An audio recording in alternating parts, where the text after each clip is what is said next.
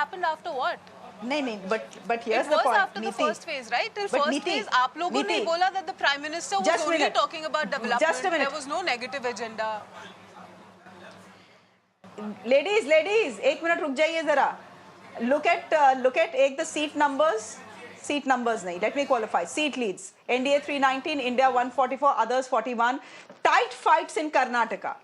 The BJP was expected to do very well, take at least 25 seats home, which was its tally last time. But it seems in the state of Karnataka, which is currently being ruled by the Congress dispensation, there is a tight fight that is currently underway. Amit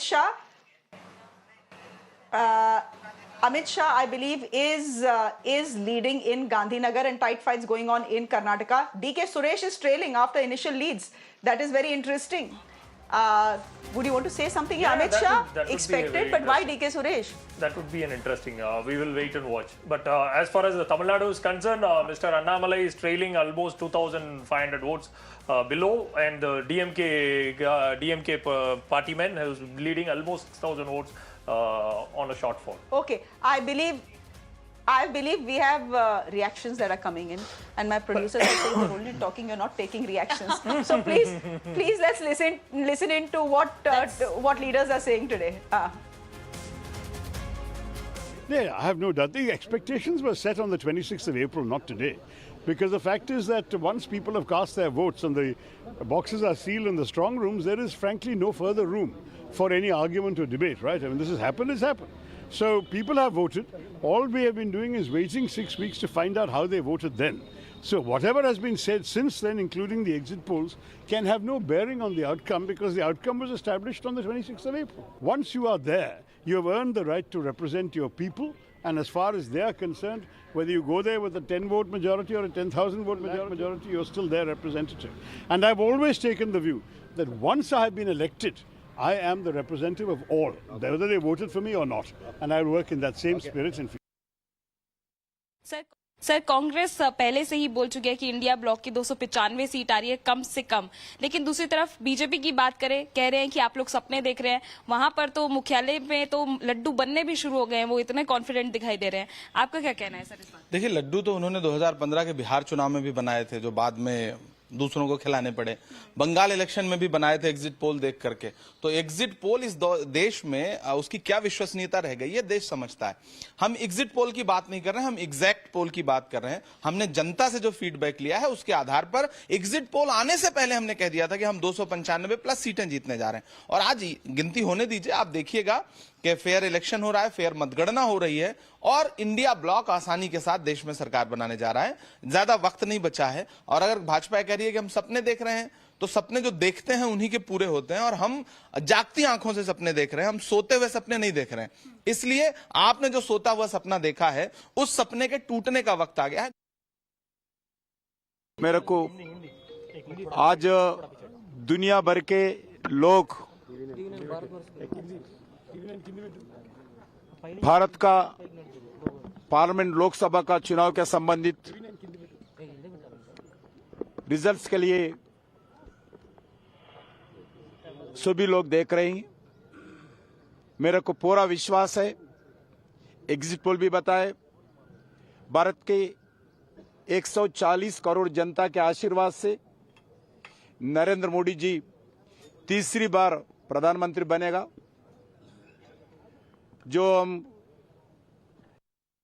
देखिए, भारतीय संसदीय इतिहास में 4 जून 2024 का दिन हमेशा एक बहुत महत्वपूर्ण दिन के रूप में याद किया जाएगा.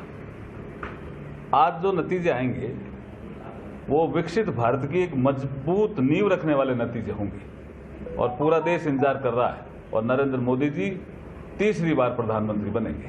मैडम, विश्व के इतिहास में इसका एक पैरेलल नहीं है. तीसरी बार जनता के बीच जाकर एक लोकतंत्र में एक नेता इतनी बड़ी जीत हासिल करना, ये बहुत बड़ी बात है. और विश्व के स्तर पे, वो अमेरिका हो, यूके हो, यूरोप के कोई देश हो, जापान हो, किसी देश में इस पैरेलल आपको नहीं मिलता है. मोदी जी विश्व स्तर पे एक बहुत बड़े हिस्टोरिक जीत हासिल किए हैं, पहली चीज। दूसरी चीज ये भी है, जनता ने भ्रष्टाचार, तुष्टीकरण राजनीति और देश को भटकाने का राजनीति, इसको जनता ने साफ साफ तिरस्कार किया है। इंडी अलायंस को आप जब देखते हैं, या वो जाति के आधार पर बने हुए पार्टी के गठबंधन है, या सब नेता भ्रष्टाचार के आरोप पे या बेल में हैं या कन्विक्ट हो चुके हैं, या बहुत बड़ी मुस्लिम तुष्टीकरण में सब लोग निरत हैं, ये सभी तीन मुद्दों को जनता ने तिरस्कार किए हैं। तीसरा चीज ये भी है कि आप जब देखते हो, विशेष रूप में दक्षिण भारत से जब मैं इसका व्याख्यान करूं, ये उत्तर भारत और दक्षिण भारत के बीच में जो डिफरेंस कांग्रेस पार्टी ने, इंडी गठबंधन ने प्रयास किए थे देश में शुरू करने के लिए, कि उत्तर अलग है, दक्षिण अलग है, बीजेपी का कुछ नहीं चलेगा दक्षिण में, इसको भी जनता ने तिरस्कार किया है। तो ये मैंडेट देश की एकता के लिए है।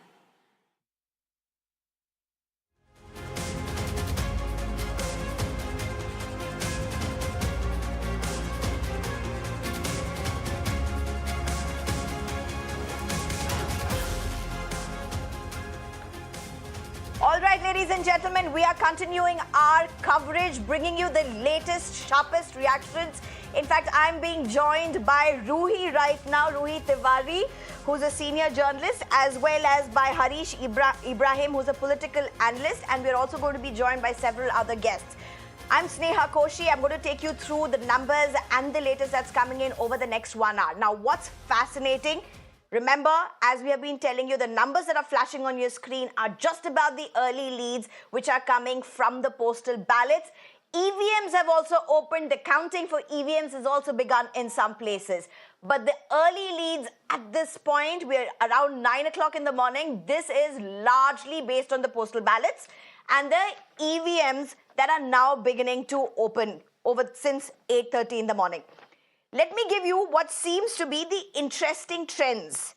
There seems to be a close battle. Let's just start with down south, because that seems to be a rallying point, literally, not only with the BJP-led NDA, but also the India bloc. It's a tough war in south of India. Let's get you, seems to be DK Suresh, who seems to be at this point trailing.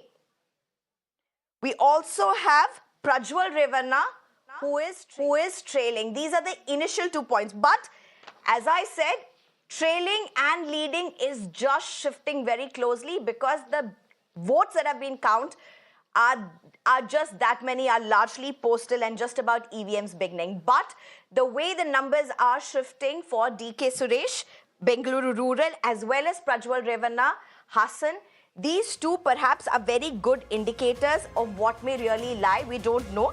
Sunetra Pawar is leading right now in Baramati. That's what seems to be emerging. It's a close contest, as I mentioned, in several parts of Karnataka for that matter. In fact, if you look at Rahul Gandhi, he seems to have got a lead in Rai Bareli at least. In Wayanad as well, as he's expected to win Wayanad, at least according to the estimates that we have got. But largely, what does this all mean? Kanimori is leading in Tuticorin as well. I'm going to be joined by our reporters, and we'll be told as soon as we have the reporters with us. We hopefully will have them really soon. But Ruhi, all right. So Ruhi Tiwari, if I can just come to you at the first point. You're seeing what's happening with DK Suresh and Prajwal Revanna. Karnataka, by and large, has always voted for the BJP or the NDA when it comes to the parliamentary elections. No one is expecting a very big surprise. But in these two seats, or largely in pockets of Karnataka, there seems to be a close contest. Right. So, I think the exit polls sort of made it seem like Karnataka was a sweep for the BJP. But before that, there was a lot of conversation around, I have not traveled to Karnataka, so I wouldn't know. I think he's a better person to answer that question.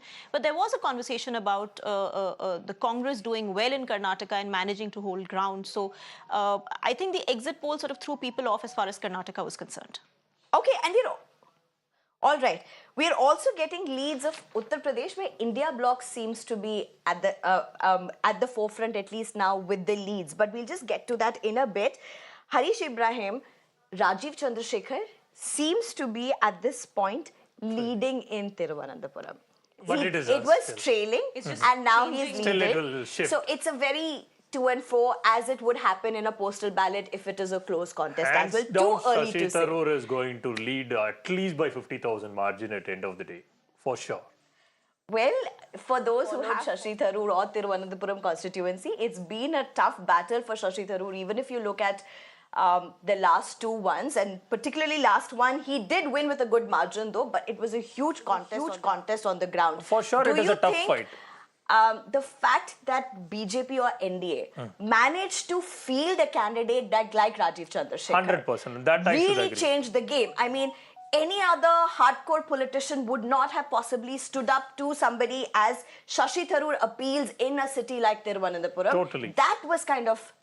Totally. That was a remarkable and strategic move to make sure Rajiv Chandrasekhar to be there, which gives a huge contest to fight in the battleground, that too with Thiruvananthapuram, which is the state capital, and where Shashi Tharoor not even has, he is a mass leader, whether to Congress or to the ground, it is debatable. But one thing I am pretty sure is it is a strategic move to play where the party leader like Rajiv Chandrasekhar, who made sure there is an indomitable BJP is lying down the current place. That for sure we can agree with that. Yeah, so I would sort of agree with him. The BJP did a gamble, right? Rajiv Chandrasekhar, if he had been, the other option was Bangalore. It would have been a fairly safe seat. If Rajiv Chandrasekhar had contested from one of the Bangalore seats, in all probability he would have won. So BJP gave up a safe seat to put up a fight in against Mr. Tharoor. So I think that was the kind of gamble the BJP played. It was more about optics than necessarily about winning. It was also about trying to show that you're putting up a fight and you're not running away from this fight. In fact, Ruhi, the fact remains, the possibility of winning with Rajiv Chandrasekhar, the possibility, was far more than fielding any other hardcore BJP politician that BJP could have fielded. Well, but it is Shashi Tharoor's home turf, but we must remember he's also been an MP for 15 years. So, but what is an election without a good fight? Absolutely. That's true, and I'm sure both the candidates, Shashi Tharoor and Rajiv Chandrasekhar, would vouch for that particular one. I'm being joined right now, and as I said, India bloc, that's a breaking on our screens. India bloc has taken early leads. We have the results coming in for Uttar Pradesh. India bloc seems to be ahead on, SP is ahead on at least 15 seats, BJP is ahead on 7 seats. That's the initial lead that we are getting. Chandrasekhar Azad is ahead in his constituency. So that's the breaking that we are getting at this point. Again, very early leads, as I said. I'm also very quickly being joined by my colleagues who are on the ground. Much action happens on the ground. Elections is all about being on the ground. Abhishek from Baramati as well as Deepak from Bengaluru. Deepak, let's go across to you. DK Suresh, Prajwal Revanna in the news. Close, trailing, leading. Is that even, is that in line of what we are likely to find through the day, or is it largely going to change once the count from EVMs comes to the fore? But what are you picking up on the ground? What's the mood? Well, initial rounds of counting of the EVMs as well has begun in multiple constituencies in the state of Karnataka. Right now, the trends that are coming in is indicating that in about 8 to 9 seats, the Congress is leading. In about 2 seats out of the 3 that the JDS is contesting, they are leading. The third seat where they're trailing is Hassan. Initially, of course, in the postal ballots, we saw a little bit of an upper hand, but after that, he has been trailing, and all eyes, of course, will be on that particular seat.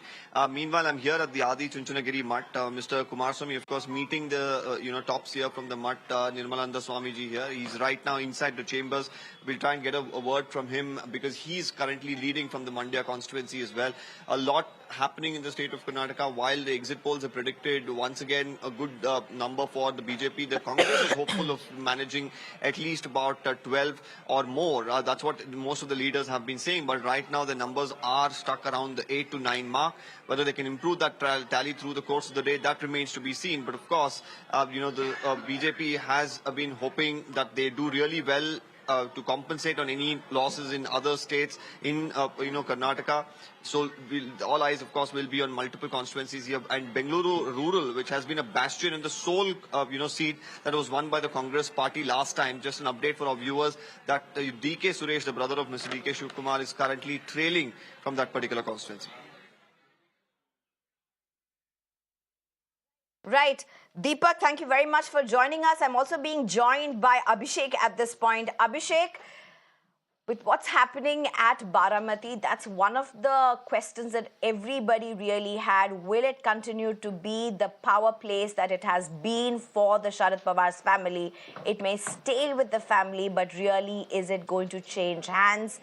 There seems to be at least initial leads for Sunetra Pawar.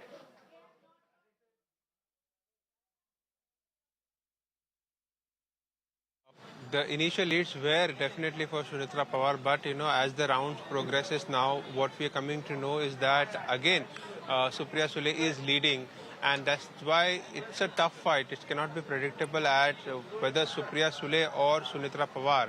And remember, Baramati is one of the high-profile seats, and Baramati has always voted for the Pawar family right from 2014, 2019. This is term Supriya Sule is contesting from there. But now the political dynamics have changed after the split in NCP, and we have seen senior Pawar fighting versus the junior Pawar. And definitely at one side we have Ajit Pawar with the political developmental agenda, who is a deputy chief minister, and on the other side we have Supriya Sule riding on the sympathy wave for Sharat Pawar after the split of the party. And definitely it's a big challenge for the people of Baramati who have already voted, and now whom they have voted for is something we are closely monitoring. But as we speak, currently the lead has changed, and now Supriya Sule is leading from Baramati and Sunetra Pawar is trailing. But definitely this is just initial leads. We will have to wait till the afternoon to get the clarity, and whether Supriya Sule gets a third term or will there be a surprise of Sunetra Pawar winning the seat is something that needs to be closely monitored. Back to you. Right, Abhishek, thank you very much for joining us. So, Ruhi, what's your sense you're getting from Maharashtra? It's more than just which side is going to win, which alliance is going to win. It's also about which alliance the people manage to trust through despite all the shifts and change that's happened. Right, I think it is a bit of a survival battle for both the factions of the NCP and the Shiv Sena, because they've both taken huge risks and it's a gamble for both of them. It would also set the tone for the assembly elections that are due later in the year in the state, which are going to be far more complex because of these factions. So I think Maharashtra, that way, I've said it from day one, it's a big khichdi. One doesn't know what's going to happen there, what's happening there. And I think even some seats like Baramati, for instance, it's going to go down to the wire. These are going to be seats for which we have to wait for the election commission results to be able to tell what's happening. The other thing about Maharashtra is that it would, both the BJP as well as the Congress, or mostly the BJP, will have to think about who they have aligned with and whether that alliance is working for them. Because, at the end of the day, Shiv Sena, the Thackeray legacy is important, right? And the BJP has always been a natural Shiv Sena ally. Now, the Shiv Sena is split into two, and then NCP has been more of a Congress ally, but suddenly the BJP has one faction of it. So these are causing a bit of confusion, even ideological confusion, as far as Maharashtra is concerned. And the BJP will have to think about how it wants to go forward in Maharashtra. All right. In fact, I'm told we are also being joined by Charu Pragya. I'm joined by more guests as well. I'll introduce them in a bit. Charu Pragya, you've been waiting for a while now. Charu, give us the sense, initial leads that are coming in. Maharashtra, let's start with that. Sunetra Pawar may be leading at places, but largely the battle is also about which alliance manages to push through with all the changes that have happened.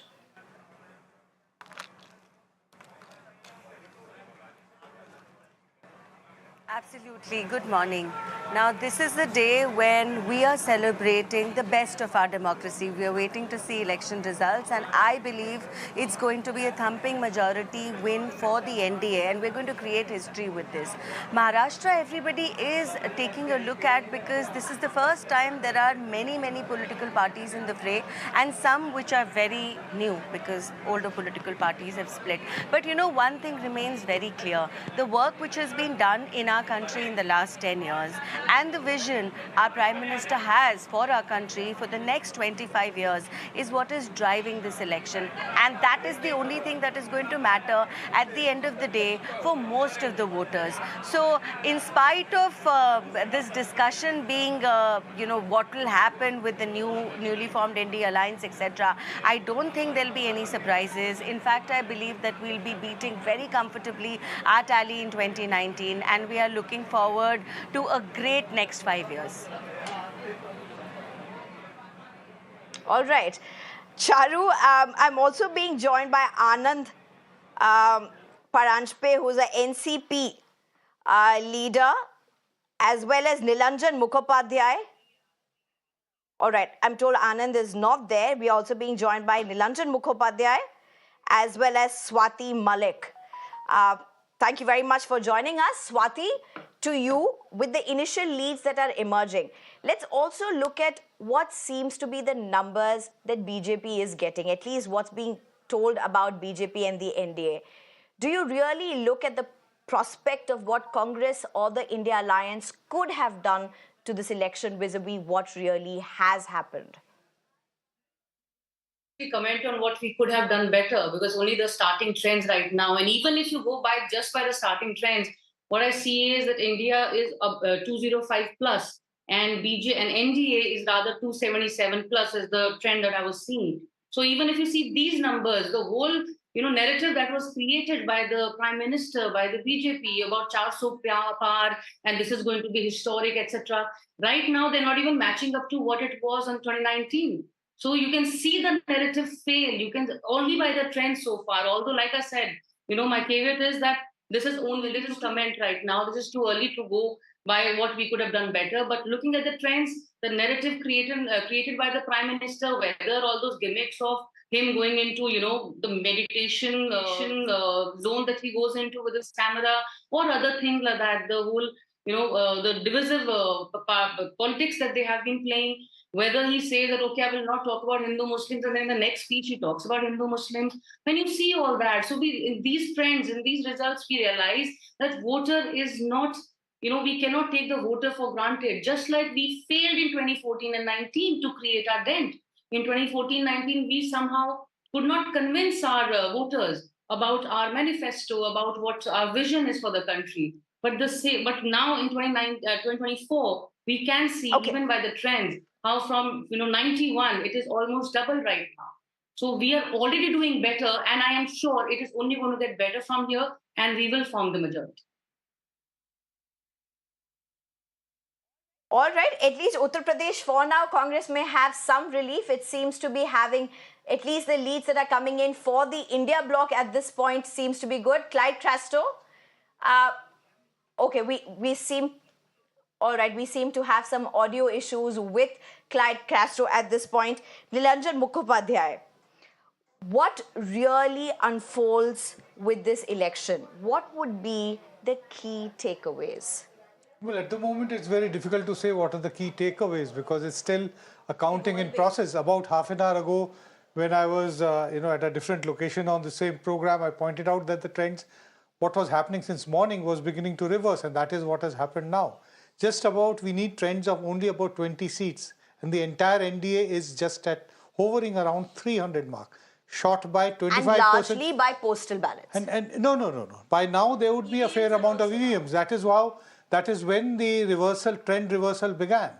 About half an hour, 40 minutes ago is when the EVM votes started getting added into the trends. So since then there is a reversal of process. So at the moment, out of 543 seats, we need the trends of only about 20 more. Out of the 510 510 or 520 odd constituencies where we have the trends from, the NDA is leading in only 303, which is 25% less of its target of 400. 303 if for the entire NDA means that the BJP. The big question is it going to slip below 272, a clear majority on its own, or whether it is going to be above? It clearly at the moment is not going to win 303, which won in 2019. So definitely it is, if this trend is maintained, then definitely it is it's a decline in the performance of the BJP. It's not an enhanced mandate, but it is a declined mandate if this actually becomes a result. So just a couple of points, to add to what Mr. Mukhopadhyay said. So first of all, yes, these are trends. That's why I'm very cautious about what I'm saying, because these are trends. There are seats that are probably somebody's leading by a margin of 1,000 votes, which can just reverse in no time. So and that's why you're having such close battles. And there are states like that, which are like Maharashtra, for instance, a state with 48 seats has close battles. But this 400 par, 400 par, is something I don't think the BJP also thought was realistic. I mean, come on, 400 par is really a huge figure. It was more to enthuse the cadres. I think the whole idea was to enthuse the cadres and workers and to make it seem like, to give them some kind of enthusiasm to work towards.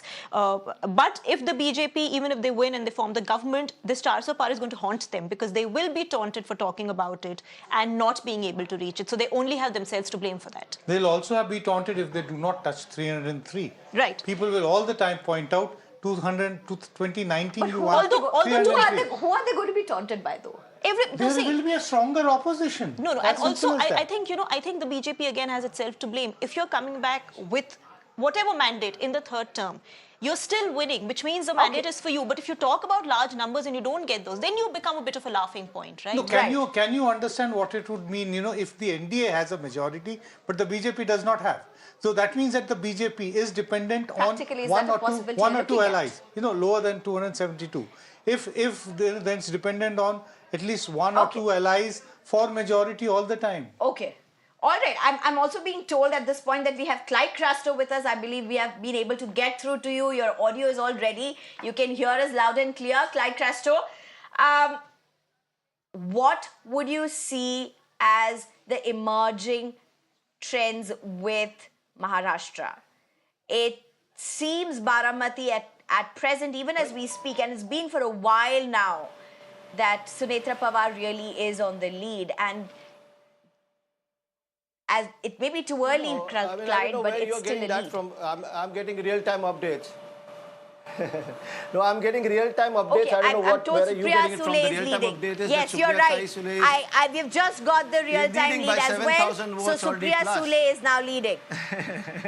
Correct. You're right. Yeah. She's been leading for a while now. So that's shifted now. It's Supriya Sule who's leading. Numbers. Yeah.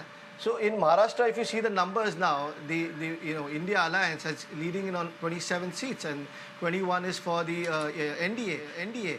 So that's what we've been trying to say all this while. Look at the exit polls and look at everything. But what has happened specifically in Maharashtra, if you're going to talk about it, is the people are upset with the dirty politics played by Bharatiya Janata Party. Breaking parties, breaking families, and I've been on record on your channel and other channels that Bharatiya Janata Party is going to pay for what they have done, is to bring in the Eknath Shinde camp and the Ajit Pawar into their fold. If they had got alone, they would have probably done much better.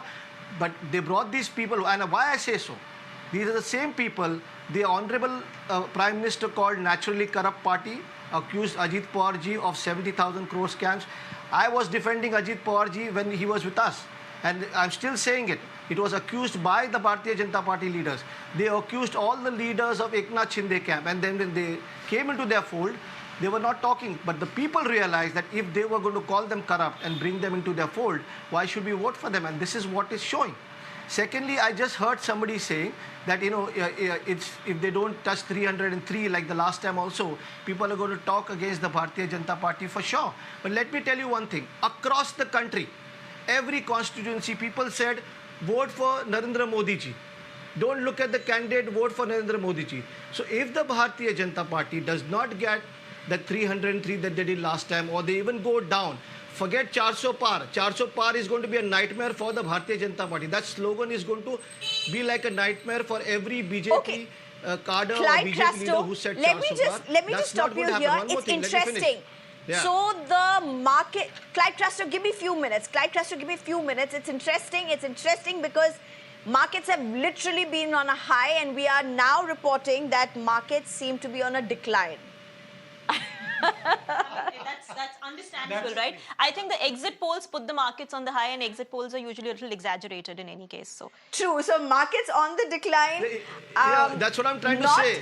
You know, it's not a steep run, a bull run as the exit polls had expected, but largely people had anticipated that there may be a decline in the markets as the voting, as the counting begins to during counting, when the counting is in progress, markets, it's natural for it to be a little shaky. It's only when the results come out that you'll know whether there's an actual decline or an uptick.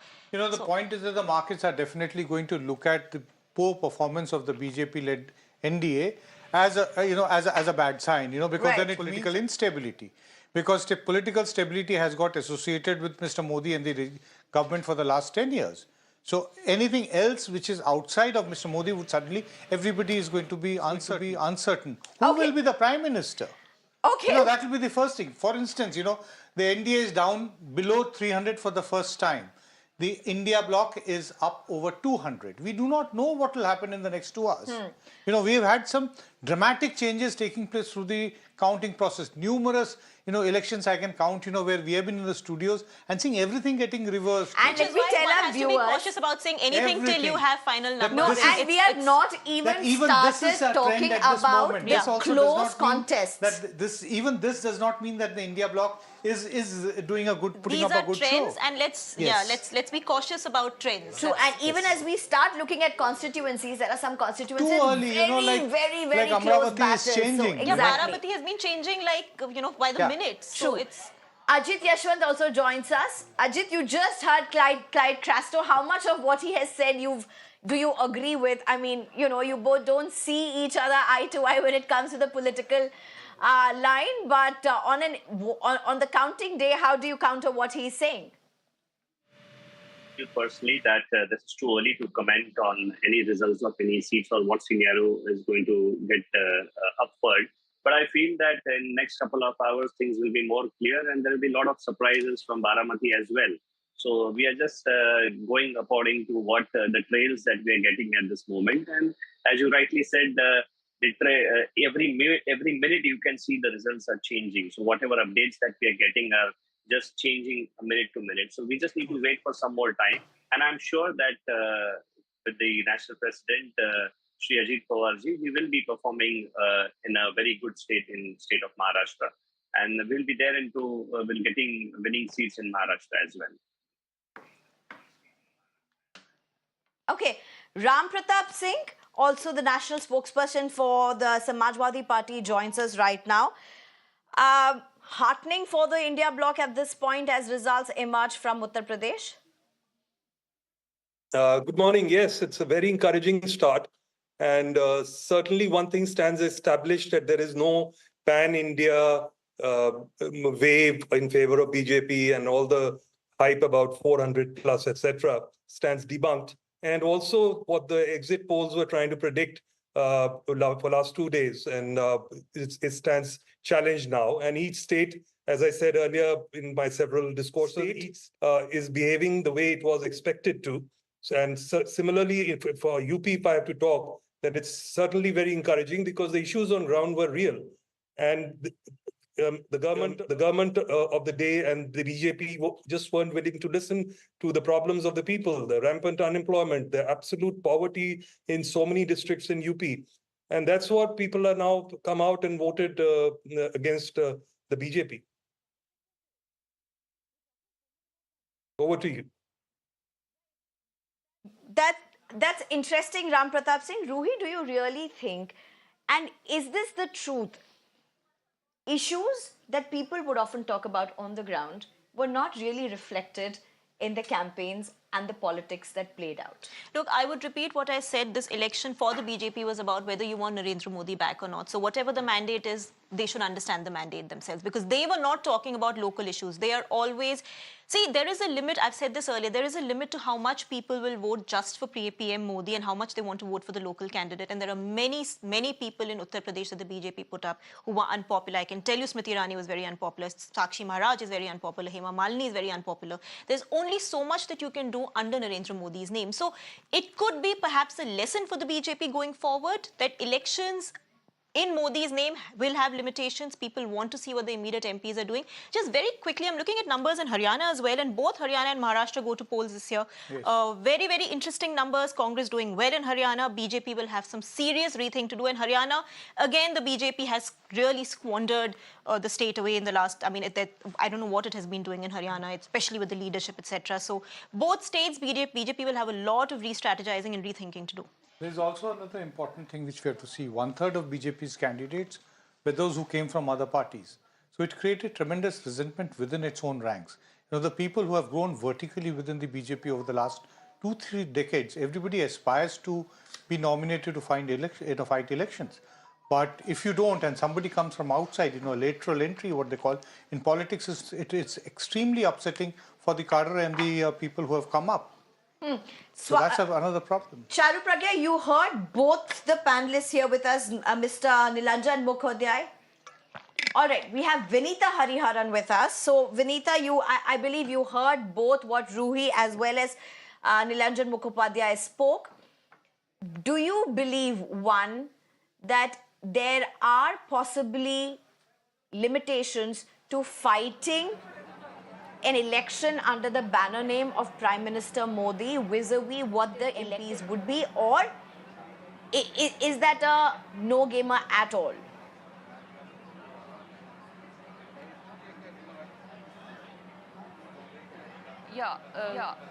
Vinita Hariharan. Good morning. So definitely, I mean, we've never fought the elections just on the basis of...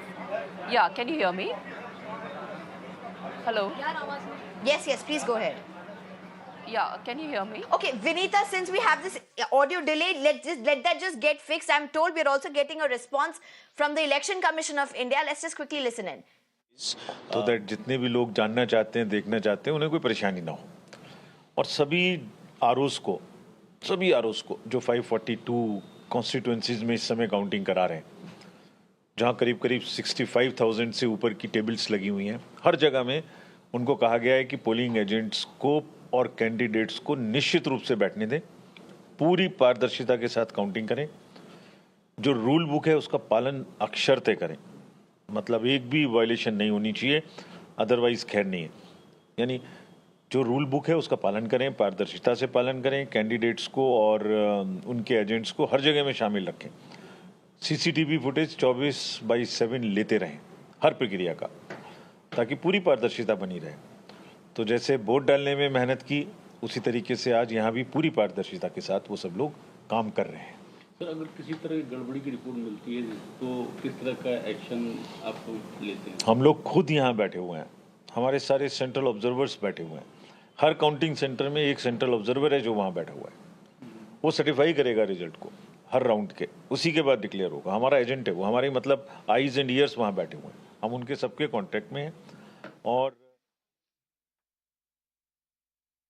Okay, that was the Election Commission of India speaking. Just come in for a second. I think the Election Commission of India hasn't exactly covered itself in glory in these elections at all, or even in the last elections. The elections on the ground are fair, are conducted very well, but what the election commissioners sitting in Delhi do and turn a blind eye to as far as the ruling party is concerned really undermines the work done by the polling officers on the field. So the Election Commission also needs to think a little bit about the objectivity, the fairness that the Election Commission was associated with after Mr. T.N. Session came and after the Election Commission was given some teeth. All right, that's also something that the opposition has been claiming a lot. Vinita Hariharan, do you want to respond to what Ruhi just said and also to what the earlier statements were about what seems to be parachuting leaders and bringing them into party as leaders, as candidates, vis-a-vis the brand Modi, as it were?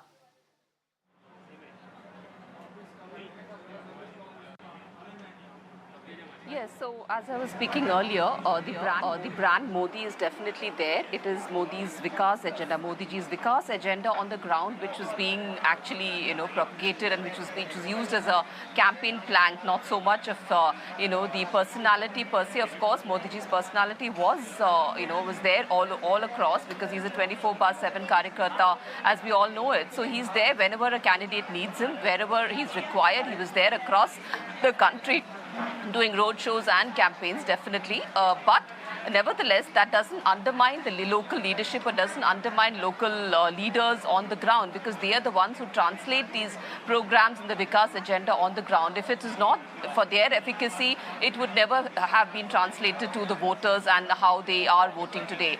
So I don't think it's just a pure, Modi leadership alone, but it's Modi was along with all the local leaders. So it's always been a double-engine philosophy that we've adopted. So I don't think it's just, blindly following just one central leadership. It's always been a combined effort, and it's always been a federal, cooperative federalism structure which has been followed across. So we still maintain that. Okay. Interesting. One of the conversations that one can really have in this election is also the party cadres. Yes. What seems to be the reality of BJP party cadres vis-a-vis what seems to be the reality of Congress party cadres, and then you have the role of regional parties that seem to have even much stronger party cadres than what presently in many places Congress would boast of. We'll come to that in a bit. I'm being joined by Nikhil right now, who is at the AICC headquarters. Yes. We finally have trends of 543. And at the moment, the NDA, this figure, is below 300. So if this is actually maintained, then there would be a certain amount of an uncertainty. Obviously, there will be a NDA government, but then the BJP is not going to be getting 272 on its own. So I think, then that is going to change the inner dynamics of the NDA. It will not be the NDA of 2014 to 2024, where you have a dominant prime minister not really giving much political respect to the allies. They really had NDA meetings between 2019 and 2024.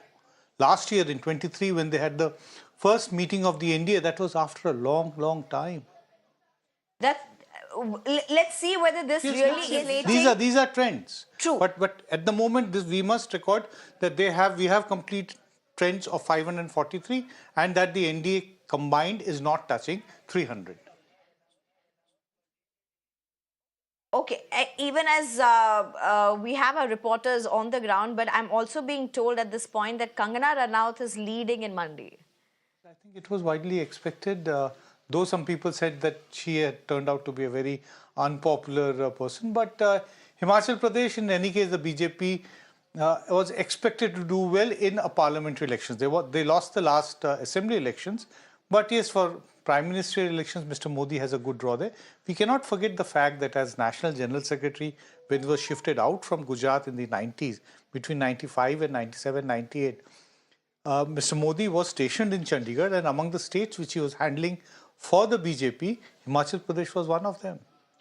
So that is his political terrain than anything else. That's true, but even as we are speaking about Kangana Ranaut, who's again, as you mentioned, a celebrity who's been parachuted into electoral politics by the BJP. On the other side, you have Vikramaditya. So again, somebody there are always, the fact that film stars have always done well. You have had Hema Malini winning seats from Mathura. You have had Jayaprada previously winning from Rampur, where, nowhere kind of a place as far as Jayaprada was concerned. She was actually, if there was anybody who has been paratrooped, was Hema Malini and Jayaprada. And Hema Malini is, of course, now quite a successful MP, if I may say, in terms of the number of times she's elected. Let's just stop this. Just give us few. That's another thing that we will be discussing. But give us few minutes. I'm being joined by Nikhil as well as Mohit. Nikhil joins us from the Congress headquarters, and Mohit joins us from the BJP headquarters. Nikhil, or let's just go across. Okay, Nikhil, let's go across to you first. Nikhil, what's the sense you're getting? Is there any action? Is there any laddus? Is there any mithais? Is there any puris? Is there any chola bhaturas? Let's get to the point first. It's breakfast time.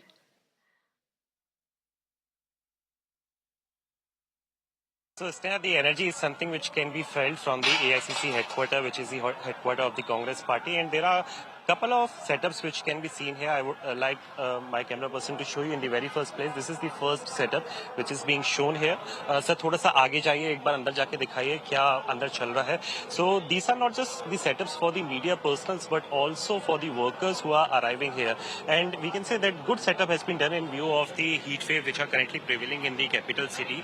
So this media room and the workers room as well completely filled with these people, and there are multiple screens as well which are set up. By and large we can see the presence of the media. So this is the hall number 1. Sir, दूसरी जगह भी जाना है, पीछे को आइए.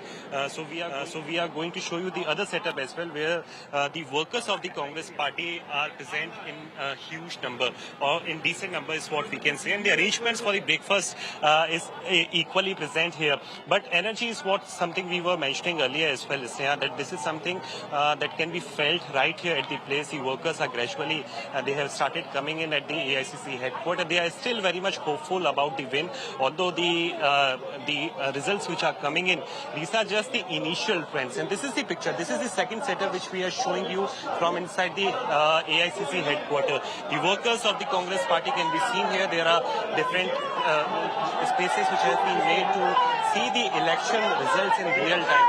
And every time, whenever the India Alliance leaders say, show a huge win or a decent win, they start clapping and cheering for the Congress party. Even the shank is something which is being blown out here. These are the workers who can be seen here, and all these are the workers of the Congress party. विजय शंखनाद है. एक बात बताइए, आप शंख लेकर के आए, शंखनाद की बात कर रहे हैं, अभी तो इनिशियली ट्रेंड है ये. 2024 पतन निश्चित. इस तानाशाह का अंत करने के लिए ऐसा आदमी 5 महीना पहले. Okay, so we are going to show you another setup, which is the last setup, and this is the indoor setup which we are showing you. Sir एक बार आप अंदर आ जाइए, थोड़ा सा दिखा दीजिए कितने लोग बैठे हुए. So this is the third setup which can be seen here. So all the arrangements have been made by the Congress party headquarters to make some of the decent setups for the workers in particular, because it is the scorching heat condition outside. So the indoor setups have equally been made here. But to talk about the figures in particular, whatever the numbers which are coming, these are just the initial trend. But there are 327 seats where the Congress party is contesting, and the direct contest between the Bharatiya Janata Party and Congress party is on 173 seats. So those particular seats becomes equally important here. But as we were mentioning in the very first place, that not just the laddus and the breakfast thing, but also the energy and vibe is something which can be felt right here at the AICC headquarters, because the workers who have arrived here, they are still very much positive and hopeful about the better results from their side. Back to you. Right, thank you, Nikhil. Mohit, you're at the BJP headquarters. Take us through what's happening there.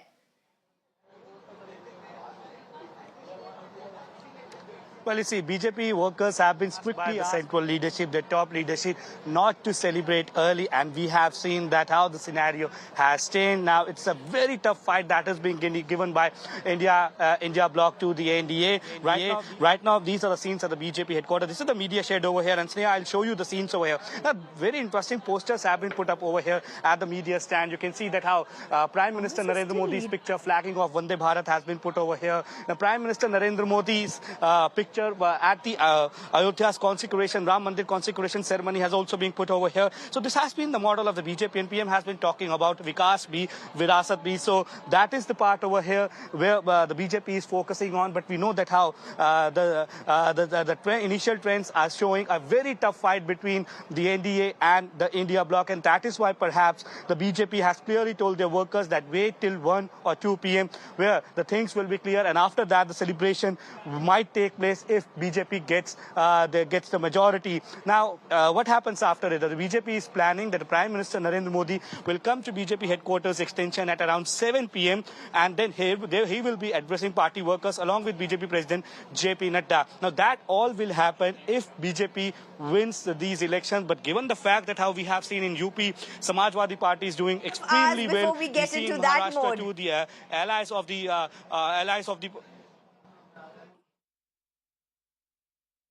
Right, thank you very much, Mohit. Thank you for joining us, giving us a sense from the BJP headquarters. Thank you, Nikhil, for joining us.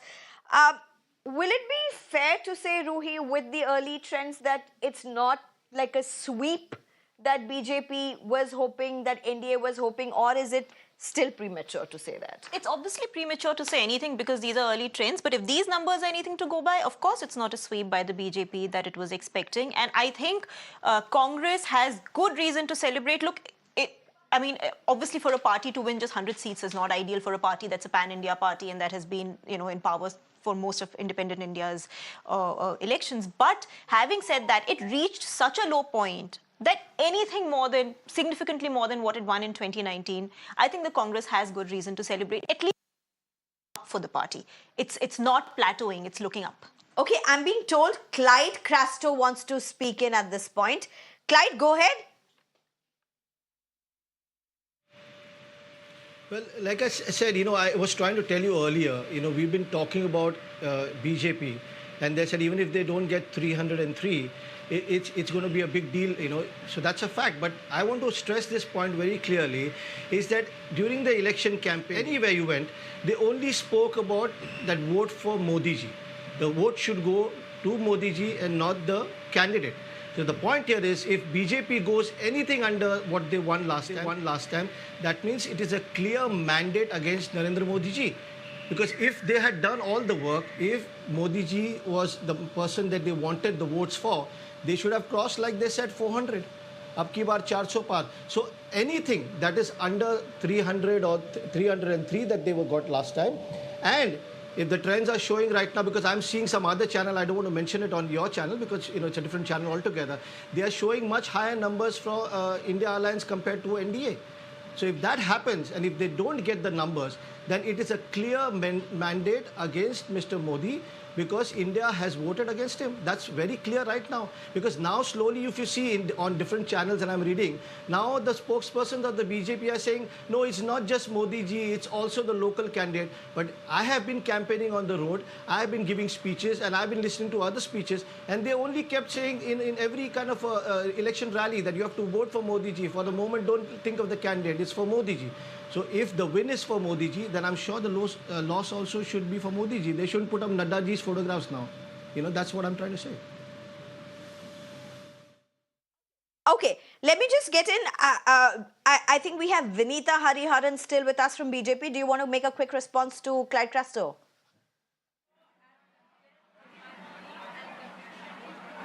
Well, I think the parties can speak for themselves and about their campaign rather than talk about our campaign and our strategies, because if you see the early trend, it's just about not even 10 a.m. and we are still leading. So I mean, Congress can definitely celebrate because they've gone from nowhere to somewhere. So which is definitely encouraging also for the BJP, because we need opposition. We don't want unopposed voices in the parliament, definitely. So we are, we encourage opposition. We encourage voices from the opposition. So, but definitely these are early trends. So let them hold their horses and let them not criticize, the leading party's campaign, and let them reflect upon themselves of how they could, how they've reached so far, whatever it has been. Let them introspect, but not comment on our strategies and our campaigns. So whatever is our campaign has been successful so far, and let's see how it goes from here.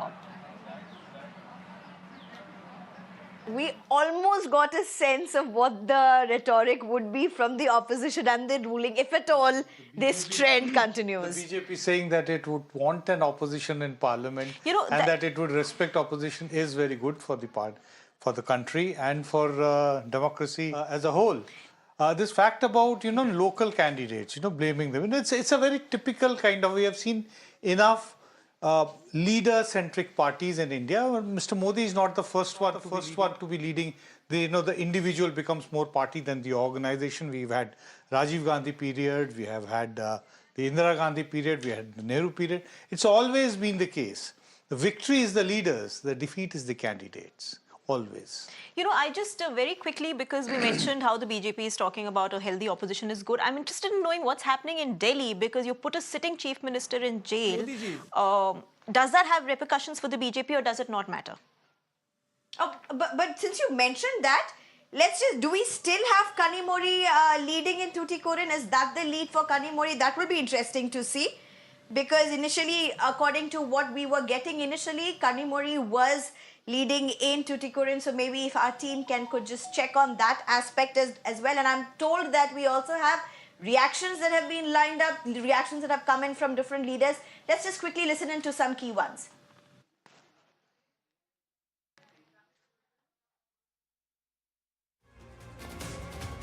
Total confidence we have.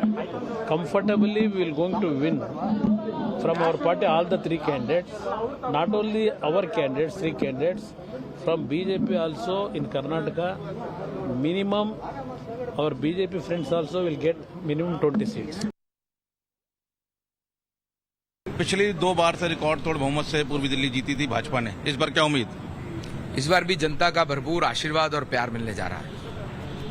इस बार जिस तरीके से गठबंधन हुआ, क्या चुनौती दे पाया वो इस बार? वैसे तो आज पता लग जाएगा, लेकिन जिस तरह से 81 दिनों में जनता ने आशीर्वाद दिया है, समर्थन दिया है, प्यार दिया है नरेंद्र मोदी जी के 10 वर्षों के कार्यों को लेकर के, मुझे लगता है कि दिल्ली में 7 सीटों पर कमल खिलने जा रहा है। एनडीए 400 पार होगा और नरेंद्र मोदी जी तीसरी बार प्रधानमंत्री बने।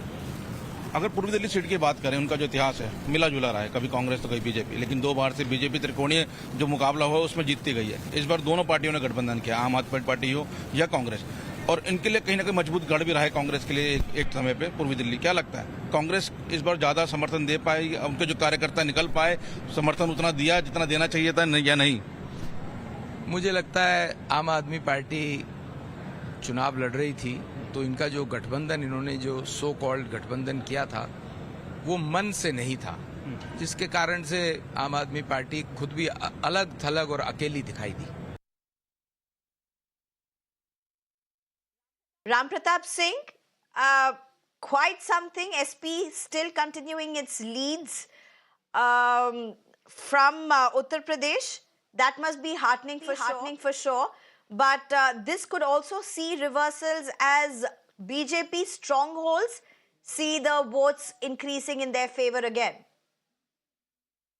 The trends are continuing to hold on, and that's very, very encouraging for us. That we've almost very close to the halfway mark, as I can see on your screen. And we stand vindicated where in this campaign, which we built up for this election in UP, we were fighting on issues on the ground. We were trying to bring to fore issues of talking about issues of unemployment. And also this whole thing about 400 par meant that probably somewhere the constitution was under threat. And this was also one of our poll planks, that we wanted people to understand that, and what BJP spokesperson just said now, that they want a very strong opposition. Well, coming from them, that's very, very encouraging. Okay. And Swati Malik, do you want to very quickly respond? Please.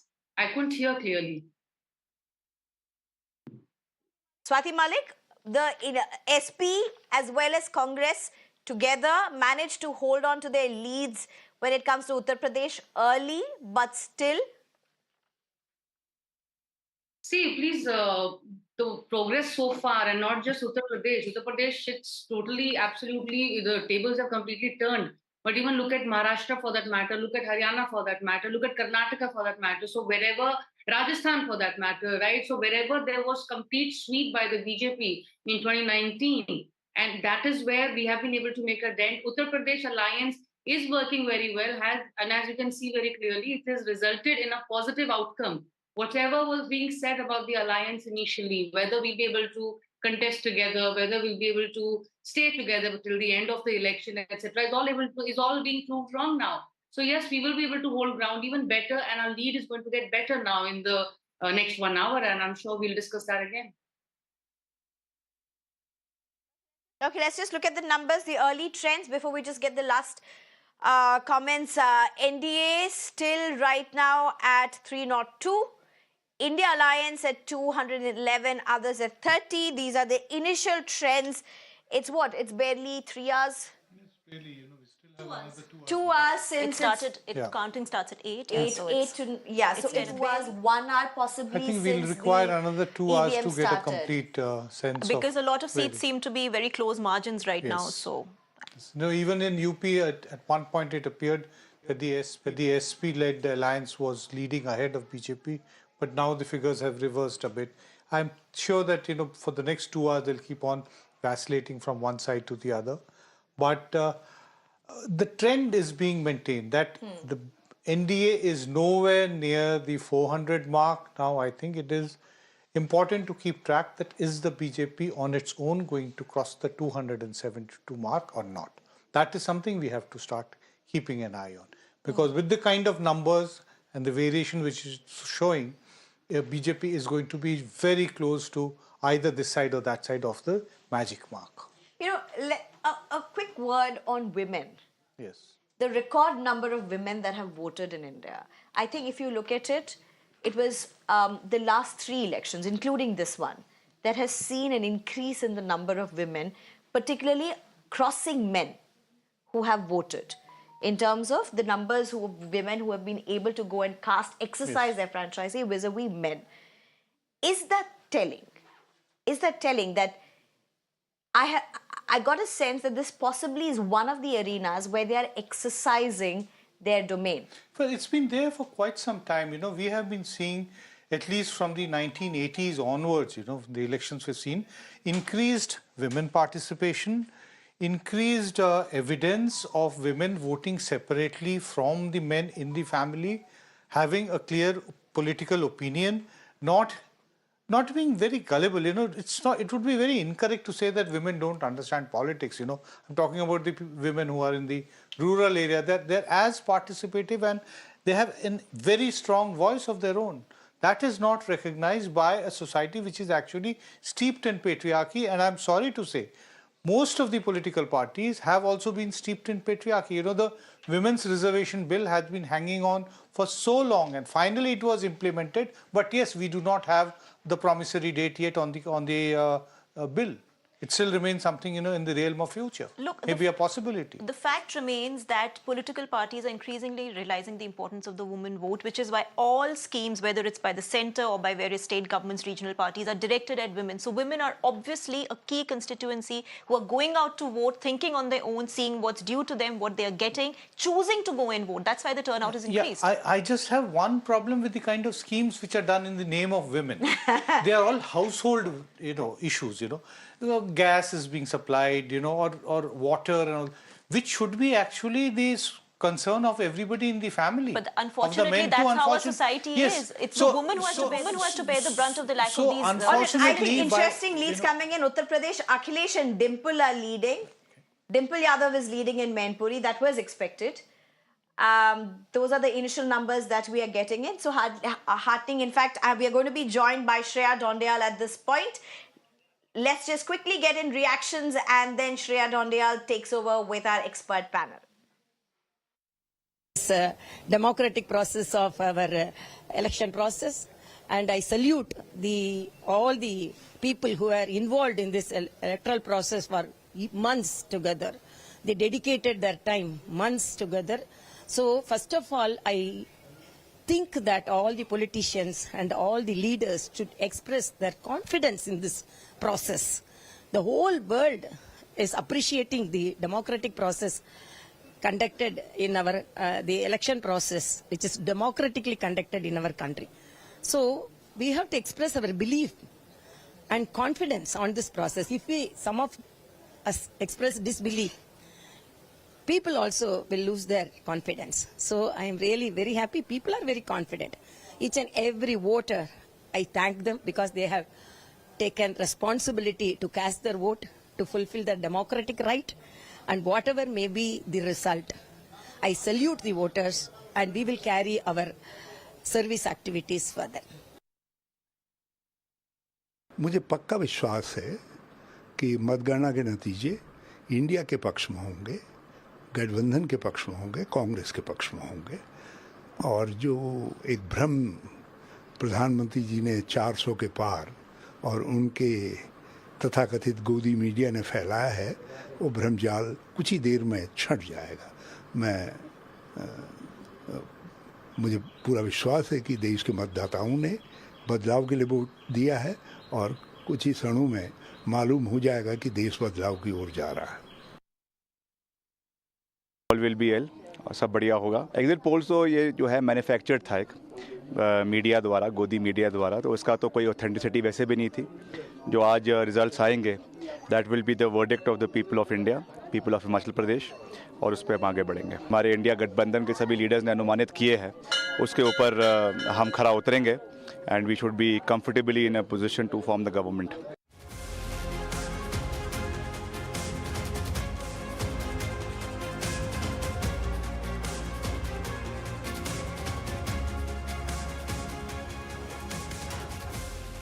Ladies and gentlemen, I'm back. Good to see all of you once again. Today is the day that counts. Today is the only day that counts. And counting is currently underway in all constituencies across India. What you're seeing on your screens are early leads. It is 10 o'clock. These leads, will they crystallize into seats by the end of the day? We'll have to wait and watch. But this is not the one-sided game that was being predicted by the exit polls. That much is very clear.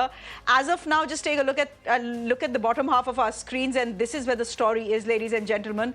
The NDA at 303, down 47. The India bloc at 213, up by 83. Others at 28, they are down by 34. Again, early leads, we'll wait for them to crystallize.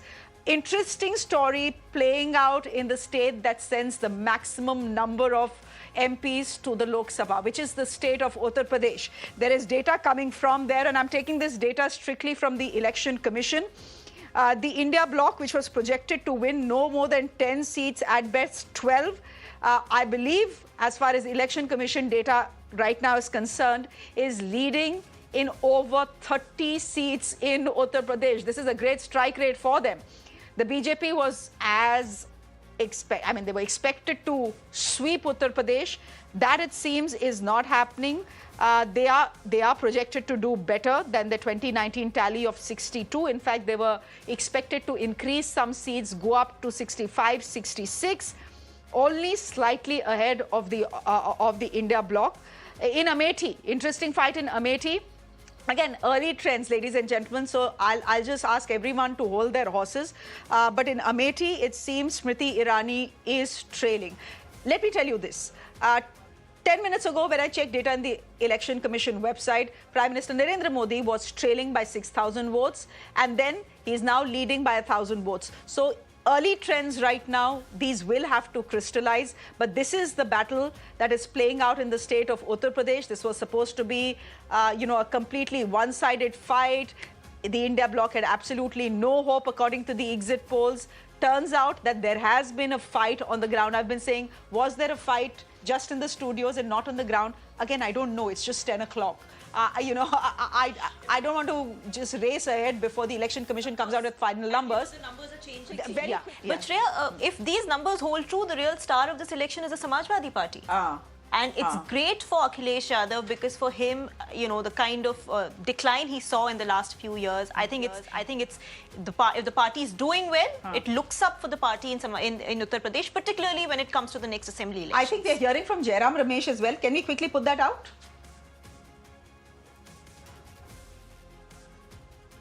Okay, we'll go to Jairam Ramesh, but before that, just again, keep your eyes on the bottom half of the screen. What we are going to do is put out the state of Rajasthan. The BJP ahead on 14 seats, while the Congress, it seems, is leading in 8 seats. The Congress was supposed to do okay this time in Rajasthan. There were 4 or 5 seats that were given to the Congress party in Rajasthan. Right. The numbers are changing constantly, though, in the result state, and it indicates that this too, difficult to say, Nilanjanda. Yes, definitely. As we are saying, these are changing. But the story is that the exit polls have turned out to be not very correct, it appears, if the current trends are maintained. We must keep on saying the right of what we were saying when we were discussing the exit polls even earlier this morning, that these are exit polls, and if these trends are maintained. So if the trends now are maintained, then the exit polls would have got it fairly wrong. It also means that we are heading towards a more competitive politics. That's good. That, I think, in any way is good, because if we actually look at India's history, it's not that coalitions have done badly, have not been good for India. India has done very well during coalitions, Through the entire 90s, the 6 years of Mr. Vajpayee's government and the 10 years of the UPA government, India did not do too badly. Okay. Jairam Ramesh, I think, is now speaking on the early trends. We must listen to him. Early trends. This is Jairam Ramesh, ladies and gentlemen. समान भूतपूर्व बनने वाले हैं। कब ऐसा हुआ है कि प्रधानमंत्री पीछे चल रहे हैं? किसी भी चुनाव में ऐसा नहीं हुआ। प्रधानमंत्री वाराणसी में खुद पीछे चल रहे हैं। नहीं, अच्छा चलो, that is a badmashi bite, as I say. I mean, no one expects the Prime Minister to lose from Banaras. He was trailing by... Prime Ministers have lost. Yeah, but Nilanjan Das, we have to be realistic. No. My job is always to put the rider to say that, look, anything can happen in elections, which is actually true. But again, these numbers are changing very rapidly. What you saw 3 minutes ago has completely reversed 3 minutes later. Okay, Maharashtra. This was always supposed to be a close fight between the ND and the India bloc. Rajasthan was supposed to be. Rajasthan has turned out to be. Both alliances are leading on 22 seats each. Just take a look at the numbers. Just put out the Maharashtra numbers as well. Both alliances leading on 22 seats. Rajasthan too close to call. The BJP leading on 14. The NDA bloc in 8. The fight is, as I said, neck to neck in Maharashtra. 22 seats each in the battle of the Parivar in Baramati. Now Supriya Sule is leading. Just one point about Rajasthan, Shreya. I think it tells you something about the importance of a chief minister as well, right? Madhya Pradesh, the BJP seems to be doing well. That's the current chief minister, another story. But Shivraj Singh Chauhan, who was chief minister until very recently, is hugely popular in the state. And a lot of votes go more in his favor because he's still with the party. He's very much dedicated to the party and not the prime minister necessarily.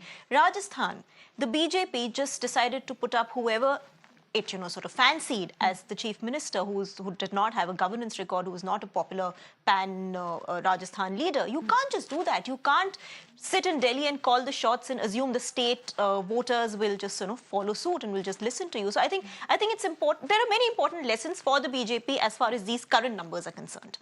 A quick word on the key candidates as we take a look at the states. There was an early scare for Prime Minister Modi. Let's just put that out. The key candidates. A bit of an early scare for Prime Minister Modi. Now, he's of course leading in Banaras. And I have absolutely no doubt in the fact that he'll win by a huge margin. Rahul Gandhi, again, key candidate. Can we just put out those pictures, please? Rahul Gandhi fighting from 2 seats. He's fighting from Raebareli. He's fighting from Wayanad. He's leading in both. We'll just try and get the graphics up, guys. Okay, it's on the left side. If you see, it's a small graphic. I just hope, wear your chashma if you can't see it. That's what I would do. Amit Shah is leading with nearly 2 lakh votes from his bastion of Gandhinagar. So Amit Shah leading as well. Again, these are fights, that are more or less settled. Key battle playing out in the state of Kerala. This is where Rajiv Chandrasekhar is pitted against Shashi Tharoor.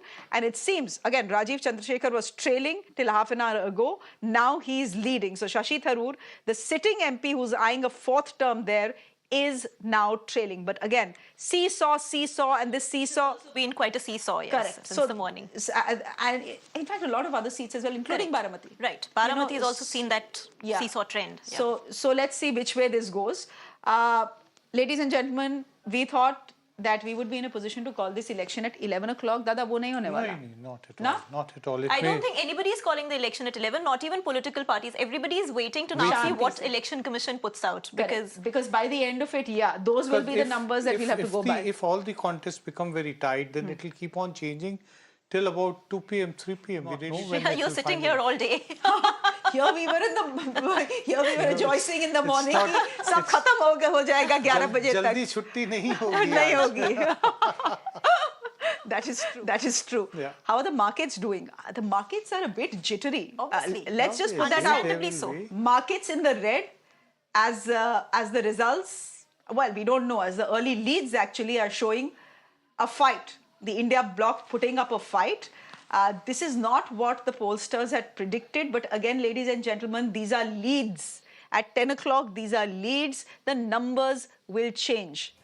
But the fact is on your screens. The Sensex is down by over 1,000 points.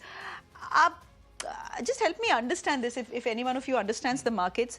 Yesterday, the markets, after the exit polls, Nilanjan, and we'll try and get someone from ET Now as well on the show. after the exit polls, 3.39%. There is a general There's a perception that record highs, etc. And then what happens? Stable government with a majority, a thumping majority, is supposed to be good for the markets. That is the general perception. So it goes up. Something which is uncertain, the moment the BJP's numbers start coming down, it means, all kinds of questions are there. What can be the combination against? Who will be the Prime Minister? All these uncertainties means that investment gets pulled out of the market, which means that stocks start going down. That is the first thing which happens. Yeah, obviously, with counting like this, which is really going in all kinds of directions. Obviously, the market would be jittery and would want to wait to see what happens. Till then, it's going to be jittery. I mean, how can the market rejoice or not rejoice in a situation I like remember this, way back. This is a story which I'll tell you, something about our media. This is the 89 election. Yes, the 89 election when Rajiv Gandhi lost. I used to work for a Sunday newspaper at that time.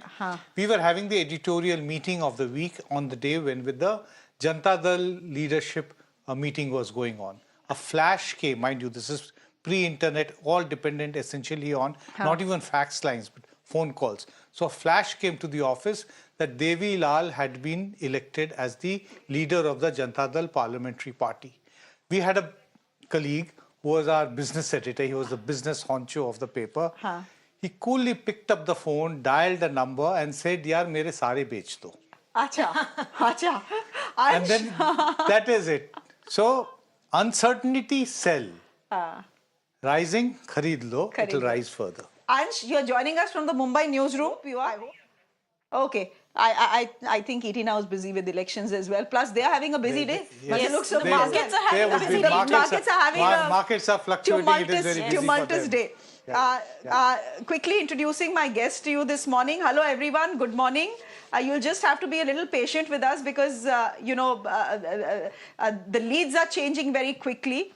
Siddharth Yadav is spokesperson from the BJP, joining us from the BJP headquarters. Salman Soz, good morning, joining us from the Congress headquarters. Thank you very much.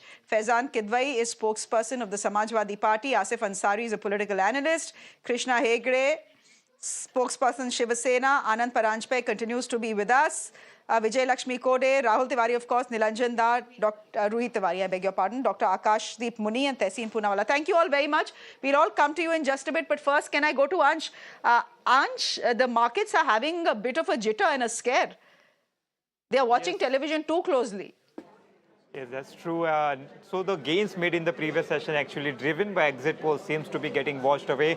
Nifty today has washed away its all gains. It has registered actually its biggest single session decline in over 2 years. Also, if we see Nifty, Nifty Bank, Nifty Mid Cap, Nifty Small Cap, all have broken their previous session lows. Also, India VIX has spiked by over 20%, indicating heavy volatility in the market. Now, if we talk about sector indices, then yesterday all sector indices were in green, and today all sector indices seems to be trading in red. And PSU Bank, which was the top sector gainer in the previous session, is down over 5% today. Here we are seeing that if we talk about market breadth as well, that also seems to be bearish because over 85% of large cap stocks are in red, over 90% of mid cap stocks are in red, over 95% of small cap are going down. Also, BSE market cap is down by over 18 to 19 lakh crore today. So market does not seem to be liking the results. Thank you very much, Ansh. The markets, well, the results are not out. Maybe the markets do like the results. Abhi to leads hain, they certainly are not liking the way the leads are going right now. But by the looks of it, and Ruhi, you pointed this out, and I'm just going to turn our focus back to the state of Uttar Pradesh as we continue to see that the markets aren't exactly cheering the leads that are coming in.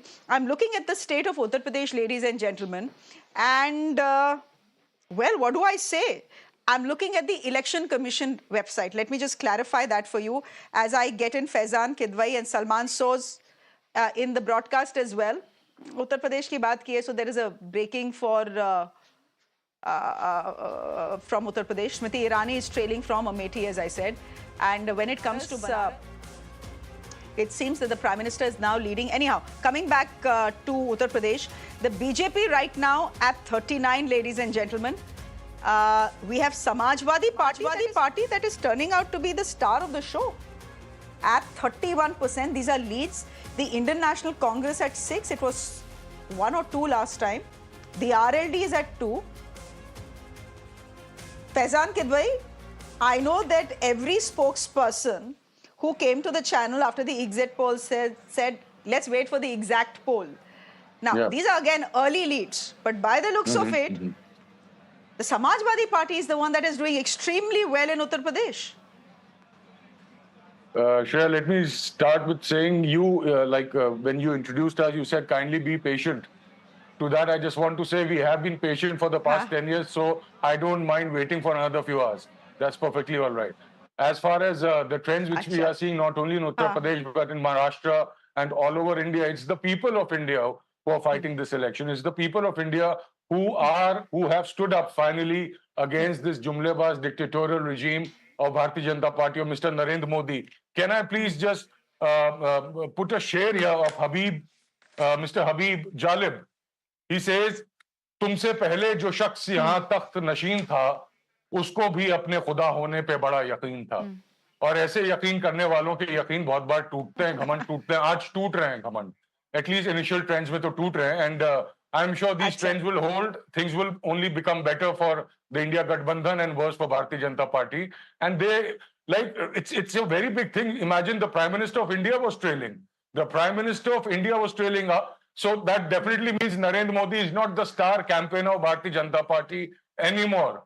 Narendra Modi is not popular the way he was. Like I heard somewhere that Amit Shah is leading by 1 lakh votes. So Amit Shah is more popular than Narendra Modi. It's high time that Bharatiya Janata Party should ask Mr. Narendra Modi to kindly step down, because it's Narendra Modi who has brought Bharatiya Janata Party to this level.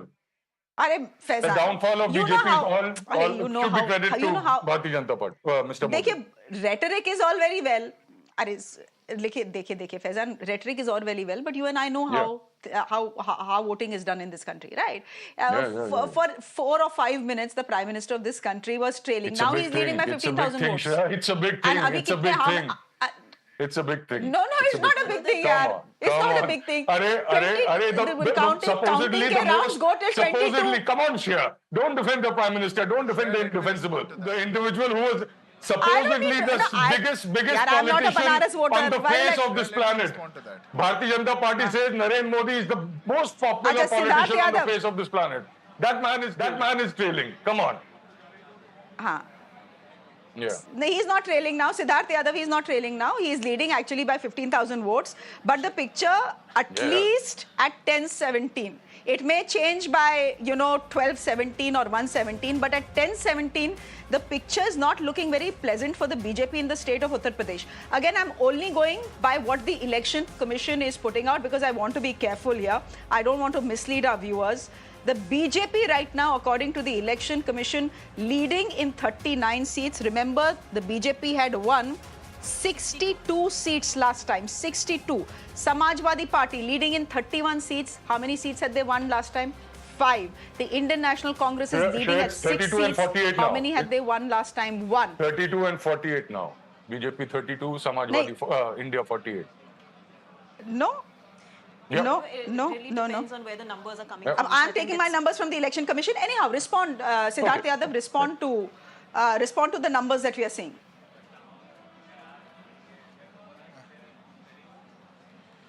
First of all, my friend from Samajwadi Party was speaking about the seat of Varanasi. I'll just request him, Hindi में कहते हैं, थोड़ा ठीक लगा लो, इतना भी मत करो. अभी the Prime Minister is maintaining more than a 50% vote share in Varanasi for 5 minutes. मतलब this happiness is going to be fleeting very soon. पर आपको ये खुशी आपकी मुबारक है, 2 घंटे में तस्वीर बदलने जा रही है. पर आप अपनी इस खुशी को, इस 2 घंटे की खुशी के लिए आप बिल्कुल खुश रहिए, क्योंकि 5 साल के लिए the people of this country have chosen a government. They have chosen prosperity or distribution over your property distribution. And let me tell you, and take that seriously. There's only one national small party in this election. It's all because of these jumlas that people are voting you out. Please, have the audacity. Please have the courage. Have the courage to hear me out.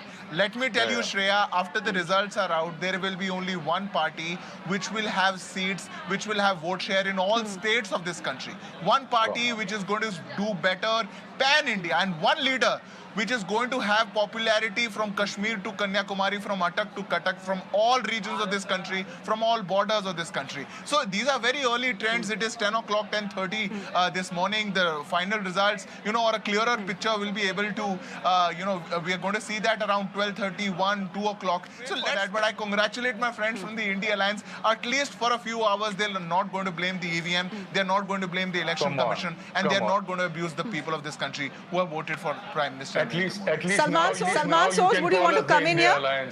Specifically for Uttar Pradesh? Well, thank you. At least now you're being called the India Alliance. But let Salman Soos come in. Yeah. So first, let me just make a small correction. I'm not in the AICC office. In fact, in 2014 and 2019, I was in AICC office on election results day, and we lost badly. And this time, I decided that I would not be in Delhi, and I will come home. Just so that maybe there's some good luck for us.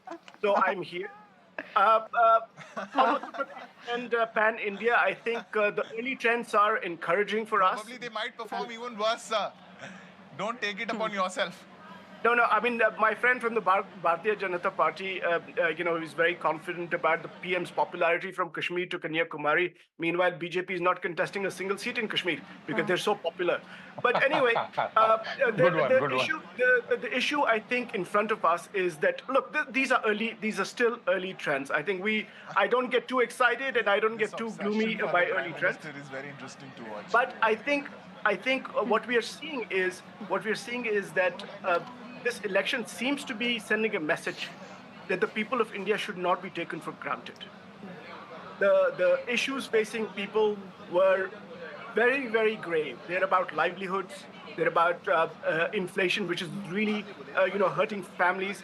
It's about things like Agniveer scheme. I mean, you will see that the Agniveer scheme has repercussions not just in the traditional Haryana kind of Western UP belt, but in Himachal, in Maharashtra, all over the country, people are looking at these kinds of things and saying this is not good.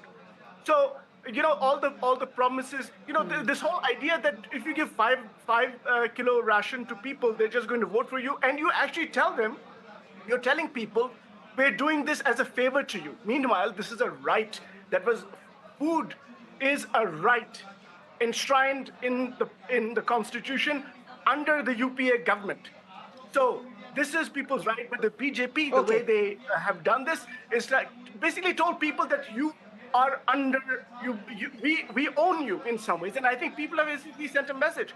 You don't own us, don't take us for granted, and learn some humility. And I hope the BJP does learn some humility, but I'm hopeful for our alliance. I'm very hopeful that in UP especially, we will do very well. Samajwadi Party, Akhilesh Yadav ji has been consistently saying that we're going to do much better than the exit polls are suggesting. In fact, he had said that we would get more seats than the NDA, the BJP out there. So let us hope. I'm hoping for the best.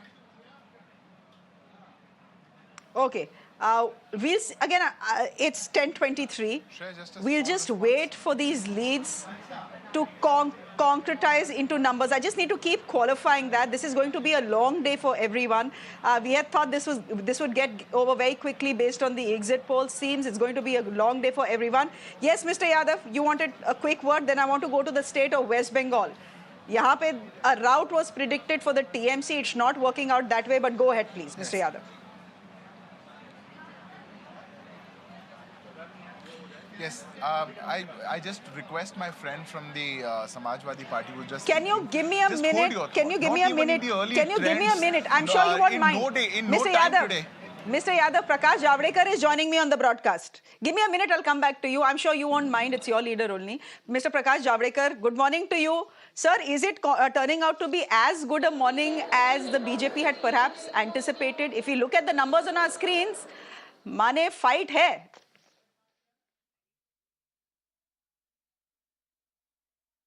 See, there is no fun in victory without fight. But the truth, finally what will emerge in the evening is BJP has registered its third massive victory, and Modi is going to be the Prime Minister for the third time of the country, realizing and working on the vision of developed India. So that is the sum and substance of what is happening today. No two elections are equal. And I'll tell you one example. In Uttar Pradesh, subsequent election in 95 and 97, I think, two elections, all the parties' strength were the same. Same means exactly same. But when I studied deeper, 1/3 of seats were changed of each party. So elections always are different. But here the basic thing is very clear that NDA is winning handsomely and Modi is becoming Prime Minister again.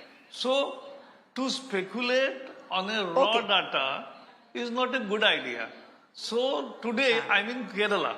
Kerala, we have made a change in Kerala politics. Our two candidates are leading and leading comfortably.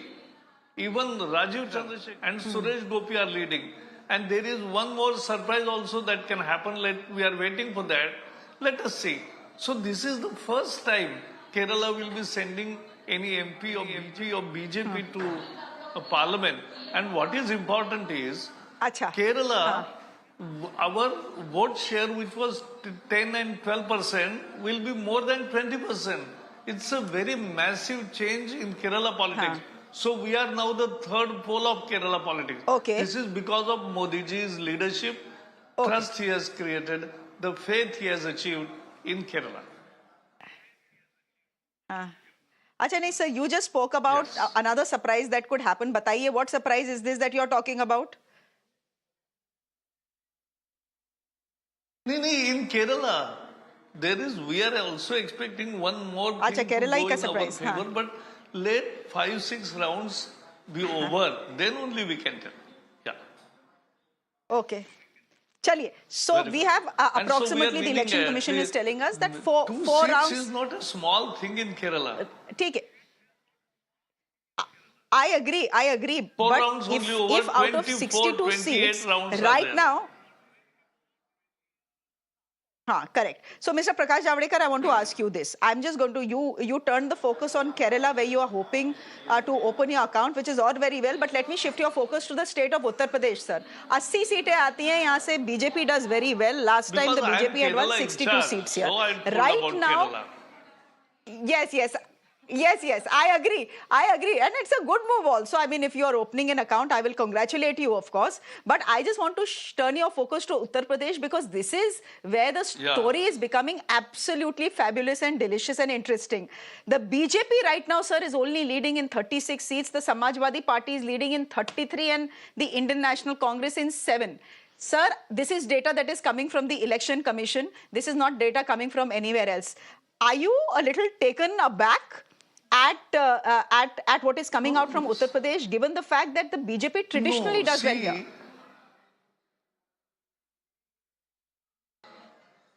I am working in practically every election since 1971, last 53 years. And let me tell you that elections always bring some surprises. And that is what election is all about. Elections cannot be all exactly. So many times I say, I don't react on exit poll, I react on exact poll. Today is exact poll. So we'll discuss, but that even discussion will take place only after 6 p.m. That is the right time to discuss. But I agree that every election will bring some new surprises. What is else? Okay. And surprises are good in a democracy. Only the markets don't seem to like surprises.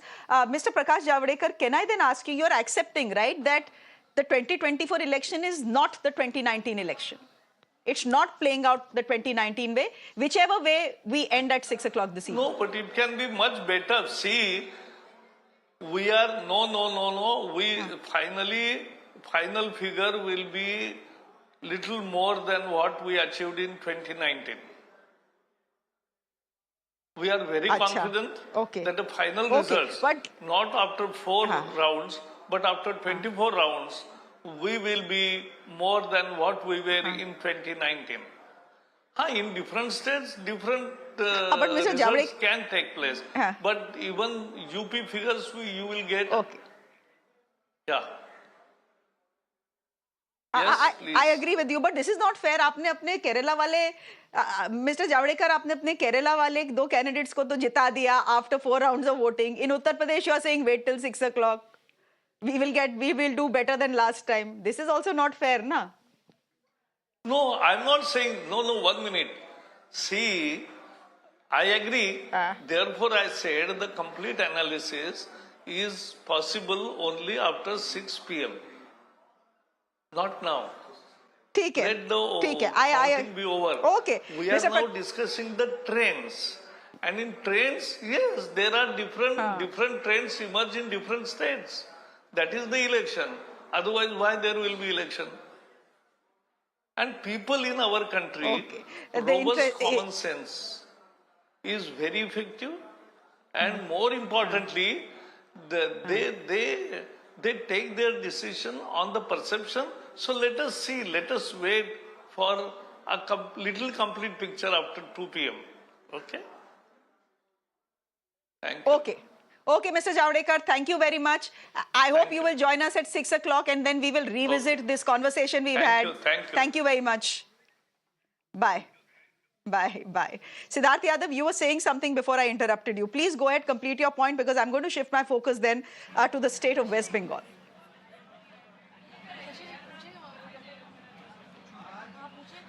Shreya, I was just trying to point out to my friends from India Alliance that no time in the day, since morning, since the trends have to come out, the Congress party or the alliance has even surpassed a 250 mark, and Bharatiya Janata Party is way beyond forming, NDA is way beyond forming a third time government. And still, and that's why I request them to hold their thoughts for a while. According to the official Election Commission data, the Bharatiya Janata Party is already leading on more than 230 seats. The NDA has crossed the 272 mark. We are reaching what we had set as our target. The people of this country has given us enough mandate, enough blessings, enough support, and we are very confident when the final results will come out. The picture is going to be very clear. But my friends from the Congress and the entire India Alliance are, all very excited for this 2 hours of joy that, let's claim this glory of that and take this enjoyment. But we are prepared for a 5-year work. Okay. Mr. Soos wants to come in. Gentlemen, quickly, because West Bengal and Odisha are turning out to be very interesting. Go ahead. Yes, just one thing. Sometimes you have to look at some bellwether seats. You have to see what's happening in those seats to get a sense that maybe something really is changing. I urge you to look at the seat of Gurgaon or Gurugram in Haryana, a seat that no one was expecting Raj Pawar to do well in. He's leading by a very healthy margin there. That tells you what might be happening in Haryana, because nobody was giving Gurgaon to us. Nobody. And look at what's happening there. Please take a look at that seat. That will tell you a story about the country, perhaps. Okay. Can I just quickly look at West Bengal as well? This is where the BJP was expected to do better than the TMC. The TMC dismissed all exit polls. They said nothing doing, kuch nahi hone wala. Let's wait for the exact polls. It seems, according to the leads that are coming into us, and these are early leads and trends, the Trinamool Congress is leading in 22 seats, ladies and gentlemen. The BJP in 10 and the Indian National Congress in 2. This data has just revised itself, continues to be the same. The TMC at 22, the BJP at 10. Ruhi? Yeah, so, the figures last year were 22 for TMC, 18 for BJP. Correct. I wouldn't think that it would be much different from last time because Mamata Banerjee is a very strong regional leader, continues to have a very, very strong hold over the state.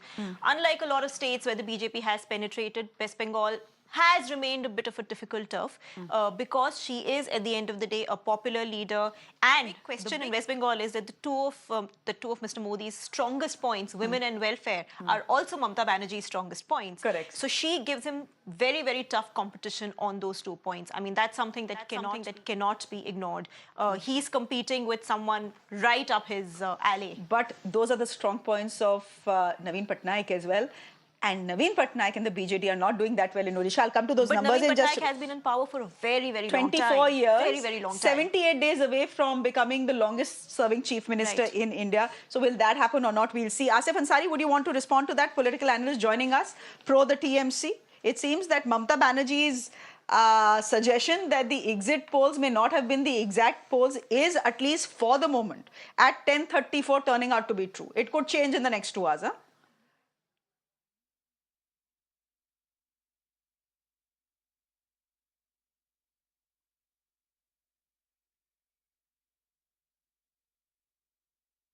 Okay, there are some pictures that are coming to... Yeah, can you... I'm audible. You're on mute. Could you unmute yourself, please? Yeah, you're absolutely audible. Please go ahead. Yeah, good morning to everyone. It's a new day and it's a new hope for all the non-BJP candidates and the party members. The thing is that what Mamata Banerjee has said regarding the exit poll, the exit poll which have shown was totally incorrect and it was out of proportions. It has been said that the one channel of the Chanakya, it has given the 400 mandate to BJP without, I think it's so impractical to give such a numbers to a party which is going to anti-incumbency factors to all over the India. Have you seen the TMC party? What is what would not be the reason for not gaining the party in West Bengal?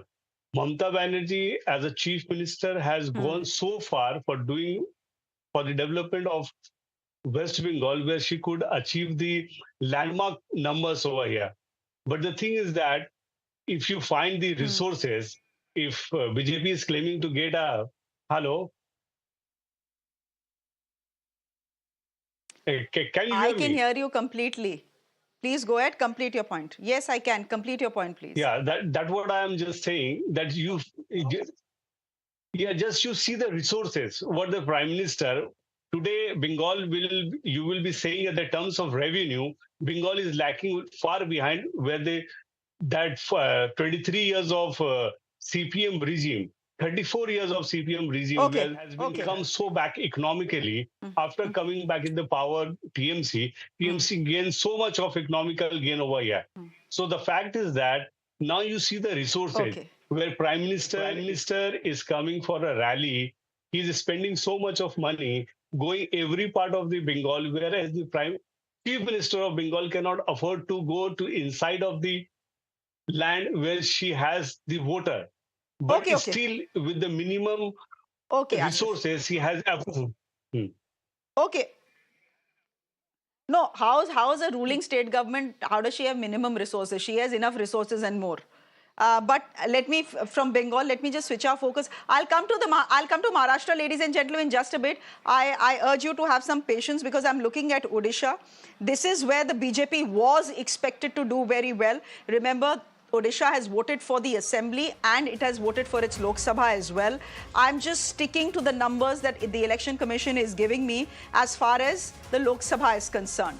The BJP, ladies and gentlemen, by the looks of it, out of 21, this is looking to be a clean sweep. The BJP is getting 17 out of the 21 seats in the state of Odisha. The BJD is getting 2.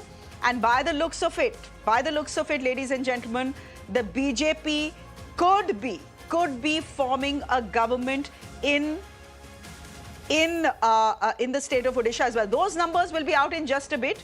But as far as the Lok Sabha elections are concerned, ladies and gentlemen, here's the story coming in from Odisha. The BJP was expected to do well, but the BJD, as far as the Lok Sabha numbers are concerned, Ruhi, wiped out. The Indian National Congress at 2, the BJD at 2. Now we know why Amit Shah didn't want an alliance with the BJD. I mean, these are certainly surprising figures. What did you say about the assembly election figures? I'm just going to quickly check. I'm just going to give me a minute. Give me a minute here. All right, here it is. The BJP is leading, so 147 seats in all. And these are the assembly figures. What I gave you previously, ladies and gentlemen, that figure on your seats is the Lok Sabha figure, just to clarify.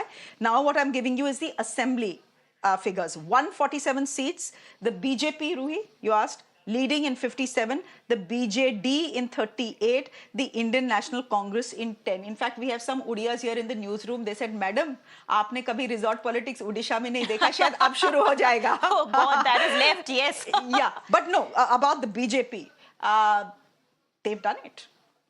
If these numbers hold, they have done it.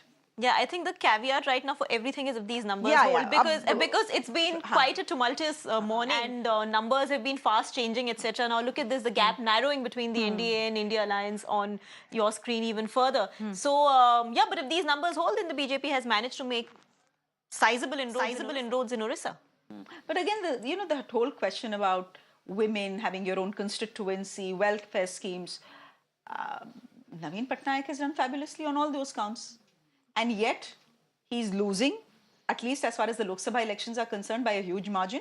And by the looks of it, the assembly constituencies, if these numbers hold, the BJP is set to form the next government in Odisha. But again, qualifying, I think we'll have to qualify after every 3 sentences. Yes. It's 1040.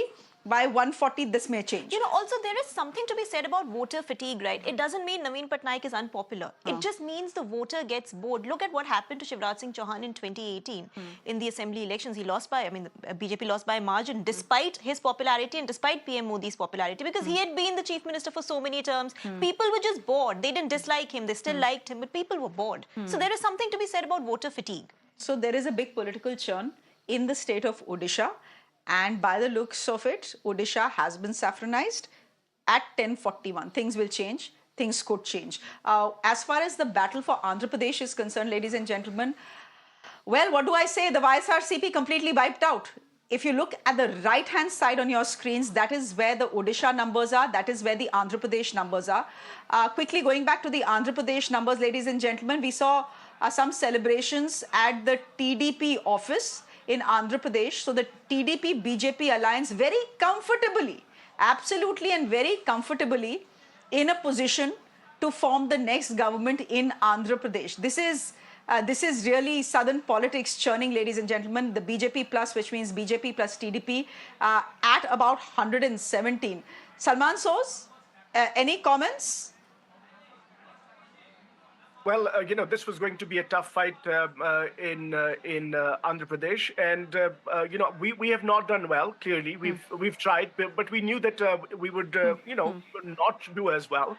But clearly, the TDP-BJP alliance has really done a great job out there. But let me just say that when the national picture unfolds, with TDP pretty much forming its own government in Andhra Pradesh, who knows what the national equations tend to be if the NDA is just close to the majority mark overall.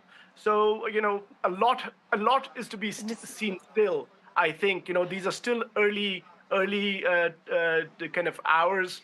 I think a very, very interesting day and possibly very interesting next few days. Now, Salman Soz, what are you saying? Are you saying that if the India alliance is close to forming a government at the center, you could see the TDP and Mr. Chandra Babu Naidu walk over to your camp? Is that what you're saying? I'm saying that if the India alliance is close to forming the government, that means the people of the country have spoken that despite all odds, despite all the money and frankly, a lot of media support, a lot of big business support, all the agencies, everything, the people of the country have basically taken this election into their own hands and said, we will not be taken for granted. You will not rule this way. You will not rule like kings, and your arrogance will be crushed.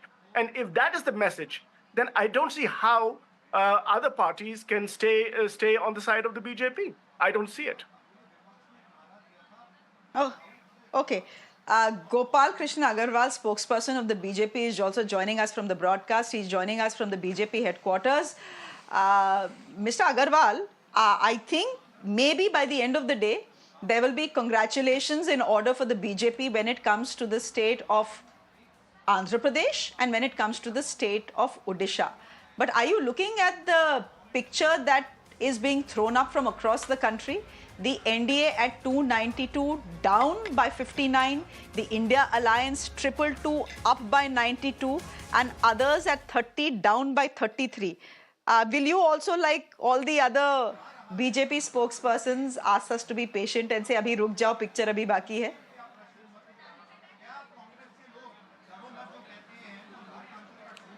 Sure, Shiaji.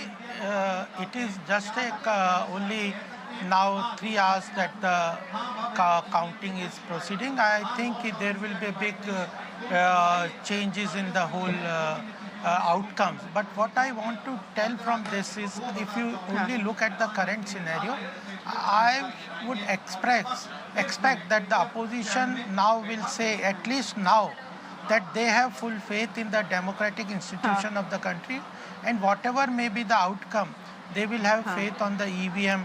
They will not question the EVM, whether it is in Andhra or in Odisha, that they will question EVM, and where in Uttar Pradesh they will say that elections are fair.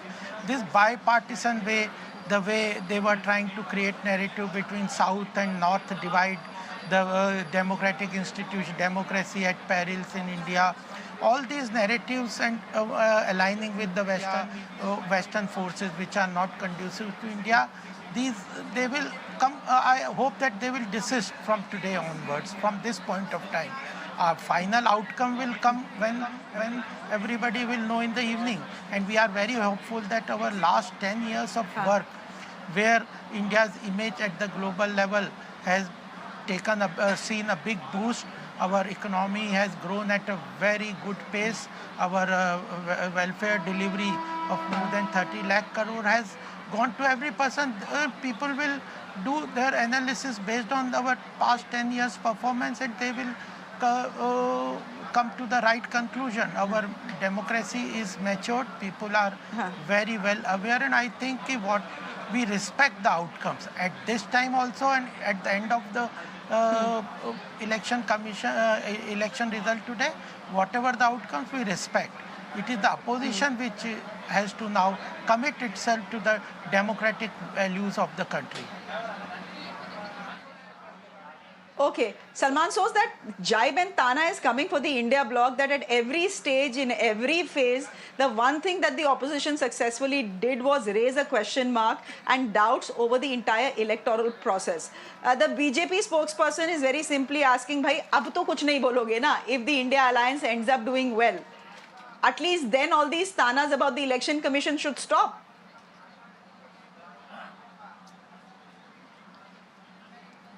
I am also asking, if the NDA does a very good performance in the end of the day, still they will have faith?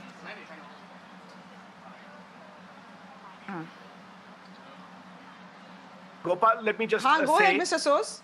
Yes, let me just say that, although Gopal is a reasonable spokesperson of the BJP, but I'm shocked that on this day, he would basically brand the opposition as influenced by Western things and basically cast as an anti-India party. They should be ashamed. There are crores of people who have voted for the India Alliance. Crores. And possibly as many as for the NDA. You should be careful about what you say about your countrymen and women. You should not be speaking such language. On this day, at least have some humility. What is this nonsense about calling everybody anti-India? Just because there is a fight over ideology. We say that everybody is together. We'll all fight together. We'll all be together. This is shameful, Gopal. You should not be speaking like that. No, Mr. Sos, you were talking about North-South divide. The Prime Minister, the Prime Minister basically, the Prime Minister said, Gopal, the Prime Minister, 2 days back, you should keep in mind that the Prime Minister you were questioning the democratic institutions. BJP doesn't have any morality about. You were questioning the impartiality of the election commission. Why should we not? When gentlemen, let's move on. चलिए हो गया लड़ाई हो गया Election Commission passes ridiculous orders, when the Prime Minister is basically calling नहीं सुनिए पहले मेरी बात सुनिए, मैं आपको बताता हूँ, आपको जवाब अरे भाई जवाब तो देने दीजिए ना। होंगे तो सब जेंटलमैन, लड़ाई फिनिश, लड़ाई over, today's results day. Okay. Let me give you the answer. The Prime Minister. The Prime Minister. Mr. Soz and Gopal, let's move on. Let's move on, yaar. हो गया. In the past, whatever has happened has happened. No, but you know, today is the day of results. The fight is over. But that's what I'm saying. Why on this day are you basically saying that the opposition alliance is an anti-India alliance? Why? Who are you? Who are you to give us a certificate? We will probably get the same number of votes, maybe more than you. Who are you? I am asking you that you will... I have only two questions. I have only two questions that India's democracy is vibrant. Do you agree or not? This is the only question, not past. I am talking at this point of time. India's democracy is vibrant. Are you sure about that? I am asking this question. India's democracy is vibrant and we did a fair job on the democratic front. Let me respond to that. I am asking you a futuristic question. Let me respond to that. At this point of time, I want your commitment. I want your commitment that, that you respect the Indian democracy at this point of time. Gopal, let me respond. If we leave this democracy to the BJP and the RSS, it will be destroyed, and we are fighting. We're fighting to protect this democracy. And that is what the people of this country are telling you. Please take a lesson. Please take a lesson from this election. The people of the country are saying that we will not let you destroy our democracy. This election has not been fair. Look at what has happened throughout this election. We have arrested two chief ministers. Two chief ministers have been arrested. Is that fair? This election has not been fair. You are saying this election has not been free and fair. And yet the people of the country, are telling you. Yet the people of the country are telling you. Why are you saying this election has not been free and fair? Yes, this election has not look been at the leads that are coming in. If the leads hold, then they have been free and fair, yaar. क्या कहते हैं आप क्या कहते हैं institutions को ठीक है अच्छा रुक जाइए अच्छा आप रुक जाइए Ruhi wants to come in. मित्रों 1 minute. See, there are 2 points for both the opposition and the BJP. Sir, आप बोलने तो दीजिए किसी और को. बोलिए. The opposition, I hope this puts an end to this conversation about EVMs. हो गया बहुत अब. I don't think they should talk about it. And 2, BJP, listen in humility simply because see, why would you come up with तो 400 पार नारा? अगर आप सरकार बनाते हो third term में, वो भी बहुत बड़ी बात है ना कि आप 3 terms तक last कर रहे हो. You only have yourself to blame for setting these unrealistic, completely hubris-ridden targets and then, you know, now being subjects of taunts by everybody. So both sides have some lessons to learn in this. And the fact is, look, here's the thing. By the end of the day, what are the numbers that anyone needs to form a government? And what is the vote share? Yes, why would BJP get into such kind of hyperbole? It doesn't make sense. No, it's a good walk cry. Ab ki baar 400 bar rhymes as well. I mean, it's good to be ambitious, no harm. Just Modi Sarkar, or something like that would have worked, right? I mean, should we take a look at Maharashtra? Maharashtra was expected to be close. Akashdeep, I apologize. Maharashtra was expected to be close. Again, I'm looking at the numbers that are coming to us from the Election Commission. Total number of parliamentary seats, 48, the second highest after Uttar Pradesh. These are the numbers as they stand. It seems the India bloc, the Mahayuti, is doing very well. The BJP is at 12. The Uddhav Thackeray faction of the Shiva Sena, this is such a khichdi. The Uddhav Thackeray faction of the Shiva Sena is at 10. The Indian National Congress is at 9. NCP, the Sharat Pawar faction is at 8. The Shiva Sena, the Shinde faction, is at 7. And the NCP, which means Ajit Pawar, is at 1. And independents are at 1. So, bhai, when we look at the numbers, Vijay Lakshmi Khode, thank you for your patience, by the way. I know you wanted to come in a couple of times into the conversation, but go ahead. When you look at these numbers at the Election Commission, again, I'm just qualifying this. I apologize, I'm correcting myself. These are not numbers. These are leads and trends, ladies and gentlemen. These could change by the end of the day. But just looking at what we have on our screens right now, Vijay Lakshmi, go ahead, please. Surprisingly, with the propaganda that the BJP had of, everyone saying 400 par and the propaganda of the exit polls and everything, I thought honestly today I would wake up to the sounds of firecrackers and, freshly fried jalebis and all. And the stand thought that the opposition leaders might take, that let's wait, let's see what is happening is I think a cautious stand that I was hoping that the opposition leaders would take. But surprisingly, what I'm seeing since morning is that the ruling BJP is saying, let us wait.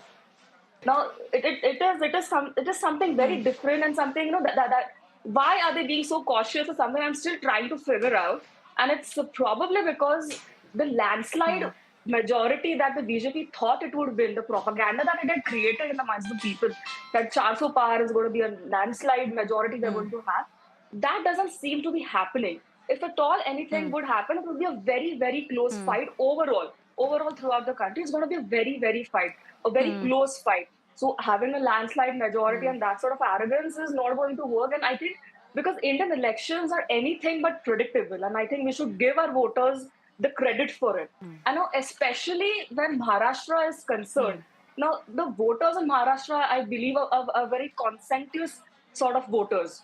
Now, and somehow we have bore the burnt of the dirty politics that BJP has played over the past few years, coming and breaking the core of the political parties, ensuring this philosophy of Sama, Dama, Danda, Bed sort of a thing, but completely forgetting that we are living in modern times, having a modern democratic electoral process, wherein they will have to be accountable. They knew that they are going to be held accountable at the time of the elections.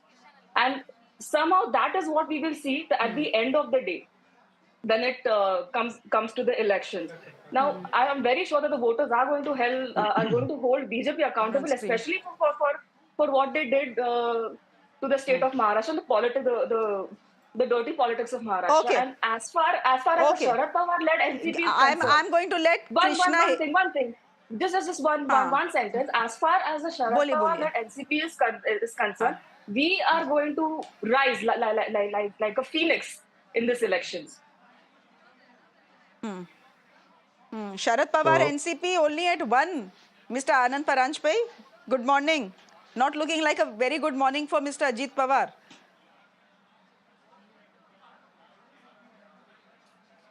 Can I come in here? Acha, we have Krishna Hegde, spokesperson. No, I have Krishna Hegde, spokesperson of the Shiva Sena here. I don't have Mr. Paranjpai, so I apologize for that. But before I go to that, just take a look at what's on your screens, ladies and gentlemen. The exit polls, post the exit polls, the markets were cheering. They had reached record highs, etc., etc. Today, the markets are completely in the given the early leads and trends we have seen, the Sensex is down nearly 3,000 points. Not very happy with the prospect that this has been a close fight. Again, early leads, early trends.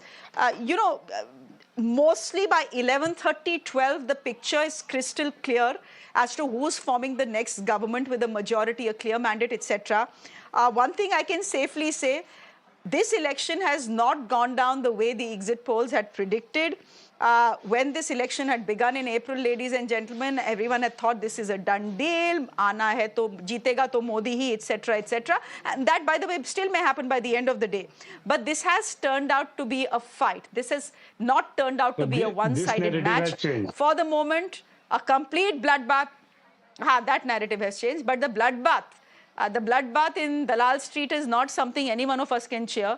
This is, an investor's wealth being wiped out. So, irrespective of which party you're on, I think no one can cheer what is happening at Dalal Street. Krishna Hegde, anyhow, moving away from the markets, would you want to respond to what Vijay Lakshmi was saying? Tight fight bola tha aur tight fight hi lag raha hai. Vijay Lakshmi ji was saying that we broke 2 parties, the BJP broke 2 parties. You can't break away 100 MLAs, that too in a space of 4 months. You don't break parties like that. They just want to leave you and go away. That is the writing on the wall. Why would 100 MLAs leave you in 4 months and leave? Secondly, when you are saying that the BJP did this or that, let me remind you, it is the BJP and Shiv Sena who fought the elections together in 2019 in Maharashtra in the name of Hindutva under the leadership of Narendra Modi ji and the ideology of Balasaheb Thackeray ji. The same Balasaheb Thackeray ji, Hindu Hriday Samrat, who said that jo din mujhe Congress ke saath हाथ मिलाना पड़े, मैं मेरी दुकान बंद कर दूंगा. And it is Uddhav ji who went with the Congress. It is not the other way around. So secondly, let me tell you that these are early trends, and the NDA is still over 300, and it is NDA which is going to form the government under the leadership of Narendra Modi ji for the third time. And what Salman Sood was saying, you know, the murder of democracy, and he was talking about humility, and he himself was shouting at a fellow panelist. I don't think it works this way. And if you're talking about the issues which were given to us, some of the issues were given to us by Sam Pitroda. He was talking about inheritance tax. He was talking about making people poor. He was talking about racial discrimination. And it is your leaders who given us the ammunition to fire at you. So why are you blaming yourself? And this election but the ammunition, Mr. Hegde, but the ammunition was nowhere aimed at the Prime Minister bringing up Mujra and Mangal Sutras, no? And Ghuspetiyas. No. Where did the Mangal Sutra come from? It was that Sam Pitroda said that the inheritance tax would be 55% on each and every household. And whoever had a house or any jewelry would lose their jewelry if you have that inheritance tax which is imposed on the people of India. And therefore the Prime Minister bought a Mangal Sutra. What's wrong with that? I thought he just made the explanation simple, but you took it in another way. The other thing is, now we have to analyze. And Mujras and Ghuspetiyas and जो लोग बच्चे ज़्यादा पैदा करते हैं. No, let us talk about the issues in कहाँ Maharashtra. तक explanation देंगे Mr. Hegde? Exactly. वो तो explanation देंगे, हमारा काम ही easier. That's easier to do. कोई issue नहीं है. Now let me tell you, these people have no faith in the Supreme Court. They have no faith in the High Court. They have no faith in the EVM. At 5 o'clock today, they'll start, shouting about the EVM yet again. And then they'll say, okay, the country has gone down, democracy has been murdered. And the same story will continue for another 5 years. All these things don't work this way. The people of India are clever. They know whom to elect. They know who will take the country forward. Yes, it's a tough fight, we admit, but these are early trends. Let's wait till 5 p.m. Okay, let's wait till 5 p.m. I think that is, those are wise words, and those are words we'll stick by. But Niranjan da, welcoming you back to the show. I'm welcoming Karan back to the show as well. Good to be here. Karan, MVA leading in Maharashtra. This was supposed to be a close fight. There's khichdi politics in Maharashtra for the last 2 years. We'll see which way this goes. Whichever way it goes, it's an interesting battle playing out. Niche, there are visuals of TDP workers at headquarters in Vijayawada, absolutely elated about the fact that not only have they swept the Lok Sabha elections, they also have swept the assembly elections. So that's congratulations to them. And the YSRCP completely wiped out, actually. If you look at the numbers that are coming in, completely and totally wiped out. The one common string is loyalty, if I talk about it. Even in Andhra Pradesh and in Maharashtra. In the morning only I told you that when Uddhav Thackeray was taking a jibe at the Prime Minister, I said this is a moment of redemption for Uddhav Thackeray. People in Maharashtra, where they revere their leaders as Sahib, they don't like it when their parties are broken and when the old guard is just shifted into oblivion. They do not appreciate that, and that's precisely what we saw, and I had expected that. Pretty much this was expected in Maharashtra. Maharashtra, the voter will also, just as we all are taking time to understand which party is this, kaun si wali Shiv Sena, kaun si wali hai. So people are going to take some time, and which is what lays the ground for a very interesting assembly election for Maharashtra this year. It will be very, very interesting there.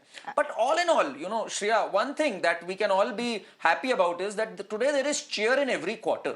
And at least democracy is alive, vibrant and kicking, and nobody is going to cast aspersions on the election commission or on the processes. At least that we should all reach a consensus by now. That's my humble request. I'm again just now trying to log on to the, to the election commission website because it's just best to, trust what the election commission is saying.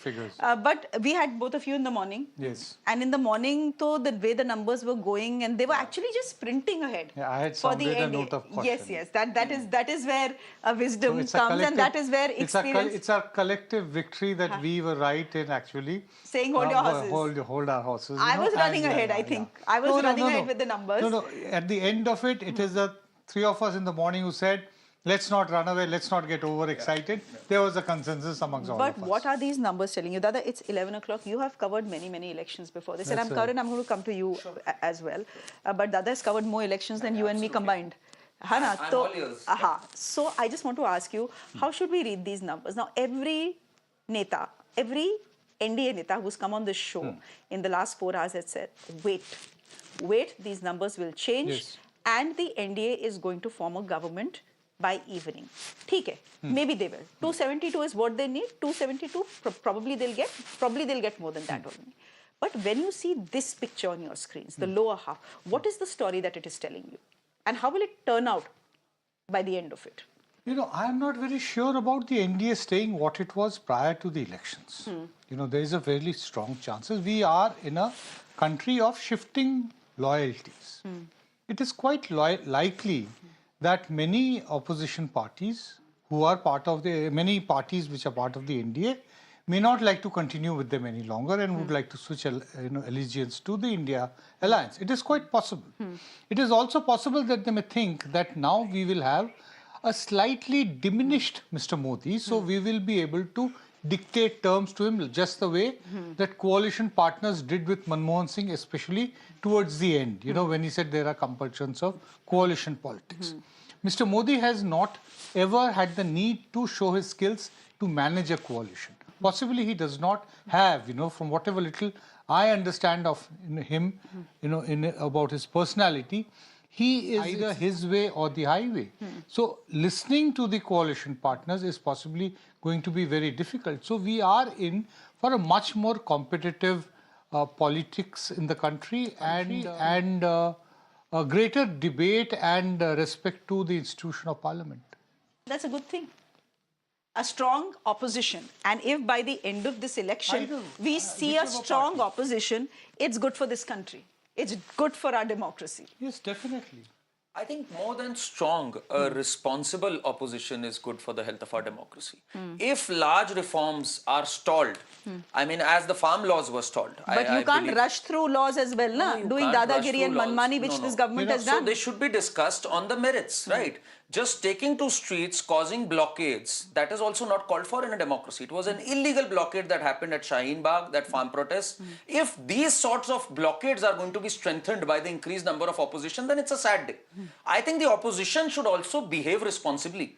Tomorrow we might have a lot of reforms, whether it's land acquisition, tomorrow it could be farm laws also in a different way. So I think the opposition also should start respecting whatever mandate they get, in an increased role. If with power they do not show responsibility, I'm afraid they'll go back to the margins that they came back so from. You already are saying... intervene here at this stage, that before expecting the opposition to behave, whichever party is in opposition, it could well be the BJP which is in opposition. Parliamentary traditions, are they being followed? They have to. Look at the number of bills which were referred to the standing committee, which is a mandatory, you know, tradition. It has been completely reduced in the last 10 years. You do not pass laws without referring it to the standing committees. Let them study. Where is the, you know, you actually passed the very important laws in 2 hours, 3 hours in Parliament between 2019 and 2014. The one on Kashmir, you know, you did it, you know, just in a matter of a couple of days. So let us be more, you know, greater adherence to our parliamentary traditions and the institutions. Let us not completely devalue the institutions. It's very important. That is why I say that the numbers on the side of opposition is actually going to strengthen the democratic polity of this country. I think, Shreya, if there is one party that has obstructed parliament, that has boycotted parliament, and literally burnt taxpayers' money by reducing parliament to this, I think it's the opposition. And there have been multitude of instances. Sometimes they pick up Pegasus, sometimes they pick up Adani. So let's not go there. I think the opposition is very irresponsible thus far. I hope that with greater numbers, some wisdom dawns on them and they begin to exercise responsibility which has eluded them completely thus far. We also need to take into account the record of the Bharatiya Janata Party as the opposition party between 2004 and 14. Don't make one right. Firstly, two wrongs don't make one right, and secondly, it pales in comparison. The obstruction caused by the Congress, it pales in comparison what BJP did, and that was also not right. I don't take that in empty spirit either. For the last 10 years. Two wrongs don't make one right, now sir. This is very funny, you know. Acha, aisa this debate post 6 o'clock, ladies and gentlemen. For the moment, what we can safely say, as I welcome our guest this evening, Adil Boparai, happily on his phone. I think he's just doing a quick check of the numbers as they come in. Hi, Adil. Good to see you. You can just say a quick hi and go back to your phone if you wish to. Hi, good evening. Good Advocate morning, Sushil Vyas is spokesperson of the... Good morning. Good morning. Good morning. Arey, evening to hui nahi hai. We are all hoping evening ho jaye because evening ko hi pata chalega what the real figures are. Because what we have is early trends now. And the trend seems to be fairly favorable as far as the India bloc is concerned. So when the India bloc was saying 295 and everyone had dismissed it, about If you remember, I remember. But on I'll the still 1st say of wait. June at 8:30 p.m., I told you exit polls are fabricated. I told you they're fabricated. So regardless of the final numbers, regardless of how these numbers indeed crystallize, I think one thing is very clear. The exit polls were fabricated. I think the other panelists of yours were also present, who are present today. This was a handiwork of the BJP's duo, the exit numbers. No, maybe they got it wrong. But fabricated kyun, bhai? They have their reputations at line as well. Adil. 5 lakh sample. Fabricated. 3,600 assembly constituencies why. they toured. I'll tell you why. I'll tell you why. I have a justification. Let's not paint everyone with this. I have a justification. Casting aspersions. I have a justification. I have a justification. Hear me out. Hear me out. I have a justification. Look at the market numbers yesterday. Look at the short selling which has happened. And God willing, if the India Alliance comes to power, the SEBI will investigate this. The SEBI will investigate how the exit polls predicted a landslide and how short selling happened on the stock exchange. This is another scam. And some of your media outlets, some of your sister channels also participated. Election khatam hua nahi, you are already inventing a new scam. Yaar. Exit polls can get it wrong, but why call them fabricated? Anyhow, it can be your view. Quickly, Adil, any comments? Numbers that we are seeing on our screens here? There are two, three things, there are 2-3 aspects, Shreyaji, which your viewers must consider. Number one, a key takeaway. This is an election which is going down to the last wire. Number two, the exit polls have got it entirely wrong. Number three, the people of this country fought the BJP electorally.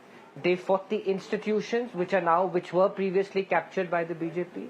We kept on reminding an election commission which was in coma to ensure a level playing field.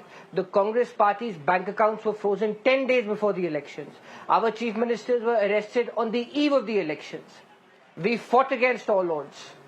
And the initial numbers indicate that the people of this country, at least I'll hold my horses till about 2 p.m. But one thing is very clear, the palpable anger which all of us saw, the palpable anger which we saw in UP, the palpable anger which we saw in Haryana, the anger which we saw in Maharashtra is coming to fruition. The BJP's, the initial results are a repudiation of the BJP's arrogance. The problem is their arrogance.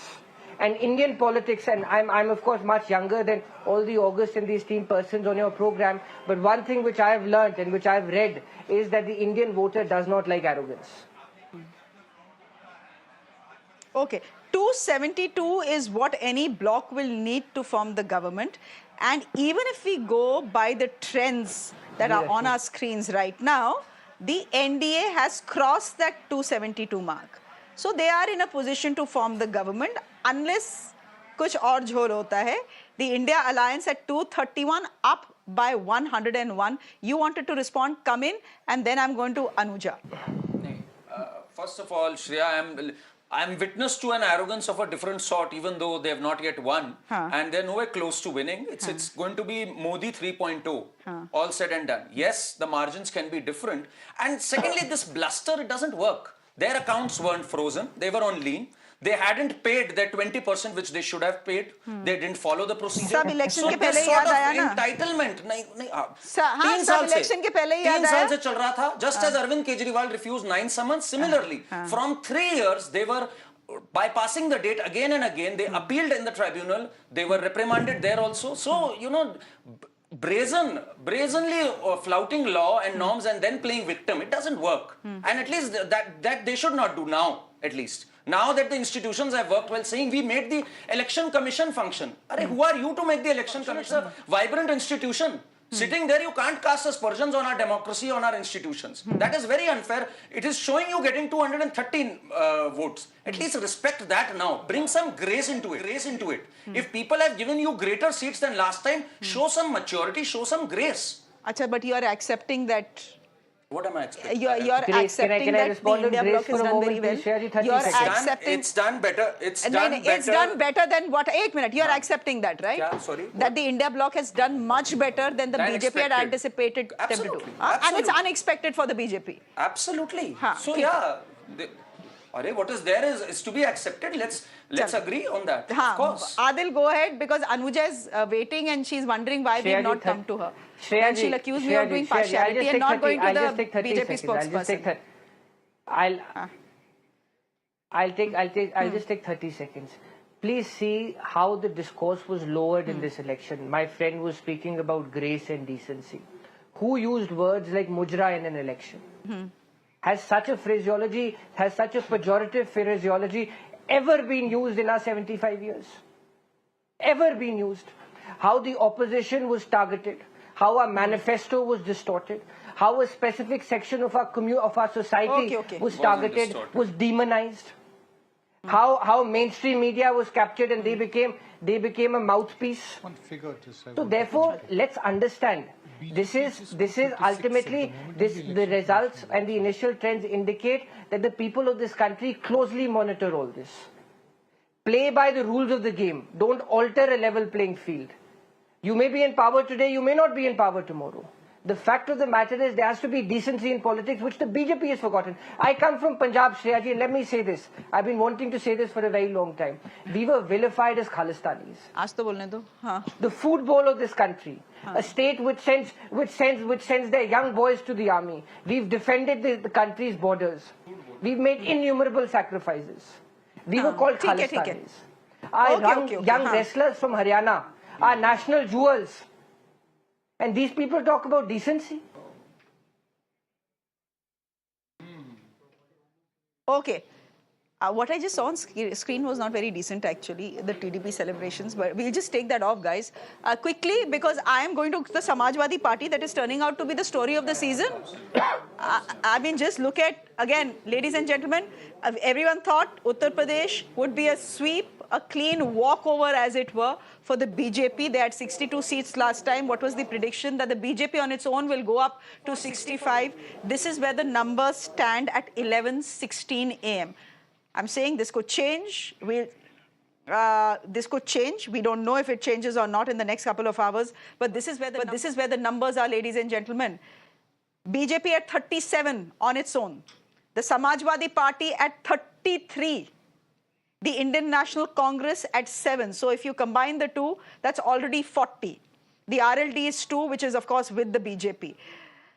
Vivek Silas, national spokesperson of the Samajwadi Party. Go ahead, please. Good morning. This is turning out to be a very good morning for the Samajwadi Party. Subeh, you know, Akhilesh Yadav has raised some questions about the election commission. आप तो नहीं करेंगे ना? आपको तो अच्छा number दे रखा है. Very good morning to you, Shreya ji, and all my panelists, the viewers. Yeah, it has been a good day for the Samajwadi Party, and it was just to charge our, our youth and to charge the people and supporters of the Samajwadi Party that we have to be alert. That was the thing.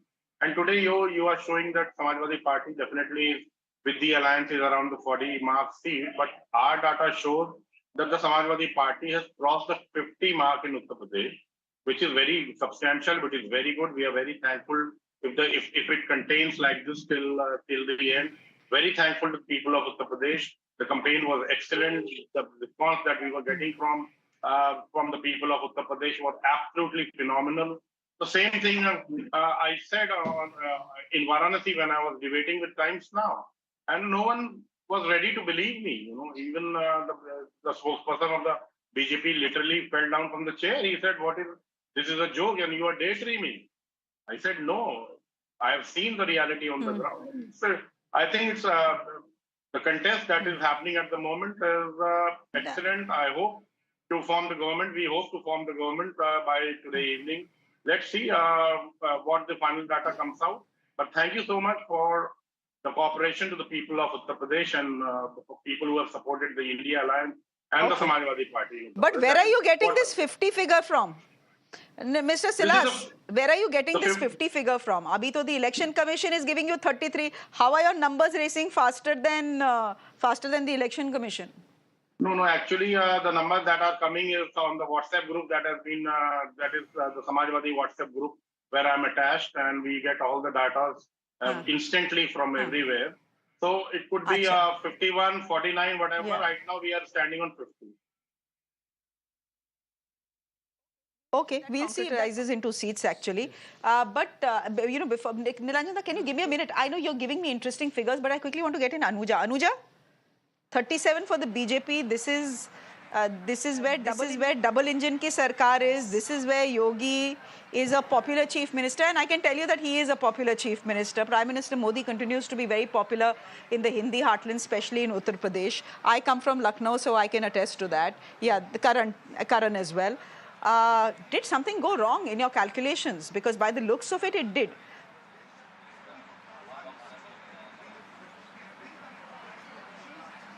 Jai Shri Ram. No, nothing went wrong. It's just the starting of it, which they have quickly celebrated. I would just say wait and hang on, because there are rounds which need to be fulfilled.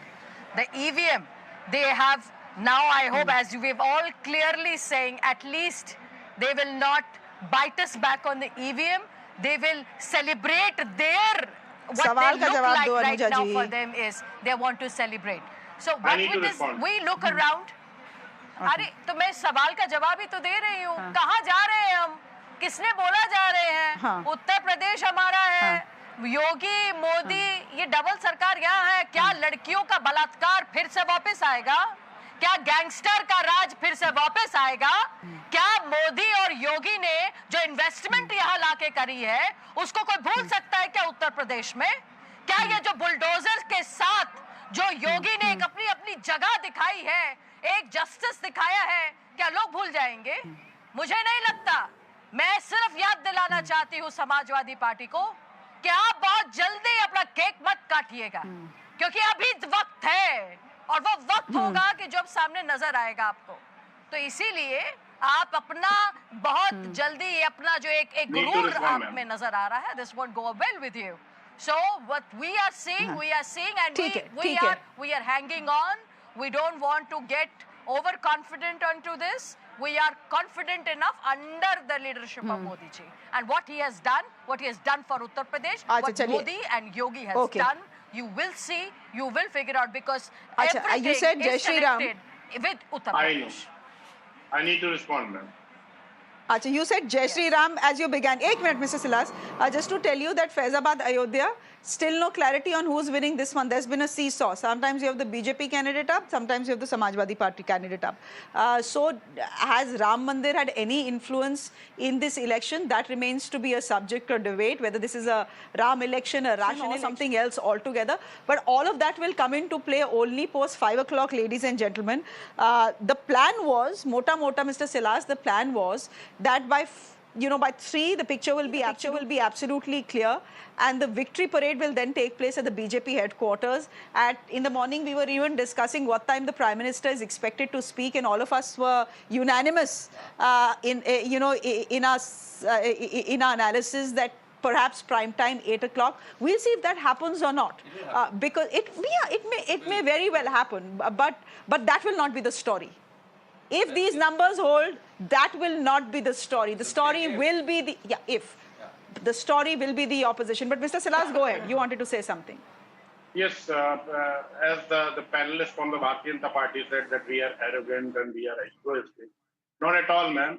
We are abiding by what the people of the mandate the people of Uttar Pradesh has given.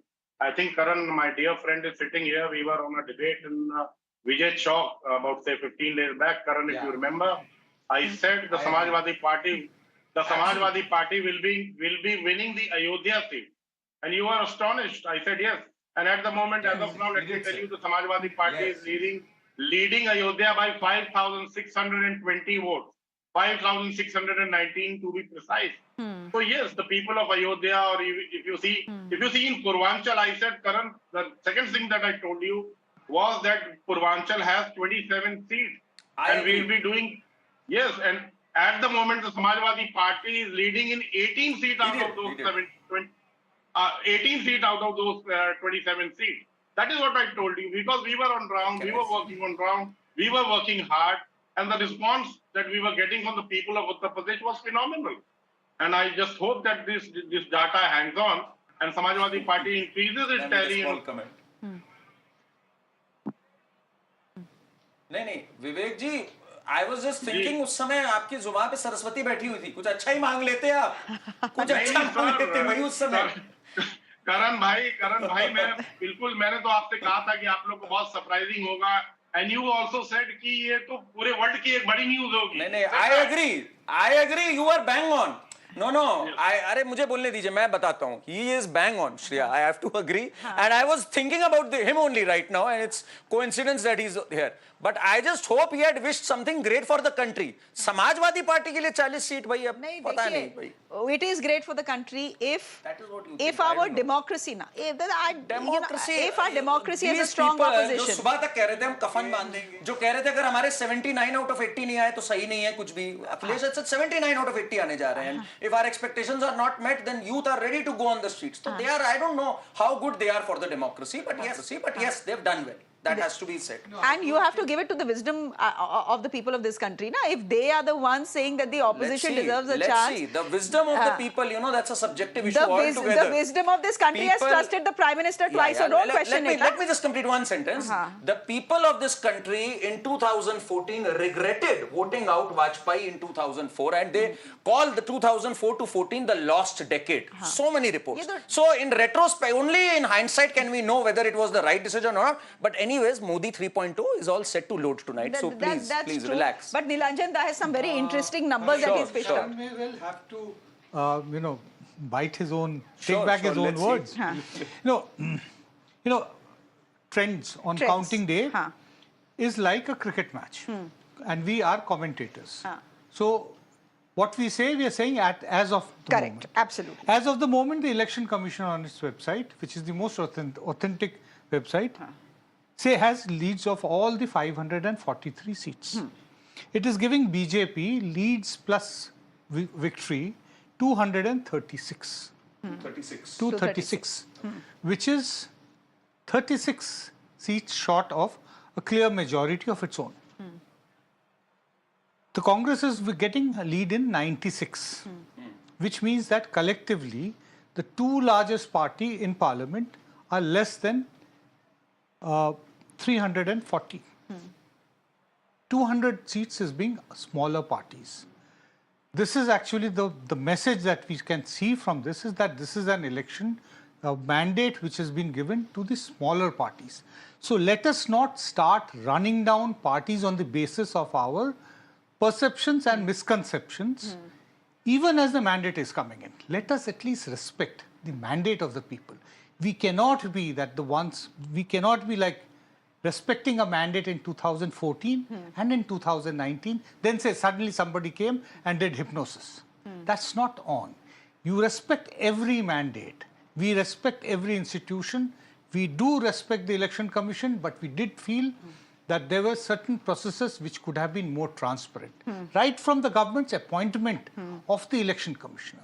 Let us not forget that this government changed the recommendation of the Supreme Court of the manner of which appointment of election commissioners. So there's a lot of things which this country needs to undo, whoever is in government. And even if Mr. Modi becomes the Prime Minister with a diminished majority, I am sure that the political compulsions will force him to undo many of his own decisions, and he will do it because he's a pragmatist. But I have studied him, he's a pragmatist. If from within his coalition partners, if he is able to form a government with coalition partners, there may be voices to take back some of the decisions which have been taken in the last 10 years. He will readily do that because staying in political power is of extreme importance to him. Okay, I'm just looking at the numbers. You're speaking about smaller parties, and I'm just looking at numbers that are coming to us from Telangana. There used to be a strong regional party here, the TRS, that got rechristened to the BRS. Where are they right now? Where is that regional party right now, Nilanjanda? Here's what the Election Commission is telling us. The BJP is at 8 in Telangana out of 17. Yes. The BJP is at 8. The Indian National Congress is at 8, which means dead heat here. And the AIMIM is 1. The BRS wiped out from the assembly and wiped out from national politics as well, by the looks of it. For the moment, yes, but there is never any full stop to any political career, either of a political leader or of a party. So it is definitely a big setback for the BRS. Importantly, Asaduddin Owaisi, is going to retain his seat in Hyderabad. So the big challenge seems to have not been really very successful. Oh, well, it was a spirited fight. But let's give Madhvi Lata that. In fact, she was the one first of the block. People early in the morning. Smriti Irani did in 2014. This is the first version of... Smriti Irani, by the way, trailing. I know. And Smriti Irani finally... one second. Smriti Irani finally became the giant slayer in 2019. So this is Madhvi Lata of Smriti Irani of 2014. In the next time when we see, she will also slay the giant and she'll also win from Hyderabad. Saying, that OSC has the status of a Of course defeating he has Rahul in Hyderabad. Gandhi. In Hyderabad, that seat, of course, he's larger than life. His family has held that seat. We're talking about a national No, I'm picture. talking about that I one think, seat. What comparisons are Madhvi fair. Lata is doing there I don't is think, exactly what... I am no great just admirer let me of speak. Rahul Just let Gandhi, me but I complete. don't think Let me that... complete. I am saying exactly what Smriti Irani did. The first time she contested against Rahul Gandhi, she came close, but she lost. Similarly, this time around, Madhvi Lata is given a fight, and if she hangs in there, the next time around, she will beat Asaduddin Owaisi. She gave a fight with a mandate of 2014 under her belt, under courtesy Mr. Modi. And that is why in 2019, the dominance of the BJP was what actually enabled her to defeat Rahul Gandhi in 2019. So the dominance of... Let us understand one thing, that whatever is the final verdict... Shreya, one thing that we are still missing because of the high expectations set by the BJP is, BJP is still head and shoulders above everyone. We are looking at 236 seats where Congress is not even in 3 digits. Let's not forget this. It is well 2 times ahead of any political party in the fray. Let's not miss that. Just because their expectations are so sky high, just like Virat Kohli, that you expect 100 every time. Let's not forget they're still head and shoulders above everyone. From 370, they're down to... From dekho wo alag baat hai, but they are still there. You are measuring them by their expectations. Let's hear from... Measuring them by their expectations. Gentlemen, there is some input that is coming to us from the Congress office. I think this is Salman Khurshid speaking to our reporter Ranjita. Let's listen in. खड़े होकर लड़े fight में हमारे लोगों ने, साथियों ने, सहयोगियों ने बहुत अपना कंट्रीब्यूशन किया। उसको मानते हुए आज हम यही कह सकते हैं कि लोकतंत्र बहाल रहे, लोकतंत्र और मजबूत हो और हमारा योगदान लोकतंत्र को मजबूत करने में आपके सामने आ गया है। इसको ऐसे ही आगे फाइट में है, क्या सरकार बनाने के अभी अंक मिल पाएगा? मिल पाएगा नहीं मिल पाएगा, हम तो सरकार 5 साल से बनाने के चक्कर में हैं। लेकिन सच्ची बात यह है कि जब अब परिणाम आ रहे हैं सामने, तो फिर अनुमान काहे लगाए जाएं। हम विश्वास से कह रहे हैं कि हम एक ऐसी पार्टी हैं जिसको सरकार बनाने का अवसर प्राप्त होना चाहिए। हमको कितना अवसर प्राप्त हो रहा है, कितना हमको समर्थन मिल रहा है, वो आपके सामने है। राहुल गांधी को प्रधानमंत्री भी तो 5 साल से 10 साल से बनाने की कोशिश। देखिए, जो हमारे मन में है राहुल गांधी जी के बारे में, उसको कोई नकार नहीं सकता। लेकिन एक बात अनुशासन की भी होती है। राहुल गांधी जी ने बैठकर और नेताओं के साथ कुछ निर्णय लिए हैं कि किस समय पर क्या होने पर हम प्रधानमंत्री का चेहरा तय करेंगे, तो हम उसके साथ हैं। लेकिन हमारी जो मन की बात है, जो भावना है, वो अलग है। आपके गृह प्रदेश की बात की जाए तो उत्तर प्रदेश में बहुत अच्छा प्रदर्शन इंडिया गठबंधन का दिख रहा है। फर्रुखाबाद से आपको टिकट नहीं मिला, इस बात का कई बार आपने मलाल भी दिखाया था, क्या कुछ? अब पता नहीं, फर्रुखाबाद में हम होते तो शायद एक गिनती में 1 नंबर और आ जाता, लेकिन आज अब आएगा कि नहीं आएगा, वो हमारे सहयोगी लड़े थे। अगर उन्होंने अच्छी लड़ाई लड़ी है तो उनको भी पूरी बधाई हम देंगे और देते रहे हैं। लेकिन बात यह है कि उत्तर प्रदेश में जो इस समय देखने को मिल रहा है, उससे मनोबल बढ़ता है, उससे विश्वास एक दफा फिर पैदा होता है। जो हम कहते रहे हैं कि उत्तर प्रदेश में हम वापस आएंगे, आज लग रहा है कि हम वापस आ गए। ये सही है कि समाजवादी पार्टी और हमारा दोनों का साथ आ गई है, और किसको कितना श्रेय मिलना चाहिए उस पर आप लोग अवश्य बैठकर उस पर चर्चा करेंगे। लेकिन मैं मानता ये हूँ कि हमने एक दूसरे का पूरा सहयोग किया, वो सहयोग कामयाब रहा, सफल रहा, और इसलिए आज हमको ये परिणाम देखने को मिल रहा है। धन्यवाद। सलमान खुर्शीद हमारे साथ बात करते हुए, हालांकि फर्रुखाबाद पर अभी भी Okay, ladies and gentlemen, you know, everyone had said that Odisha and Bengal were going to be the states that would be very interesting, Maharashtra as well. No one had even spared a thought for Uttar Pradesh, because Uttar Pradesh was a done deal. Turns out Uttar Pradesh is not a done deal if you go by the numbers. And the party that has managed to do exceptionally well, at least as far as the early trends are concerned, is the Samajwadi Party. We'll wait for another couple of hours to see if these early trends, these are not even early trends, ladies and gentlemen. To be fair, it's 11:30 and these are not early trends. But if these trends do convert to seats, then the Samajwadi Party definitely deserves a headline tomorrow. The entire India opposition, the India bloc does deserve a headline, but the one party that deserves a headline is Samajwadi Party, because look at all the things that were said about Akhilesh Yadav. You go to the extent, you know, in 1991, Mr. Advani said, this is one of the most brilliant lines Mr. Advani said, you know, Lal Krishna Advani ji, the victor came second. Now, are we going to say the victor came third? Something for us to deliberate. Not the victor. Something to think about. But the surprise came third.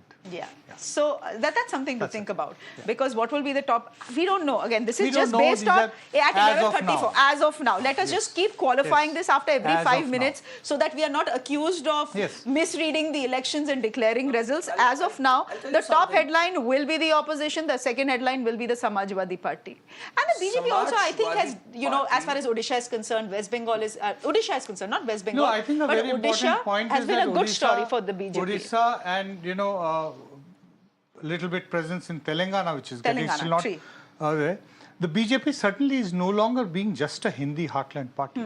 No, it is going beyond the Hindi region, despite the kind of pro-Hindi, pro-Hindu politics, you know, which it espouses. You know. So that is, I think, something which is an important takeaway from this verdict. No, I have to make a comment on Samajwadi Party and Akhilesh Yadav. I've known Akhilesh Yadav, I've met him number of occasions. He is the least hated politician that I know. You know, politicians, they have their loyal fans. They have people who are very critical of them. Akhilesh is someone, the degree of likeness may vary, but largely he is not disliked. And I've always said that. I've always felt that, and it's come out in every poll also. So it was, I always a matter of time when that reaps him rich political But capital. you know what handicaps him, Karan? What? The reputation of the Samajwadi Party as being a Gunda party. For he's anyone who comes carrying from that UP, baggage. he's carrying that baggage. He's carrying that baggage. Absolutely. And he needs to break free from that. No, I am just being fair. I agree that he carries that charm with him. I agree on that, Vivek ji. He's likable, we'll agree. I totally agree he's likable. Perception goes a long way in politics. And Mr. he's not done much to change that perception. The Nahid Hassans continue to get tickets, so that has also been there. He needs to do a lot more. I think he should see this as a sign of encouragement. Mr. Silas, the fact is that perception sometimes is everything in politics. And the fact is that the Samajwadi Party comes with the baggage of being a Gunda party. That's a fact. Oh, yeah. Perception definitely has been created by our opponent. I don't want to debate on that at the moment. Had the Samajwadi Party been a Gunda party in Uttar Pradesh, we wouldn't have got such a mandate, man, please. Because it's not just the, as you people said, it's just MY factor. No, not at all. अरे mandate कहाँ गया आपका अभी? अगले पिछले अल्पसंख्यक से लेके सब कुछ अगर सबने हमको वोट नहीं दिया होता तो हम इस पोजीशन पे आज नहीं होते. So that is a Samajwadi Party, not a Gunda party. Okay. If at all something might have happened about 20 years back, that doesn't mean that even today we are standing there. No, not at all. Samajwadi Party is That's what we are saying. Well. I think the people of Uttar Pradesh have proved it, and they are proving it as a Samajwadi Party. It's not a Gunda party. It is a party with a difference. It is a party with a new leader. It is a party that has a dynamic leader in Uttar Pradesh, and we hope we'll do better and our tally would increase, ma'am. Definitely, for sure. Mr. Silas, I wish you all the best. And I also hope that the perception that Akhilesh has carried, he can do something to dispel it. as we move forward. Adil, just quickly come in, and then I'm going once again to Maharashtra, because this is where the fight is actually very interesting. It's as khichdi as the politics in Maharashtra, but go ahead, Another interesting contest. There is another interesting contest, which is Amethi. Miss Smriti Irani is trailing by 31,000 votes. There, the son of the soil, an ordinary grassroots worker of the Congress party, is again defeating the arrogance of the BJP in Amethi. 31,000. Okay, we'll see. We'll see if these trends actually convert. And I'm not going to say anything right now, because as I said, I understand what you're saying, Adil, but the fact is that, in the morning, the Prime Minister was trailing by 6,000 votes. But now he's not. He's managed a massive lead. So when you start counting, there are 23, 24, 25 rounds that need to be counted. Okay, we'll see. Can we just shift our focus now to Maharashtra? We'll see about Amethi. Indian National Congress guys just putting out the Maharashtra numbers now. Ma'am, can I leave? Yes, Mr. Silas, you can, and you will be much in. He's too much in demand. I know. Today, Samajwadi Party is too much in demand. शाम को आ जाइएगा, Mr. Silas हमारे पास. ऐसा नहीं कि गायब. Time नहीं मिलेगा. मैं स्टूडियो आ रहा हूँ. 2 बजे आता हूँ स्टूडियो आपसे. आ जाइए. भाई साहब. आ जाइए. चलिए. Thank you so much. Adil has also decided that he's saying goodbye. Time for lunch. Adil, bye bye. It become pricey all of a sudden. ठीक है. I'm just. Oh, yeah. Adil has also decided, chalo, ab story khatam ho gayi. Let's move on. Can we just quickly look at Maharashtra now, ladies and gentlemen? The NVA is surging ahead. I'm just going to give you a breakup of what each party has got. It's a bit complicated, frankly, if you ask me, and it's just better to put it all in one plate. But here it is, Maharashtra defying pollsters there. It was supposed to be a tight fight. Is that how it has turned out to be? Not really. The NVA, as I said, surging ahead in Maharashtra. Doing a breakup for you. The Indian National Congress is at 11. The BJP is at 11 again. The Shiva Sena, which is Uddhav Thackeray's faction, is 10. The Shiva Sena, that is the Shinde faction, is 6, which means things haven't worked out very well for Mr. Shinde post the split. Well, it's worked out for him. He's become the chief minister, but not so much for the party, I guess. He's not been able to take the legacy of Bal Thackeray. Clearly not. Clearly not. Expectedly so, to be honest. And NCP Sharat Pawar at 8. No one was, when the Baramati contest was announced, everyone said, Ajit Dada, given that Sunitra, his wife, is fighting, she's going to win, because this is a contest between Sharat Pawar and Ajit Pawar. But look at the Baramati contest, and that is exactly what is being reflected in the state picture as well. Supriya Sule is actually leading now, and Sunitra Pawar is trailing. The NCP Sharat Pawar faction is at 8. NCP Ajit Pawar, which is at 1. Which means that the split has not worked to his benefit. Sharat Pawar is still seen as the patriarch of the family. And by the looks of it, the split has not worked very well. It's not worked as badly for the for Mr. Shinde, but hasn't worked very well for him either. Advocate Sushil Vyas, would you want to come in here, spokesperson of the Shiva Sena? Thank you very much. Just looking at the numbers, I've just done a breakup of the numbers. Just 6. I'm not talking about the alliance, but specifically the Shinde faction. Just 6 compared to 10 of the Uddhav faction.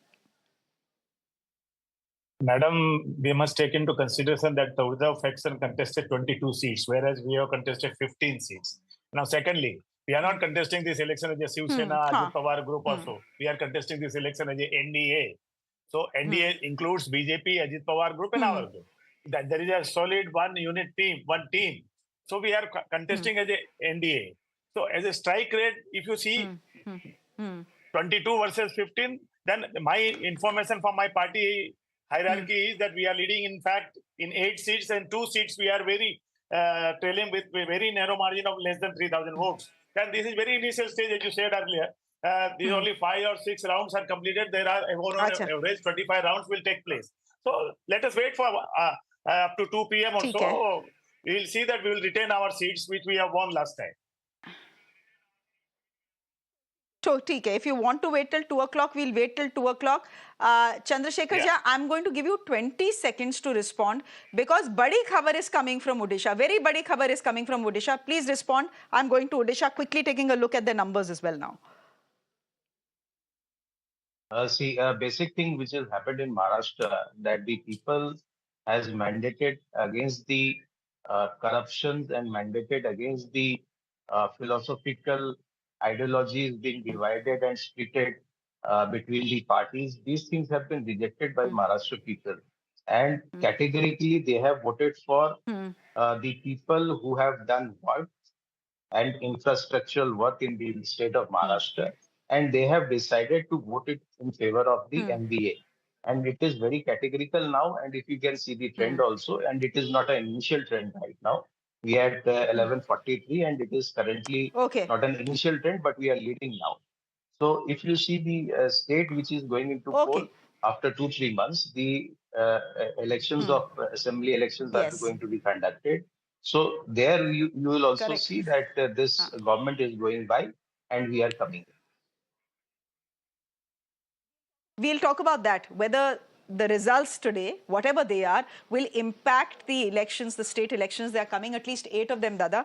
But Odisha, just take a look at what is coming from Odisha. The big story also emerging in Odisha, where the BJP, ladies and gentlemen, has crossed the halfway mark and is in a position to form the government. Just for viewers joining us, Odisha has voted for its state assembly as well, along with the Lok Sabha.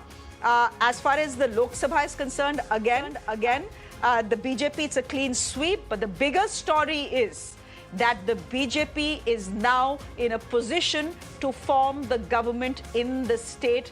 They have crossed the halfway mark already. 147 is the total number of seats. They are at 76, which means 3 more than the halfway mark, Dada. No surprises here. This was being predicted. This was being predicted essentially because of self-goals by the BJD. I think Mr. Naveen Patnaik made the critical error of promoting his assistant, Mr. Pandyan, in the political side, as a result of which there was a revolt from within the party as well as among the people, that they would not want a non-Odia to come and actually start dominating and dictating the flow of politics. But he had come out and said he's not my successor. The people of Odisha will choose my successor. But it was too late. By the time the message had already been sent. He did not say so in the beginning of the campaign. He said it at the fag end of the campaign, and it carried no impact. And that too, he made that statement after Mr. Modi had actually questioned his health. So there were multiple issues which came out. I think Mr. Naveen Patnaik, like many leaders, what happens is that their last performance is always not their best. So he was 76 days away from being India's longest serving chief minister. That is not to be, but such is life. Elections can be brutal to even the most popular of leaders. This is something which every politician in office must remember. Many people had said that whatever said and done, there is anti-incumbency, there is, the BJP has pushed this narrative that Odisha is being run from Tamil Nadu, courtesy Mr. Pandyan, who is a Tamilian himself, etc., etc. But the fact is that there was much affection for Naveen Babu in the state of Odisha. And the Prime Minister, by the end of it, got personal, pointing out to his health, saying, hum ek inquiry banayenge as to who is responsible for the sudden deterioration of the Chief Minister's health, etc. And many people had thought that would not go down well, but it seems that worked. Despite the Chief Minister saying, I'm fine. It was a tough campaign for the Prime Minister also. He has had a bond with Naveen Babu himself. And don't forget, BJD has helped BJP on some important legislations, pushing through important legislations. But it had to be pointed out now that perhaps Odisha needs a fresh leadership. And don't count out BJP. Once BJP gets its foot inside a door, it just knocks the door off. It's just a matter of time. We'll see that in Bengal in the coming days. But BJP has been growing leaps and bounds in Odisha. And now there is no part of the country, honestly, which doesn't see, BJP doesn't have a sizable presence. It's a pan-India party now. Whether it's the East, slowly, very slowly, but yeah, surely. In the South also, we've seen in Telangana and Karnataka, they have a sizable presence. So BJP has spread itself across. That's good news for the BJP in every sense. But not good news in Bengal. Odisha results, or the trends. It is a sign and actually a bit worrying for the BJP's partners in the states, especially if the partner is a dominant partner. The BJP gets in, puts its foot into the door and then slowly They've create been allies, by entire- the way. The BJP and this the is what BJP have been they- allies they in the were past for 11 allies. years. They were allies from the time when the BJP was insignificant in Odisha politics. They made an entrance, courtesy the BJD, and then opened the door a bit more, then moved out of the alliance. You know, they both parted ways. BJD then continued to be what we call, you know, the reserve member of the NDA. That is what used to be the joke around, that they can be called upon to bail out the NDA if ever required. He would always stand with critical issues with the Prime Minister. I mean, BJP has the right to grow. So, in whichever it sends a message of warning to all allies of the BJP that eventually we will become irrelevant. I think it sends a message you can't take the people for granted. If you're thinking that you've been in power for 20, 25 years and just continue and be in a state of complacency, that's not going to happen. BJP is going to keep you on your toes, and if you slacken a bit, BJP is always the option for people. I think that's the same message for the central Of government, course it you would is. say Of that? course it or is. Mr. Modi, you would so say? I agree. Of course. So overconfidence, arrogance and... So BJP needs to be careful. Of course it's a message. But I think still BJP is head and shoulders above the required. So of course, I'm happy that the opposition, if ever the opposition is able to, on constructive issues, put the BJP on its toes, it's a good sign for the democracy. But only, that's what I've been saying since morning. He's come to many elections is always better. He's come to many shows. Yeah. And we often represent him as a BJP spokesperson, though he's not officially one. Yes. And he's usually taken the right stand. And I mean, not the right stand. Yeah, but he's, especially when it came to the wrestlers story, I remember that. What is right has to be called out. Gentlemen, Uttar Pradesh ki story to is becoming fabulous. Really. Samajwadi Party at 34, the BJP at 34. This is what the Election Commission website is throwing up. It's at 11:50. I mean, I just want to keep reiterating that these numbers can change, that these are trends and they will have to concretize into numbers, etc., etc. But the way things are playing out, Uttar Pradesh and Odisha actually turning out to be the two most interesting states. I also very quickly wanted to look actually at the state of West Bengal. Let's see where the story stands there. Will you give me a minute here, Karan and Dada? Yes. Because I am, we have all the time in the world. Given that this election is going to stretch and we'll not have a clear picture at least till 2 o'clock by the looks of it, if not 3. I'm just going by the Election Commission numbers, therefore. I just want to be careful. The BJP was at 8 last time. Right. 18. 18, sorry. Was at 18 last time, I beg your pardon. And 21 was where the TMC was. 21 or 22? Ek minute, dekh lete hain. 21 or 22. I think it was 21. Either. 21 if I'm not. No, let's give our viewers the absolute right picture. Why should we even, why should we even...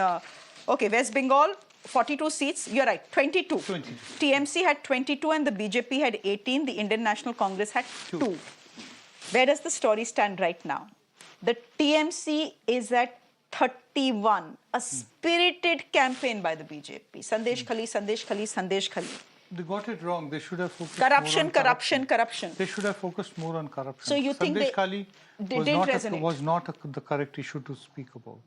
Corruption was because that is where they could put the TMC on the mat and they missed that opportunity? You know what? Yes, they have. You know, what has happened in Bengal is that the political elite, which is entrenched in Bengal, which used to be with the left front, it very conveniently moved to the TMC after 2011. So that stranglehold has to be broken.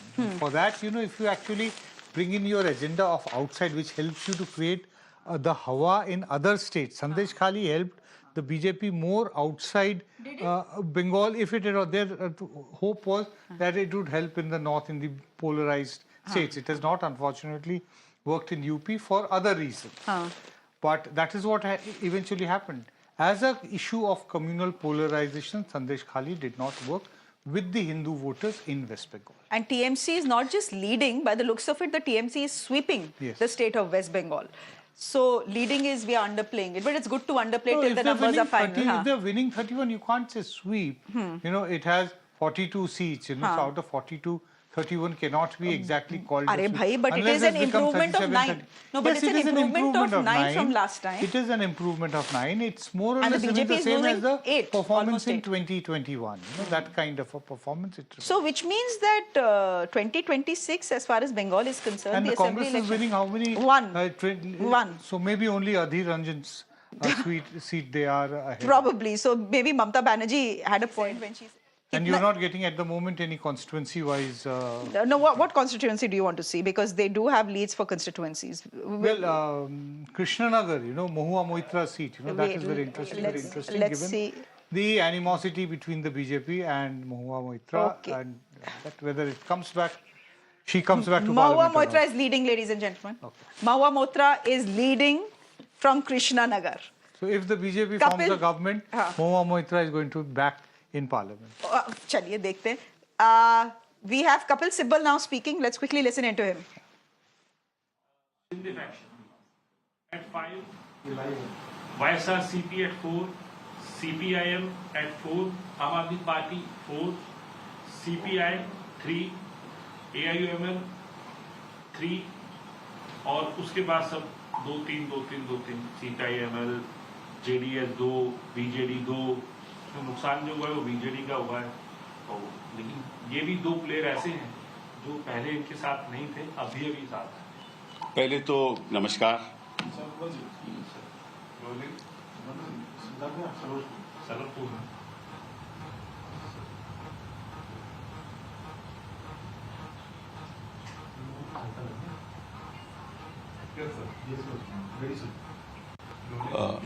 नमस्कार। सबसे पहले तो देश के मतदाताओं का मैं धन्यवाद करना चाहता हूं, जो खुल के उन्होंने अपने मत दिए और गोदी मीडिया का जवाब दिया कि आप जो भी आंकड़े दिखाएं, फैसला तो हम करेंगे। So first of all I want to thank the electors of this country for having reflected their opinion, which is contrary to the opinion of the Godi media, which was giving a runaway victory to the BJP, some of them saying that they'll get about 400 seats. This is exactly what Pradhan Mantri ji was saying, कि 400 पार। सबसे पहली बात तो ये। दूसरी बात ये है कि अगर आप गोदी मीडिया के भी आंकड़े देखें तो उससे साफ जाहिर है कि भाजपा की अपनी सीटें 239 हैं, 239, which means Bhajpa on its own is not crossing the 272 mark, as is reflected from the trends shown by the Election Commission of India. I'm not going by Godi media at all. The trends in the Election Commission of India are that BJP at the moment is only leading in 236 and Congress party is leading in 99. Right?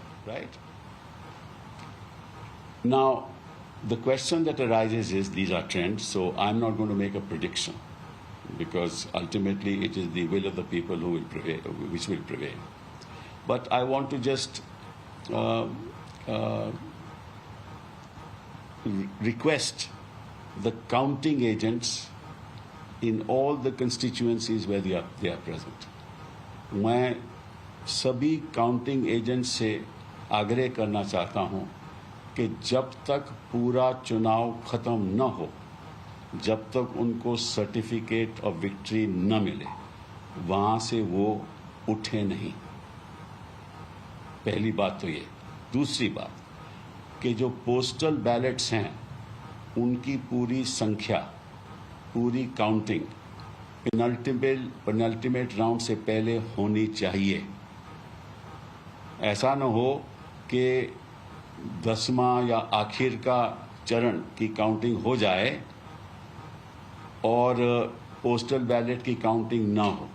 ऐसा मत होने दीजिए। ये भी मैं आपसे आग्रह करना चाहता हूं।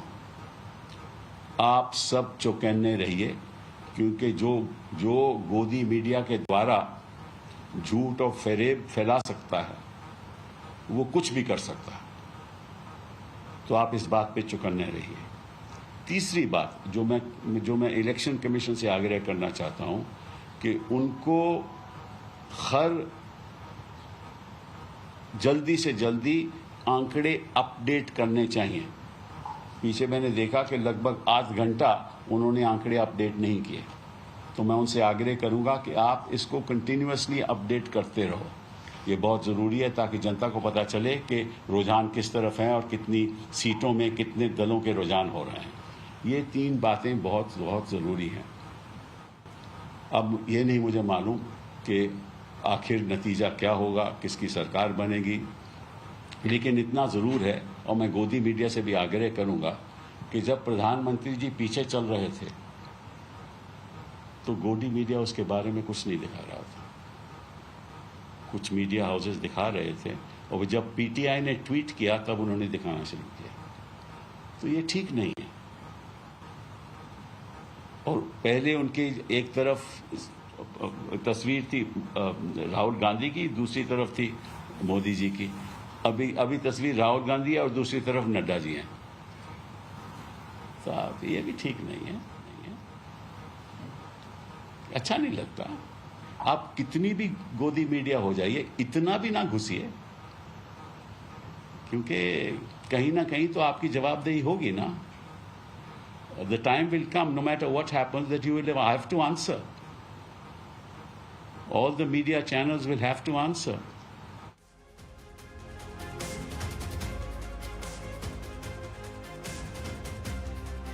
Okay, so a big question mark on exit polls, all the exit polls that were carried out. Can exit polls get it wrong, ladies and gentlemen? Definitely they can get it wrong. But to say they were fudged and manufactured in the BJP headquarters, I think it's a bit rich. There's a political way of saying it. We would not possibly make that comment at all. And on that note, given the fact it's 12 o'clock, I think all of us should order a cup of coffee because it's going to be a long day. Hai na? That would be Let's get some coffee for everyone in the studio. Okay, ladies. Abhi ruk jaiye. Just a minute. Let me, as you take a look at these numbers on your screens, ladies and gentlemen, 12 o'clock, 8 o'clock is when the ballot box is opened. So it's 4 hours since. Usually by 12 o'clock, the picture is crystal clear. The trends are all in. Is the picture crystal clear? Well, it's on your screens. It's 12 o'clock. I will let you judge.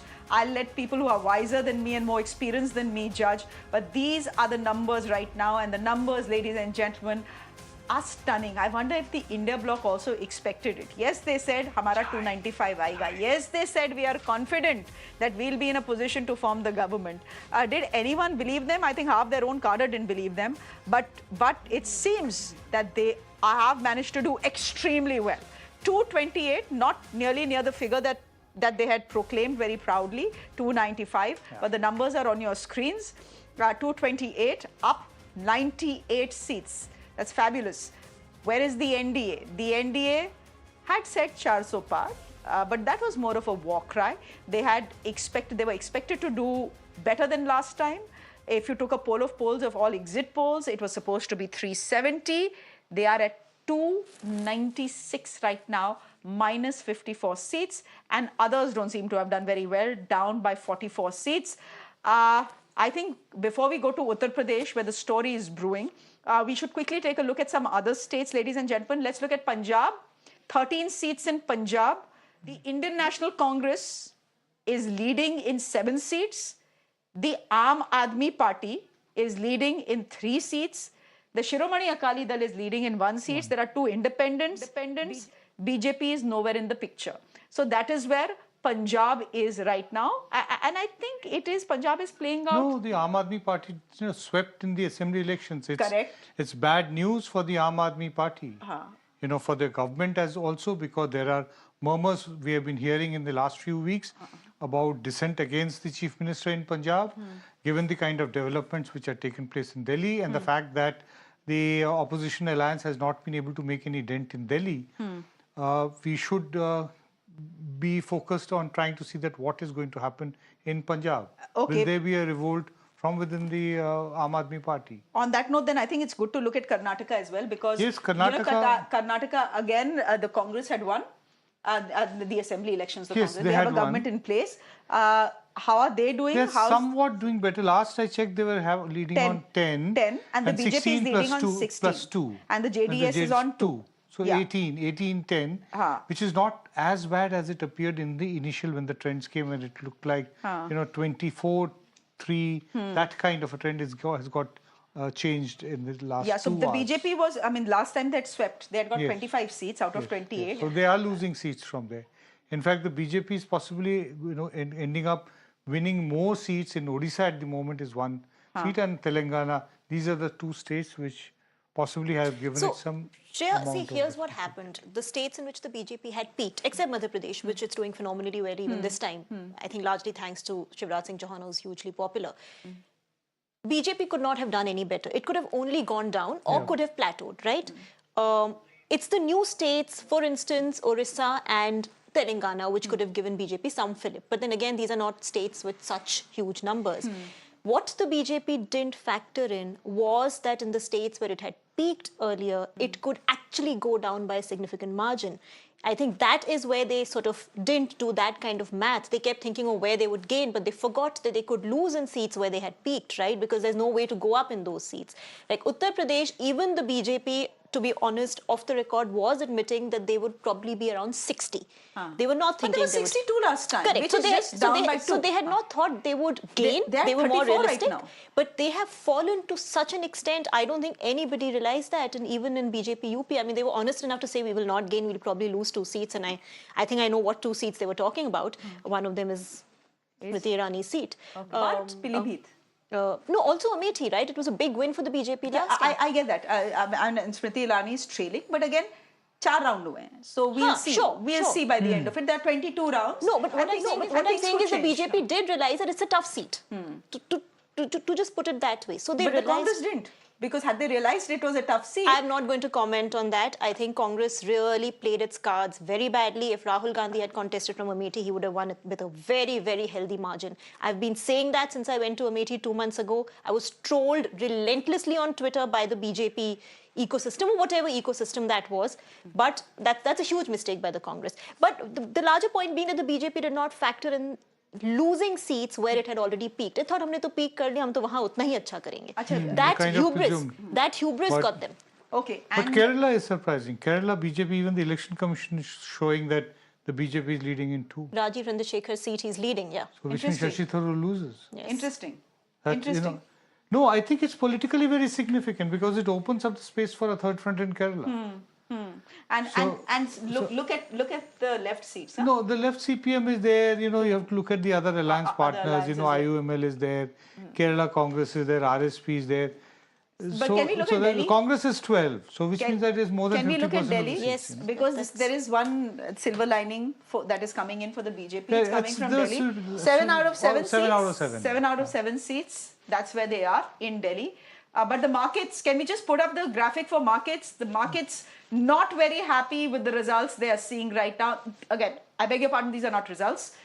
These are trends. These will convert to seats, and eventually the Election Commission will give us final numbers by the end of the day. And when that by the end of the day is going to be, we do not know. I do remember an election that stretched on to to 1 o'clock, 2 o'clock, wee hours of the morning, 2 o'clock, 3 o'clock, I was still there sipping my coffee, waiting for the last vote to be counted in Madhya Pradesh. 2018 Assembly. 2018 Assembly elections, which the Congress just about managed to win.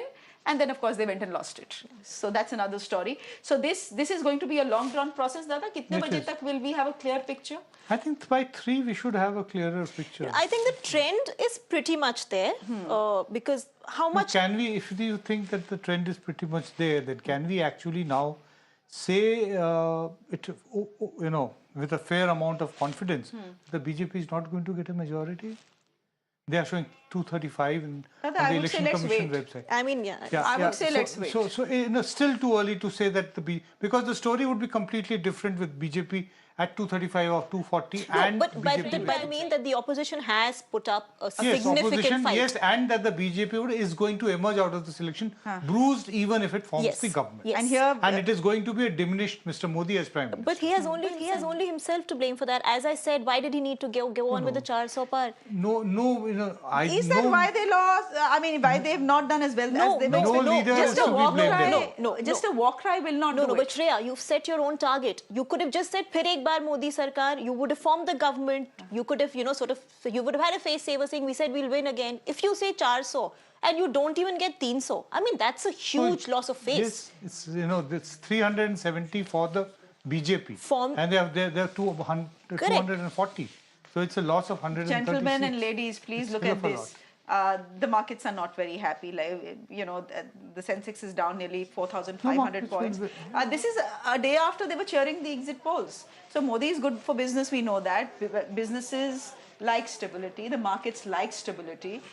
Is the picture that is being thrown up according to the market? This entire idea of Majboot Sarkar, is what the market laps up. They think that Majboot na ho, they don't have a runaway majority, we will not get a good government. They forget the fact that some of the most important, crucial economic decisions were made by minority governments. 1991, Narasimha Rao didn't have a majority at that time. Yet the economic reforms and liberalization was started in 91. From that time onwards, we can keep on reeling the dream budget of Chidambaram, United Front government of 97, the dream budget, still talked about. But some of the most important reforms in the markets which are I done. think all coalition governments. Mota, there are a couple of things we can say, and please add on to what I'm saying here. And do let me know who are the guests who are joining me, because I'd want to speak a bit. They are on my prompter. Okay, thank you very much, because I would want to speak about Uttar Pradesh, where the Samajwadi Party is now leading in more seats than the BJP, at least for the moment. Ladies and gentlemen, here's the thing, and I'm just going to go to Uttar Pradesh now as we get a cup of coffees. Total 80 seats. It sends the maximum number of MPs to the Lok Sabha. The Samajwadi Party had won 5 last time. They're at 35. They're leading at 35 right now. The BJP is leading in 34, had won 62 last time. The Indian National Congress had won only Raebareli, I think. They are leading in 8. The RLD, which has gone with the BJP this time, they are leading in 2. So the picture is looking extremely interesting in Uttar Pradesh, where the India Alliance may just manage to get more seats than the BJP. I'm wondering, what did the BJP, forget Mangalsutra, forget mutton, forget everything else. The fact is that the Yogi government is well regarded in the state of Uttar Pradesh, Ruhi. I don't doubt that at all. After having travelled to Uttar Pradesh, I'm surprised because I can tell you that Yogi Adityanath continues to remain popular. His law and order model is something a lot of voters cite. So this is a bit of an inexplicable result. But I would say one thing, Shreya, I think the problem with the BJP was they were harping too much on the Ram Mandir. Nobody in UP was talking about the Ram Mandir. They should have harped more on their governance, on their law and order. They just got into this polarization. But by the end of it, Ram Mandir bhi kahan hua? Polarization hua, but not in the name of Ram Mandir. But end of it nahi hota hai na. The elections are being decided from a long time. They were talking about, they made the Ram Mandir the focus of their UP plank, which it wasn't, which it should not have been. Yogi Adityanath won an assembly election based on his law and order model. Wasn't the election, it wasn't the issue in Ayodhya city itself. Not at all. By the way, Ayodhya, not even next to the Ayodhya, the Samajwadi Party candidate is leading. People were extremely, the businessmen, the local businessmen were extremely disappointed because they were not getting the kind of business which they expected, for which they took huge bank loans. They were worried that how are they going to repay those loans? No, on that lane that leads to the Ram Mandir, all these small shop owners were unhappy because they were like, pehle to kam se kam business aata tha. Now because of the police, the restrictions, nobody is allowed to come in. Vehicles are not allowed to come in. We're actually losing business. So the Ram Mandir was really not. I mean, the BJP thought that would be its trump card. It perhaps turned out to be something in that... any case, the Faizabad seat, has traditionally not gone to the BJP for many, too many elections. Correct. Even in 1989, the most important one. But bhai, Ayodhya doesn't look like the Ayodhya that I have visited multiple times as a child. It was a dusty little town. Now look at it. It's super swanky. So you would think that, it's got a 360-degree makeover. Maybe the Amitabh Bachchan modeling for property in Ayodhya. Yeah, there is a lot of property. He's also got property there, yeah. Pawan Khera ji, good afternoon. Turning out to be a very good afternoon for the India Alliance and the Congress Party. Sach batayega. I know you said 295 when you came on Mirror Now 24 or 48 hours ago, but sach batayega, is this what you expected? Or is this a surprise to you? Yes, in fact, better. In fact, I still expect better. I think the issues that the governing party tried to push down the throat of the voter did not gel well with the voter, because the voters' issues were something else. And that came out very clearly when Rahul Gandhi undertook the Bharat Jodo Yatra and later the Bharat Jodo Nyaya Yatra.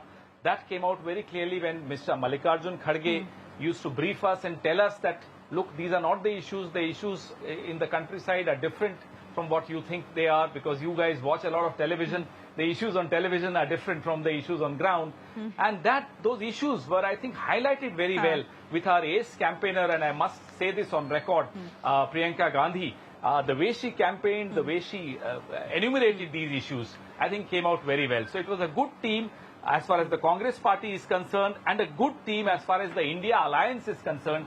We worked very well together. I am expecting much better results. So let's give ourselves a couple of hours more. Okay, we'll give ourselves a couple of hours more also, because we don't want to jump the gun. Just simply going by the numbers that the Election Commission is putting out. Yeah, I think it's premature to jump the gun. Yes. The opposition. Correct. Yeah. While, maybe by the end of the day, the India bloc deserves congratulations, even if they don't manage to win the government. And we'll come to that in just a bit. The real surprise package is coming from Uttar Pradesh, Mr. Khera. The Samajwadi Party at 36. So they are the ones who have pulled the India Alliance to a place where they are right now, where the NDA stands at 294 at 12:14 p.m. and the India Alliance at 231. Exactly, and it's we contested 17 seats, obviously, in our alliance. Samajwadi is contesting more seats, and they've done extremely well. We are doing very well, and I'm very happy to see our prediction on Amethi coming right. Any arrogance, I don't think this country tolerates arrogance. So I think this country is giving a befitting reply. Mr. Khera, Mr. Guru Prakash is with us as well, spokesperson of the BJP. I know you say कि भाई मुझे तू मैं की debate में नहीं पढ़ना है, and I don't want to do a debate and it has to be one-on-one. But for a moment, should we listen to what Guru Prakash is coming? I promise this will not degenerate into a tu मैं debate like like other channels. But let's just quickly get in Mr. Guru Prakash for his reaction, and I'll come back to you. Thank you so much, Mr. Khera. Guru Prakash ji, बताइए arrogance that the BJP is paying for in the state of Uttar Pradesh? नहीं Shreya, I think you are fixated Odisha, West Bengal, south India भी एक बार देखने की आवश्यकता है. उड़ीसा में both Lok Sabha and Vidhan Sabha we are doing phenomenally well. So arrogance or just coming down to one Guruji, I've seen everything. It's just I think बहुत जल्दी आप लोग पूर्वानुमान कर रहे हैं. You are reaching out to conclusion at a very early stage. Like you said, it's 12:15 now, and BJP single-handedly. Let me again repeat it. BJP single-handedly is leading on 240 seats.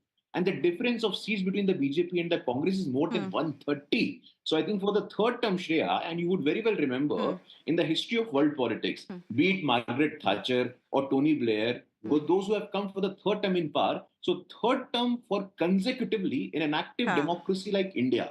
Bharat में तीसरी बार इतनी बड़ी संख्या में, इतनी बड़ी मात्रा में जनादेश लेकर के सरकार में आना, ये अपने आप में बड़ी बात है. But I agree with you when you say Uttar Pradesh, the initial trends are a bit of an unexpected for us. We are also closely monitoring the situation in Uttar Pradesh, parts of Purvanchal, parts of Saharanpur, parts of UP is something which we are closely monitoring on. But as far as we are concerned, we look comfortably in a position of making the government for the third consecutive time. The brand value of Prime Minister Modi, our welfare mechanism, the reaching out to the last person in the line, I think that has paid off well. And after 10 years, and you would very well know that after 10 years of pro-incumbency coming to power, reaching on its own, this is something which is telling at so many levels. So I don't think there is any point in drum beating Mr. before Khera. 2 o'clock or before 3 o'clock. Absolutely, I agree with you. Let's not jump the gun here because these are leads, and these leads have to concretize into seats. And I think it's going to be a long drawn process. We'll just wait for the election commission numbers. But coming back to you, Mr. Khera, you heard what the BJP is saying. They're saying, dekho, by the end of it, they are saying, aayega to Modi hi. Given the fact that you need 272, the NDA is at 293. Right now, they are leading in 240 seats. Let's wait and watch. It's premature to celebrate and premature for them to get depressed or for them to celebrate or for us to get depressed. So let's wait, give ourselves a couple of more hours. I think that would be the wise thing to do. Having said that, this arrogance will not work. Ye aayega to Modi, aayega wahi jisko ye desh chahega. Okay, तो कौन आएगा? अब India block से सवाल तो वो भी उठेगा. So 2 questions for you, Mr. Khera, that you may not want to answer, but as a journalist, it's my job to ask you. Number 1, धर्म संकट for Rahul. सही वक्त पे जवाब भी दिया जाएगा. नहीं मैं अरे बस all वक्त is. नहीं ऐसा. Mr. Khera, for journalists na, as soon as you see the right person on your screens, that is the sahi waqt. So I've got the right person on my screens. I'm going to ask that question. You can choose not to respond to it. सबसे पहले धर्म संकट, if Rahul Gandhi manages to win Raebareli and Wayanad, which one will he pick? Right person but the wrong time. So let's wait for the right time for the right person to answer the right questions in the right manner. Chaliye, I know what your jawab is going to be to my next question as well, but anyhow, I have to ask it. Since you're so confident that abhi ruk jao, you're saying just wait and don't say aayega to Modi hi, it may be a bit premature. If that is the case, the question will be, who's the India bloc prime ministerial face? Mr. Kharge has said Rahul Gandhi. You have said Meri Man Ki Baat is also Rahul Gandhi. Is it going to be Rahul Gandhi? Wait for the right time. अभी देखिए हमारे मन की बात तो आपने पूछ ली थी, हमने बता दी थी, but now let's wait for the right time, as I said, and the right numbers. But I must tell you that Mr. Modi is not a coalition maker. He's not Atal Bihari Vajpayee ji was. I mean, there's no comparison between Mr. Narendra Modi and Mr. Vajpayee. So I don't see Mr. Modi cobbling up a coalition and leading that coalition. Impossible. Thank you. Okay, Mr. Khera, पूछो क्या, since you're not responding to any of my questions. I hope you can come to us in the evening. Bye. Mr. Khera decided abhi kya jawab dena. Let's wait. He's right. Mr. Modi is not a coalition person, but he's also not someone to let go of power, right? So it's a tough choice for him. He will have to be in power. He will have to lead a coalition government, and hopefully it would curb some of the BJP's brazen instincts. Because when you're in a coalition, you have to be a little less brazen about your means. Tariq Khan, national spokesperson of the Samajwadi Party, irrespective of who becomes the Prime Minister of this country in the next 24 to 48 hours, the Samajwadi Party has hit it out of the park. You were 5 last time, 35, leading in 35. The BJP is leading in 35 as well. Many congratulations. If these leads hold, then you are the story of this election. Thank you very much. And first of all, let me thank the great people of Uttar Pradesh as well as India who have voted for us. And this is really a great time for we have let the things happen. And Uttar Pradesh believe that what Akhilesh ji convincingly delivered the message to the people of Uttar Pradesh. And please, this is the message to BJP that please calm down and bring your arrogance to a lower level. Please, because In Uttar Pradesh, there is no space for arrogance, just like Yogi ji, and whether he is going to accept the defeat and step down from the post of the CM, or what he is going to do, because each and every exit poll, even though your channel or your co-partner channel Times Now has said that we are not going to win even 9 seat, 8 seat, 6 seat. Now look at the numbers. Because why I'm saying this? The exact poll has done by the great people of Uttar Pradesh, and I'm really from the bottom of my heart, I don't have words to thanks to the people of Uttar Pradesh. 3 or 4 his minister, cabinet minister, let it be Teni, let it be Smriti Irani, let it be Balyan, they all are trailing. This is a great message to the Prime Minister, to Bharatiya Janata Party, that people don't want you, people want to remove you, people want India Alliance to come in power and lead the nation. Guru Prakash, would over and over again, the one word that the India bloc allies are using for the BJP is arrogance.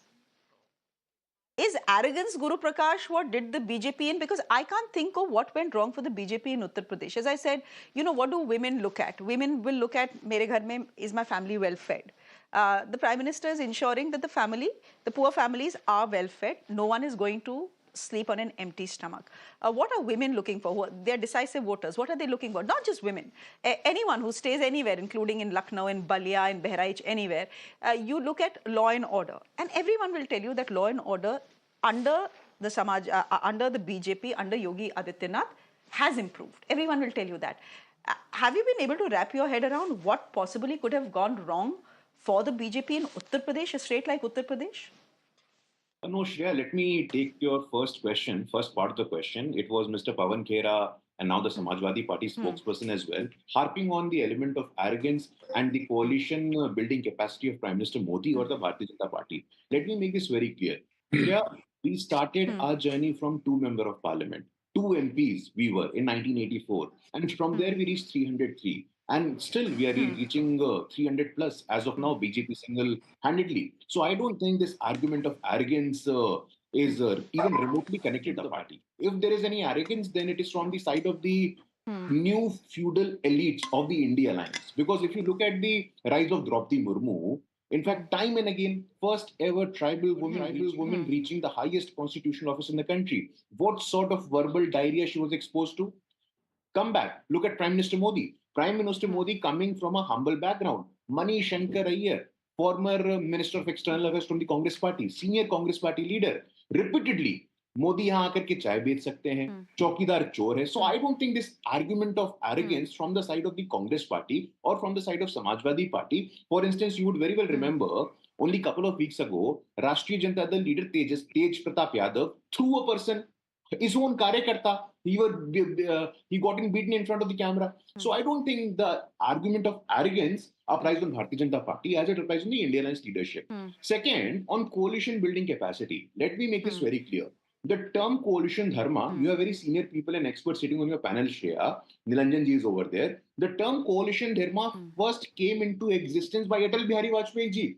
It was Atal Bihari Vajpayee ji who brought coalition dharma in the political lexicon of the country by running a coalition of more than 25 political parties. It had members like Farooq Abdullah ji, our Karunanidhi ji, even Mamta Didi. So I don't think coalition building capacity or arrogance, these are any sort of argument. As far as the voting behavior of the better halves are concerned, you've raised a very important point. And I think triple talaq has been one of the key reasons. Shauchalaya has been another important reason. Har Ghar Nal has been another important reason. So these 4 important, apart from identity issues, we go to existential issues, survival issues, toilet accessibility, education, gas connection, food, ration. And I think that is something Uttar Pradesh, obviously in the initial trends, it's showing a bit of a disturbance from us. I agree Guru with you. Prakash ji, that is exactly what I'm asking. Then what went wrong? Something clearly went wrong, going by Election Commission data so far. Ek minute, lead sun lijiye, zara lead sun lijiye. The Bharatiya Janata Party is still the single largest party in this country. It's leading in 244 seats. Far short of the majority mark. Far short of the majority mark and far short of even 303 last time. The Indian National Congress was at some 52 last time. It's doubled its tally almost. 94, yeah, 94. So they are leading in 94. The Samajwadi Party. The Samajwadi Party is emerging as the third largest party in this country, leading in 33 seats according to the Election Commission website. The Trinamool Congress at number 4 at 30. The DMK at 21, leading at 21. So there's a story. There's a story in Tamil Nadu because the DMK had 20 out of 28 seats. They had out of 29 seats they had 28 last time. So there is a story that is playing out in Tamil Nadu, which we'll look at a little closely, because the DMK was expected to get more numbers than this, which means that the BJP is managing to get at least 2 seats in the state of Tamil Nadu. No, at the moment they're not showing. If the DMK is at 21, is leading in 21. No, I don't think so that the it's on the election commission. BJP is it? No, I can just tell you what the DMK what is there in the election commission website is telling us that the DMK is the 5th largest party right now, leading in 21 seats. So basically, election commission says 21 to DMK, 8 to Congress, 2 to VCK, 2 to CPI, 2 to CPM, and 1 to PMK. So nothing to BJP. So nothing to BJP in Tamil Nadu. Yeah. Okay, that is interesting. TDP at 16. Interesting. They were expected to do well. They have swept Telangana.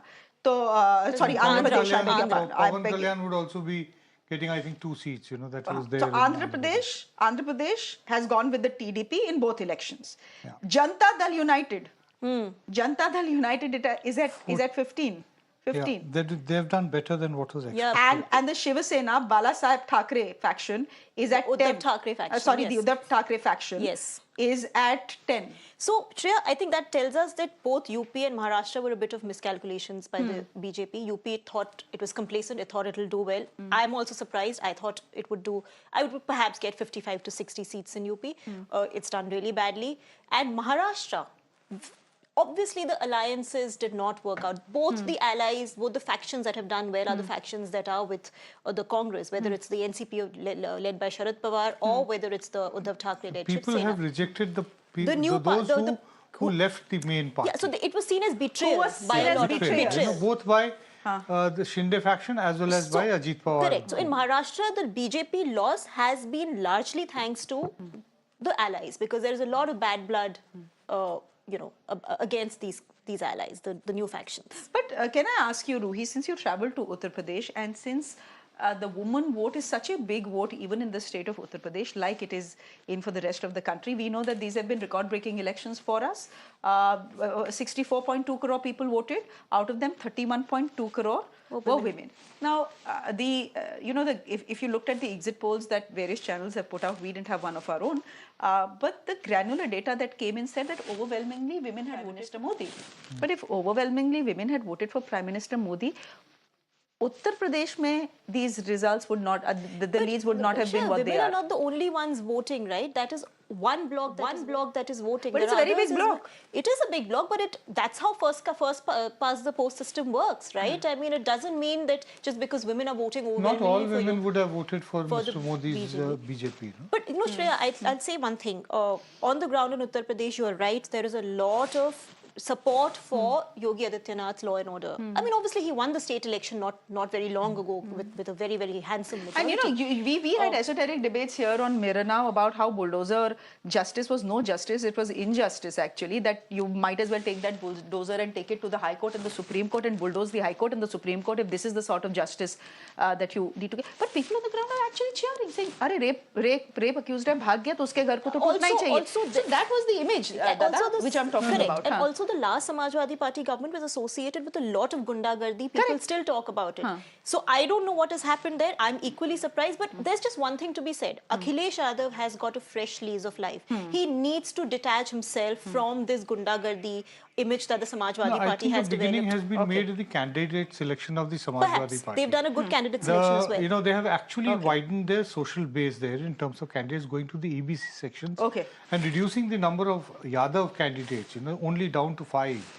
Can we just talk about a state we have not spoken about, and maybe we should, because we are talking about women here. Yes. And we all saw how Manipur burnt for months. Yes, and that is very surprising. Women were raped, there were no FIRs, the police abandoned them. We heard all those stories. Just take a look at the results. Yeah, again, leads. 2 seats in Manipur. The Indian National Congress is leading on both of them. Does it tell us something? Yes. Clearly it does. Right. It does. Keeping quiet, not showing up in Manipur will not work. The fact is Rahul Gandhi did show up there. You tried to stop him, that's okay. This is remarkable. But this is... Given the fact that And everyone kept saying, why is this chief minister still here?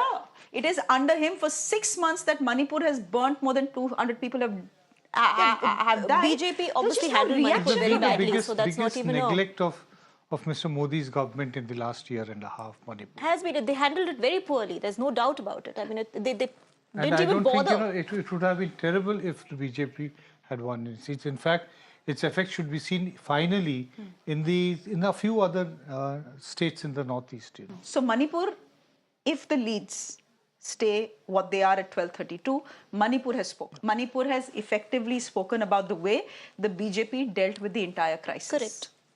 Ladies and gentlemen, on that note, are you confused? Don't be. This is the Indian elections and this is the fun of Indian elections. They'll throw up numbers. We are saying we are not sure if the leads will hold by the end of the day because that's the truth. Don't let anyone tell you otherwise. We'll just wait for a final word from the Election Commission. Hopefully by 2:30, we will have a crystal clear picture of which way this election has got. But I think the numbers on your screens are enough to tell you what is happening in the country right now and how the country has voted right now, ladies and gentlemen. The opposition down and out till 6 months ago. There's a resurgence of the India bloc. Everyone was writing off the India bloc saying they can't get their act together. Their leaders can't even get on the same platform. You know, 2 will show up and 2 won't. And there are too many prime ministerial candidates there. Fact is that the India bloc has managed to do well. The lead suggests that they are leading in 235 seats, which is very good because it's up 100 seats, actually 105 seats. And the NDA is at 290, down by almost 60 seats. Is the NDA in a position to form the government? Of course, ladies and gentlemen. As far as these leads are concerned, they are in a position to form the government. 272 is the halfway mark. They have more than that. So by the end of the day, the Prime Minister will still be the Prime Minister of this country. He will still get a 3rd term. But the story will be the opposition and the story will be Uttar Pradesh and the Samajwadi Party. Also Manipur, where we've just pointed out to you that 2 seats in Manipur, the Indian National Congress leading in both of them. And this is where there is a ruling BJP government. On that note, ladies and gentlemen, I'm slipping into a quick break on the show. We continue with our broadcast. It's been a fun ride for us. It's been interesting. Many of us didn't expect what we are seeing on our screens, but that's Indian democracy. And surprises are good for democracy. Slipping into a quick break on the show. Our guests continue with us.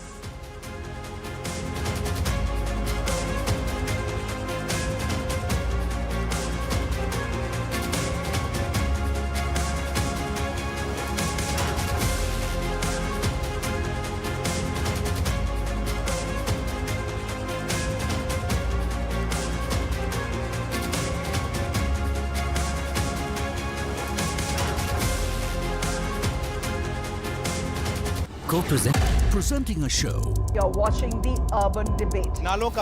Where we try to find answers for all the questions the day has brought with it.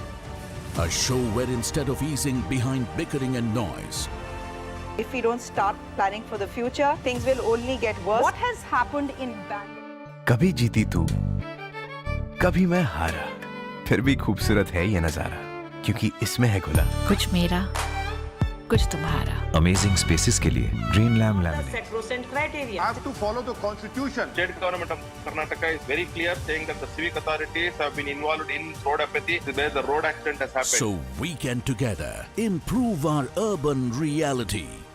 The Urban Debate with Shreya Dhondial, weeknights at 8 p.m. only on Mirror Now.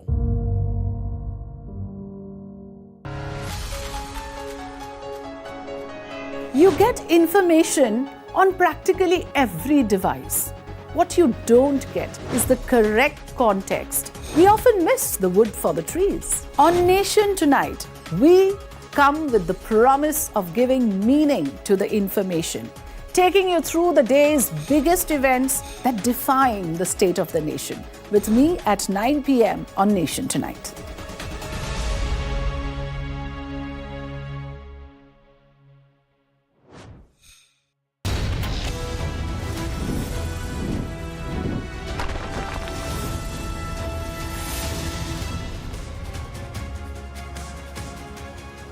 Ladies and gentlemen, back to the numbers on your screens. Because honestly, today is the day of numbers. And today is a day where we look at the arithmetic, but we also need to look at the chemistry, because by the end of it, by the looks of it, it's chemistry that determines who will rule India in 2024. I think that, Dada, is that fairly clear? That Prime Minister Modi is getting a third term? I think we can say that without any doubt now, looking at the numbers. Well, unless the figures change very dramatically, yes, he would be able to get a few more ally partners. It doesn't look very likely that the BJP is going to get a majority of its own to be able to form. So it will be dependent on alliance partners. So important for the alliance partners, the NDA constituents, to stay with the BJP, not move somewhere else. You know, you never know in Indian elections, anything is possible. So important. Big parties are going to be Janata Dal U, it is going to be the Telugu Desam. These will be the two biggest allies. So he would be dependent on them for a majority, which would force him to be more accommodative. These alliance partners are suddenly going to become more demanding, not just in terms of having ministries of their choice, but also in terms of influencing policy which affect their constituency back home. Both will be essentially regional players who would be very sensitive that they have got these extra number of seats in than what was expected because of a certain constituency. So they have to be pandered to. We have to keep in mind that between 2019 and 2024, Mr. Modi did not call any meeting of the coordination committee of the NDA. That will have to change. He will have to meet his alliance partners more often and be more consultative and try to forge consensual politics. None of these things, we don't have a past or a benchmark to tell how much Mr. Modi would be able to deliver by taking others along. But here's the thing, we talk about the India alliance. The fact also is that the BJP stitched its alliance together well. They took all these chota parties, and that is what, by the looks of it, has helped them. No, it has helped them. That is how the NDA is getting a majority. Correct. But it can become difficult also while managing a government while not having a majority of one's own. So, Shreya, also what is interesting when you talk about alliances is that these alliances, say in UP, the vote transfer did not happen in Uttar Pradesh in these alliances earlier in the opposition alliances. It's happening in this election. So something has obviously changed. There's some smart technique, strategy that the Samajwadi Party has managed, because it didn't manage that in 2019. They picked smart candidates. Sure, but there is choices. But the vote transfer is very crucial when you're in an alliance in a state like Uttar Pradesh, when both the parties are traditionally from the state. What message went round to the cadre of both the parties is that this is a very crucial battle, and if we don't combine our forces this time, then we are really going to be out. And if the BJP comes back with a greater mandate, then it's going to be very difficult for us to ever come back. Can I just welcome Mr. Tom Vadakkan, spokesperson of the BJP, joining us on the broadcast.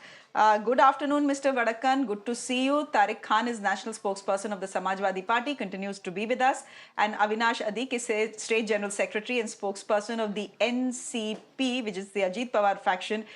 He continues to be with us as well. Mr. Vadakkan, you're smiling. Nothing to smile for the BJP today by the looks of it?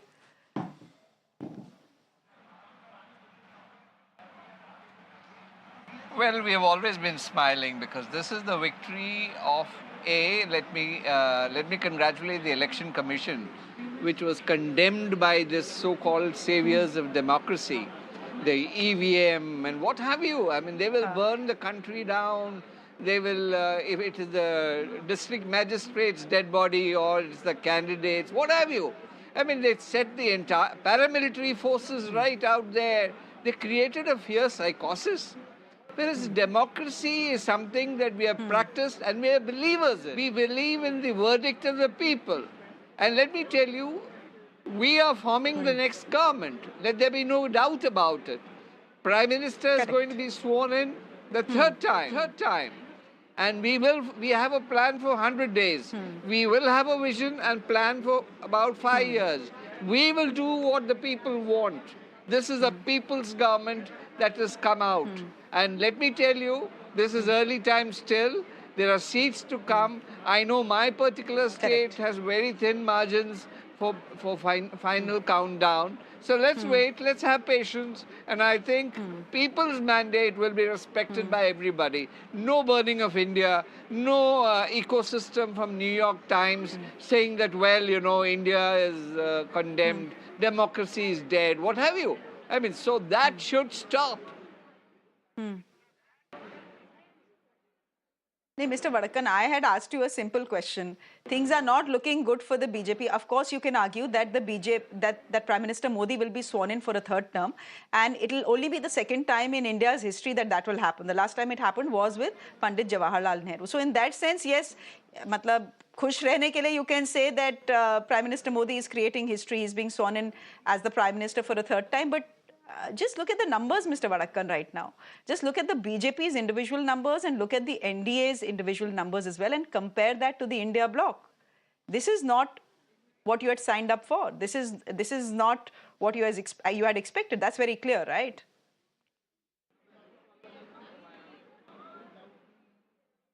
Expectations and the reality may not match immediately. But let us wait, have a little patience more. There are seats that are coming our way. There are issues that are to be sorted out. This is a long drawn evening. So I think it's of course burning in Delhi. That's another issue. Yeah. But point is, a little more patience. All your reporters on the ground are there. It's very hot. But the reality is this election is also going to be very hot. It's going to be a photo finish. So let's see how it plays out. Mr. Vadakan, it's interesting. You are now saying from 400 par, you are now saying this is going to be a photo finish. You are the first BJP leader who has come and said it. I know you've already said that the BJP is in a position to form the government, which it very well is, but you're saying this could be a photo finish. Are you prepared for the possibility? And I'm only asking you this question because a Congress spokesperson was on the show a bit earlier and said, wait, let the final numbers come out, and then you never know how things will play out. So Mr. Modi should not be very confident of being sworn in this evening or day after, because things could change if the India bloc manages to do as well as it is doing right now. For all you know, the TDP could walk over. For all you know, some of your allies could walk over to the other side.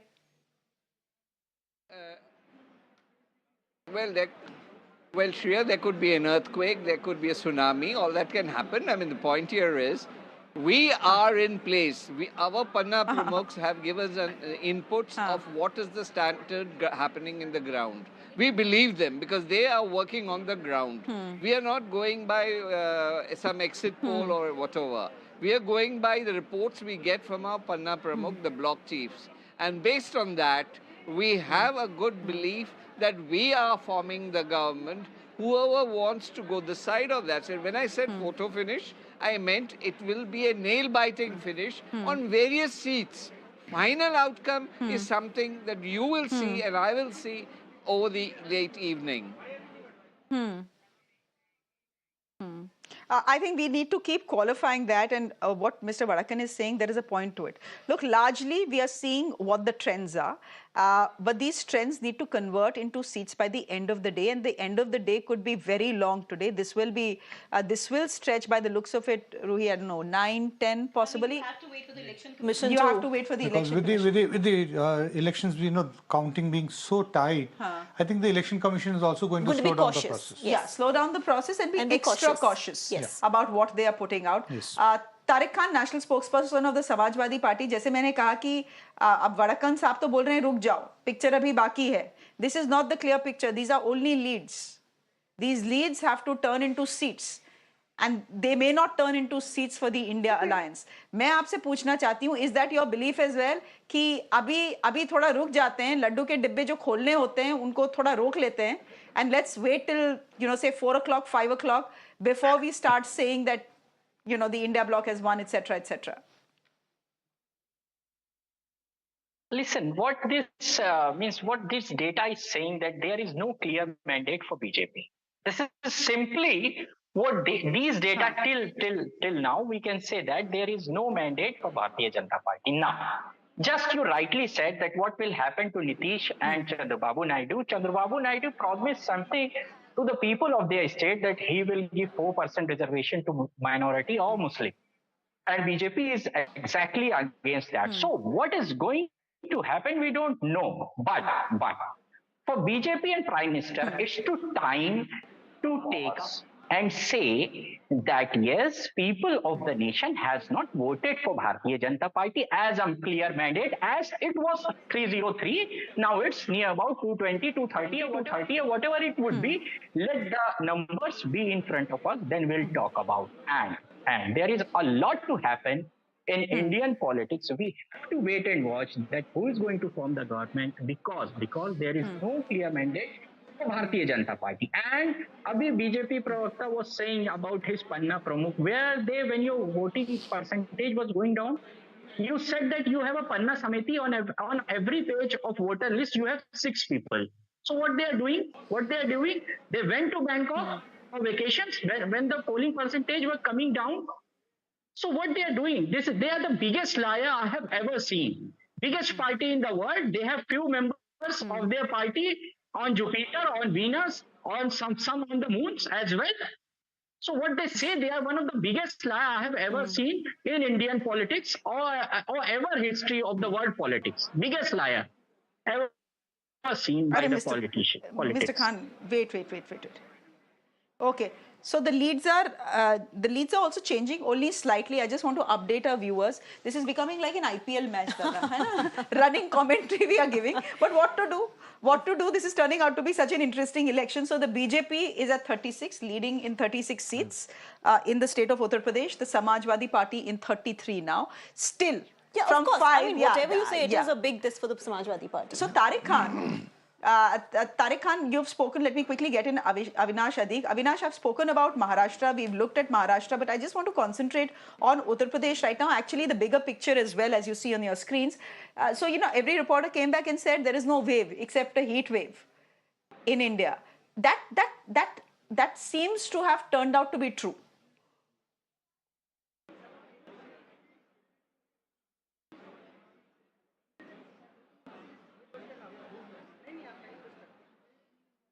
Sorry about that, Shreya. My mic was switched off. Yeah, you're quite right. The only wave at the moment in India is the heat wave. Whatever numbers I'm seeing on the screen, one has to accept those. Yes, I would have wanted the numbers to be better for the NDA, especially in Maharashtra. But then, as they say, we are still coming to the last few overs. So we'll hold our horses for the next few hours. And hope the numbers change, because as we speak, the numbers keep changing every 15 minutes on the Election Commission of India website. So unless you give me an update and I have access to what's happening at the grassroots, I really wouldn't know. There are lots of close fights happening. So you could see some change in the numbers that we're seeing from Maharashtra, which is where I'll be focusing my attention on. But pan-India, you're quite right. The only wave is the heat wave. The only wave is the heat wave. So, since we are speaking about Maharashtra, let me quickly get in the Maharashtra numbers as well. As they stand now, again, not numbers, leads. I just need to keep correcting myself here. The BJP is at 12. The Indian National Congress is at 11. The Shiva Sena Uddhav faction is at 9. The Shiva Sena Shiva Sena Shinde faction is at 7. I keep getting confused over this. The NCP Sharat Pawar is at 7. As are the voters, by the way. As are the voters. And when it comes to the NCP, sir, Aapka Party, 1. Just 1. Yes. 1. Yes, I can very clearly see that it is 1 in our favor. There's a very close fight happening on a second seat. I think the third and the fourth seat, the gap has widened to such an extent that even if I was to be very optimistic, I don't think I can see that reversing. And we have an alliance partner on our fifth seat. I'm waiting to see the outcome there as well. But yes, we had always expected 2 on the minimum side. We are very hopeful for a third because we only contested 4 seats. So a 3 out of 4 would not have been a bad strike rate, but I'll take 2 out of 4 as well. Can I ask you if you have any updates on Baramati? Because last I checked, and in fact, I'm going to check once again since it's such an interesting seat. Supriya Sule continues to lead, and Sunetra Pawar is trailing. Are you? Is this seat a gone case now, as far as you are concerned, or is there still some hope here? Lead in Baramati at the moment that I have is that Supriya Sule is leading by 13,032 votes. and there are about 12 or 13 rounds to go. Yes, correct. So this could reverse. We expect to get Baramati in our favor. So I think I'll be very optimistic till the end of the counting. I know it's too early, Avinash Adik, and maybe we'll have this discussion tomorrow or day after. But is there a sense of what could have gone wrong for your alliance in the state of Maharashtra? Is it that the people of the state didn't take to this splitting, family fights, betrayals very well? So see, I'll tell you very honestly now, we were asking for more seats to be given to us. For example, we were asking for Mada. We thought Mada was a seat which we could easily win. We thought Satara, we could put up a very strong fight. We wanted Nasik to be given to the NCP. All these three seats were denied to us. If these three were contested by the NCP, you would have seen a different picture. I'm very confident about that.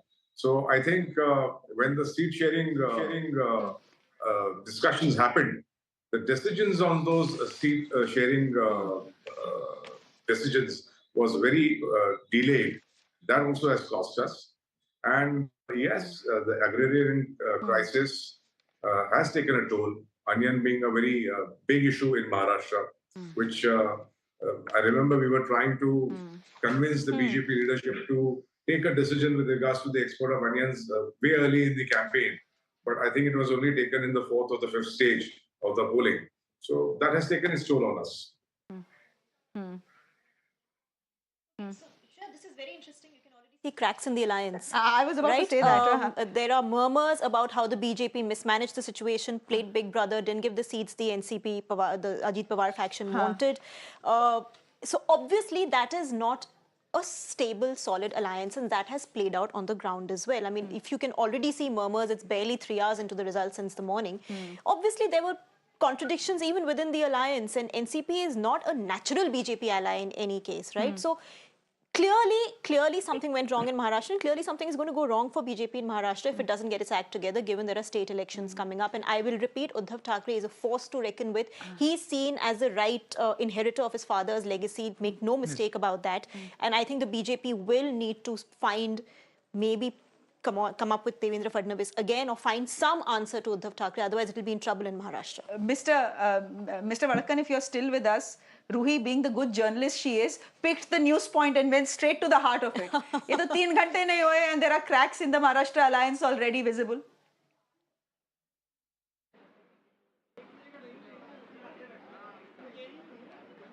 Well, as I said, well, it's too early to comment on cracks. Every crack can be cemented. There's no proper. It depends on what kind of crack it is. Is it a crack on the surface that can be cemented? There's no problem on that. We'll get a good mason to do that. So nothing to worry on those cracks.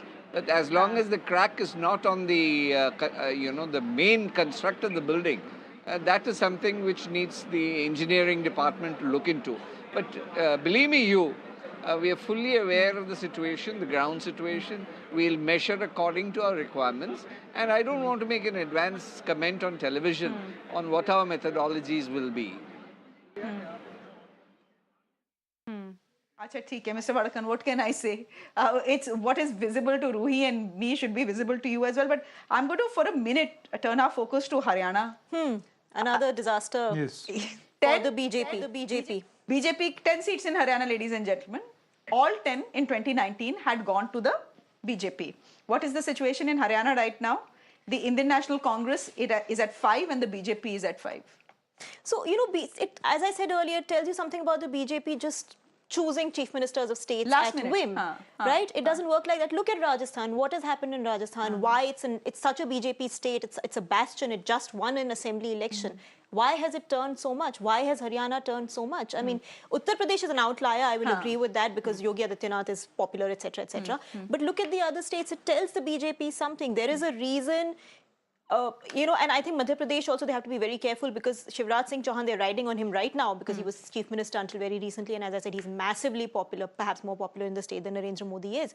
But soon enough, people will get tired of just someone they don't want to see as CM sitting as CM. And soon enough, the tide will turn against the BJP in Madhya Pradesh. So they need to be careful about who they pick as CMs. It can't just be the high command sitting here and deciding, chalo, aaj inko bana do, aaj inki lottery lagi hai. That kind of an attitude has to change. Mr. Vadakkan, any comments on that? Any comments on on the numbers that are coming from Haryana. Again, leads at 1256, the Indian National Congress at 5, the BJP at 5 as well.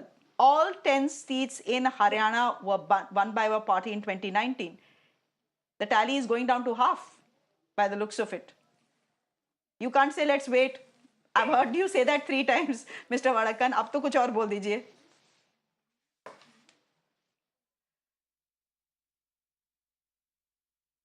Oops, the audio is only gone. Mr. Vadakkan? All right. I think Mr. Vadakkan's audio itself is gone. So what we will do right now is we'll... okay, Mr. Vadakkan, glad that you can hear me. My question was over Haryana. Yeah, the fact is that you had won all 10 seats in Haryana last time. This time the BJP is down to 5. It's leading in 5 and the Indian National Congress is leading in 5.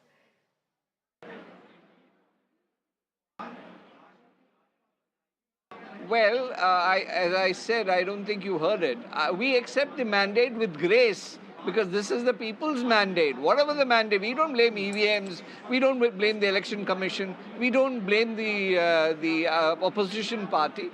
We are fighting for the people, and the people believe that they have to support us, we are there for them.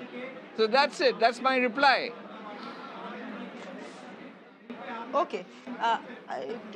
Nilanjana, you know, people vote for various reasons, right? There's agrarian distress in rural India.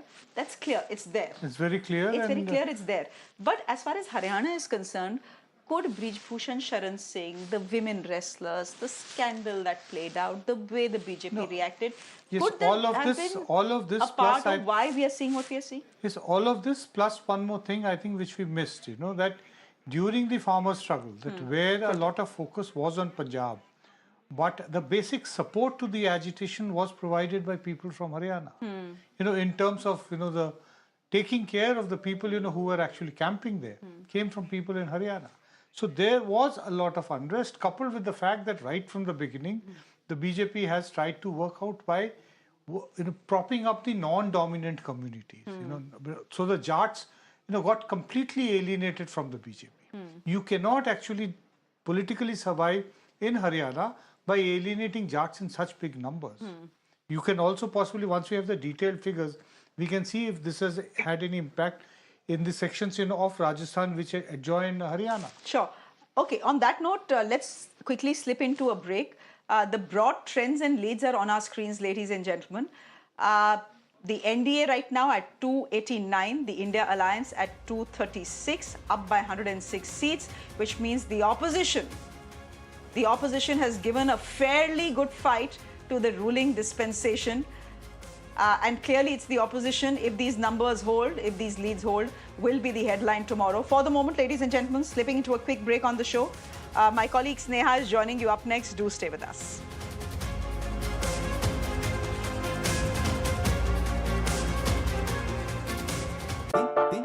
Presenting a show. You're watching the Urban Debate. Where we try to find answers for all the questions the day has brought with it. A show where instead of easing behind bickering and noise, if we don't start planning for the future, things will only get worse. What has happened in Bangalore is a violation of an individual, a citizen's fundamental right. authorities are forced to commit and respond on issues. Good conduct, assume for a moment it was so, but that is not the sacrosanct criteria. I have to follow the constitution. State government of Karnataka is very clear saying that the civic authorities have been involved in road apathy where the road accident has happened. So we can together improve our urban reality. The Urban Debate.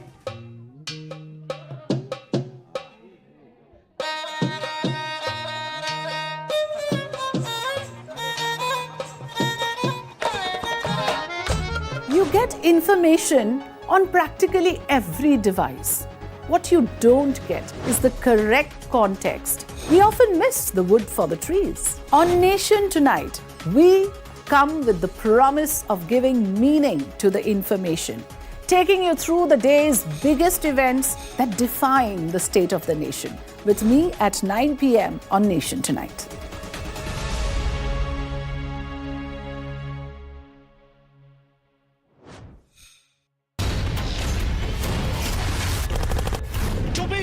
is about one bold, strong voice that breaks silence. बोलो आपकी जान की रक्षा करते आप उनको मरवाने के लिए लेके आते हो. We go extra mile to give voice to stories that otherwise go untold. This tunnel is being constructed with the connivance of Pakistani army. We believe in asking straight, direct and pointed questions to people in corridors of power. I am Pradeep Datta reporting for Mirror Now. You first. Your issues are my stories, and that is news to me. Resident doctors out on the street.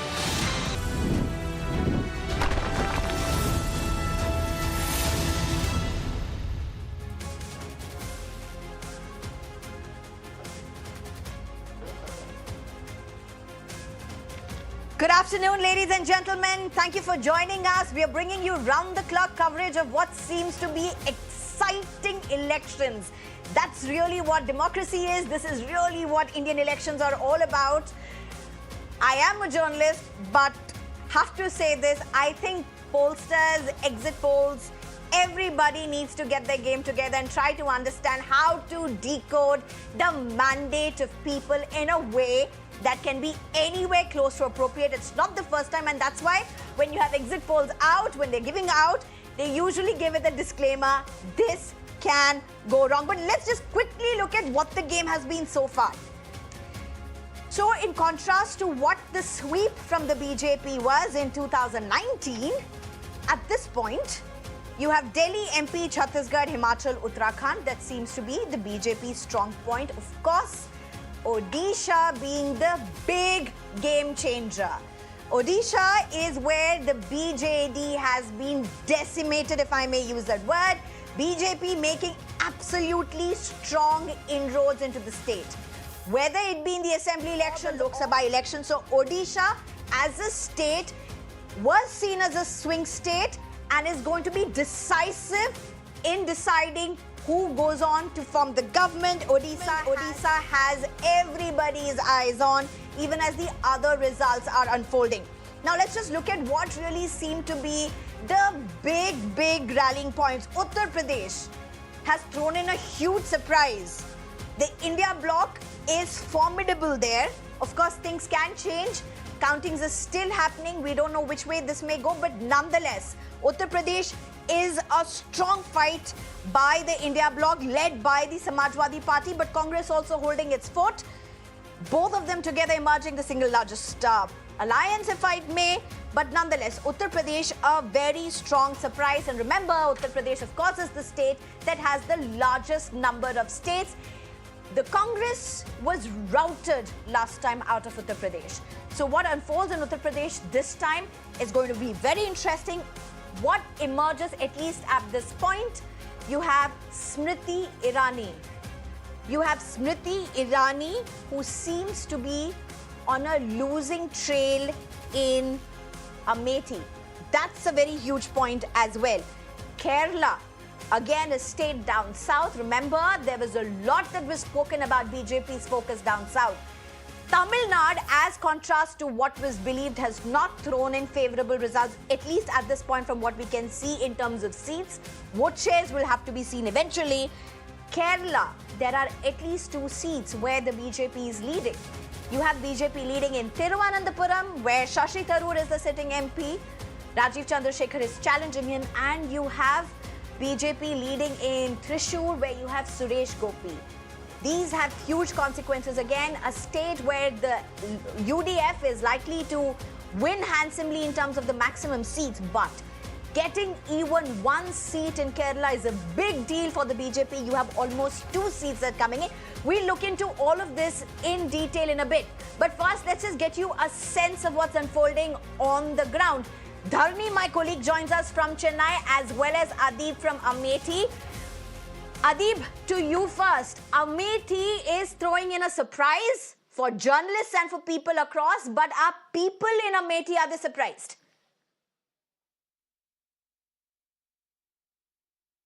Well, definitely, Sneha, not just Amethi, but entire Uttar Pradesh is a surprise. not for the journalists, but for all political parties. If exit polls were to be believed, showing a majority for BJP in exit polls, it was showing that around 68 to 72 seats were in the hands of BJP. But if the trends are to be believed, the current trends are showing that Samajwadi Party, including Congress, is leading at around 42 seats in Uttar Pradesh, which includes Amethi, Raebareli, Barabanki, Sitapur, Kannauj, Manipur. So these are the different seats on which Samajwadi Party and Congress are leading in Uttar Pradesh.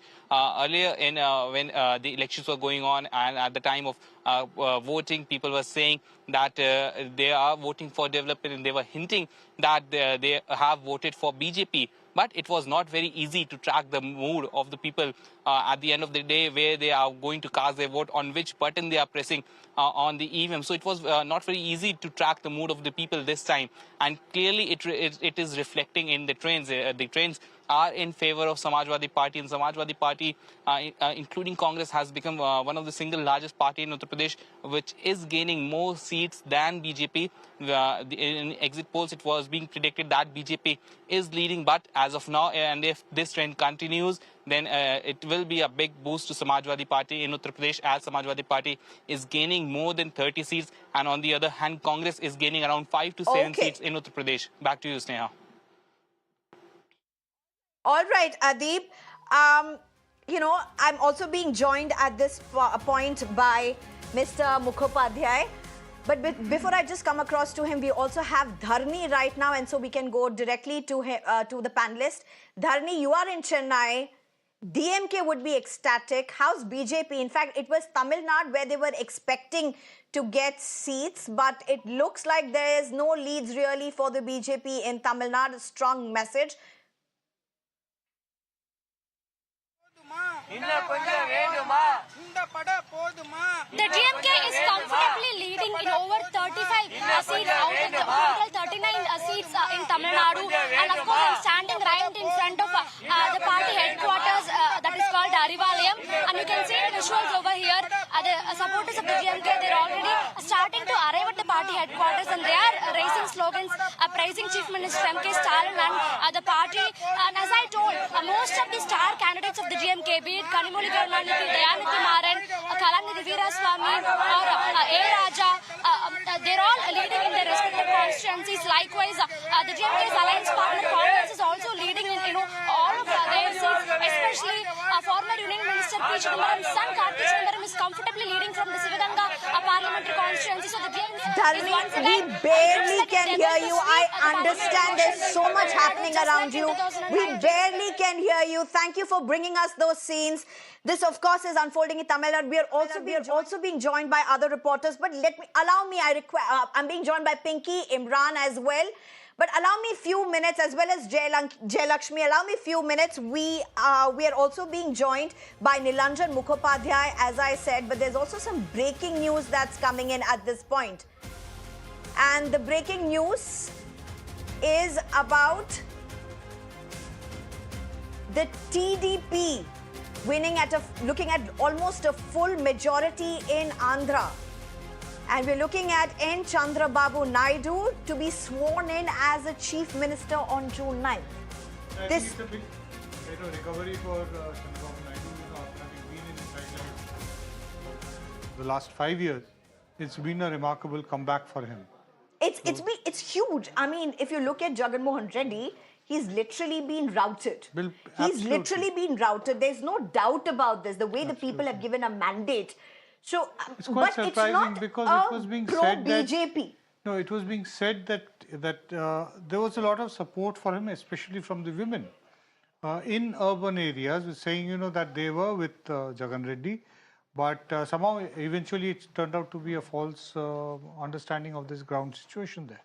That's right. In fact, I'm being joined by Imran. Imran, you are on the ground. It was expected to go this way. Jagan Mohan Reddy completely routed. His YSRCP completely routed. What's the messaging here? Also, this isn't a BJP success. It's a TDP success. So which way is Chandra Babu Naidu really going to go, with the larger picture changing as well?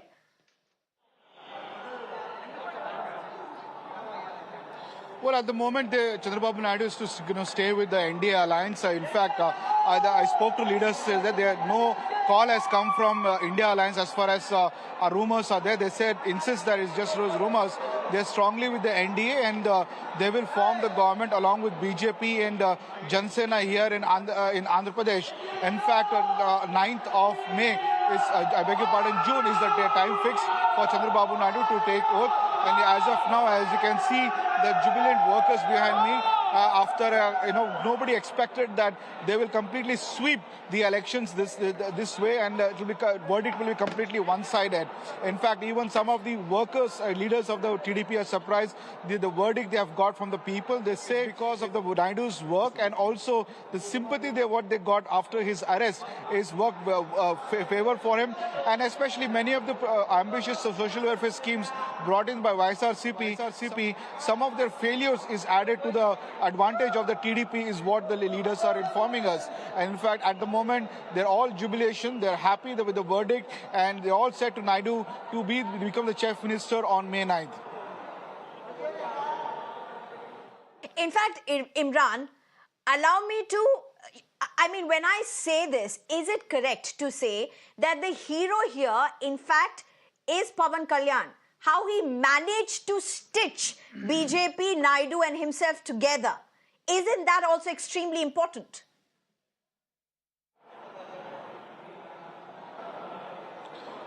Well, absolutely. In fact, both the coalition has, all the coalitions have come together, the Janasena and the BJP and Naidu, primarily TDP and Janasena. They are the large party which has, in fact, got this alliance together. And in fact, we saw how they had a meeting with Amit Shah, and the results here is also quite surprising for the YSRCP. In fact, they are shell-shocked over this entire result, not just Assembly, but even the Lok Sabha too. We have, as of right now, the TDP is leading in more than 15 seats, and 4 seats is the BJP and 2 seats in Janasena. So it's also a shell shock to their YSRCP. We are not yet reacted to the results which are coming up right now. But we're expecting the chief minister to respond by evening once complete results are out, is what the YSRCP is telling us. But at the moment, as rumors are going on that there are India Alliance people are calling TDP, they have ruled out any such thing. They're staying firmly with the NDA Alliance over this issue. And on June 9th, they're expecting even the Prime Minister Modi to come here and be part of the vote-taking ceremony of Chandra Babu Naidu. Imran, just a minute. Mr. Nilanjan Mukhopadhyay has a question for you. Please go ahead. Hi, Imran. What about the Modi factor? How important it was for this particular victory?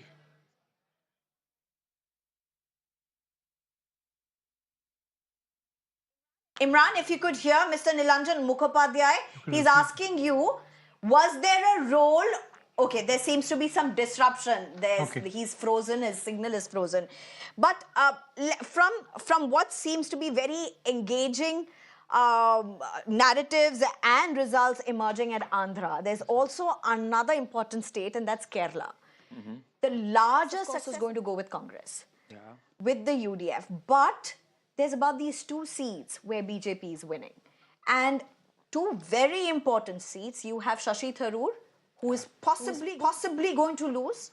We don't know. As I was telling my colleagues, towards the end, you have certain assembly constituencies which are left bastions. So we don't know which way this may go. But as of now, the leads are with Rajiv Chandrasekhar for sure. And then you also have Thrissur.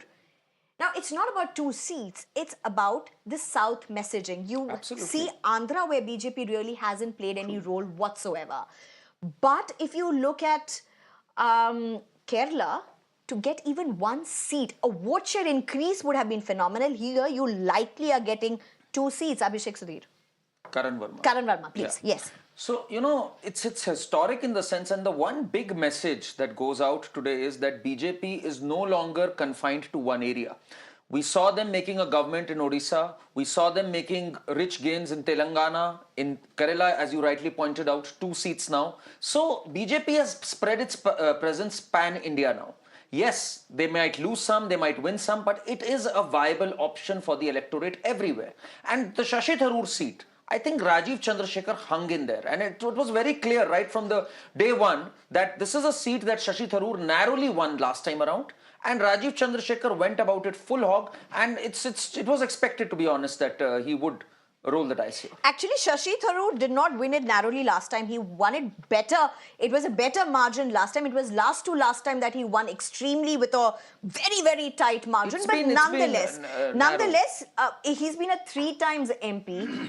He's a voice which everybody politically would listen to. There's a lot happened within Congress as well with Shashi Tharoor. But let's look at the West Bengal story. Amazing. In the sense that BJP doesn't seem to even get the numbers that it had boasted of in 2019. Mamata Banerjee, who supposedly was on the back foot, Sandesh Khali, where TMC was absolutely on the back foot, seems to be going the TMC way. Khali, I think, this is a point which I made earlier in the program also. I think it was a misreading of us in the Delhi media that it's a big issue. As far as Bengal was concerned, it was not a very big issue. There were other issues against the Trinamool Congress, most important being the string of corruption charges against various Trinamool Congress leaders, evidence being found, cash being found, all the cases going on. But that doesn't seem to matter. But I think, this over-stressing on Sandesh Khali and a fairly polarized campaign in Bengal to, put off the voter in Bengal. Despite the fact that Bengal has a history of communal riot, there is a more palpable social harmony in the society that beyond a certain point they do not want to tamper with. People would still, despite differences, they would still like to live in close harmony. And I think they did not like the polarizing campaigning of the BJP. It's interesting that Mr. Mukhopadhyay makes that statement because last time in 2019, this was the exact explanation given for Kerala. At a time when Sabrimala issue was literally at its peak, BJP could not make any inroads.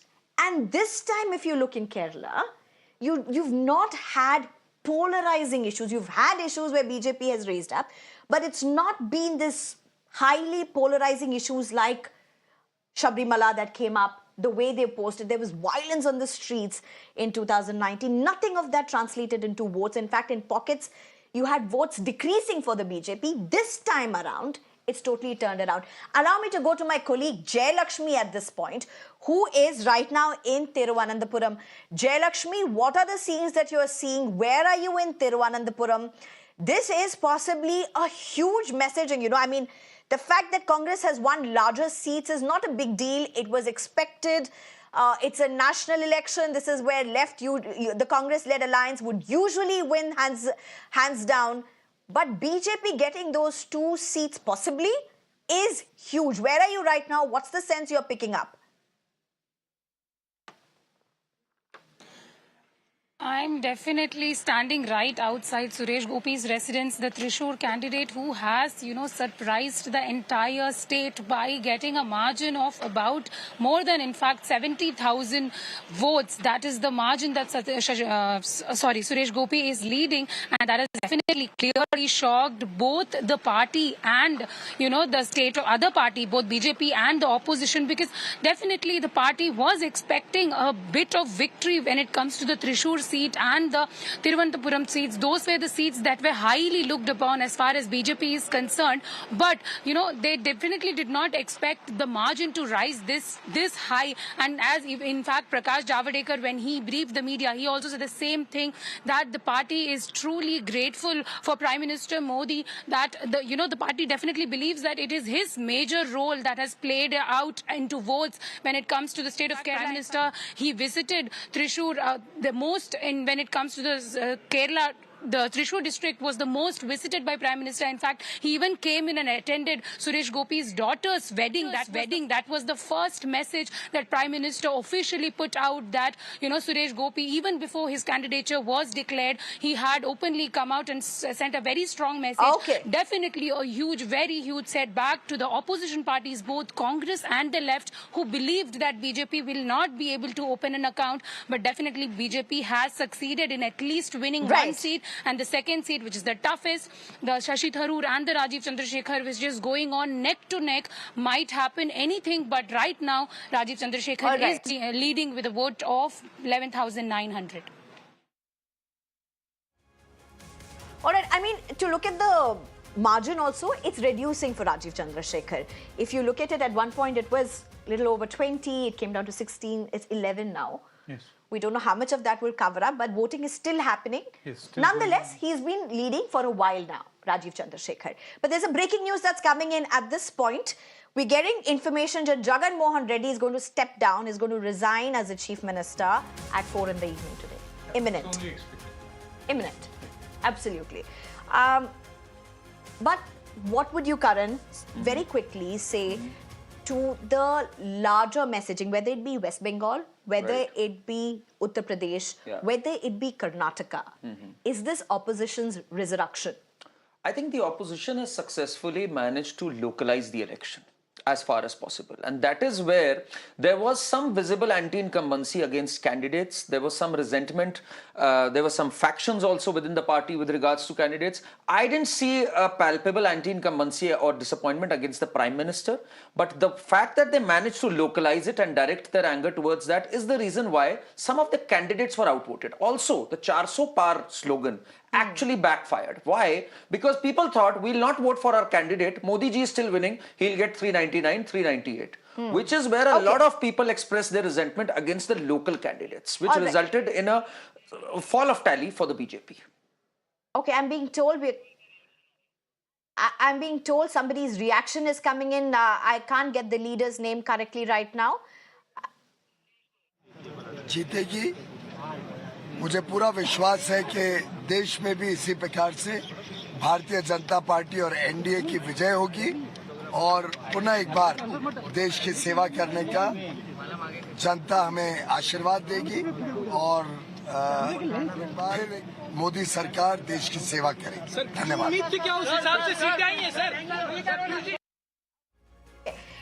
Let's just very quickly go into Subhashini Yadav, who joins us, Congress spokesperson, as well as Pradeep Maur, leader from BJP. You have celebration shots also coming in from the BJP.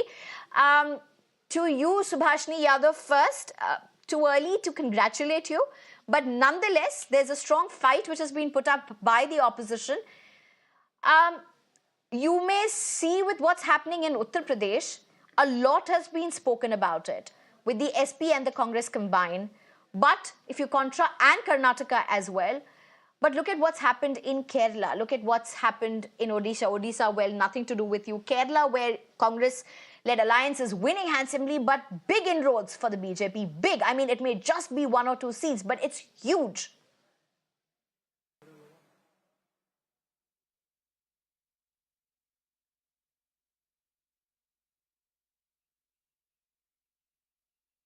All right, I think Subhashini Yadav couldn't hear me at this point.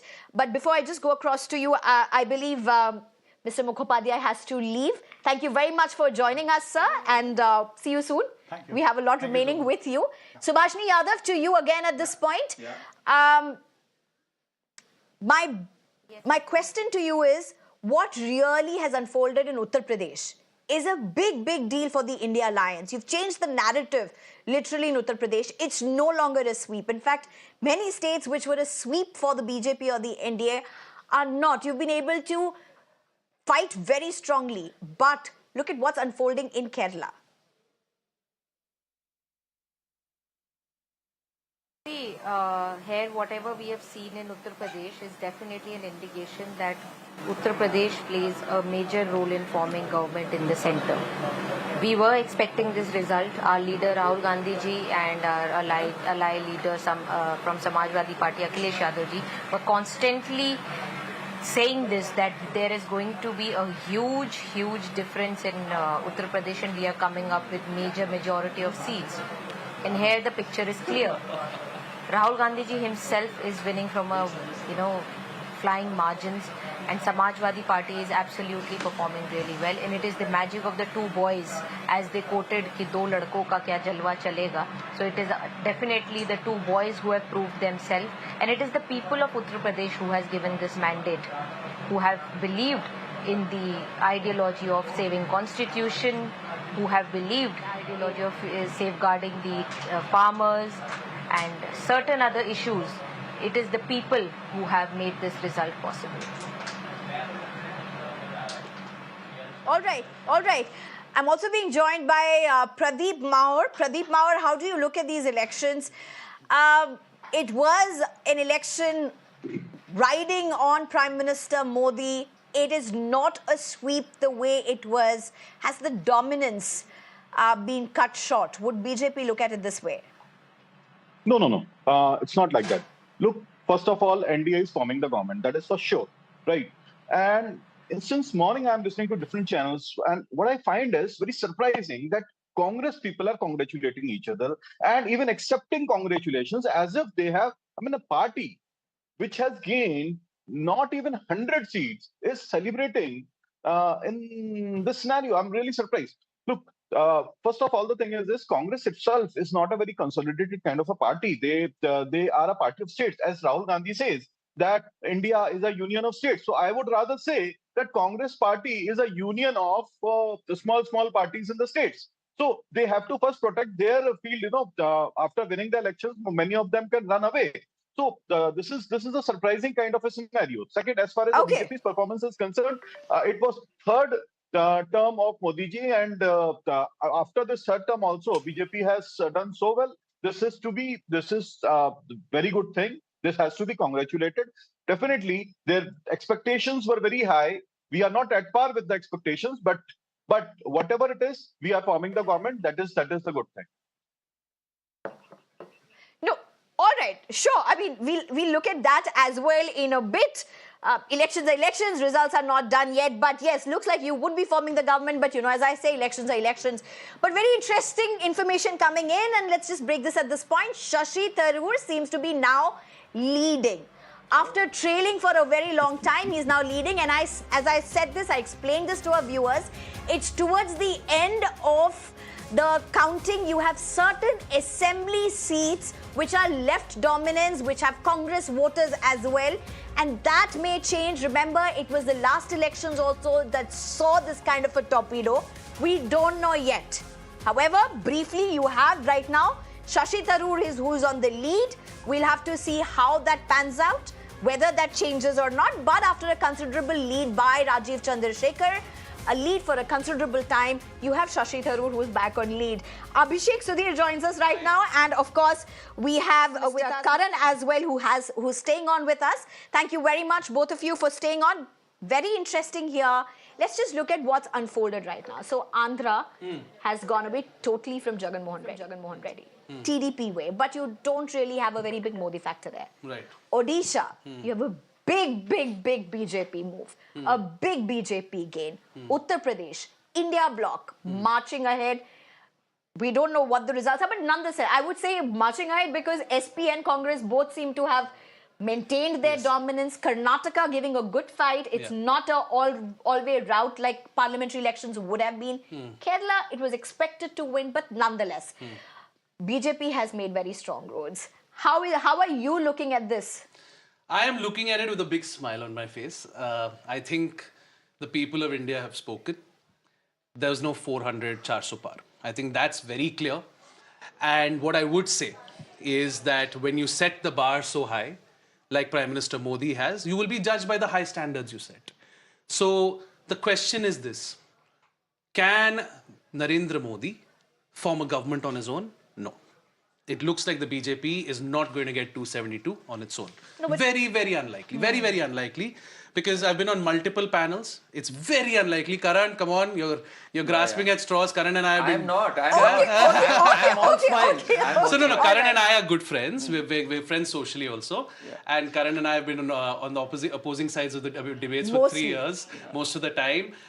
But you know what? I think every BJP supporter, every BJP voter, not necessarily a BJP spokesperson, has to accept that today is going to taste like defeat.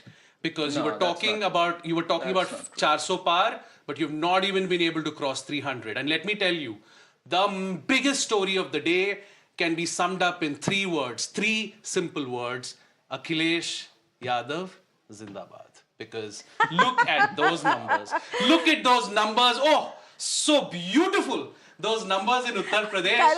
I mean, he has ended the career of Yogi Adityanath, at least in terms of Yogi's prime ministerial ambitions. That's quite far-fetched. We don't know which way this goes. Okay, let me be serious. Let me answer. One second. Karan, come on, you've been here, man. It's my first appearance on the channel. Come on, do me the courtesy of the day like today and give me some time. So, look, the point is this. At the end of the day, Narendra Modi has never run an alliance government. In all his years as Chief Minister of Gujarat, in all his years as Prime Minister of India, he has never run an alliance government. At the ripe old age of 74, approaching retirement next year, can he learn alliance government? That is the principal question today. And even if these numbers hold, will Chandra Babu Naidu, will Nitish Kumar and the other constituents of the NDA Now that's a very bloc important point. stay with the BJP That's because interesting. this is an opportunity. This is an opportunity to stop Narendra Modi in his tracks. So you have Nitish Kumar. I mean, we don't know whether this is confirmed. Looks like Congress has reached out to them. I don't have confirmation on this. 100%. 100%? Nitish Kumar is in talks. Trust me, Chirag Paswan. And he's privy to all of this. I'll tell you. Look, we've been sitting in the guest room. We've all been, and we're all five of us. We're from the Association of Political Analysts. We are looking at a possibility where now you may have the opposition reaching out to who otherwise may have been dear friends of the BJP or the NDA. But how much of this could really make a difference with the kind of numbers? Look, NDA is going to near 300, cross 300 possibly. But I mean, I don't know whether BJP can form the government alone by itself. First of all, I'll tell my friend Abhishek, calm down. I mean, this is what happens when victory eludes you for so long. A little hint and they are all, elated. This is what happens. Premature elation. Please, calm down. Come on. The fact is that even right now, BJP is 2.5 times bigger than any party around it.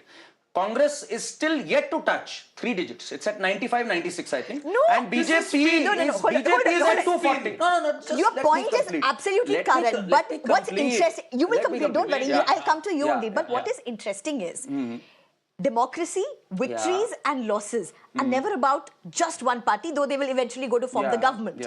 It's about how everything comes together, and we have seen enough Operation Kamals to see how governments are made or formed. So you can't really rule out by saying 2.5 times BJP is more than, say, another party. Sometimes we lose sight of this. The fact is, yes, they had set themselves very high standards, and I think that was a tactical and a strategic mistake, if you ask me. For 400 par should have never happened, because what really happened because of that was that the local anti-incumbency, people just took it for granted. They said, Modi ji ke to aa hi rahe hain 400, 399 aa jayenge, let our candidate lose if we are not happy with that. That is precisely what has happened. The opposition managed to localize the election well. You have to give them credit. But still they are so it's not Modi ji's fault at all, is it? Not at all. Not at all Modi ji's fault. Not at all. This is not at all Modi ji's fault. Absolutely not. Wow. Absolutely Karan, not. they should make It is the local factors. It is the local factors. There was massive anti-incumbency against local leaders, and which is where they got it wrong. So whose fault is that? BJP has got it wrong, and they need to course correct on that. Let me just put this perspective. Come on.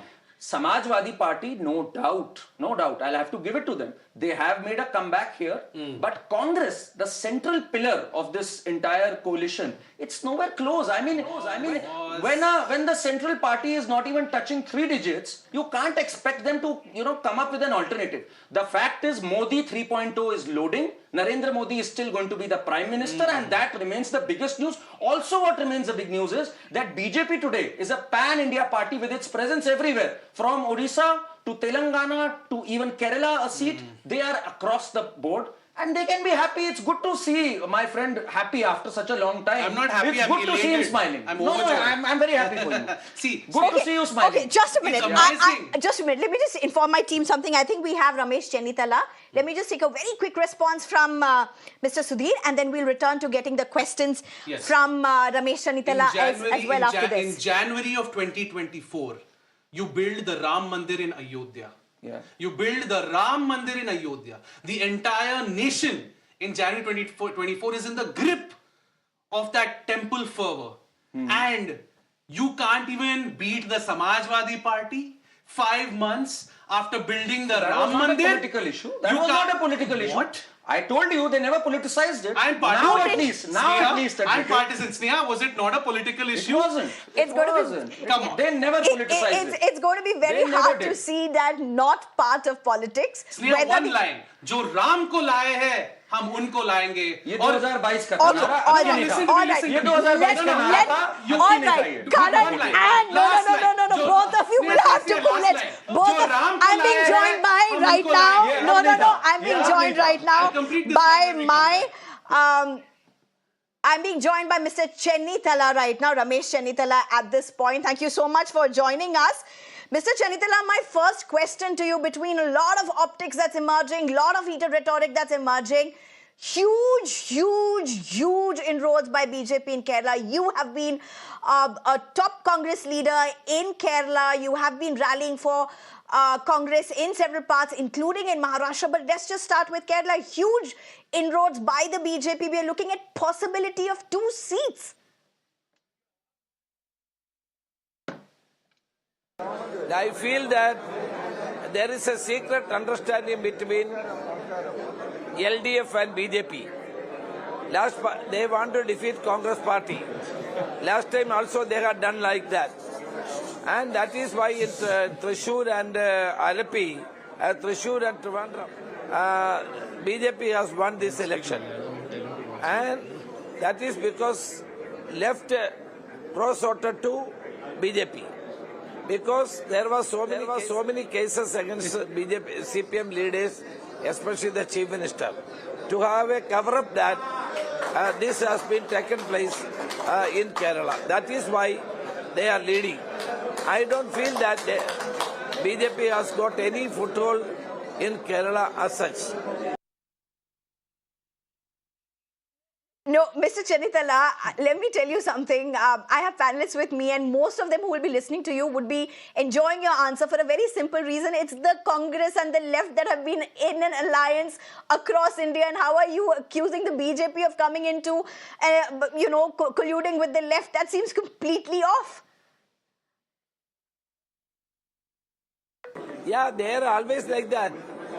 Last assembly election also, 69 seats, BJP voted for CPM, for Congress Mukta Bharat. Where is Congress Mukta Bharat now? Where is Abki Bar 400 par? कहाँ है? देखिए, सारे channel क्या बोल रहे थे? Congress खत्म हो गया. What happened now? So you failed in judging the mood of the people of India. Now we are ahead. We are ahead to form the government. Okay, to give you a sense of what you are saying, fair enough. I mean, you've put in a formidable fight in Uttar Pradesh, led by the Samajwadi Party. The India bloc is well ahead. If you look at what's happening in Karnataka, it's well fought. Fair enough, but how much of this would you really say as a takeaway by the Congress per se? Look at Amethi. Smriti Irani is losing there, but it's not the credit to Rahul Gandhi, quite frankly.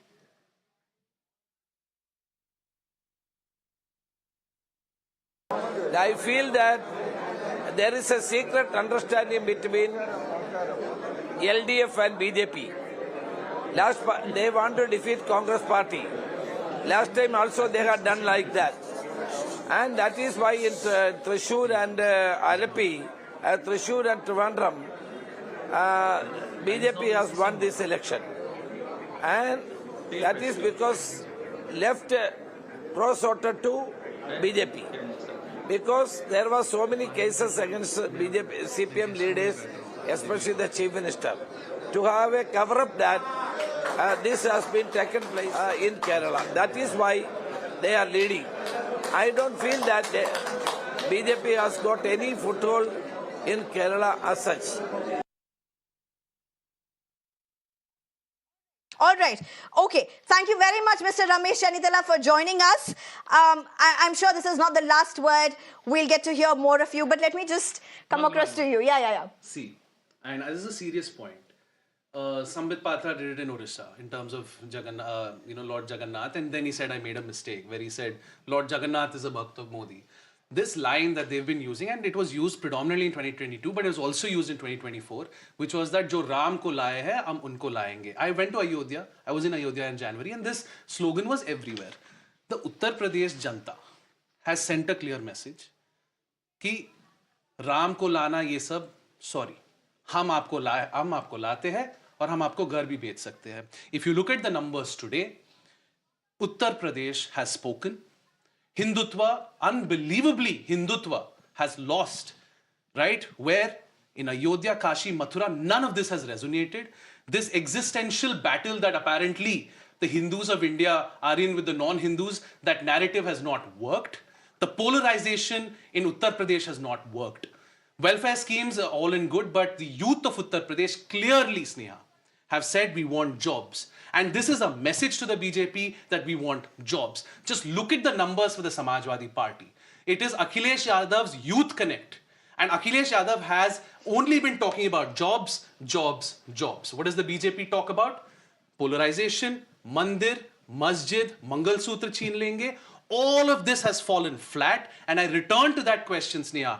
Do not be so sure that Prime Minister Modi is returning for a third term, because there is a lot of water that is yet to flow under the bridge. Nitish Kumar has consistently changed sides. And by the way, the last time I checked, Nitish Kumar has more seats in Bihar than the BJP. No, that's I don't true. know if that's changed. That still holds, I think. That still holds. So Nitish Kumar has a good 14, 15 seats. And if my team can just tell me that as well, if Nitish Kumar has and more seats. Chandra Babu Naidu, well, you spoke about Andhra Pradesh. Chandra Babu Naidu is, not joined at the hip with Narendra Modi. Chandra Babu Naidu has broken an alliance with Narendra Modi in the past. Chandra Babu Naidu has asked for special status for Andhra, right? If the India bloc is ready to give special status for Andhra, and Chandra Babu Naidu is going to get a real say in the functioning, then that will only help his cause in Andhra Pradesh. Okay. The same goes for Bihar in terms of special status. Let me just take this question to Karan as Not well. a done Karan, deal. a lot has been said about Uttar Pradesh, and of course it's going to be very decisive. It's going to be extremely in seeing how this election results eventually moves on. Fair enough.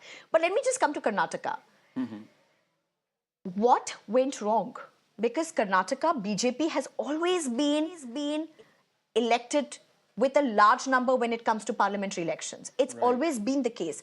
What went wrong that Congress seems to be in a much better position than before? Has Prajwal's story played out wrong?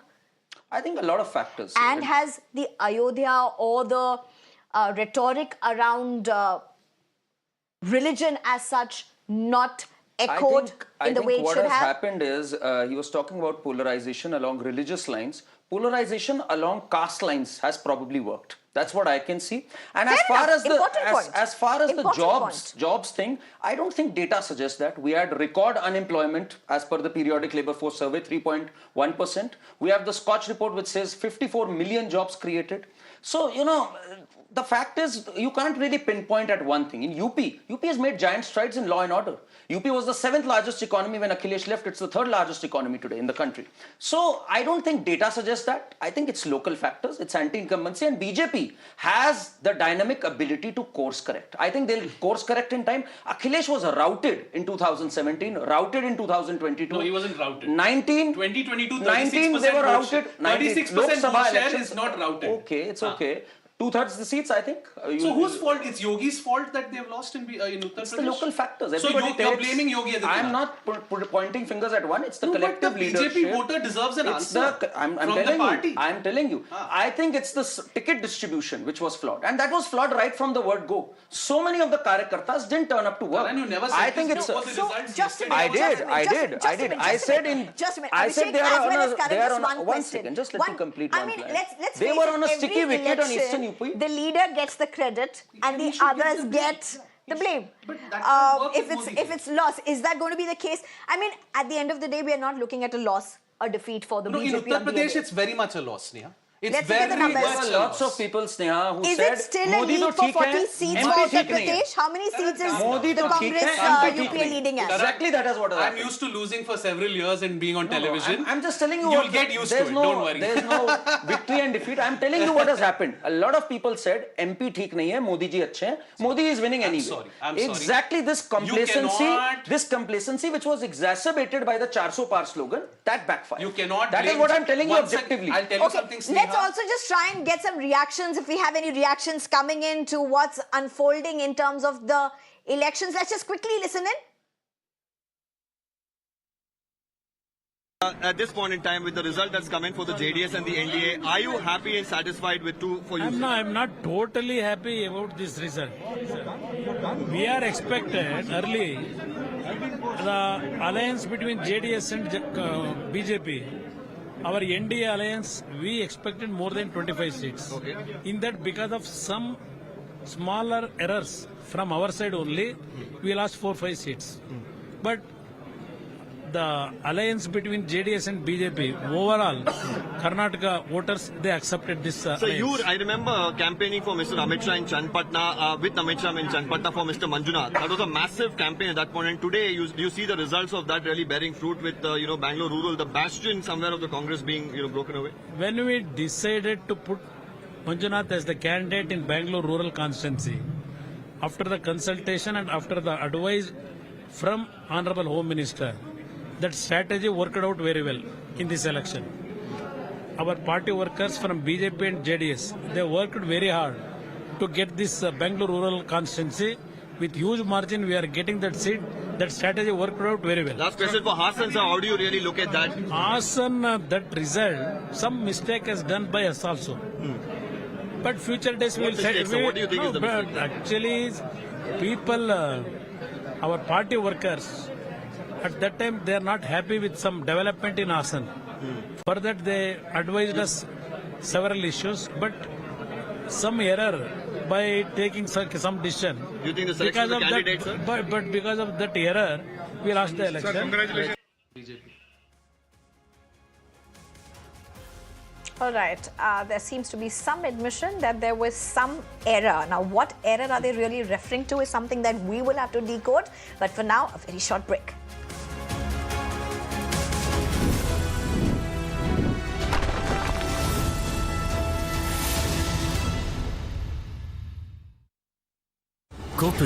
Presenting a show You're watching the Urban Debate.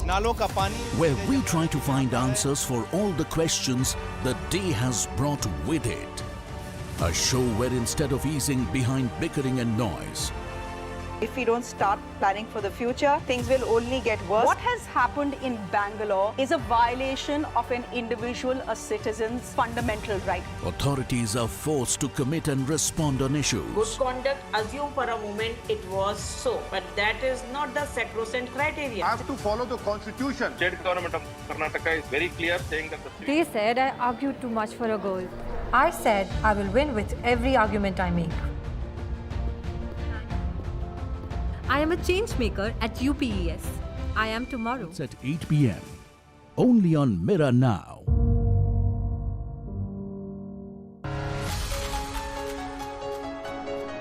You get information on practically every device. What you don't get is the correct context. We often miss the wood for the trees. On Nation Tonight, we come with the promise of giving meaning to the information, taking you through the day's biggest events that define the state of the nation. With me at 9 p.m. on Nation Tonight.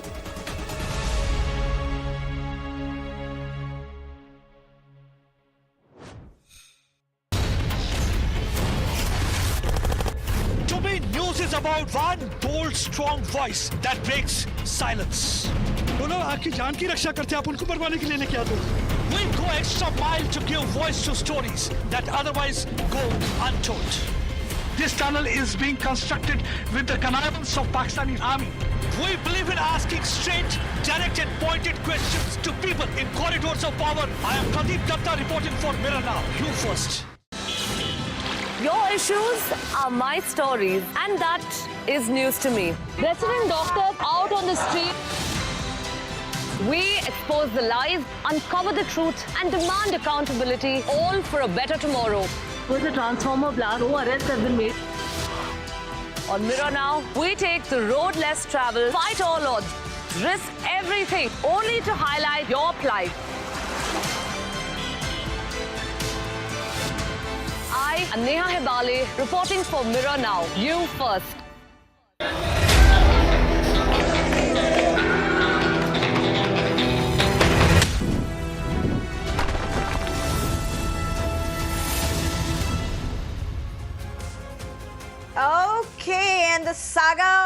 of shocks and turnarounds seem to be coming in steadily. This time, let's just go across to what's happening in Kashmir. Senior NC leader Omar Abdullah has accepted defeat from North Kashmir.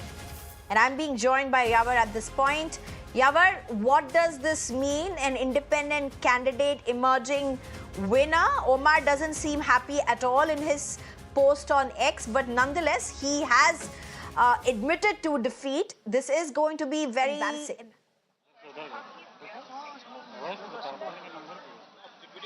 Well, exactly. Omar Abdullah shortly from now has tweeted. In fact, I will break down that tweet that I think it's time to accept the inevitable congratulations to the engineer Rashid for his victory in North Kashmir.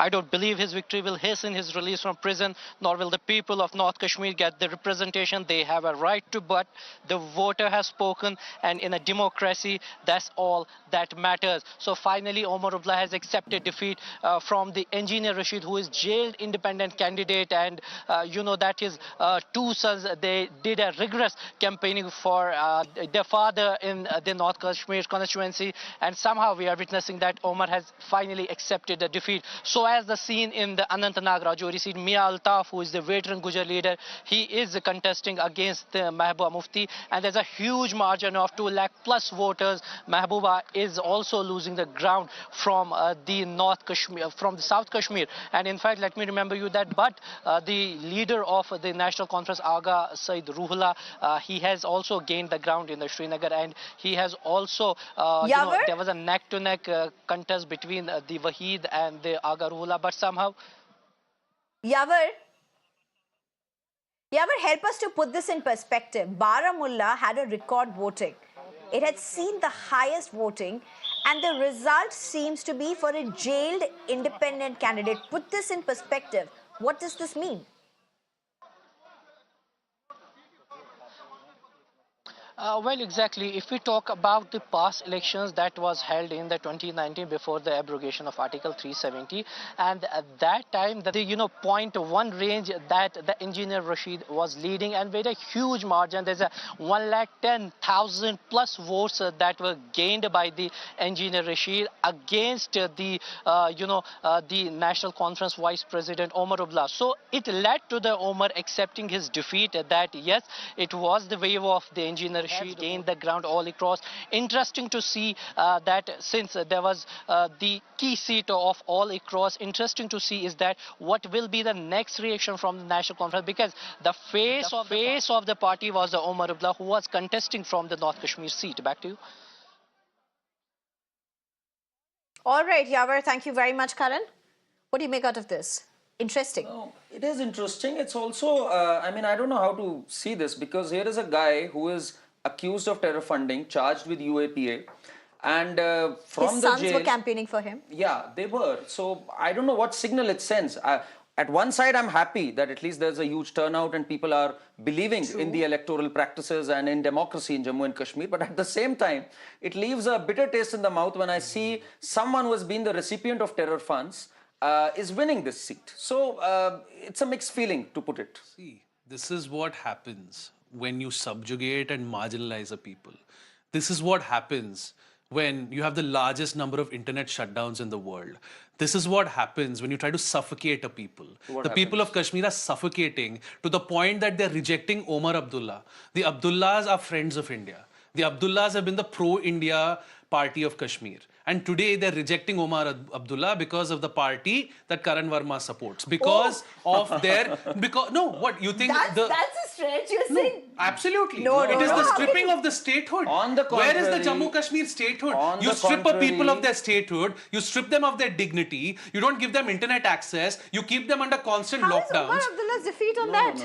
If they are, he's got it completely wrong. Exactly my point. But they did not vote for the other alternative. No, that's what I'm saying. They are pushing Kashmiris towards the extreme choice. This is factually, what they're doing. He's factually incorrect at every level. Let me rebut him. Kashmir narrative has gone down the drain. Your Naya Kashmir narrative has gone down the drain. They're choosing terror approach. Let me speak now. On the contrary, he doesn't know facts. That's his problem. He's just gone on ranting.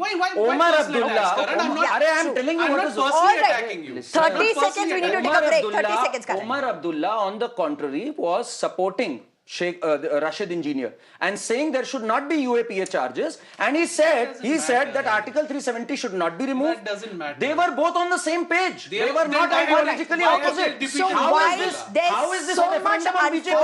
Only Abhishek Sudhi can explain. It was not a referendum on BJP. Both of you calm down. We have to take a break at this point. Emotions are high, but so are the results. They definitely are sending out very, very strong signals depending upon which area do we really decode. Time for a very short break. On the other side, we'll continue.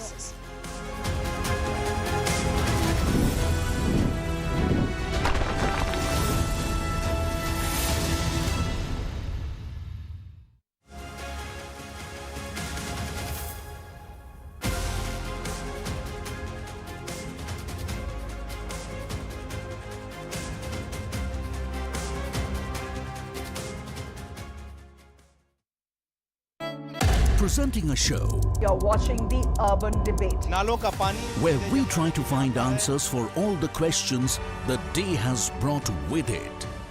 A show where instead of easing behind bickering and noise, If we don't start planning for the future, things will only get worse. What has happened in Bangalore is a violation of an individual, a citizen's fundamental right. authorities are forced to commit and respond on issues. Good conduct, assume for a moment it was so, but that is not the sacrosanct criteria. I have to follow the constitution. State government of Karnataka is very clear, saying that the civic authorities have been involved in road apathy where the road accident has happened. So we can together improve our urban reality.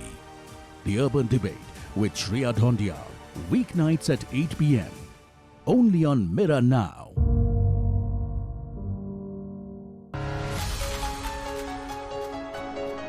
You get information on practically every device. What you don't get is the correct context. We often miss the wood for the trees. On Nation Tonight, we come with the promise of giving meaning to the information, taking you through the day's biggest events that define the state of the nation. With me at 9 p.m. on Nation Tonight.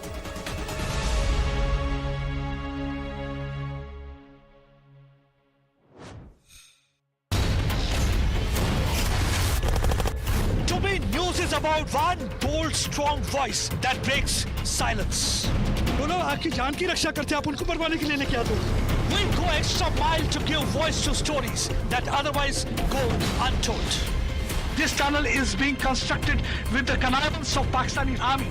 We believe in asking straight, direct and pointed questions to people in corridors of power. I am Pradeep Datta reporting for Mirror Now. You first. Your issues are my stories, and that is news to me. Resident doctors out on the street. We expose the lies, uncover the truth, and demand accountability, all for a better tomorrow. With a transformer blast, no arrests have been made. On Mirror Now, we take the road less traveled, fight all odds. Urban life. We are with you. Mirror Now. You first. When you get back home from work after facing the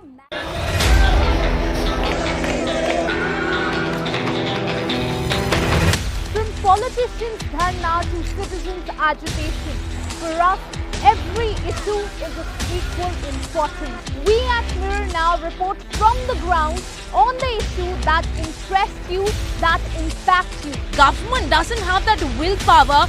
People of Delhi are struggling not just with deteriorating air quality. And now you can clearly see it's been 3 to 4 days that the situation has been the same. Demanding accountability from those in power.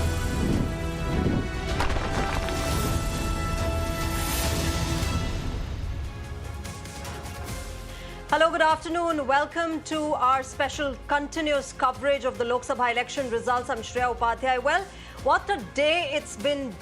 there, viewers.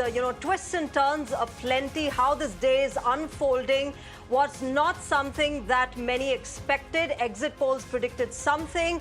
The results, the leads that are coming in are completely different. Has the Modi magic diminished this time around? Well, the numbers seem to suggest so. Has the opposition increased its vote share? Have they done very well by their own standards? That is also being confirmed by the leads and the numbers. Remember, some key states like Uttar Pradesh, Tamil Nadu and Maharashtra have really brought in big surprises, a big setback for the BJP in these states. We'll get you more on that, but let's quickly first get you the big takeaways in this election so far. BJP's 400 Par plan has been shattered. That is clear from the numbers. The target now is to cross 300. Whether or not that happens, we'll have to see. The BJP Sarkar is now dependent on allies Nitish Kumar and Chandra Babu Naidu. Remember, in Bihar, the JDU has so far emerged as the biggest party. Chandra Babu Naidu's party has really done well in Andhra as well. The Samajwadi Party Congress resurgence in Uttar Pradesh is something that has been a huge surprise in this year's election so far. Now, of course, it has left the BJP stunned. On the other hand, the only saving grace for the Bharatiya Janata Party so far has been the state of Odisha, where the BJD bastion has fallen. The BJP has done very well in this state. We'll tell you more on that. We'll get you more of an analysis on what exactly happened there. But remember, a resurgent Congress is what we are seeing in these elections. Silences the talk of irrelevance. That is something that the Congress Party and the India bloc will be extremely happy about today. In Maharashtra, another state that has sprung a surprise, the Agadi is ahead. Voters have decided on the real Sena, the NCP. That's what the trends and the results that are coming in are showing.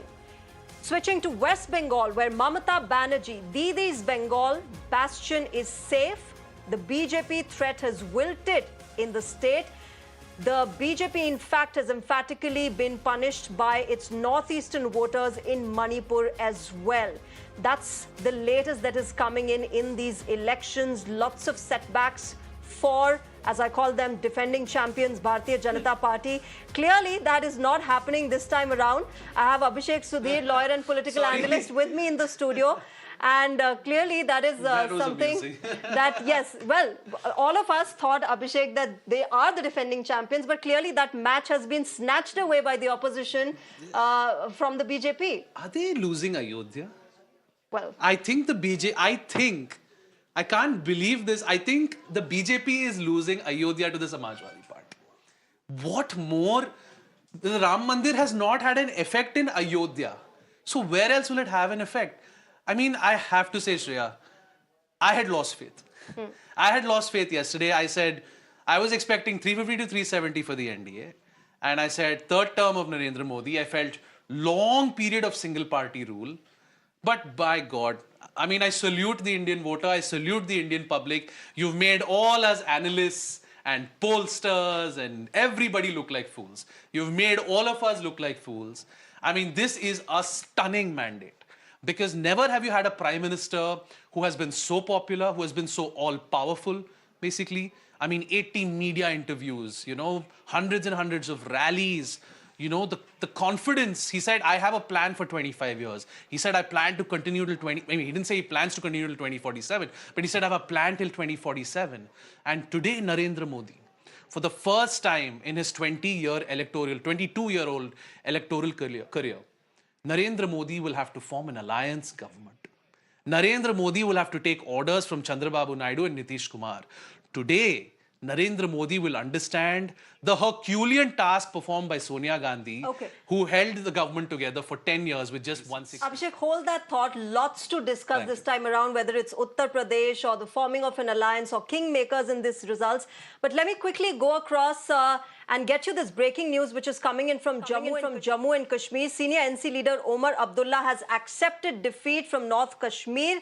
Rashid Engineer, an independent candidate, is now emerging victorious, whereas in Anantnag, Mehbooba Mufti is trailing. So both Omar Abdullah as well as Mehbooba Mufti trailing on their respective seats. Let me quickly go across to my colleague Pradeep for more on this. Pradeep, things not looking good for either Omar Abdullah or Mehbooba Mufti. Get us more of what exactly is happening there.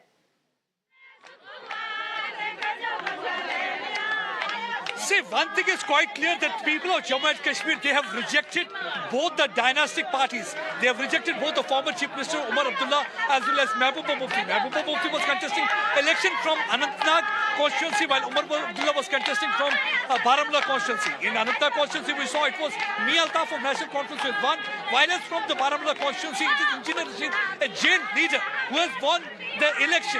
And that clearly indicates, because these two leaders have been quite vocal against application of Article 370.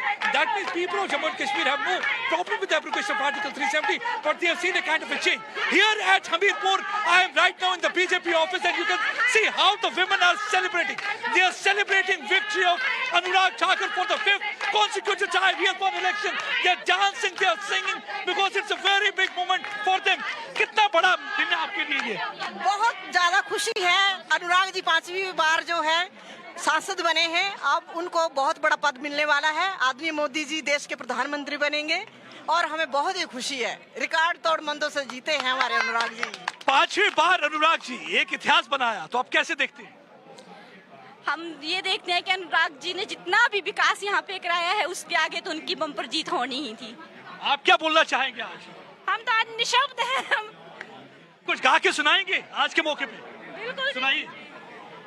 तेरियां हारा ना होया लोके जोर बतेरा लाया, तेरियां हारा ना होया लोके जोर बतेरा लाया, तेरियां हारा ना होया लोके जोर बतेरा लाया. So what they are trying to say, if you listen to the lyrics carefully, they are saying that opposition party, they tried their level best to defeat you, but they did not succeed, because once again your development model has really worked, because the kind of development you have brought in the region has won the people to get you victorious. It's the 5th time that we have won. But so far as Jammu and Kashmir is concerned, once again people of Jammu and Kashmir captures to democracy. But yes, Pradeep, you know, I'm not able to hear you very clearly because of all the singing, but clearly it's a good day for Anurag Thakur individually, perhaps not so much for his party, the Bharatiya Janata Party. But we're showing our viewers both hill states, Himachal Pradesh, where Anurag Thakur has won. The sitting MP has won from Hamirpur. While on the other hand, in Jammu and Kashmir, Omar Abdullah and Mehbooba Mufti both trailing from their respective seats. That means it's a big jolt for the India bloc. My colleague Sahil is joining with more on this. Sahil, both Omar Abdullah as well as Mehbooba Mufti trailing on their respective seats. A clear message by the voters. Well, in fact, a big setback for Abdullahs and Muftis in Jammu and Kashmir, particularly in Kashmir Valley. Mehbooba Mufti and Omar Abdullah have now, in fact, posted on X and accepted defeat much before the official announcement. Engineer Rashid, who is currently in Tihar jail, is leading by 128,000 votes from Baramulla constituency, where he was contesting against Omar Abdullah. And Sajjad Ghani Lone of Jammu and Kashmir People's Conference was also contesting from this particular Baramulla constituency. Mehbooba Mufti, former J&K Chief Minister and PDP Chief, was contesting from Anantnag Rajouri Parliamentary Constituency, but there, in fact, her opponent, Mia Altaf of National Conference, is leading by around 222,000 votes with a huge margin. And since in fact, from round first, Mia Altaf of National Conference continued to consolidate his lead. Both Omar Abdullah and Mehbooba Mufti, former Chief Ministers of Jammu and Kashmir, have accepted defeat. They have posted on X and, in fact, saying, Mehbooba Mufti particularly saying that she will continue to stand for her views and for ideology, thanking her party workers, congratulating her opponent, Omar Abdullah, saying that this victory, in fact, is not going to hasten the release of jailed leader Engineer Rashid from prison, or the people of Baramulla will not get the representation they deserve. But at the same time, he has accepted these results because the leads at the moment are very clear in favor of those two leaders. One Engineer Rashid in Baramulla and other the in fact Mia Altaf of National Conference. But yes, the voters who came out in large numbers in fact this month and voted, because for the first time Kashmir Valley, that high particularly voter Jammu and turnout, Kashmir, Sahil, clearly witnessed sending out a heavy, message in fact, to the political leadership in Jammu and Kashmir. Sahil, I'll come back to you. Thanks very much for joining us at the moment and getting us the latest from there. But let me also go across. I'm joined by Mr. Pradeep Mahar, spokesperson for the BJP. But before I go to him, let me go across to my colleague Nikhil, who's joining us right now. Nikhil, what's the latest that you have? Lots of twists and turns that are happening in these elections.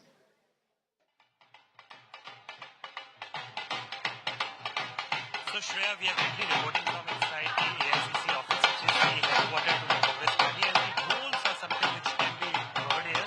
They are being played out by the workers there who have gathered here from different places. And as the temperature is also rising, as basic clarity is also coming up from the side of the election commission, as many of the workers of the Congress party, they have gradually started arriving more in the All right, Nikhil, I'll come back to you. Lots of celebrations, of course, happening there. I will come back to you, Nikhil. Let me go across to Pradeep Mahar, who's joining us, spokesperson for the BJP. Pradeep Mahar, what happened to the Modi magic today? Modi magic is intact. NDA is forming the government, first of all. And so why somebody is laughing, I don't know his name because I have just joined. So not been introduced to him. So he's laughing as if, since morning, I'm really surprised. What I am seeing is... No, I have Mr. Abhishek Sudhir with me. You should ask him, they're losing Ayodhya by 1 I'll lakh get him votes. to respond to you. Pradeep Mahar, you said NDA is forming the government. 400 par is what you had said. Today, you're not even able to cross 300. Or not. Look, it's not a matter of 400 par or not. NDA is having the majority and they are going to form the government. This was important.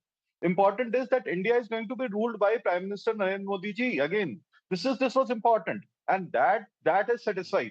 Look, I have been listening to many channels. What there is going on is, Congress people and Congress sympathizers also, not only Congress spokespersons and people, they are very happy as if something great has happened.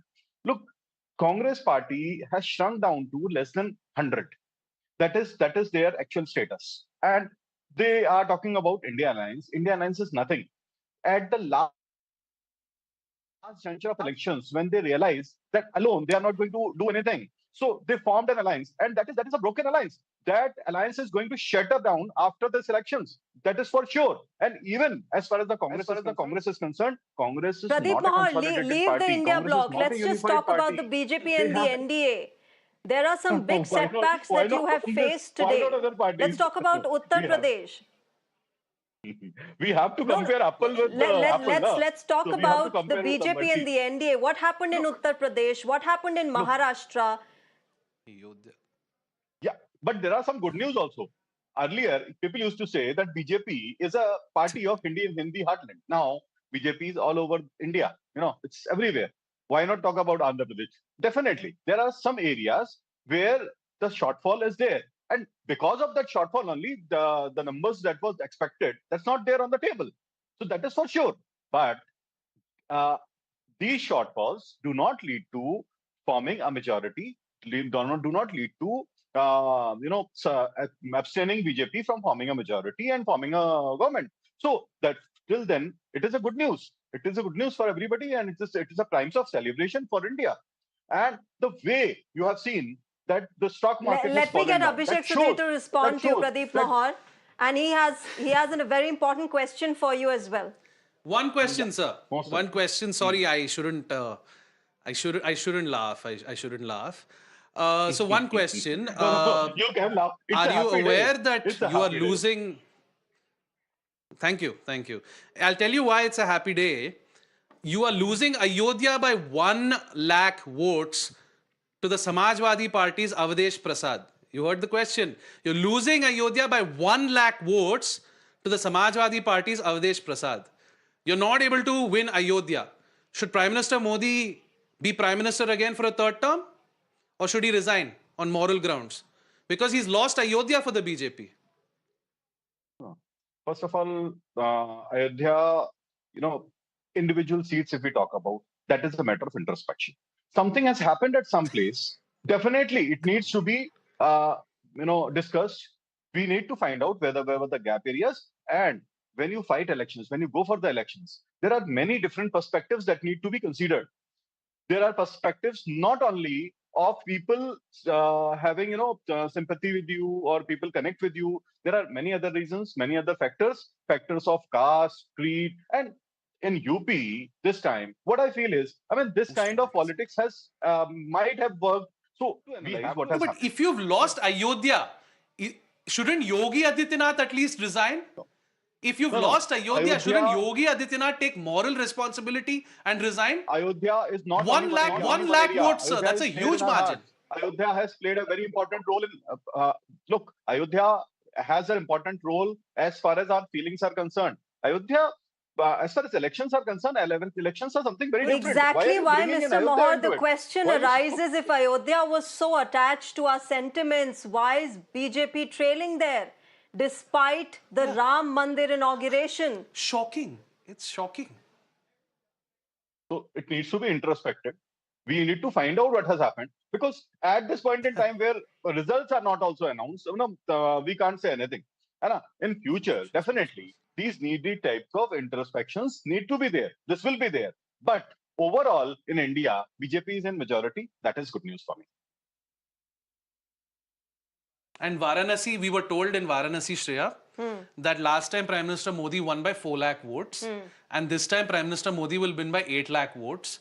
And the last I heard, I don't know, your team can correct me, Prime Minister Modi's lead in Varanasi is barely 1 lakh.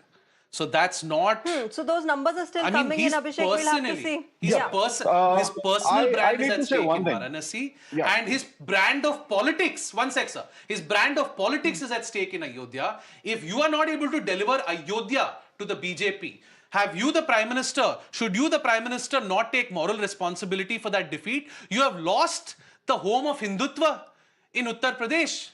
You have not invited Lal Krishna Advani for the inauguration, or sorry, he was invited but he could not come. I think I got you the did question. not, the Shankaracharyas did not show up. Have these factors played a role in them losing Ayodhya? Have the people of Ayodhya lost faith in the BJP? That's unbelievable. Pradeep Mahar, respond to that, and then I go to my colleague Nikhil, who's joining us from the Congress headquarters. Yes, as far as Pradhan Mantri Narendra Modi ji is concerned, because of this majority and increasing number of votes all over India, 2-3% votes have increased from the last time. That shows that the popularity of Pradhan Mantri, Prime Minister, is increasing. Right. Second thing, as far as you are talking about Uttar Pradesh and other seats, and that definitely we need to check about it. And one major aspect that has played, what I can say it right now, the turnaround of voter turnaround. And that did not happen because people might have been very confident, either I go for vote or not. Ultimately, Modi ji is going to win. So this kind of scenario worked there in Uttar Pradesh. You have failed to mobilize your voter. You have sidelined the RSS in Uttar Pradesh. The RSS is able to mobilize the vote for you in Uttar Pradesh. You have sidelined the RSS. JP Nadda says we don't need the RSS. This is a story. This is a story. You can cook up any story. So the turnout is low because of the people. Sir, you have failed to bring your voter to the booth. India Bloc has brought its voter to the booth. It's again your fault. So now, what about your Panna Pramukh, sir? This is one of them. Where is your Panna Pramukh? Ready to face all those stories. Panna Pramukh is there. Where is the Panna Pramukh? You're not able to win. Mr. Mohar, you can cook up stories, Mr. Mohar, but you can't cook up the numbers that are coming in. We'll come back to this, but let me go across to my colleague Nikhil, who's joining us from the Congress headquarters. Nikhil, early in the morning, we saw visuals of Congress headquarters preparing for a good day ahead, and we in fact had, visuals of chole bhature being cooked. If not chole bhature, at least mithai to batni shuru ho gayi hogi.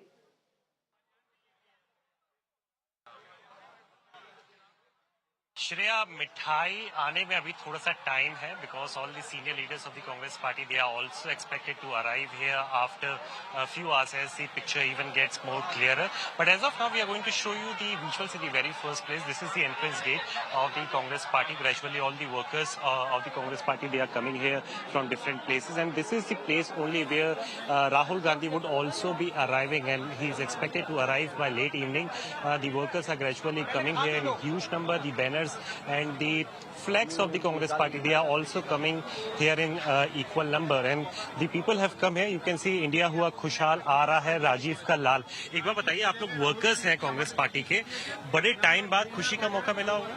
जाहिर तौर पर न्याय जीती है, उम्मीद जीती है, उन बहनों के आंसू जीते हैं जिन्हें नंगा घुमाया गया, उन किसानों की आत्मा जीती है जिनके प्राण ले लिए गए, उन युवाओं को उम्मीद जीती है जिनकी छाती में अग्निवीर का तीर डाल दिया. कैसा देश बना दिया था. 74 साल का बूढ़ा 80 साल के नौकरी मांग रहा था और 25 साल के बेरोजगार रिटायर हो रहे. अच्छा, एक बात बताइए, खुशी लाजमी है लेकिन सरकार अभी आप बना नहीं पा रहे हैं, तो किस बात की सबसे ज्यादा खुशी हो रही है? खुशी सबसे बड़ी बात यह हुई जब ब्रेकिंग चला कि बनारस से मोदी 6000 वोट से आगे, मझधार पीछे, जब मझधार में नैया डुबोने वाला बीजेपी को मोदी ने न सत्यानाश कर दिया. इस चुनाव में बीजेपी चुनाव नहीं लड़ी. भाई साहब लिख के ले लेना, बीजेपी की गारंटी कहीं नहीं थी. गारंटी किसकी थी? मोदी की. बीजेपी का वादा नहीं था, वादा किसका था? मोदी का. बीजेपी नहीं जीत रही थी, जीत कौन रहा था? मोदी. बीजेपी का जो सत्यानाश किया मोदी ने, बीजेपी वाले इन्हें सुलटा देंगे. ठीक है, we have some other people as well, other workers as well. आप एक बार बताइए, पर निकल के आ रहे हैं, आपको लगता है राहुल गांधी की छवि थोड़ी सी इससे जरूर बदलेगी? देखिए, राहुल गांधी जी की छवि पहले से ही अच्छी है. वो एक प्रोपेगेंडा के तहत बीजेपी की आईटी सेल ने उनकी छवि खराब की है. उन्होंने ओपन डिबेट के लिए निमंत्रण दिया था मोदी जी को, पर वो नहीं आए क्योंकि वो डिबेट कर ही नहीं सकते हैं. तो इसलिए अब जनता ने उनकी वास्तविक इमेज को जाना है कि वो किस तरह के जुझारू व्यक्ति हैं. पर इतने ही अगर जुझारू है, फिर मार्केट क्यों डाउन जा रहा है? क्योंकि वो भी तो रिफ्लेक्शन दिखा रहा है ना. देखिए, वो इसलिए जा रहा है क्योंकि जिस तरह से अभी 2 दिन पहले और इसी शेयर मार्केट को एक बनावटी रूप में उछालने के लिए और अपने उन्हीं पूंजीपति मित्रों को जाते जाते उनको लाभ देने के लिए जिस तरह से मार्केट में उछाल लाया गया, तो एक बनावटी उछाल था. जिसको This is the word which is coming in by the workers of the Congress party. We are going to show you the presence of dhols as well. They have been equally kept here. The workers who are playing out dhol, they are also deployed in different nooks and corners. And now you are seeing on the screen that the Indian Youth Congress workers have also arrived here, and Srinivas Bevi, who is the president of the IYC, he is also expected to come here in a short time from now. So this is the mood like which is currently being played out at the Congress party headquarters, and by late evening we are expecting that more and more senior, in fact the top leadership of the Congress party, they are expecting to arrive right now. Sure, Nikhil, the dhols have again started. I'll come back to you, Nikhil. Thank you very much for joining us at the moment and getting us the latest from the Congress headquarters. In fact, Abhishek and Pradeep Mahar, one of the good news for the Congress party, and in fact a big good news that came in is from Amethi, where Smriti Irani has now been defeated almost. We've got the trends, we've got the leads. Let's see when the final numbers come in. But right now, as we speak, Priyanka Gandhi Vadra has posted on X. She's hailed Amethi's giant killer. She said that she's never doubted Kishori Lal Sharma. And this is what she has said. Kishori भैया, मुझे कभी कोई शक नहीं था. मुझे शुरू से यकीन था कि आप जीतेंगे. आपको और अमेठी के मेरे प्यारे भाइयों और बहनों को हार्दिक बधाई. So Priyanka Gandhi Vadra really, hailing that win by KL Sharma, Kishori Lal Sharma. Abhishek, Sudhir? Yes. Nobody actually expected this. I did. I did on your program. Because when Rahul Gandhi withdrew from Amethi and Kishori Lal Sharma was given the ticket, it was said that, okay, it's the battle won now. This battle is won and this is a given. Everyone was saying Rahul Gandhi should fight from Amethi because the anti-incumbency against Smriti Irani was so strong. Smriti Irani made one massive blunder. She got the Sanjay Gandhi Hospital license cancelled in Amethi. And what happens in Uttar Pradesh, having lived in Lucknow and travelled around the surrounding areas in Awadh, right, is this one big hospital in a district services multiple districts, basically. There was a lot of anger. She was inaccessible. She came across as arrogant, basically. And let me tell you, not just congratulations to KL Sharma and of course Rahul Gandhi for winning Rai Bareli and Wayanad, Priyanka Gandhi is going to be a member of parliament very soon because the buzz is that obviously Rahul has to give up one seat and Priyanka is going to take that other seat. Now, the Congress has got its bastions of Raebareli and Amethi back. They're in alliance with the Samajwadi Party. Samajwadi Party is going to the assembly polls, with the Congress. It looks like now the alliance has worked in 2027. So all is good. The UP, the heartland, Congress has started to make its comeback in the Hindi heartland. That is another big story today. Yes, basically. absolutely. And Rajasthan too, huh? Rajasthan too. Sure. Yeah. Let me also get in this quick reaction from Kishori Lal Sharma as he wins that Amethi seat. 50,000 से lead कर रहे हैं 50,000 से lead कर रहे हैं खत्म होने दीजिए अभी बाकी राउंड पड़े हैं किसे श्रेय देंगे यहाँ की जनता और गांधी परिवार को All right, let me go Adib for more on this. Adib, Smriti Irani was what many thought would be a battle that is already won in Amethi seat, but clearly the voters sending out a very, very different message. Congress's Kishori Lal Sharma winning from there. What are you picking on ground there?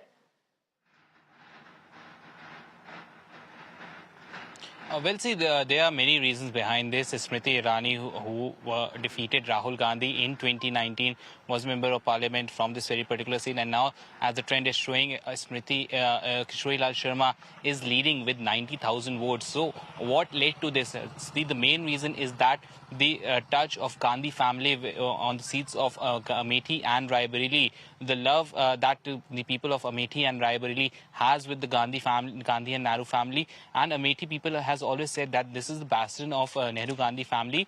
Before the elections, before the candidates were announced for the seats of Amethi and Raebareli, this was a demand of Congress workers here in Amethi, the voters of Amethi, that a Gandhi family member should be contesting from the seat. But they placed Kishori Lal Sharma, which was a shocking case for both the Congress workers and the people in Amethi. But after Kishori Lal candidature was announced, Priyanka Gandhi herself campaigned in Amethi for more than 10 days. She held mega campaigns, mega road shows in Amethi, and this is what has gained voter turnout, voter share in Amethi. And that people of Amethi, the voter of Amethi who trusts in Gandhi family, showed their trust once again in KL Sharma. KL Sharma, remember, is just a face, but on the ground, Gandhi family is the one who was contesting this election. Similar situations were in Raebareli. And if we talk about Uttar Pradesh, not just these two seats, Samajwadi Party and Congress has done very well in these seats. If the exit polls were to be believed, exit polls were showing that Samajwadi Party and including Congress will be getting around 10 to 12 seats in Uttar Pradesh. But as of now, if the trends are to be believed and trends turn into exact mandate, it is showing, the Election Commission data is showing around 35 seats are going in the hands of opposition alliance, which is the India bloc. And the two main reasons for that is the Dalit votes, which deviated into Samajwadi Party's account. The Dalit voters who were constant for BSP came in with Samajwadi Party. Samajwadi Party was saying, the Samajwadi Party leaders were saying that Dalit are with us this time and Dalits will be voting to save the constitution. This is what Samajwadi Party was saying. And the second reason is the consolidation of Muslim and Yadav votes, again with Samajwadi Party, and both the Congress was saying. Sure. All right, Adib, thank you very much for joining us at the moment and getting us all those details from one state that has given a major upset and a big surprise to the other one that has sprung a surprise. I'm talking about Maharashtra, and there's a major update from there. Sharat Pawar is all set to address a press conference at 3 o'clock in a short while from now, in a half an hour from now, at his residence, Silver Oak. And Uddhav Thackeray is likely to reach the Sena Bhavan around 3:30 to 4 p.m. That's what we're getting right now. Let me go across to my colleague Shweta for more on this. Shweta, the MVA really doing well in Maharashtra. Another surprise that was sprung today in these elections. The leads going in favor of the MVA. What more are you picking up? Press conference now being organized at 3 o'clock. Well, absolutely. Here we are getting to learn that Mr. Sharat Pawar will be holding an important press conference at his residence, Silver Oak. And currently, I'm present outside Sena Bhavan, the spot for celebration, the place of hues and colors of victory. Celebrations have begun. My video journalist Anil Shinde is showing you the mashal flaring up. All the flags are flaring up. And the people have been started to celebrate the victory. Now what we understand is the ratio 4:2. 4 has been backed by the Mahagadi and 2 of course by BJP in Mahayuti Sarkar. But clearly the celebrations have begun, and here the crackers that posted a short while back. Now you see traditional Marathi. In fact, people are here with their traditional music, I beg your pardon. And here we see that the flag symbol is flaring high. We just try to speak some of them. क्या लग रहा था, ये नतीजे आपको पता था ऐसे आने वाले हैं? बहुत अच्छा है, गद्दार को सुलाया, वो बहुत अच्छा लग रहा है. उसका हम लोग हैट्रिक तोड़ा. बिल्कुल बिल्कुल. विजय, निष्ठावंतांचा विजय. विजय भाव, this is the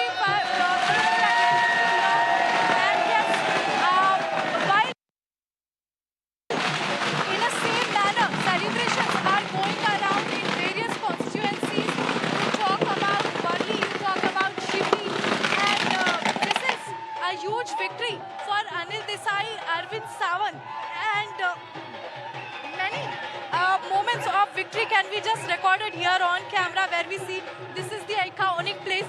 Anil, if you can just show up that this is the iconic place of Sena Bhavan. And what we are also learning from our sources is that around 4 p.m.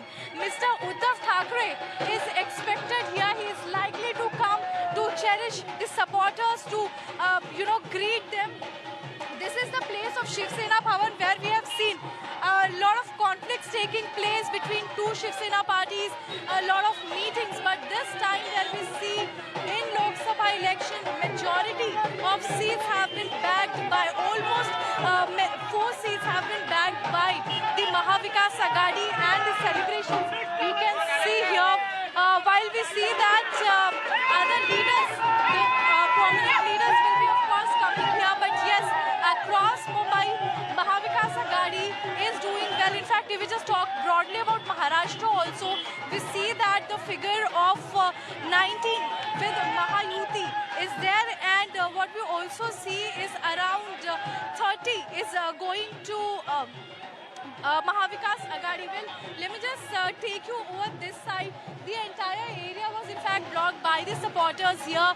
Till that, we can only find the dancing, cherishing moments. Shweta, it is clearly a happy day for them and calls for celebration. We'll have to see, of course, when the confirmed numbers come in. But so far, things looking very good for the opposition India bloc.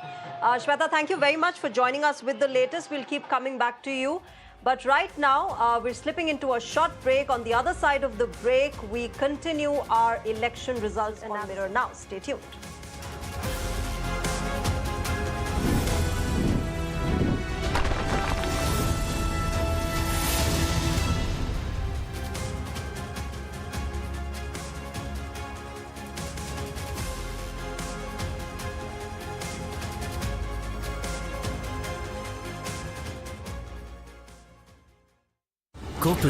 Presenting a show. You're watching the Urban Debate. Where we try to find answers for all the questions the day has brought with it. A show where instead of easing behind bickering and noise, If we don't start planning for the future, things will only get worse. What has happened in Bangalore is a violation of an individual, a citizen's fundamental right. authorities are forced to commit and respond on issues. Good conduct, assume for a moment it was so, but that is not the sacrosanct criteria. Have to follow the constitution. State government of Karnataka is very clear, saying that the civic authorities have been involved in road apathy where the road accident has happened. So we can together improve our urban reality. The Urban Debate with Shreya Dhondial, weeknights at 8 p.m. only on Mirror Now.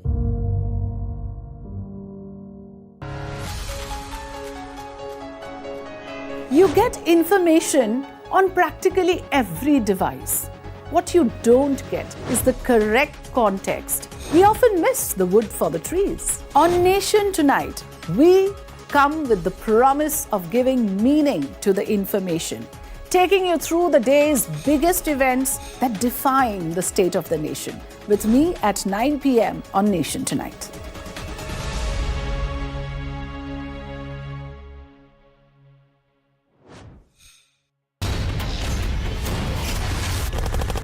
जो भी news is about one bold, strong voice that breaks silence. बोलो आपकी जान की रक्षा करते आप उनको मरवाने के लिए लेके आते हो. We'll go extra mile to give voice to stories that otherwise go untold. This tunnel is being constructed with the connivance of Pakistani army. We believe in asking straight, direct and pointed questions to people in corridors of power. I am Pradeep Datta reporting for Mirror Now. You first. Your issues are my stories, and that is news to me.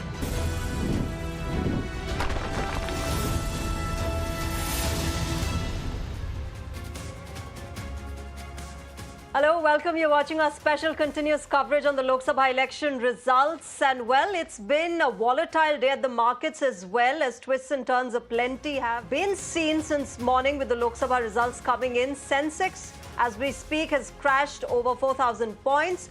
All gains from yesterday have been erased. Nifty as well has tanked over 1,200 points. The bloodbath on Dalal Street continues. Remember, since morning, as the leads started coming in, the markets have been pretty volatile, and that continues. Abhishek, Sudhir, just before we slipped into the break, we talked about Uttar Pradesh and Maharashtra. Maharashtra, you heard one of the guys saying there on ground, telling my colleague Shweta, Gaddar ko hara diya. Yeah. And that is probably was one of the big concerns and something that we had to see whether or not, the Ajit Pawar camp versus the Sharat Pawar camp, how they really fare. Something which has also been reflected in the Baramati seat where there was Supriya Sule versus Sunetra Pawar, where Supriya Sule is leading comfortably, right? See, Shreya, Sushma Swaraj, wonderful speech in Parliament. She said कि जो विपक्ष में बैठते हैं ना, वो हमारे शत्रु नहीं है. They're not our enemies. विरोधी है, but शत्रु नहीं है. So what Narendra Modi's BJP has done, it has broken all the norms of warfare. Elections are a form of warfare, right? You don't fight after sundown. For example, in the Mahabharata or the Ramayana, you don't poach the soldiers and you don't poach the generals of your opponent. There are certain rules to the warfare. What have they done in Maharashtra? Not only have they poached Eknath Shinde and Ajit Pawar, they have essentially deprived Sharat Pawar of using the name of the party that he built with his blood, sweat and tears. Sharat Pawar has to call it NCP Sharat Pawar faction. Bal Thackeray's son has to call the Shiv Sena UBT, Uddhav Bal Thackeray faction. What did Eknath Shinde think? That he became chief minister because of him, Eknath Shinde. It was the lion of the Sena that made him the CM. And what about Ajit Dada Pawar? Dada talks a big game about this and that, and let's see how he does in Maharashtra. But what has he done to his uncle, the Bhishma Pitama? Right? What has he done to the Bhishma Pitama of not just the NCP, the Bhishma Pitama of Indian politics? Prime Minister Narendra Modi used to say, I have a lot of respect for Sharat Pawar. What did you do to his party? You think that the Marathas are going to forgive that? The proud Maratha. You have embarrassed him. You have reduced him to tears. You have him begging for his own party symbol. You think the Marathas are just going to stand by? The Marathas ruled India. You think the Marathas are going to stand by when two Gujaratis run roughshod over them? Absolutely not. Let me get in Pradeep Mahar to respond. Pradeep Mahar, what happened in Maharashtra? Okay, we don't have Pradeep Mahar. He's happy he's gone. Right now, we don't have him. But Maharashtra has been an interesting story. 3 o'clock is when we're expecting that press conference by Sharat Pawar. It's emotion, Shreya, because the people see Sharat Pawar, they feel sorry for him. You have a man here who was talked about as the Prime Minister of India at one time. If the India bloc united, he was a serious contender. Forget being the Prime Minister. He could not even keep his own party, his own symbol. And the Prime Minister has used the Election Commission, right, to systematically break parties. And in Maharashtra, they are facing the consequences of it.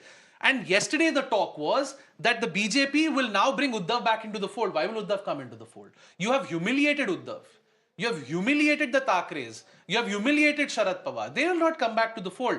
The Maharashtra election is the election to watch. It is the first big test of a possible third term for Prime Minister Modi. I still say possible, because all efforts are being made by the India bloc to talk to Nitish, to talk to Chandra Babu, to talk to Chirag Paswan, Nobody has any loyalty to Prime Minister Modi because Prime Minister Modi is loyal to no one but himself. At this point, let me also talk about, since you mentioned Nitish Kumar and Chandra Babu Naidu, Abhishek Sudhir, these two gentlemen have clearly emerged as the kingmakers in these elections. We'll have to see how this really pans out. Not just the kingmakers, the king slayers also. They can even slay the king. In fact, forget about making we have the king in place. He's already the king. Now Chandra Babu and Nitish will decide if he remains king. So not makers, king slayers. And how do you see this really moving forward? Nitish, of course, has been infamous for being Palturam. Yes. How do you see that really moving ahead now? देखो, simple सी चीज है. Nitish Babu को प्रधानमंत्री बनाओ, he'll come to India. Nitish will say 14 seats, 15 seats. प्रधानमंत्री बनने के लिए 10 जने तैयार हैं इंडिया ब्लॉक में. No, see, that is definitely a concern. So I was saying this on another channel, that if I was Narendra Modi, I would wonder if I want to pull a Rajiv Gandhi of the 80s and say, yes, I'm the leader of the single largest party, but my party on its own is at around 240 or 250, whatever it is. I don't have the mandate on my own to form the party. The allies are asking for too much. Maybe I don't form the party. But the counter to that is, इतना परेशान किया है लोगों को 10 साल से, that if the BJP loses power and all the central agencies come under control of the India bloc, there will be hell to pay for the BJP. They're not going to be spared, right? A very prominent leader of the India bloc once told me, Shreya, that इन लोगों ने हमको सिखाया है कि सरकार कैसे चलाना है. Now that is a slightly worrying statement. But what that means is, so this is the extent to which you can undermine institutions. This is the extent to which you can misuse the central agencies. You don't want a new government that does the same things. But Abhishek Sudhir, talking of misuse of central agencies, that is also something that the Aam Aadmi Party had been saying. But look at them today. Yeah. Decimated in Delhi. Yes. Punjab, not so good. 2 to 3 seats max is what we're looking at. Clearly, that sympathy vote that Arvind Kejriwal was looking for has not worked for him. First of all, Shreya, I have been a strident defender of the Aam Aadmi Party. And in this chair, on this program with Shreya Dondial, I said, sorry Shreya, after what happened with Swati Maliwal, I can no longer in good conscience defend the party. And let me tell you, people might think the Swati Maliwal issue has not had an impact on the vote. That is debatable. I think it has had a limited impact because if you're a female voter, right, and most women in India have been subjected to some form of violence, sometimes physical violence, sexual violence, we know that that's rampant in our country. You think the Swati Maliwal issue would not resonate with them in Delhi? And even if Swati Maliwal was not an issue, Swati Maliwal for a whole week, and Arvind Kejriwal was out for 2 weeks, and a whole week, Swati Maliwal took front and center. So, whatever Arvind Kejriwal was saying, everywhere he went, the only question he was asked was Swati Maliwal. See, in Delhi, at least you can say, okay, AAP has never won a Lok Sabha seat. That's but Punjab, you asked me about... Which is what I was coming Punjab to next, is a very worrying trend because what has happened in Punjab is the Punjabi has voted for the Congress. Now, why? Because it's a friendly fight. Your enemy is common, but you still are losing a friendly fight. There's two ways to interpret this. One is that Aam Aadmi Party got its candidate selection wrong. And Aam Aadmi Party has traditionally struggled in Punjab because wahan sarkar aa gayi, but they didn't have the base, if you understand. The people gave the Jadu the vote, but they didn't have the base. So when they had to appoint an advocate general, they didn't have people to appoint. People who are loyal to AAP because people were either loyal to the Akalis or they were loyal to the Congress. Now, just to finish up, the way the Congress is going to spin this in Punjab is that this is a referendum on the Bhagwant Mann government. So the creeks in the India Alliance could appear in Punjab. And that would have to be managed. Which there were earlier as well. We saw through all the campaign that there were creeks. But let me quickly get our viewers the breaking news that's coming in at this point. Prime Minister Narendra Modi is at the BJP headquarters at 7 p.m. this evening. He's expected to address the workers. The NDA leaders meeting is also expected in Delhi tomorrow. So a lot of introspection that is needed. Of course, the NDA might eventually make the government if we have those confirmed numbers by the end of the day. But clearly, BJP not having that 400 par, 300 par hi mushkil lag raha hai abhi to. But let me go across to my colleague Pragya, who's getting us more details on that. Pragya, Prime Minister Modi, as always, going to the BJP headquarters and addressing the workers as he always does after every election. Absolutely, and the BJP has made preparations for that as well.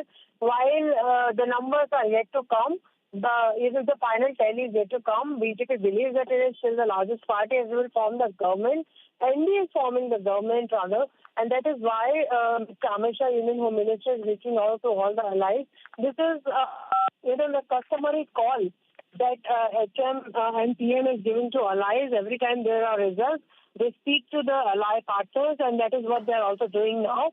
There will be soon an NDA meeting because they need to also chalk out the modalities of the oath-taking ceremony if they cross the number and everything goes in their favor.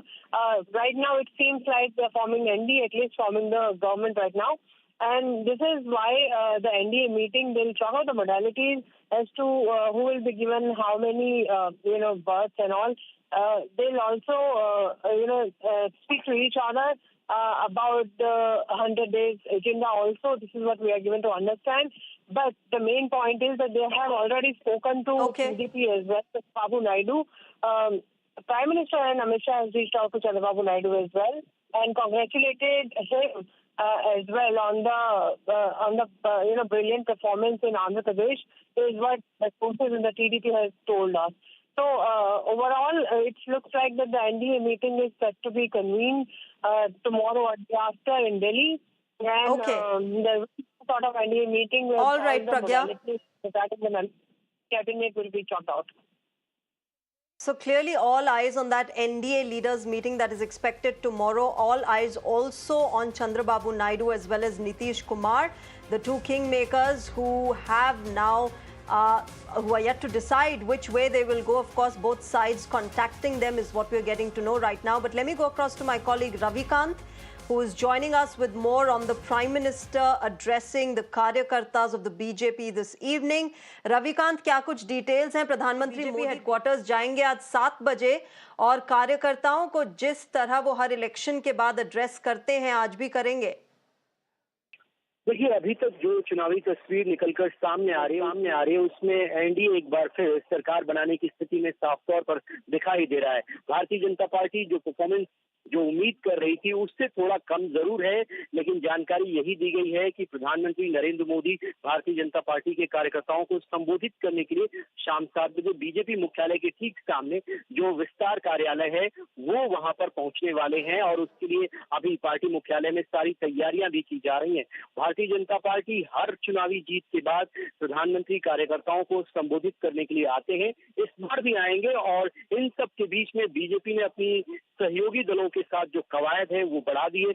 लगातार भारतीय Janata party के जो बड़े नेता हैं वो NDA नेताओं के संपर्क में हैं और उनको जीत की बधाई भी दी जा रही है और इसके साथ ही एनडीए की बैठक जो है वो संभवतः कल हो सकती है और इसकी तैयारियां भी अंतिम रूप ले रही हैं। अभी फिलहाल बीजेपी कार्यकर्ताओं का मनोबल किसी भी तरीके से कम ना हो, इसके लिए प्रधानमंत्री शाम 7 बजे बीजेपी मुख्यालय पहुंचेंगे जहां पर वो कार्यकर्ताओं को संबोधित करेंगे। जी रविकांत, धन्यवाद हमारे साथ जुड़ने के लिए। My colleague Ravikant getting us more details of the fact that Prime Minister Narendra Modi will be at the BJP headquarters where he will be addressing the Karyakartas of the party at 7 p.m. is what we're getting to know right now. I have Pradeep Mahar back with us on the show. Pradeep Mahar, let's talk about Maharashtra. What happened there? MVA getting leads. People not very happy with the way the government was formed. The mandate was given to somebody. The government was formed by somebody else. And the way the patriarch of NCP, Sharat Pawar, was left all alone. Look, these are the national elections. So definitely we have to look out each and every state and every place independently. But overall, if we look at overall the performance of BJP is like we are in a victory position. As far as Maharashtra is concerned, definitely whatever changes that happen, because what you do in politics, you take some steps, you move forward and take some decisions. Some decisions will be positive. Some decisions are going to be against you. That doesn't mean that we can benchmark that this decision. And so, what do you think went against you in Maharashtra, Pradeep Mahar? What are the bad decisions that the BJP, the NDA took in Maharashtra? It's not a matter of good or bad decision. It's a matter of a decision that You bounced just back said- or that came back. I mean, there are possibilities. As far as elections or politics is concerned, politics and elections are have a possibilities. There can be a number of possibilities. Nobody can guess in advance that what is going to happen in the future. Corporate speak.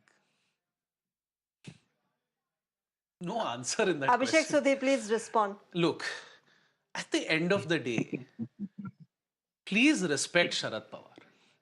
Please respect. There's no point that, giving him a Padma Vibhushan, later, like you did with Mulayam Singh Yadav.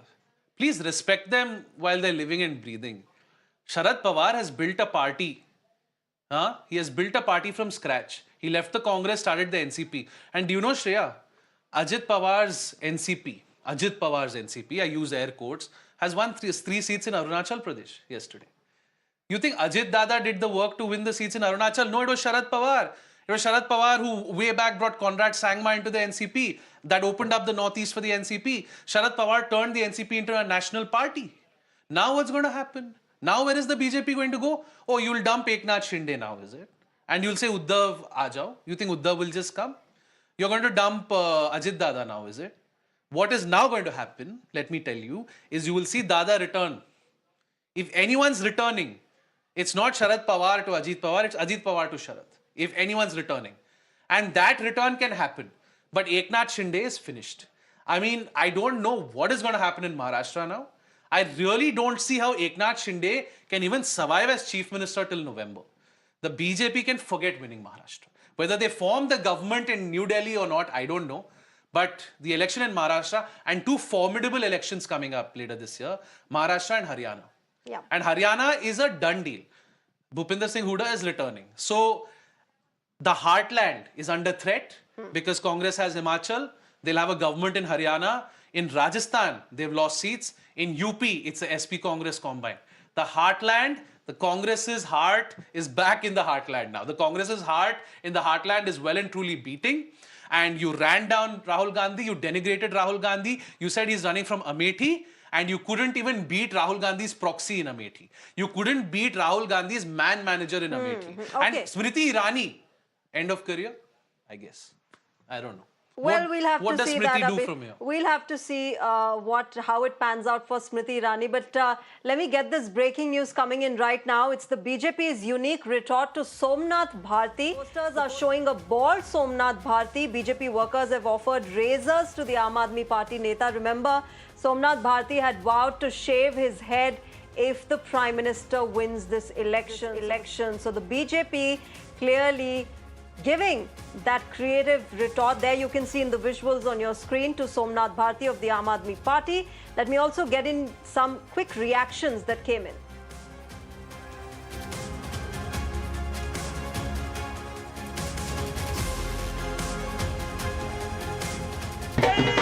बहन हमारी जीत गई, महादेव की कृपा हो गई उन पर। बहन बासुरी स्वराज जीत गई और हमारी सरकार भी बनेगी एनडीए की। भारतीय जनता पार्टी जिंदाबाद। मुंह तोड़ जवाब दिया हमने सोमनाथ भारती को। उनको तैयारी कर लेनी चाहिए सिर मुंडवाने की। सोमनाथ भारती ने कहा था वो अपने बाल मुंडवा लेंगे अगर प्राइम मिनिस्टर फिर से आए तो क्या कहेंगे? हम उस तरह लेके तैयार है, प्राइम मिनिस्टर आ गए हैं। All right, we've reached the conclusion of the special broadcast, but let me quickly get in the last comments from both my guests, Pradeep Mahar as well as Abhishek Sudhir. Pradeep Mahar, you want to go first? How do you see this really panning out? Some big upsets and a lot of introspection for the BJP? Look, first of all, the co-panelists, as he said that upcoming elections, the BJP is not going to perform. This is just we can understand from these elections what is going to happen in the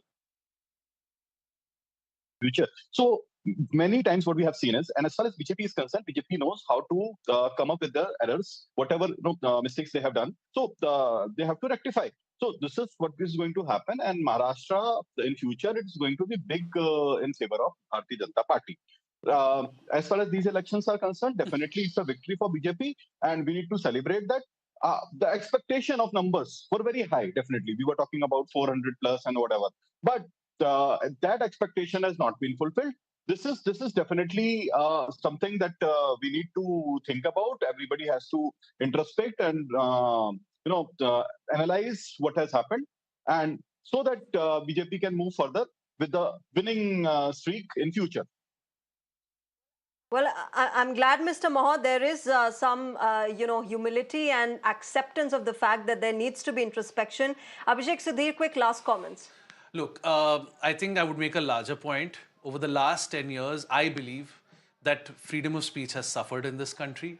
If you spoke out against the Prime Minister, you were sent a notice. We saw what happened to the BBC.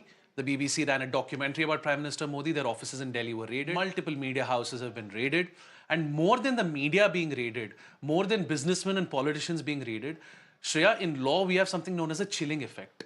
And when the government suppresses the free speech of powerful individuals, the sort of effect it has is known as a chilling effect. I, Abhishek Sudhir, will hesitate as a citizen of India with no political affiliation, with no deep pockets, to speak out. Okay. Basically. And what this mandate does, irrespective of whether he returns for a third term or not, it reduces the arrogance of the Bharatiya Janata Party. The citizenry can breathe freely and we can speak our mind freely. And thank you, Mahatma Gandhi. We have once again won back the freedom you got for us. And Mr. Gandhi was known well before 1984, let me tell you, in a lighter vein. All right. We'll leave it there. Abhishek Sudhir and Pradeep Mohan, thank you very much to both of you for joining us on the broadcast right now. As we see, the tally is at 296 for the NDA and the Opposition India bloc is at 230. We'll keep getting you on Mirror Now the latest results as they trickle in. But thank you very much for joining us right now. Our continuous coverage of the Lok Sabha election results continues.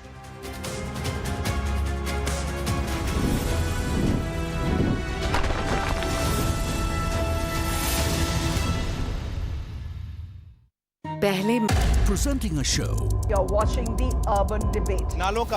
Where we try to find answers for all the questions the day has brought with it. A show where instead of easing behind bickering and noise, If we don't start planning for the future, things will only get worse. What has happened in Bangalore is a violation of an individual, a citizen's fundamental right. authorities are forced to commit and respond on issues. Good conduct, assume for a moment it was so, but that is not the sacrosanct criteria. Have to follow the constitution. State government of Karnataka is very clear, saying that the civic authorities have been involved in road apathy, where the road accident has happened. So we can together improve our urban reality. The Urban Debate with Shreya Dhondial, weeknights at 8 p.m. only on Mirror Now.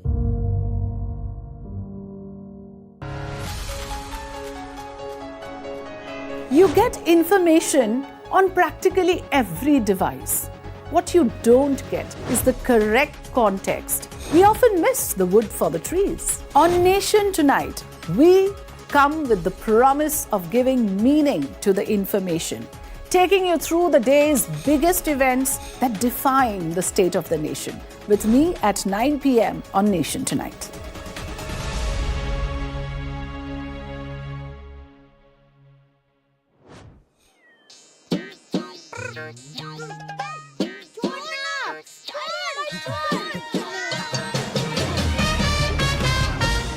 Today is the day that counts. Today is the only day that counts. We'll go extra mile to give voice to stories that otherwise go untold.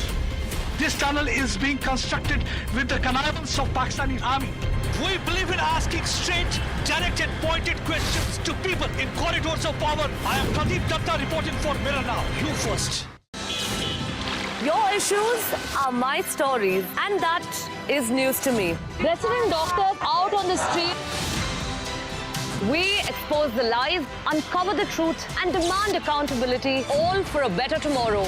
With a transformer blast, no arrests have been made. On Mirror Now, we take the road less traveled, fight all odds, risk everything, only to highlight your plight.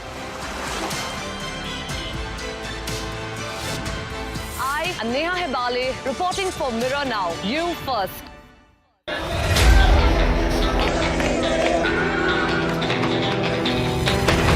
From politicians' dharna to citizens' agitation, for us, every issue is of equal importance. We at Mirror Now report from the ground on the issue that interests you, that impacts you. Government doesn't have that willpower.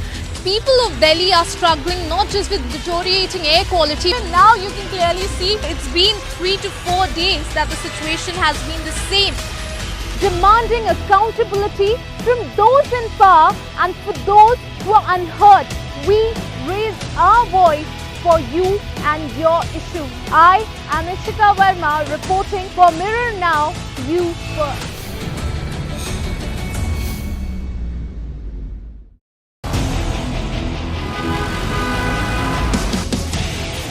Reporting that reflects reality. The road conditions in this area are like very worse. Nobody can go inside this temple. 150 plus houses have already been demolished by both the departments. The victim's house that is behind me, even if it makes those in the corridors of power uncomfortable. That is journalism to me. What are the problems you're figuring out, you're identifying from this constituency? Nobody even came here to visit this spot. You see, there is no street light at all. Sewage water is being let directly.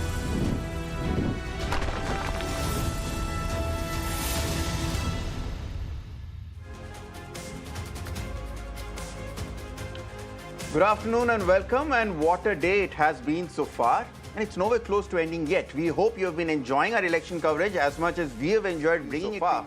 But in case you've just joined us, welcome. I'm Ritangshu, you're on Mirror Now, and let's begin with the headlines.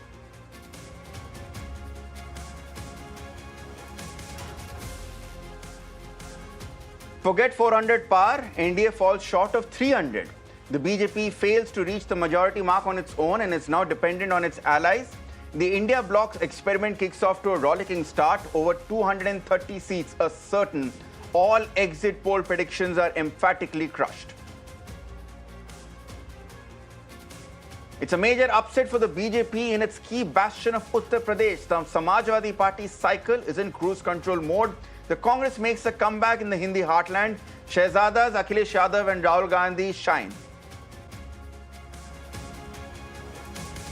After making big gains, all eyes are now on Kingmakers Chandra Babu Naidu of the TDP and JDU's Nitish Kumar. Will they stick with the BJP, a party they have a history of dumping over Narendra Modi? The BJP decimates Naveen Patnaik's 24-year-old rule in Odisha, with the state emerging as a ray of hope for the Saffron Party amidst the overall disappointment in the Lok Sabha. The BJP is also the single largest party in the assembly elections and is all set to form a government in the state. With battle lines drawn, the voters decide who the real Shiv Sena and NCP are in Maharashtra. It's the Mahavikas Aghadi that leads on 27 out of the 48 seats in the state. The Mahayuti experiment fails to yield dividends. There's no BJP wave in Mamta's Bengal after all. The saffron camp trails and the Trinamool Congress leads in 30 out of the 42 seats. Apparently, Sandesh Khali has not become Mamta's Nandigram. And the contest in Manipur heats up as the Congress takes a significant lead in both seats in the strife-torn state. NDA trails. Has the BJP been punished for its mishandling of the 13-month-old conflict along ethnic lines? Ripple effects are felt across the entire Northeast. Khalistani sentiment gets an electoral mandate. Separatist Amritpal Singh, who's in jail over the National Security Act, is leading by over 1.5 lakh votes in Punjab's Khadur Sahib. After a bloodbath for the NDA, it's a bloodbath on Dalal Street. Sensex Nifty see the worst session in 4 years. All the optimism after exit polls fizzles out.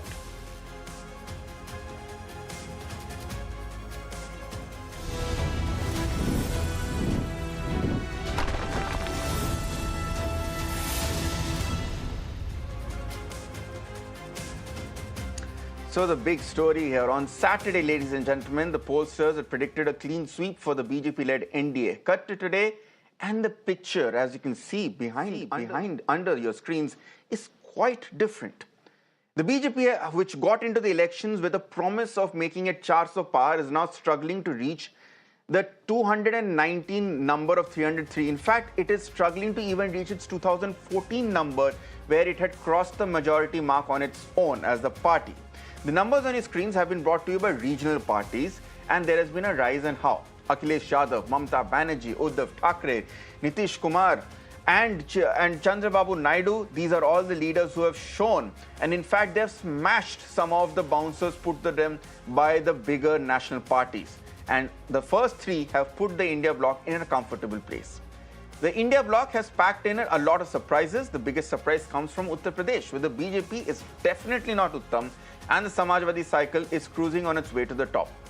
Let's start with the key takeaways here, which are already on screen, but let's go through them one by one. Number one, the biggest takeaway, the 400 par plan, that the dream of 400 plus, which has only been achieved once in India's history, has been shattered. Now the BJP or the NDA is looking to cut 300 at this point. In fact, we'll come to these takeaways shortly, but we've got some breaking news coming in at this point because we've got the first response coming in from Sharat Pawar, one of the key winners in the Lok Sabha election so far. And in Maharashtra, after batlines were redrawn, voters seem to have decided who the real Shiv Sena and NCP are. Sharat Pawar has welcomed the mandate. He has said that Maharashtra has voted for change. Remember, the Mahavikas Aghadi, which is of the Congress, the Sharat Pawar faction of the NCP and the Uddhav Thackeray faction of the Shiv Sena are currently leading in 27 out of the 48 seats. Both Shiv Sena, UBT and NCP Sharat Pawar, which are part of the Mahavikas Aghadi, are comfortably ahead of their counterparts, the Shiv Sena and the NCP, which was split and had joined the BJP-led Mahayuti. The BJP also appears to have been dragged down by Ajit Pawar's NCP faction because it's leading in just one seat in a key constituency, Baramati, which was once a Pawar bastion and saw a family feud this time. Supriya Sule of the NCP Sharat Pawar faction is leading over Sunetra Pawar of the NCP Ajit Pawar faction, an indication and a reflection of what is happening in the state. Now, the big news that we have just told you is that Sharat Pawar has come up with his first statement, and my colleague Abhishek is joining us with more details. Abhishek, of course, Sharat Pawar, for Sharat Pawar, this is quite a personal victory here because he had his party name taken away, he had his party symbol taken away from him by his son-in-law, but he has now, by his nephew, I beg your pardon, but he has emphatically ensured and delivered a statement that the voters still look at Sharat Pawar as the real NCP leader in state. Definitely, we will have to understand the fact out here that, Sharat Pawar is known as the Chanakya of politics. In fact, he was the one who architected the entire Mahavikas Aghadi in 2019, wherein ideologically different parties came together and had a common minimum program. And in that way, similarly, India Alliance was made. And Sharat Pawar played an important role in India Alliance also. And now he has issued a statement and currently is also holding a press conference. He first congratulated the people of Maharashtra for voting for Mahavikas Aghadi. In fact, the second point that you mentioned, definitely, both Sharat Pawar as well as Uddhav Thackeray were riding on a high sympathy wave because how their party was broken. In short, there were allegations on the BJP for the same, and then in the role of Election Commission, role of Supreme Court, everything was seen by the people, and they were just fighting. In fact, Abhishek, what I'll do is I'll request you to stay on with us, Abhishek, because as you pointed out for viewers, Sharat Pawar is speaking live, and Abhishek, if possible, I'd request you to translate it for our viewers because he's speaking in Marathi. Let's listen into Sharat Pawar. तो योग्य निर्णय घेतो आणि घेईन याची खात्री आम्हाला देते आणि मला वाटतं आता किती शक्य 18वी राउंड चालू आहे ना आता 16वी राउंड पब्लिश झाली पब्लिश 16वी झाली किती झालं त्याच्या आधी बारामती विधानसभेत कसं मतदान झालं 10व्या राऊंडला 22,000 होता आता 35,000च्या पुढे लीड असेल बारामती विधानसभा एका विधानसभेमध्ये 35,000च्या पुढे आता लीड असेल आणि बाकीच्या मतदारसंघातलं तुमच्याकडे सगळं असेल हो म्हणजे बाकीमध्ये पण लीड आहे खडकवासला थोडंसं कमी आहे बाकी सगळे लीड आहे बाकी सगळे गेल्या वेळेस पेक्षा खडकवासला चांगलं टोटल किती लीड असता अजून या क्षणी आता 16व्या राऊंडला आपली 76,000च्या आसपास आहे आणि अजून 3-4 राऊंड आहेत. अजून 6 ते 7 राऊंड बाकी अच्छा, आहे. 6 ते 7. आज आपला निकाल लागला आहे. यानंतर विधानसभेपर्यंत And we are hopeful that the lead will certainly increase to what we are coming to know. लोकसभेचा निकाल महाविकास आघाडीला सुद्धा म्हणजे वेगवेगळं करतील, सगळीकडे दिसतील. तुम्हाला काय वाटतं? पक्की झाली अजून? आमची साधारणचा जो विचार होतोय झालाय त्याच्यामध्ये महाराष्ट्र ही विकास आघाडी जी आहे त्या विकास आघाडीच्या वतीनं आम्ही सामूहिक प्रयत्न करू लोकांच्या जाऊ आणि उद्याचं महाराष्ट्राच्या विधानसभेचं चित्र बदलायला जे आमचे Which the entire country should take and understand and go ahead. आणि म्हणून हे काम आम्ही चालू ठेवू. Do you expect the alliance partners of the BJP to break away and come on the India alliance side? Do you expect the alliance partners of the BJP from the NDA to break away and come on the India alliance side? Do you expect that? No, neither we have discussed, neither we have thought. Pawar साहब किस तरीके से चुनावी परिणाम को was asked to Sharat Pawar that would you allow or would you expect that the NDA partners break apart and join India alliance to form a government? So he replied, making a point that as of now there has no discussion taken place with the NDA partners and I cannot comment at this given point of time. But in short, he even didn't deny that. Hindi देश में और मेहनत करने की आवश्यकता है यह हम सोचते थे और इसमें कोई ना कोई सुधार हो गया ये बात सच है. फिर भी मध्य प्रदेश और कुछ एरिया में और ज़्यादा काम करने की आवश्यकता है. मगर उत्तर प्रदेश के जनता ने जो इसमें डिसीजन दे दिया एक नई डायरेक्शन सब लोगों को उन्होंने दिए. हम वहाँ के नेता लोग वहाँ के कार्यकर्ता लोग और उत्तर प्रदेश की जनता जो इन सभी का हम आभारी है कि इस तरह का डिसीजन उन्होंने दे दिया. राम को लेकर जिस तरीके से राम मंदिर को लेकर जिस तरीके से बीजेपी ने मंचों से ये कहा कि जो भगवान राम को लाए हैं जनता उनको लाएगी, ये जो परिप्रेक्ष्य बनाया गया था कि राम मंदिर के बाद जनता उन्हें चुनकर देगी, बाद में प्रधानमंत्री का हिंदू मुस्लिम करना, वे सीधी बात है. मंदिर के इश्यू रेज करने की कोई आवश्यकता नहीं थी. जिनको आम जनता के बारे में कॉन्फिडेंस नहीं ऐसे लोग उस लाइन पर जाते थे. उन्होंने कोशिश की और जनता ने इसका स्वीकार नहीं किया. यहाँ तक इस कैंपेन में आपने हमने लोगों ने देखा कि महिलाओं को इस तरह की तकलीफ हो जाएगी, ये लोग हुकूमत में आएंगे. किसानों की या रूरल एरिया की मीटिंग हो तो वहाँ बताया गया कि ये लोग हुकूमत में आएंगे तो आपके खेती में So that is of course Sharat Pawar, the NCP Sharat Pawar faction supremo, and many would say the voters of Maharashtra have chosen him as the real leader of the NCP, addressing a press conference, the first one today after the results have more or less come out at this point. And we'll focus on Maharashtra at this point, but as we were telling you at the beginning of this show, here are some of the key takeaways to really set up the picture before we go by the state by state here.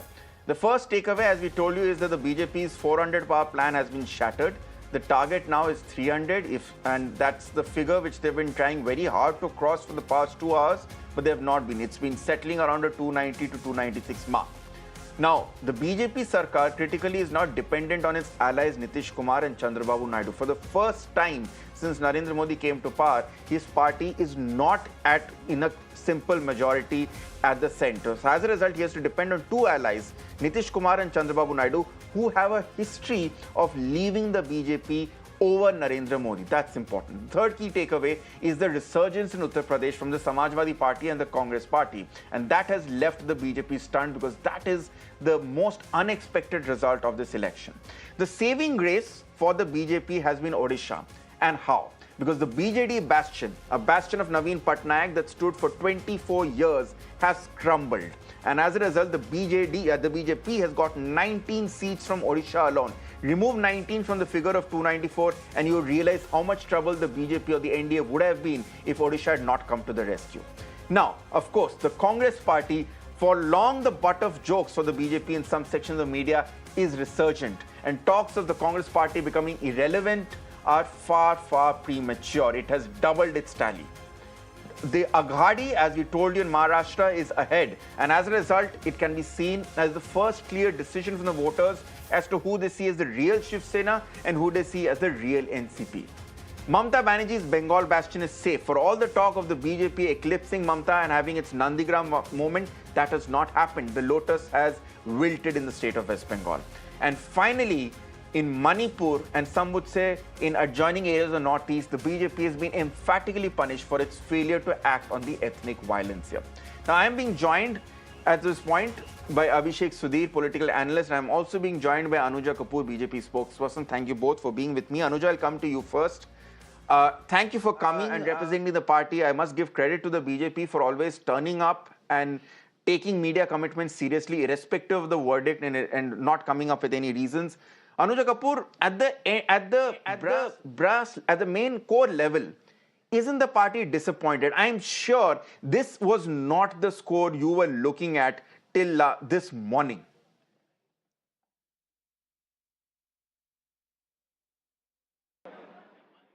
Was India Alliance looking at the 295 score till now? So nothing has been switched off right now. The election voting is still been going on. But we are coming back, no? What is important is that we are coming back in the third consecutive year. And under Modi ji's the clear leadership. So what is important is, where is Modi ji? Modi ji is with NDA. And Bharat is standing strong. Ek Bharat, Sashakt Bharat, Viksit Bharat is with Modi ji. So Modi ka parivar is there with them. So what we are looking into is that how come now the EVM is so safe for them? The question which every BJP is asking, the all Karyakarta is asking to them, how come now you are standing where you stand at 232, EVM is okay. And now where we stand at 294, EVM. We could have also asked in West Bengal. We could have also asked in many places where West Bengal, Mamata Banerjee Anuja, I will concede that is a fair point. But Anuja, that's a fair point. But again, today at least, the answer to a question should not be another question. I'll come back to you, Anuja. We have got some more news coming in from your party. The trends have put the BJP in a huddle because we understand that Amit Shah has reached the residence of BJP President JP Nadda and a crucial meeting is being held here. We'll update our viewers and to what we understand is happening at that meeting. But before I go across to Abhishek, Anuja, to answer one statement you made that nothing has changed and Modi ji is back in power for the third time, I'll tell you one big difference. He is not in power by himself. He is dependent now on Nitish Kumar and Chandra Babu Naidu. These are two leaders who have once, and not once, twice left the BJP and have left the BJP over Narendra Modi. Surely the party cannot be so comfortable anymore.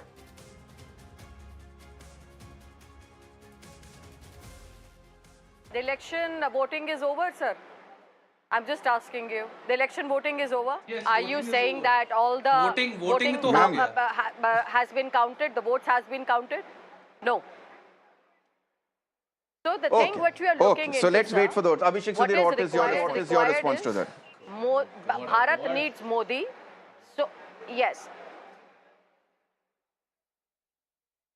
Okay. So yeah, Abhishek. Bharat needs Modi, is it? I see. Ayodhya is not standing with Modi. Bharat is standing with Modi. You're losing Ayodhya. Narendra Modi is losing Ayodhya. How can Narendra Modi even think of forming a third term? He should resign on moral grounds. And I have an insider, I have a scoop for you. Okay. I just spoke to somebody in the Samajwadi Party in Lucknow. The BJP office in Uttar Pradesh in Lucknow is deserted. The BJP office in Lucknow is deserted. So that's huge news. Nitish Kumar and Chandra Babu Naidu are by no means firmly in the NDA. Discussions are ongoing with the India bloc. Let me just put in a caveat, Abhishek. That's not what our sources have told us. They are calling a meeting. Okay. Now, first of all, Amit Shah is going into a huddle with JP Nadda. You are calling an NDA meeting. Hey, Chandra Babu and Nitish could very well turn up at that meeting. But please ask the BJP spokesperson, are you ready to make Nitish Kumar Deputy Prime Minister, Finance Minister? Will Chandra Babu Naidu become Home Minister? Of course, he's going to be CM of Andhra Pradesh, but his nominee... And Nitish Kumar is Chief Minister of What Bihar. are you would you think Nitish Kumar... No, tell me something. Nitish Kumar will be happy being Bihar Chief Minister. Okay. We'll make him Prime Minister. Okay. I think we are... At this point, I think थोड़ी हवाबाजी हो रही है. थोड़ी हवाबाजी हो रही है. Okay, एक second. If I had the power, I would make him Prime Minister. But Abhishek ji, the fact is you right now. Tell me why are you losing Ayodhya? One second. Let me just one second. Abhishek Anuja ji, this is not a time to come up with Hawabazi. I will just like to put it on record once again that counting is still going on. Anuja ji, 1 second. I'll come to you. I'll come to you. Let me just tell our viewers what is happening in Uttar Pradesh, sir. They deserve to know the facts on the ground, then you can put your spin to it. Let's start with the state which has sent the maximum number of representatives, that is Uttar Pradesh. The fact is that there is a stellar resurgence of Akhilesh Yadav, Samajwadi Party and the Congress led by Rahul and Priyanka Gandhi in the Hindi heartland state, and that has left the BJP stumped. The India bloc, as we speak, is leading in 44 seats. The numbers are constantly changing. But so far, the India bloc is ahead. Samajwadi Party, last we checked, is in 37 seats. Congress in 7. The BJP-led NDA is not far behind. It's not a domination. Let's be very clear about it. It's in 35 seats. But what was once a dominant state for the Uttar Pradesh, for the BJP in UP, that's changed as well. But here's perhaps the statement or the statistic which will be most embarrassing for you. Rahul Gandhi's lead in Raebareli is twice that of Prime Minister Modi in Varanasi. Union Minister Smriti Irani is trailing in Amethi. And of course, as we said, Faizabad, which has Ayodhya, is seeing a Samajwadi Party victory. Let me quickly go across to Adib, who's joining us from Amethi. Adib, the big story coming in from Amethi, that Smriti Irani, the giant killer of the BJP, the Neta who brought down Rahul Gandhi in his own bastion, has today been brought down. The giant killer has now become the giant who has been killed, Adib. Well, definitely Kishori Lal Sharma, who was fielded by Congress party in a last-minute decision, is now leading with a vote of around 1 lakh votes. Kishori Lal Sharma is leading from the seat of Amethi, while Rahul Gandhi is leading with a vote margin of 3 lakhs. Rahul Gandhi till now has got around 6 lakh votes. It's a large number of votes which Rahul Gandhi has got in Uttar Pradesh. Apart from these two seats, if we are talking about the entire Uttar Pradesh, Faizabad is another seat which is coming as a surprise for every party, including BJP and Samajwadi Party. Samajwadi Party is leading on Faizabad seat with a vote margin of 20,000. Though the Lallu Singh, who is the candidate of BJP, was maintaining a lead early in the morning, but now it's Avdesh Prasad who is maintaining the lead in on the seat of Faizabad. Then there's the seat of Barabanki, where Tanush Punia is maintaining a lead of around 1 lakh votes from the seat of Barabanki. He's the Congress candidate. He's the son of senior Congress leader PL Punia, and he was fielded from the seat of Barabanki, and he's also maintaining a lead of 1 lakh. But the two most important seats of Uttar Pradesh which remain in this entire election is of the seat of Amethi and Raebareli. And in Amethi, KL Sharma is leading with a margin of 1 lakh votes. And clearly, it's the connection of Nehru Gandhi family with the people of Amethi and Raebareli which has worked over here. The people of Amethi were demanding that a Gandhi family member should be contesting from this particular seat. But however, Congress fielded KL Sharma, and when the time came for campaigning, it was Priyanka Gandhi herself campaigning in Amethi for KL Sharma. She was here for more than 10 days holding road shows, holding public gatherings, addressing public gatherings. So this was Priyanka Gandhi herself campaigning in Amethi. That has changed the whole scenario. However, BJP was very confident about Amethi and Raebareli, and not just about these seats, but they were confident about UP. In fact, BJP was saying that it will be a clean sweep in Uttar Pradesh as far as BJP is concerned.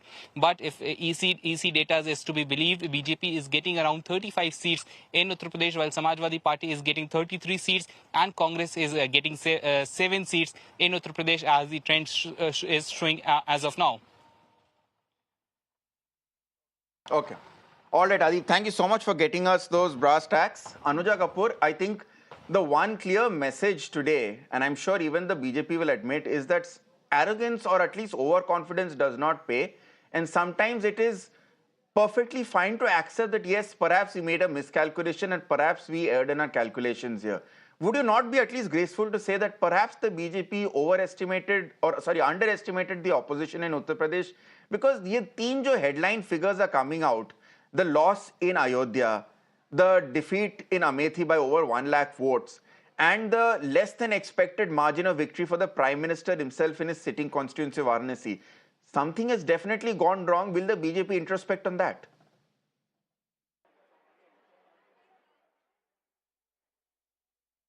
Sri Ram Mandir was in manifesto.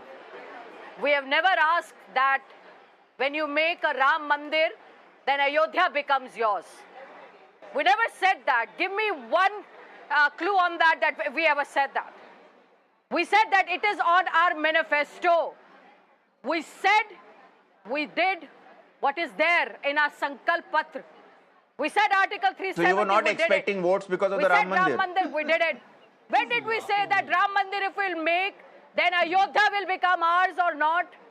It is the voters who vote. But Anuja, Ayodhya was already yours. Ayodhya was already yours. You had won. The party had swept that state in the last 2 seats. It was not, Anuja ji, Ayodhya was not some unsurmountable fortress that you had never dreamt of getting. It was already yours. And you lost it. And you've lost it.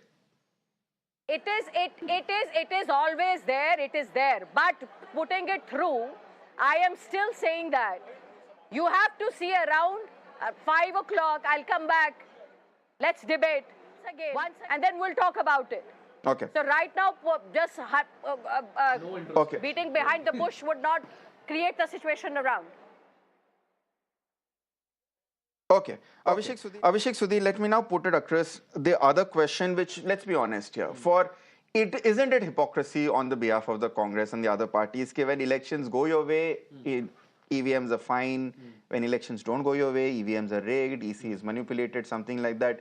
Does that not tarnish the emphasis or the significance of a relatively good performance like this one? There are 2 points here. Yeah. There's questioning the credibility of the Election Commission and the decisions they've taken, questioning their partiality. And the second issue is saying that the EVMs have been hacked, or the EVMs have been manipulated, or that the elections have been rigged.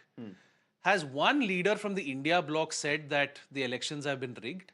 Questions have been raised about but EVMs were rigged was the constant refrain. No, I'm saying see what supporters say, what voters say. Has Rahul... Not for this election maybe, yes, but for several elections they've said, whenever they've lost, they said EVM manipulation is going on. I'll tell you what. At the end of the day, the Election Commission's credibility has taken a hit because they did not take action against the Prime Minister for his repeated violations of the Model Code of Conduct. They did not take actions against the Prime Minister for his repeated violations of the Representation of the People's Act. He blatantly polarized this election. Now, the people of India said, okay, Mr. Chief Election Commissioner, or at least the people of Uttar Pradesh clearly said, okay, Mr. Chief Election Commissioner, if you want to take action against Narendra Modi, we will take action against Narendra Modi. And the result of that action is 45 seats to India and 35 seats to the BJP. Introspection, they're not even acknowledging that the Samajwadi Party Congress combine has absolutely decimated them in their strongholds. They were talking about 8 lakh vote margin for Narendra Modi. He'll be lucky if it's 1 lakh. How can Narendra Modi become the Prime Minister if he has lost Ayodhya? The Sangh Parivar, the RSS, the VHP, all of them must now come together and say that does Narendra Modi have the backing of the people? Or should someone like Nitin Gadkari take over as Prime Minister? That's a discussion that's being had. They do have the majority, and That's he a has discussion won. being had. They have won a Lok The Sabha. BJP has the majority, sir. And Narendra Modi has won. It doesn't. So, at the end of the day, margin is not. Narendra Modi cannot take the credit for the victory and deflect the blame on someone else. On 26th of May, what did he do? Okay, one second. What did he Let's do? focus on Anuja Kapoor. Let's focus on the you good have to news go coming back and in. look. On Anuja, 26th of May, Anuja what ji, did let's Rahul focus Gandhi on the do? good. You're talking about the model code of conduct. Okay. Ma'am, elections are over. Let's leave the penning aside. Let's focus again. What did Rahul Gandhi do on the Wynad day when he was on his election? What was he doing? Wasn't he going against the model code of conduct? Okay. Let's focus on Odisha. Anuja Kapoor, I'm sorry, I'll have to interrupt you. Let's focus on Odisha. That's a state where your party has done well. Sir, you are not making the government. A state that has seen Lok Sabha and Assembly elections. Don't talk about it. You are not making the government. You can please dance on your seats. Go and dance on your seats. Okay, now can I talk about the state where you are making the government, ma'am? And that is the reality. You go and have a cake from our side. Look at that. Please go. Look at the arrogance. 1 second. Look at You that. can always dance on the Our viewers will judge who's being arrogant, just like our voters have. Keep dancing. Anuja Kapoor, I'm sorry, I'll have to overrule you at this point. I have to talk about Odisha. It has a state which has seen Lok Sabha and Assembly elections, and out of the 21 Lok Sabha seats in the state, the BJP is leading on 19 of them, with the BJP reduced to just 1 seat. The Congress is also leading on 1 seat. The BJD has also been, remember, was the single largest party in Odisha. It won 12 out of 20 seats and 20 seats out of in 2019 and 2014 Lok Sabha elections. The BJP had just won 8 and 1 going into this election. So that, of course, is the big story from Odisha at this point. And that is a state which, again, I say, if you remove the 19 MPs which BJP is getting from Odisha from the current figure of 295, you reach 276 for the NDA. And that puts into perspective how much the Odisha gamble was important to the BJP and how spectacularly it has worked. Let's now then move on to West Bengal. Neighboring to Odisha, another state where the BJP had expected to replicate the performance which it has seen in Odisha. But West Bengal, unfortunately for the BJP, remains Mamata Banerjee's bastion. Her party, Trinamool Congress, is leading in 32 out of the 42 seats. And the BJP, which according to exit polls was forecast as being the single largest party in West Bengal, for now has failed to better its performance of 18 seats in 2019.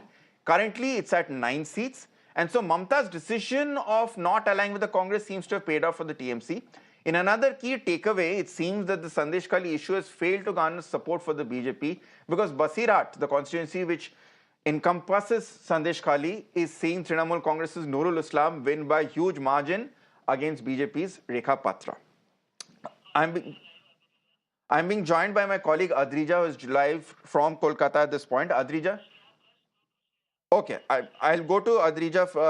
I'll go to Adrija in a while, but I'm also being joined by Shreya at this point, who's joining us from Bengal. Shreya, good to have you on the broadcast. What are the big headlines coming in from West Bengal? The one which I can see at this point, I think you're being surrounded by a lot of Congress supporters.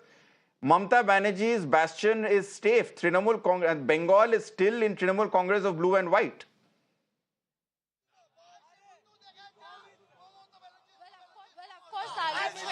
Looks like it is going to be a huge win by once again the mighty Mamata Banerjee government. Look at the surrounding. We are right now outside the Chief Minister's residence in Kalighat, and you can see how TMC supporters have in fact come out to celebrate. Remember, the early trend shows that TMC is leading in at least 30 seats and BJP is leading only in 9 to 10 seats. Heavyweight BJP leader like that of Dilip Ghosh, Shrikant Majumdar, Nishit Pramanik, Loket Chatterjee, they were in fact trailing behind, and TMC is at least leading in 30 seats. And if this trend continues, if TMC is to really win in this 30 seat, that would be a major victory for the TMC party. Remember, last time around they have bagged 22 seats, BJP bagged 18 seats, but right now if you look at the trend, it's looking like TMC is going to bag 30 seats. Now I'd like to show you, look at how the supporters have come out to support, they are outside Chief Minister's residence from where they are reporting live. Also remember, there is a meeting which is underway between Abhishek Banerjee and Mamata Banerjee to decide the road further after this massive win by the TMC in the state of West Bengal. Let me try to talk to these people and try to understand. आप लोगों को 30 seats मिल रहे हैं, आप क्या कहना चाहते हो? अर्ली ट्रेंड्स दिखा रहे 30 बेसिस आपको मिल सकते हैं? লক্ষ্মী ভান্ডার, স্বাস্থ্যসাথী, সবুজ সাথী, কন্যাশ্রী, রূপশ্রী, শিল্পশ্রী, এমনকি জন্মালে টাকা মরলে টাকা, মানুষ কিন্তু বেইমান না। দিদির গ্যারান্টি, मोदी जी का गारंटी के बारे में মোদির গ্যারান্টি ফালস, মোদি ভাউতাবাদ। কথা বলেছিল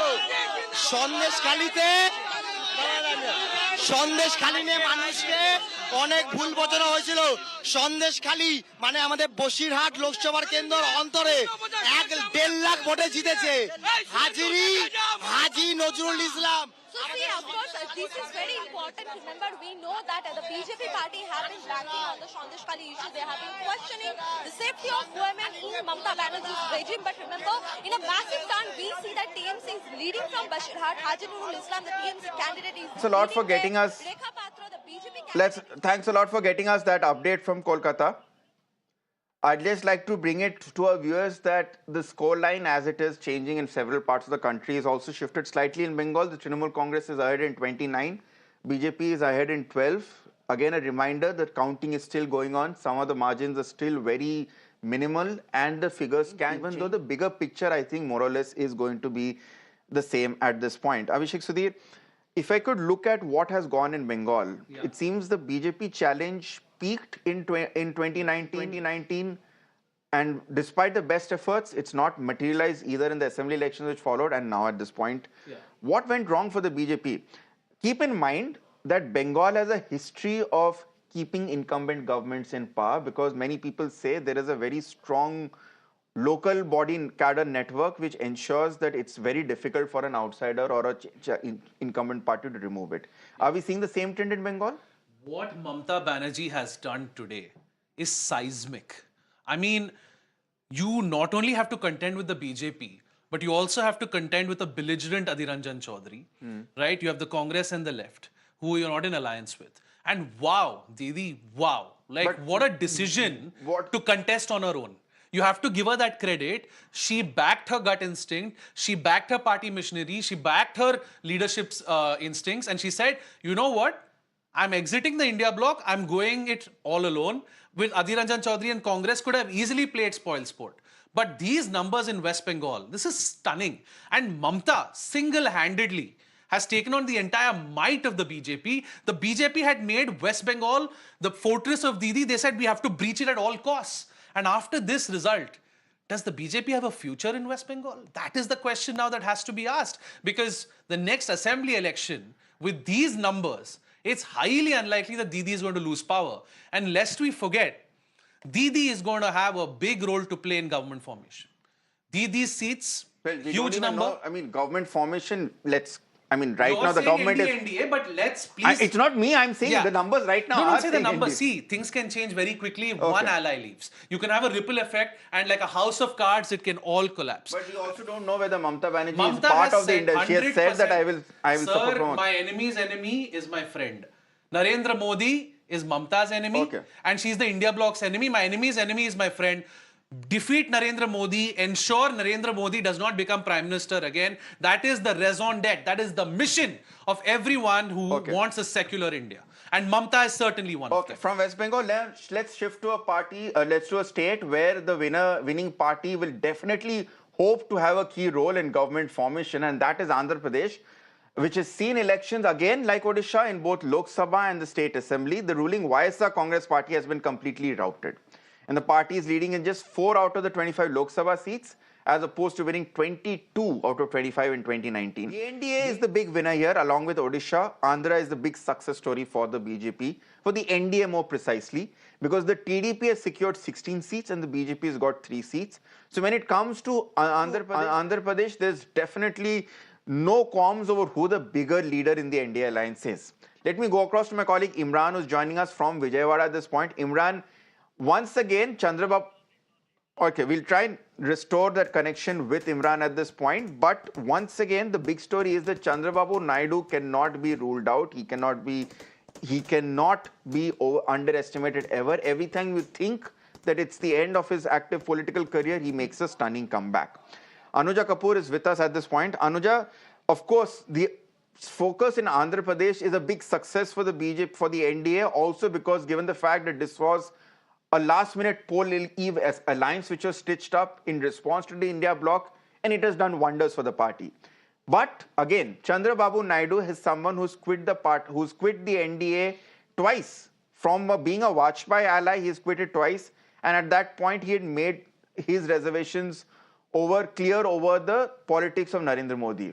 Are you absolutely sure that Chandra Babu Naidu is with the NDA and he will remain a part of the NDA?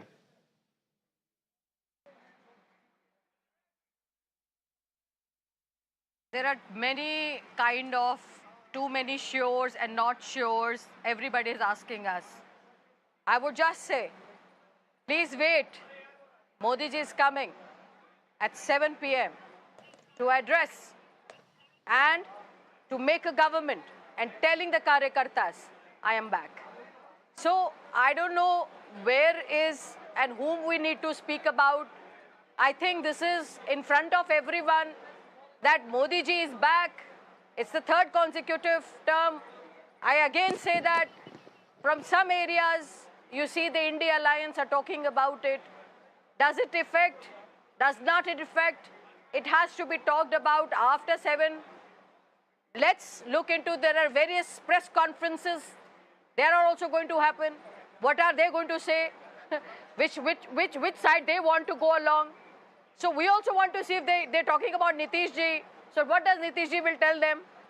So we also want to see how many things are going to be there, how many people believe in NDA. Because from the inception of NDA from 2014, NDA Anuja has Kapoor, the question was on Chandra Babu Naidu. You barely even mentioned him. At least this was a time for you to say that we are very happy and congratulations to Chandra Babu Naidu. But once again, the answer is all about Modi ji. And that is the question as to whether can the BJP under Modi actually make a coalition work where the numbers of this thing. Let's go across to Imran who's joining us live. Imran, let's focus on the man of the hour once. Okay, great. Wait. Imran, the man of the hour in Hyderabad, in Andhra Pradesh, is Chandra Babu Naidu. And we have to give him his due. For the past 25 years, Chandra Babu Naidu may be down several times, but he's refused to be out. And he's made a stunning comeback both in Lok Sabha and as well in the Andhra Pradesh Assembly. Well, absolutely. In fact, last time when the results came out, many people had written off obituaries for TDP. But like what we've seen in Telangana, how the Congress party rose, TDP also has come back in a spectacular victory margin there. And in fact, without any alliance, he could still form the government here in Andhra Pradesh. Now, Chandra Babu Naidu, we are at the camp office where his supporters and well-wishers have beelining here to welcome and greet him. In fact, one of the MLC from the TDP came out and said that, in fact, Amit Shah and the PM had called Chandra Babu Naidu congratulating him, probably also trying to ensure that already the India Inc. is reaching out to a few of their former allies and ensuring that he's still with the NDA. In fact, he came out and said that even TDP sources informed that they are with NDA, they're not going, considering even the India Alliance, they will strongly form the government here. And Chandra Babu Naidu himself will go in a day or two to Delhi to welcome Prime Minister for the oath-taking ceremony on the 9th of this month. A spectacular victory there for Chandra Babu Naidu. In fact, many people feel that his arrest was started off the sympathy way for him, and despite YSRCP claiming that their social welfare schemes will sail them through, and especially the women voters, that didn't turn out. In fact, the rural distress was also seen in many of the constituencies in rural areas. TDP has gained, and also increased not only is just the seat share, but also is victory margin. All right. Thanks a lot, Imran, for joining us from Vijayawada. And from Andhra Pradesh, let's go shift our focus to Tamil Nadu. Of course, the South is, again, the big headline maker because, again, this is a state where, despite the Prime Minister's push into the Dakshin Dravidian homeland and fierce campaigning by the BJP face in Tamil Nadu, Annamalai, the party has once again failed to open its account. The India bloc, comprising of the DMK, the Congress and more, are leading in 38 seats out of 39 in Tamil Nadu. And BJP State Chief Annamalai himself is trailing in Coimbatore by over 30,000 votes against the DMK candidate. The other big story, of course, which I must mention here, the fact that people are barely talking about them also indicates how far they've fallen. That is the AIDMK. It's a complete wipeout. And I think they have already ceded second position to the BJP as the opposition.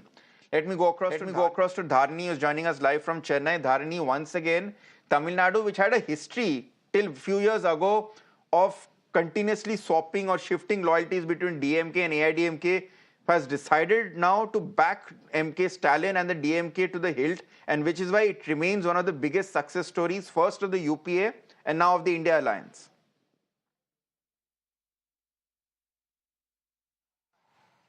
From the latest information on the Election Commission of India's website, we're given to understand that the DMK alliance is leading in all the 40 parliamentary constituencies in both Tamil Nadu and Puducherry. And we also know for a fact that Suresh Gopi of the BJP has won from Kerala, from the Thrissur parliamentary constituency. So this can potentially mean that Tamil Nadu is the only state in South India in which the BJP doesn't get to win a single seat. Tamil Nadu will become the only state in South India in which the BJP itself doesn't have a member of parliament since Suresh Gopi from Kerala has won in Thrissur. So definitely celebrations are bound to happen in the DMK's headquarters around 5 or 6 p.m. Chief Minister MK Stalin will be coming to the party headquarters around 5 p.m. He'll be holding a press conference in which he'll be thanking the party cadre and the functionaries for their continuous support and hard work. And definitely last time, remember, in 2019, the DMK was able to win 38 seats and, of course, one seat in Puducherry, 39 seats. The only seat that the DMK alliance lost in 2019 was the Theni parliamentary constituency, but this time the DMK alliance's Thanga Tamil Selvan from Theni, he also seems to be taking the lead with a bigger margin. So definitely in all the 40 constituencies in Tamil Nadu and Puducherry combined, the DMK alliance is leading comfortably, and by the end of the day the results will become official. But the cadre they've already started celebrating. Just a few moments back we saw the supporters of DMK in front of the headquarters here bursting crackers and distributing laddus among themselves. Once the Chief Minister comes to the party headquarters around 5:30 p.m., the celebration will become official. After the press conference that he holds, the celebration will become official. And you can see in the visuals over here, the press is all set, media houses, they are starting to pour in to the DMK headquarters, and in another 1 hour from now, the Chief Minister will be here addressing the people of Tamil Nadu and also the people of India, thanking them for their support that they've rendered to the India Alliance altogether so far.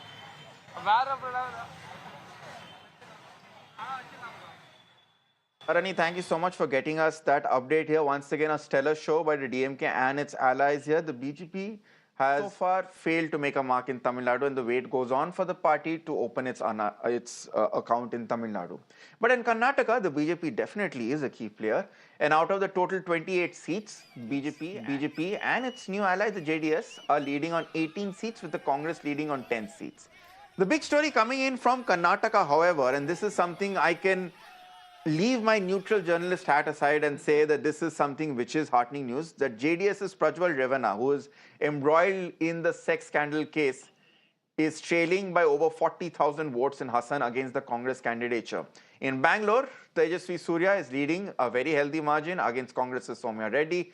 Deputy Chief Minister DK Shivakumar's brother DK Suresh is trailing by 265,000 votes against the BJP's Dr. C.N. Manjunath. Let me go across to my senior colleague Deepak, who's joining us from Bengaluru with all the updates. Deepak, the big story, you have been focusing that on South Speak for the past 1 month. Now, yes, elections happened in Prajwal Revana's constituency before the sex scandal came out, but many people said that the knowledge of his exploits was known among the local population for a few days before it made the headlines. Nevertheless, the headline coming in at this point is that Prajwal Revana seems to have lost from his constituency.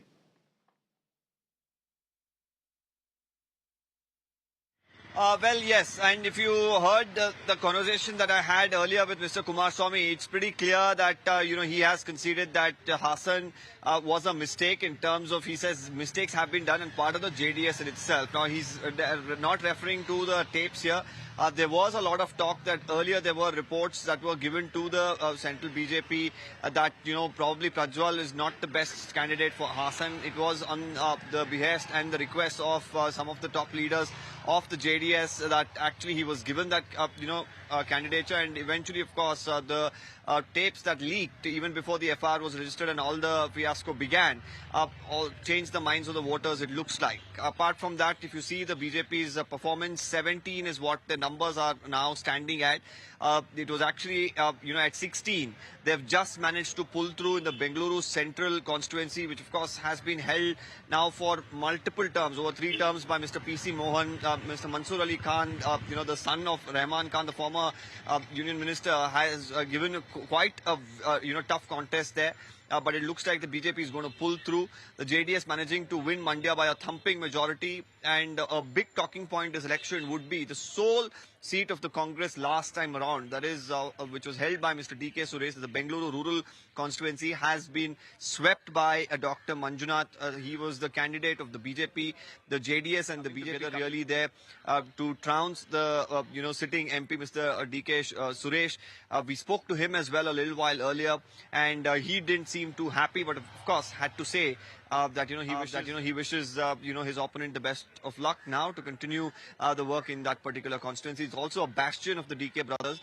And another aspect to note here that the bastion of the chief minister has once again been breached. You have Mysuru going towards the BJP. You also have Bengaluru rural going towards the Congress party, that is considered the bastion of the deputy chief minister. So at this point in time, a lot of drama that we witnessed over the last couple of months. Well, Deepak, I'll tell you what Karnataka you said earlier. You've spoken to former Chief results Minister H.D. Kumaraswamy. Yes, Deepak, you spoke to H.D. Kumaraswamy. Let's play out that interview for our viewers.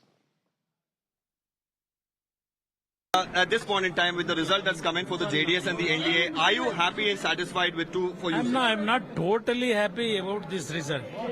We are expected early the alliance between JDS and BJP.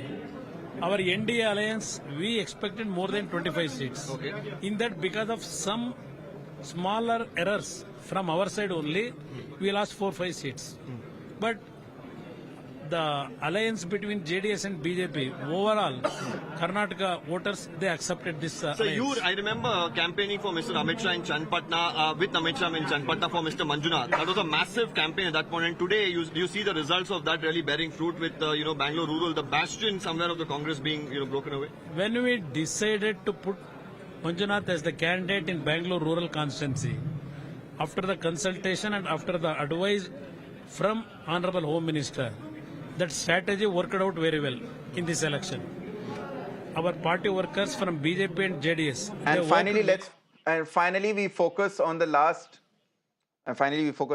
remaining state in the south, that's in Kerala. The BJP is all set to open its account for the first time. BJP's Suresh Gopi is leading in Thrissur against the CPI candidate. And after the initial hiccups in Thiruvananthapuram, Congress's Shashi Tharoor is now leading with over 14,000 votes against Union Minister Rajiv Chandrasekhar. And we have my colleague Neha who's joining us from Thiruvananthapuram, and without any further ado, let's quickly go across to Neha. Trivandrum was seeing a seismic contest for much of this morning. Rajiv Chandrasekhar was seemingly ahead, but it seems now, okay, we have just lost Neha, so we'll try and get that connection back. But as we were talking, Shashi Tharoor is now ahead in Thiruvananthapuram. The other big story also from Kerala, Rahul Gandhi, who is the sitting MP from Rayanad, is leading by a mammoth margin of 340,000 votes. These are live visuals coming in from Kerala at this point. A celebration by, of course, the Congress candidate.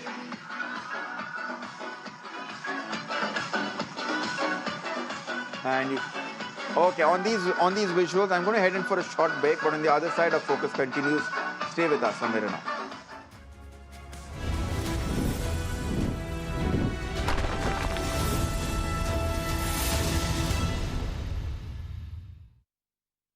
Co-presented by Presenting a Show. You're watching the Urban Debate. Where we try to find answers for all the questions the day has brought with it.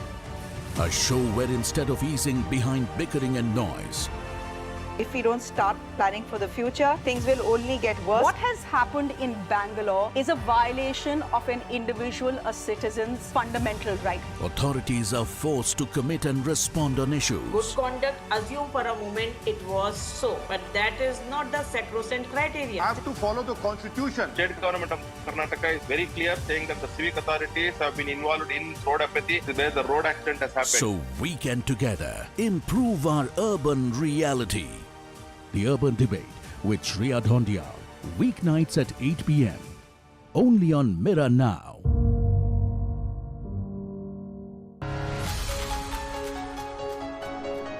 You get information on practically every device. What you don't get is the correct context. We often miss the wood for the trees. On Nation Tonight, we come with the promise of giving meaning to the information, taking you through the day's biggest events that define the state of the nation. With me at 9 p.m. on Nation Tonight.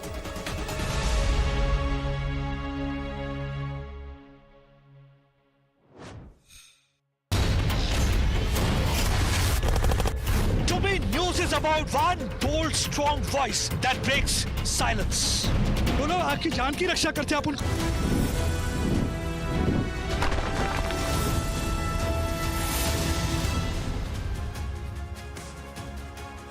And we've got breaking news coming in at this point. The celebrations have begun in the Congress camp as it is doubled almost its 2019 tally.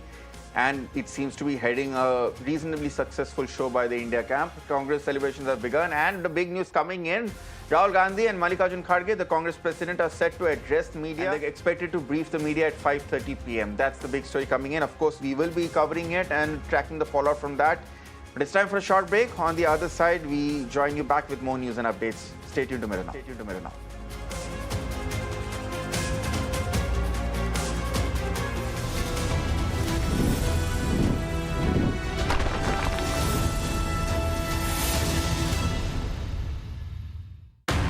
Presenting a show. You're watching the Urban Debate. Nalon ka pani. Where we try to find answers for all the questions the day has brought with it. A show where instead of easing behind bickering and noise, If we don't start planning for the future, things will only get worse. What has happened in Bangalore is a violation of an individual, a citizen's fundamental right. authorities are forced to commit and respond on issues. Good conduct, assume for a moment it was so, but that is not the sacrosanct criteria. I have to follow the constitution. State government of Karnataka is very clear saying that the civic authorities have been involved in road apathy where the road accident has happened. So we can together improve our urban reality. The Urban Debate with Shreya Dhondial, weeknights at 8 p.m. only on Mirror Now.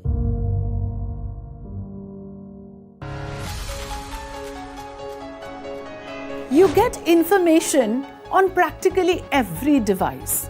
What you don't get is the correct context. We often miss the wood for the trees. On Nation Tonight, we come with the promise of giving meaning to the information, taking you through the day's biggest events that define the state of the nation. With me at 9 p.m. on Nation Tonight.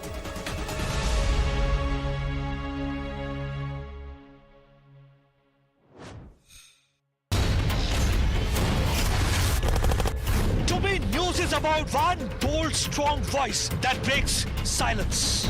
बोलो आपकी जान की रक्षा करते हैं अपन को मरवाने के लिए लेके आते हो. We go extra mile to give voice to stories that otherwise go untold. This tunnel is being constructed with the connivance of Pakistani army. We believe in asking straight, direct and pointed questions to people in corridors of power. I am Pradeep Datta reporting for Mirror Now. You first. Your issues are my stories, and that is news to me. Resident doctors out on the street. We expose the lies, uncover the truth, and demand accountability, all for a better tomorrow. With a transformer blast, no arrests have been made. On Mirror Now, we take the road less.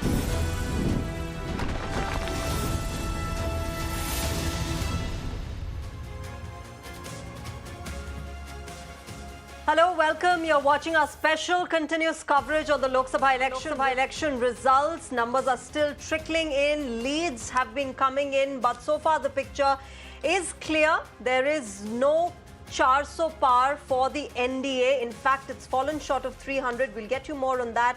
We'll also get you what else is happening in the India bloc front. It's been a good day for the opposition India bloc, doing well across the country. But let's quickly first, before all of this, get you the headlines that we are tracking at this hour.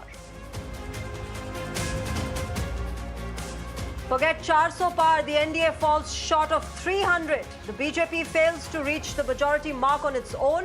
Now it is dependent on its allies. The India Bloc Alliance Dharma kicks off to a rollicking start. Over 230 seats certain. All exit poll predictions crushed today. Major upset for the Bharatiya Janata Party in its key bastion Uttar Pradesh. Samajwadi Party cycle in cruise control mode. The Congress makes a comeback in the Hindi heartland states. Shehzadas Akhilesh Yadav and Rahul Gandhi shine. After big gains, all eyes on the Kingmakers. Chandra Babu Naidu of the TDP and JDU's Nitish Kumar. Will they stick with the BJP? The BJP decimates Naveen Patnaik's 24-year rule in Odisha, with the state emerging as a ray of hope for the Saffron Party amid the Lok Sabha election upset. The Bharatiya Janata Party emerges as the single largest party, all set to form the government in the state. With battle lines redrawn, voters decide the real Sena and the NCP in Maharashtra. Opposition Mahavikas Aghadi leads on 27 seats in Maharashtra. Mahayuti experiment fails in the key state. Split in factions results in split in votes.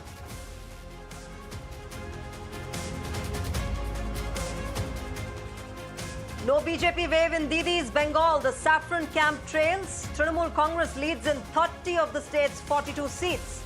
Sandesh Khali, not Mamata's Nandigram.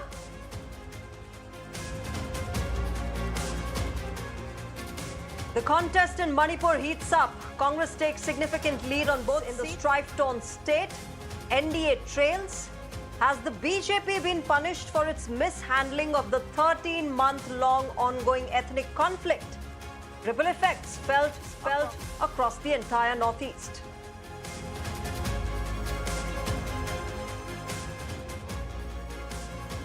After a bloodbath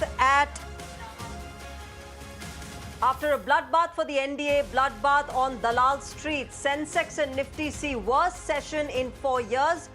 All the optimism after the exit polls fizzles out.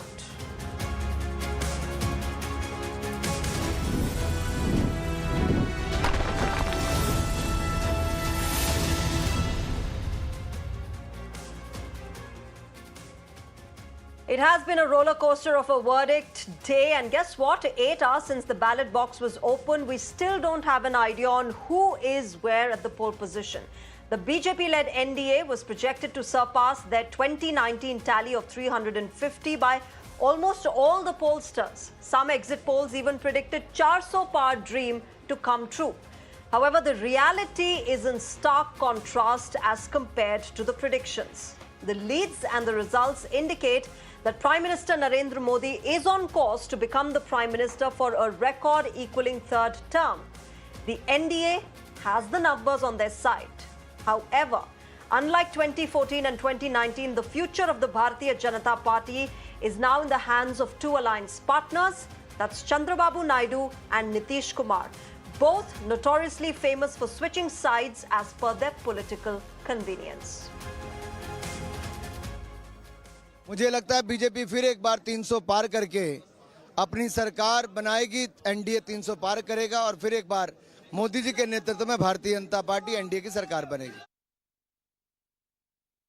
हमारे जो नेता है नरेंद्र मोदी जी के नाम पर ये चुनाव लड़ा है और उनकी जो क्रेडिबिलिटी है, उनकी जो गारंटी है और उन पर जो लोगों का विश्वास है, आज उसी का ही परिणाम है कि हम तीसरी बार जो है भारतीय जनता पार्टी जो है अपनी सरकार सेंटर में बनाने जा रही है। बहुत सारे जो काम हैं वो जब कांग्रेस की एमपी थे तो उन्होंने रुकवा दिए थे, चाहे स्कूल हो, चाहे केंद्रीय विद्यालय हैं, टनल हैं, हाईवेज हैं, बड़े रोड्स हैं, राजमार्ग हैं, इस तरह के न जाने कितने काम जो हैं वो कुछ करने को हैं, कुछ जो है रोक दिए गए हैं। हम अपने पुराने स्टैंड पर कायम हैं। हम जनता दल यूनाइटेड नीतीश कुमार जी के नेतृत्व में पुनः एक बार एनडीए में अपनी आस्था का इजहार करता है और हम एनडीए में ही बने रहेंगे। देशा तो 295 सीटों का है, हम तो वही टारगेट लेकर चल रहे हैं और हमें भरोसा है कि अगर सब कुछ सही चलेगा, ईमानदारी से चलेगा तो हम 295 पे ज़रूर जाएंगे। यही हम पूछ रहे हैं, जयराम जी ने भी ट्वीट किया, हम सब ने ट्वीट किया, हमारे वकील भी वहाँ हैं कि ये स्लो क्यों है, इलेक्शन कमीशन की वेबसाइट पे नतीजे टाइम पर क्यों नहीं अपलोड किए जा रहे हैं। हम आश्वस्त हैं कि हम सरकार बनाने जा रहे हैं। अबरार ये बताए कि उमर अब्दुल्ला ने भी अब डिफीट जो है वो एक्सेप्ट की है, पहला रिएक्शन आपका क्या? जी देखिए, अभी नताइज आना बाकी है, लेकिन अभी जो हमारी लीड है वो अल्हम्दुलिल्लाह बहुत अच्छी है और एक्सपेक्ट ये है कि लीड आगे और बढ़ेगी। अगर उमर अब्दुल्ला साहब ने ये एक्सेप्टेड डिफीट किया तो ये एक साइन है that he is a true statesman. तो मेरा कोई पर्सनल झगड़ा नहीं है उनसे। देखिए, उन्होंने अपनी बात लोगों तक पहुँचाई, मैंने अपनी बात लोगों तक पहुँचाई, तो फिर इन द एंड लोगों को फैसला करना था और लोगों ने आज जो भी फैसला किया होगा वो मुझे भी काबिल कबूल होगा और हमारी जो अपोजिशन पार्टीज़ है उनको भी काबिल कबूल होगा। जो आपकी रिग्रेस कैंपेनिंग रही अपने फादर के लिए, तो कहीं ना कहीं उसके नताइज भी आ गए, लोगों के लिए क्या है? जी बिल्कुल, देखिए अगर आपने खुद भी शायद कहीं सुना होगा कि लोग जो हमारे मुखालफिन थे वो कहते थे कि ये नॉन वोटर्स है, अंडर 18 है, इनका कोई वोट नहीं है, तो ये बच्चे इनकी रैलीज़ में जाते हैं। तो आज लोगों ने उनको अपने वोट से जवाब दिया है कि वो बच्चे नहीं थे, वो सारे वोटर्स थे और वो हक का साथ देने वाले थे, उस मजलूम का साथ देने वाले जो पिछले 5 साल से तिहाड़ जेल में सिर्फ इसलिए बंद है कि उनने हमेशा कश्मीर और कश्मीरी की बात की है। तो लिहाजा आज ये लोगों को उन लोगों को जवाब मिला है कि जो कहते थे कि नॉन वोटर्स है, आज लोगों ने उनको जवाब दिया है कि अगर वो उनको तख्त पर बिठा सकते हैं तो उनको तख्त से गिरा भी सकते हैं। जितना अपेक्षा था उतना नहीं हुआ है, हम उसके लिए आत्मविमर्श करेंगे, लेकिन एनडीए गठबंधन को पूरा बहुमत मिला है। Shivani, my colleague, is joining us from outside JP Nadda's office. Let me go across to her. Shivani, even though the NDA might be on the road to forming the government again, it's not clearly a very happy day for the BJP. From 400 par, it seems like they're struggling to even cross the 300 mark. What's the latest that you're picking up there on ground?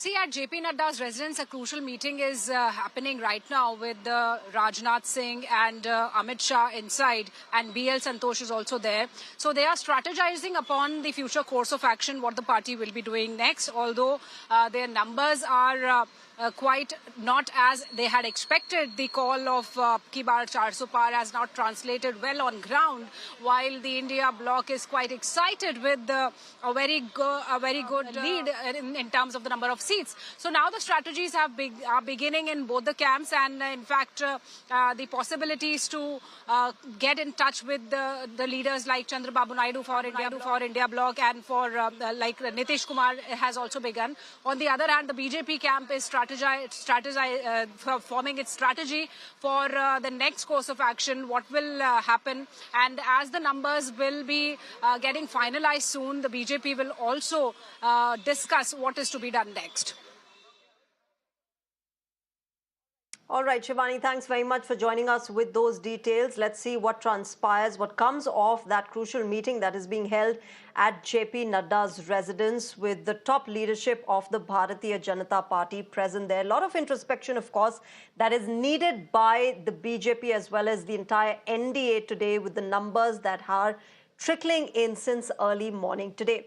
Let's now try and decode what led to this earth-shattering rise of the India bloc and this shocking fall of the Bharatiya Janata Party. Starting with Uttar Pradesh, which has been the fortress of the BJP from 2014 to 2019, and further, every pollster predicted 70 seats or thereabouts for the BJP-led NDA, while they predicted the India bloc to struggle to even get double figures there. The verdict, however, has stunned all of us. Akhilesh Yadav's Samajwadi Party has turned out to be the king of these elections. They're winning more seats than ever, and even the BJP on their own could actually manage. The Congress, for all their past frailties, has performed admirably as well. They are on course to win 7 seats there, including the coveted Amethi seat, which went the BJP way back in 2019 when Smriti Irani defeated Rahul Gandhi. However, this time, long-time Gandhi loyalist KL Sharma is the giant killer. He is on course to defeat Smriti Irani. Amethi की जीत जो है गांधी परिवार और यहाँ की जनता की जीत है, ठीक है। ये उन्हीं को समर्पित है। अगर जीतते हैं, अभी तो काउंटिंग चल रही है वैसे, तो अभी 14-15 राउंड की रिजल्ट आया जो, उसमें मेरा ख्याल शायद 1 लाख प्लस हो गया। ठीक है, मैं तो एक मतलब है तो कैंडिडेट बन के घूमता रहा इनके बीच में, लेकिन असली काम तो यहाँ की जनता ने किया। और प्रियंका जी ने मेरे लिए बहुत किया यहाँ आके, और राहुल जी ने मेरे लिए किया, और खड़गे जी भी आए।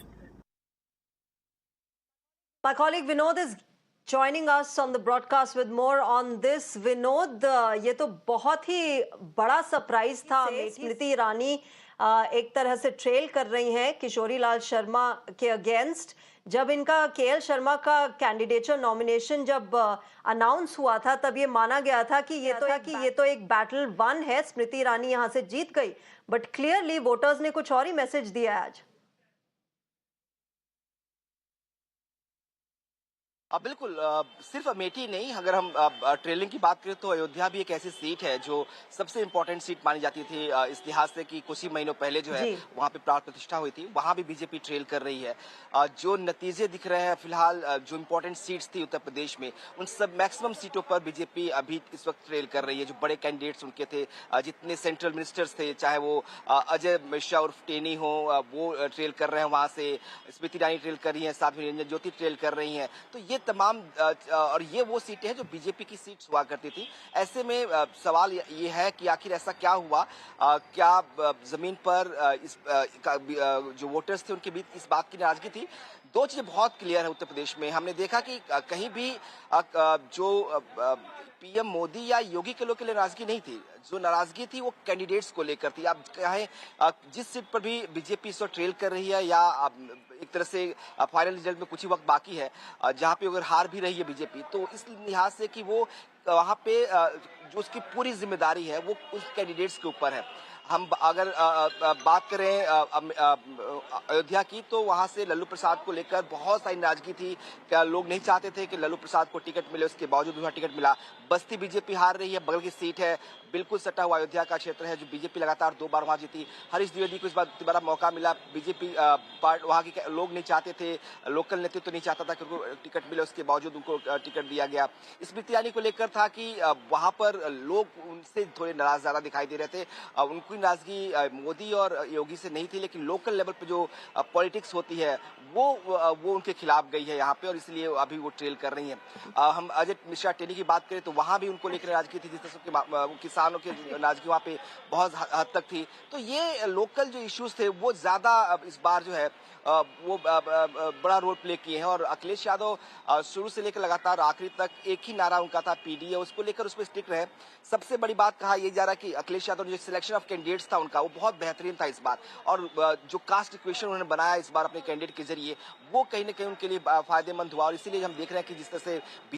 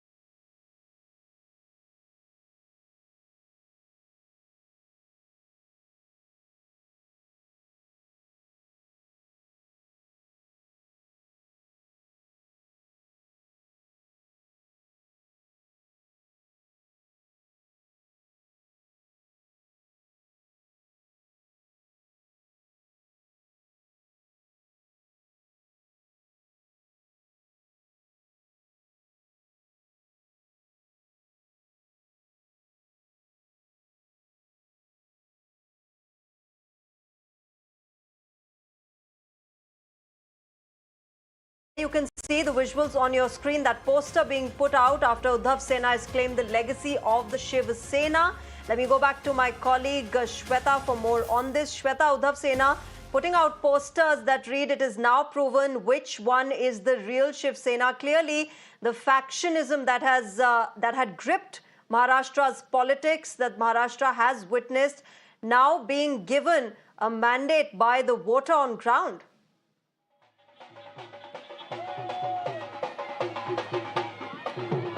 Sorry, I just couldn't hear you properly. Can you please repeat the question, as there's a lot of noise around this. I couldn't hear you. Shweta, I absolutely understand. You know, it's there you are amid the dhols and the nagaras, and it is clearly a day of celebration. But what we are getting our viewers is that the Uddhav Sena camp has now claimed the legacy of what they're calling the real Shiv.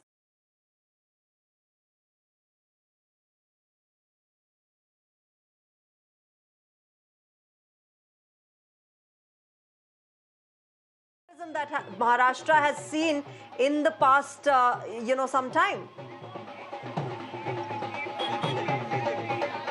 Well, absolutely, you're 100% right. In fact, just look at the huge banner, and this speaks in volume. In fact, the way all the leaders are being shown here, the mashal is being shown, and all right, Shweta, I'll come back to you. Let me quickly cut across to Abhishek Manu Singhvi of the Congress Party addressing the media.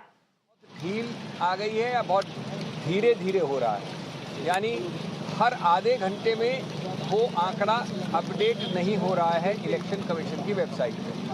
ये हमारी complaint थी।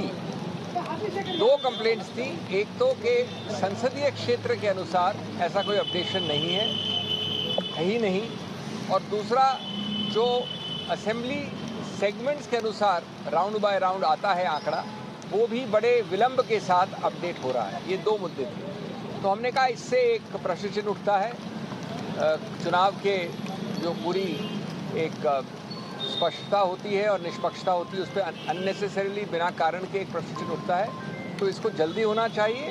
हमने कोई ऐसे आरोप नहीं लगाया, हमने कहा कि हमको चाहिए एक सीधा आदेश चुनाव आयोग के केंद्रीय स्थल से कि ये जल्द से जल्द अपडेट हो। चुनाव आयोग ने हमको बड़े आदर के साथ सुना और कहा कि जहाँ तक संसदीय क्षेत्र का मामला है, तो ये अपडेशन पहले भी नहीं होता था, अब भी संभव नहीं है, क्योंकि ये आंकड़े आते हैं असेंबली सेगमेंट वाइज। तो असेंबली सेगमेंट वाइज जो आंकड़े आते हैं, उनको अपडेट वो तब करते हैं जब एक असेंबली सेगमेंट अगर 7 हैं एक संसदीय क्षेत्र में, वहाँ पहले आता है तो वो पहले हो जाता है, जहाँ बाद में आता है वहाँ बाद में होता है। इसलिए दोनों में समय का थोड़ा अंतर रहता है। इस बात को उन्होंने बड़े विस्तार से समझाया कि किसी रूप से वो विलंब नहीं होने देंगे। वो आदेश भी देंगे कि जो असेंबली सेगमेंट के अनुसार उसके आधार पर जो अपडेशन होना चाहिए वो जल्द से जल्द हो। और मैं समझता हूँ कि अगर ये आदेश तुरंत चला जाए, क्योंकि कुछ घंटे बचे हैं गणना में, तो ये एक प्रकार से हल होगा। बड़े एक सौहार्द के साथ ये बातचीत हुई और हमने उनको धन्यवाद किया हमको जल्द से जल्द अपॉइंटमेंट देने के लिए। एक और मुद्दा है जिसके बारे में मेरे दोस्त बोलेंगे, मैं अंग्रेजी में संक्षेप में बोल दूँ। We went to the election commission at short notice to convey a concern of ours. It was more a concern, less a complaint.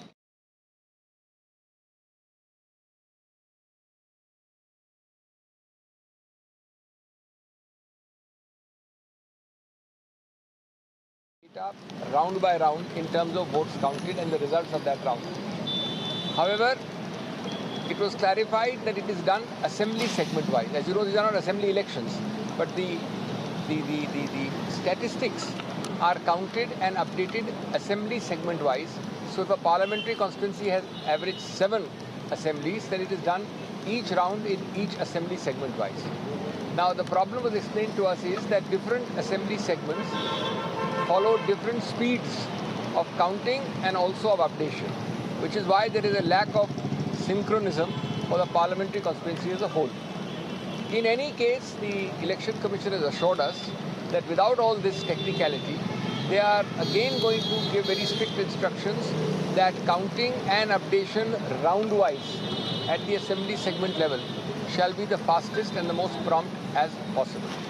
We are happy if that happens, and I think the matter would be resolved. Only a few hours are left for the elections, and we don't want to create unnecessary question marks, so long as this direction to immediately, A, to count fast, and B, to promptly disclose the counting round for each segment.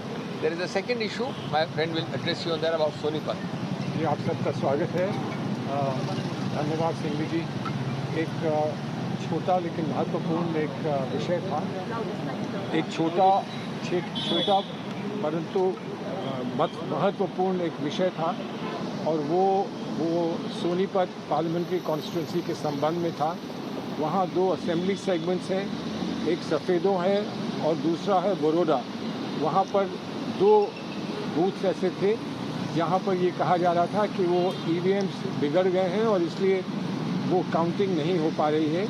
तो हमको ये बताया गया, उन्होंने कहा कि नहीं, जहाँ भी ऐसा होता है तो वो स्लिप्स की काउंटिंग कर दी जाती है, और अगर नहीं भी हुआ हो तो जब अंतर आता है, अंत में जो अंतर आता है, अगर वो कम हो तो उन स्लिप्स की काउंटिंग जो है वो पक्की कर दी जाती है, ताकि कहीं पर ये संदेह ना रहे कि पूरे वोट काउंट नहीं हो पाए। हमने उनसे आग्रह किया कि इसको चेक कर लें, रिपोर्ट मंगा लें, ताकि कोई संदेह ना बचे और वहाँ के लोग जिन्होंने हमको ये बात पहुँचाई थी वो संतुष्ट हो जाएं। It's a small thing but an important thing, because although only 2 booths are involved, 2 booths of 2 constituencies in Sonipat parliamentary constituency, one is Baroda and the other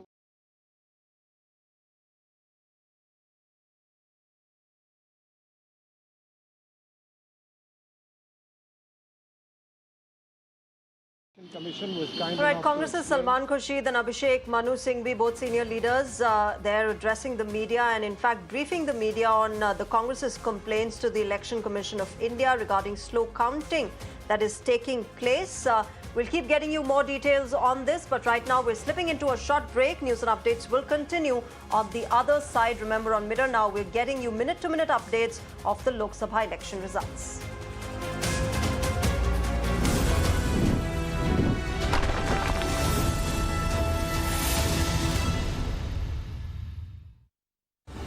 Presenting a show. You're watching the Urban Debate. नालों का पानी, where we try to find answers for all the questions the day has brought with it.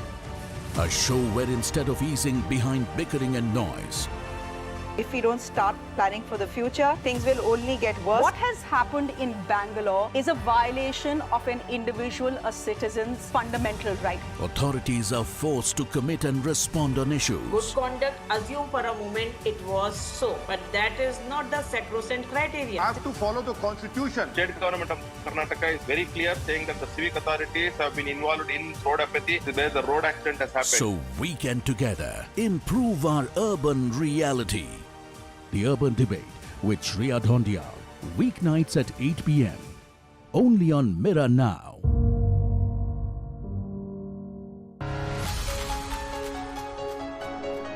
You get information on practically every device. What you don't get is the correct context.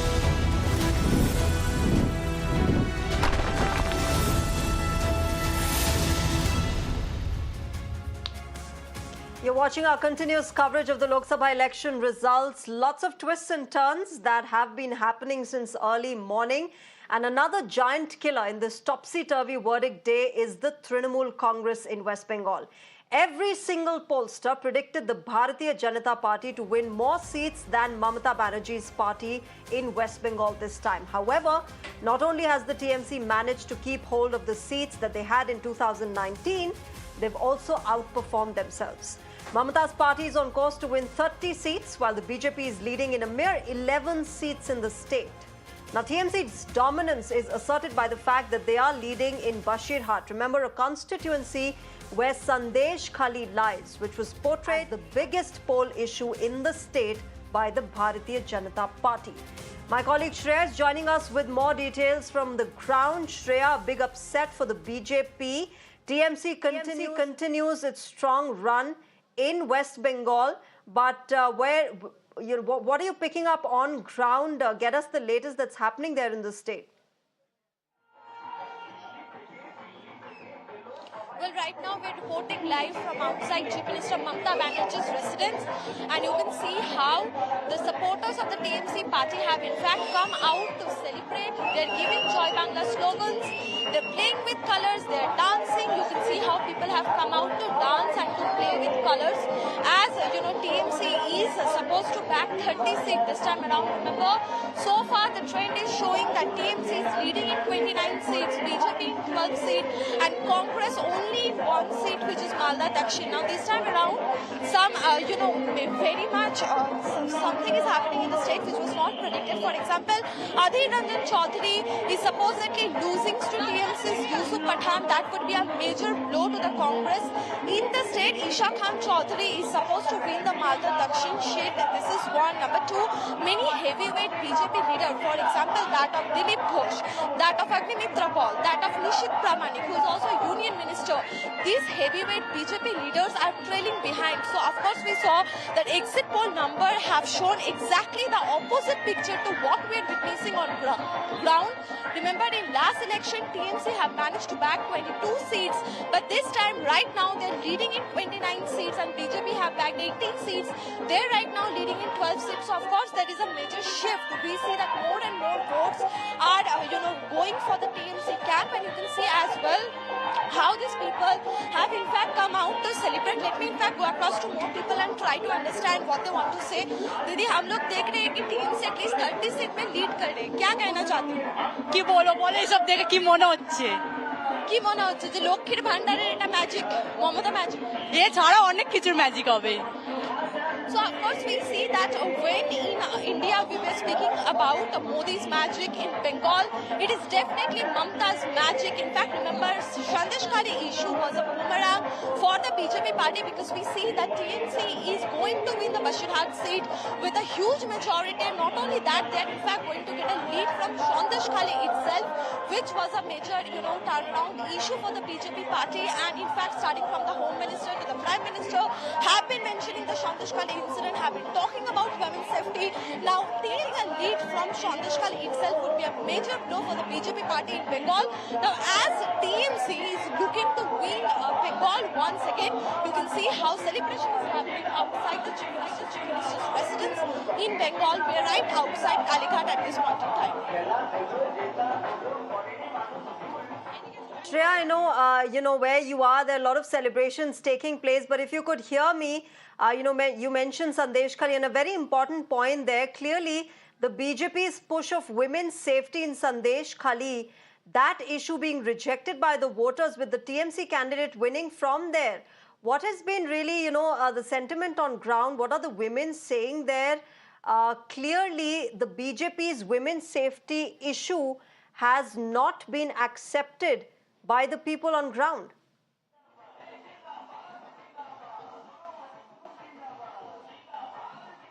Well, of course, Sandeshkhali was one of the prestige seats for the BJP party in Bengal, because remember, they have filtered Rekha Patra, who is the face of the Sandeshkhali protest, also a victim of the Sandeshkhali incident. That Rekha Patra was given ticket. In fact, Prime Minister spoke to her after her candidature, called her Shakti Swarupa, after which BJP, was trying and hoping for a big win from Bashirhat, from Sandeshkhali. But we see that in reality, the picture is very different. We see TMC not only is going to win from Bashirhat with a major lead, but also they're going to get lead from Sandeshkhali itself. Now remember, when it comes to the TMC party, time and again they have mentioned that we're going to win Bashirhat and we are going to get a lead from Sandeshkhali.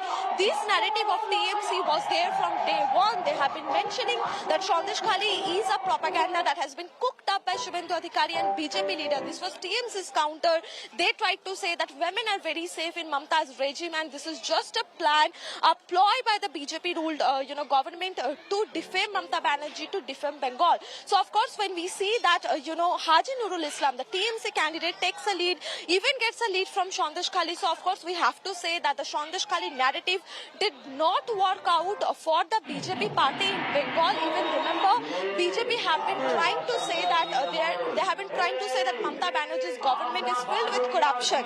This thing was another poll, issue for the BJP party, where they tried to say that Bengal government is a government tainted with corruption, but also that narrative have clearly failed when it comes to the state of West Bengal. Right, Shreya. So clearly we'll have to see, BJP in fact will have to introspect a lot when it comes to West Bengal. Thank you very much, Shreya, for joining us at the moment and getting us all those ground reports. Let's also quickly get you the breaking news regarding a very important man in this verdict today, Chandra Babu Naidu. The India bloc has moved to woo Chandra Babu Naidu. Congress has announced if the India bloc comes to power, it will give special status to Andhra Pradesh. Remember, Chandra Babu Naidu of the TDP in Andhra Pradesh is the man, apart from Nitish Kumar, who are being looked at as the kingmakers in this election. Let me go across to my colleague Niyamika, who's joining us with more on this. Niyamika, the process has begun. The opposition India bloc now moving to woo Chandra Babu Naidu. They've also said that if India bloc comes to power, they will give special status to Andhra Pradesh, something that the political leadership in the state and the people have been vying for.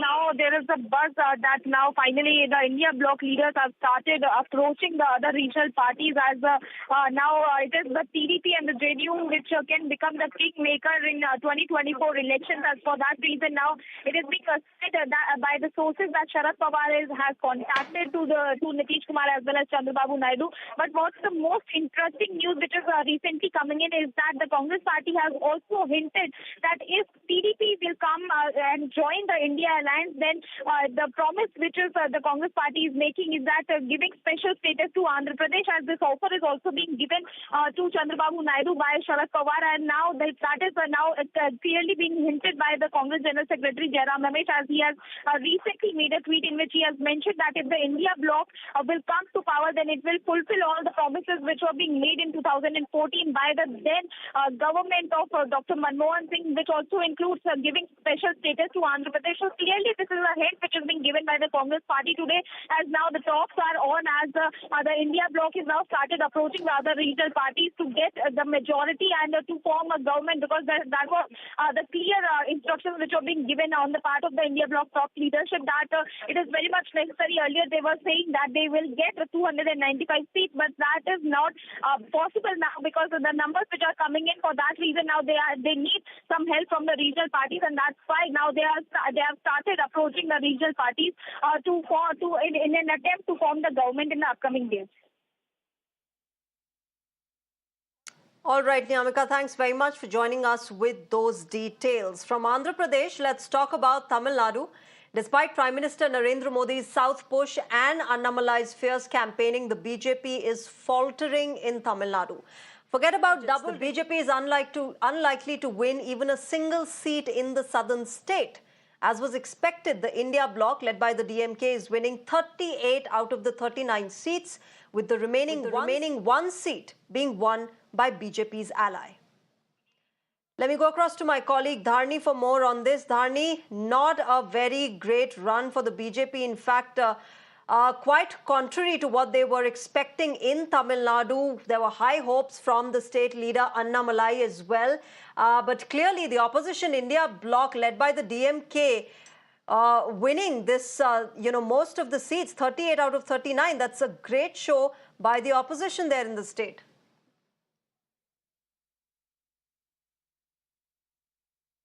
We're given to understand that almost all the 40 seats, including the one in Puducherry, the DMK is leading in all these seats, and in some seats the results have already been announced. The DMK alliance candidates, they've been announced as winners in some seats already. I'm in the DMK headquarters at the moment, and you can see in the visuals over there, the party headquarters is being decked up, music and lights.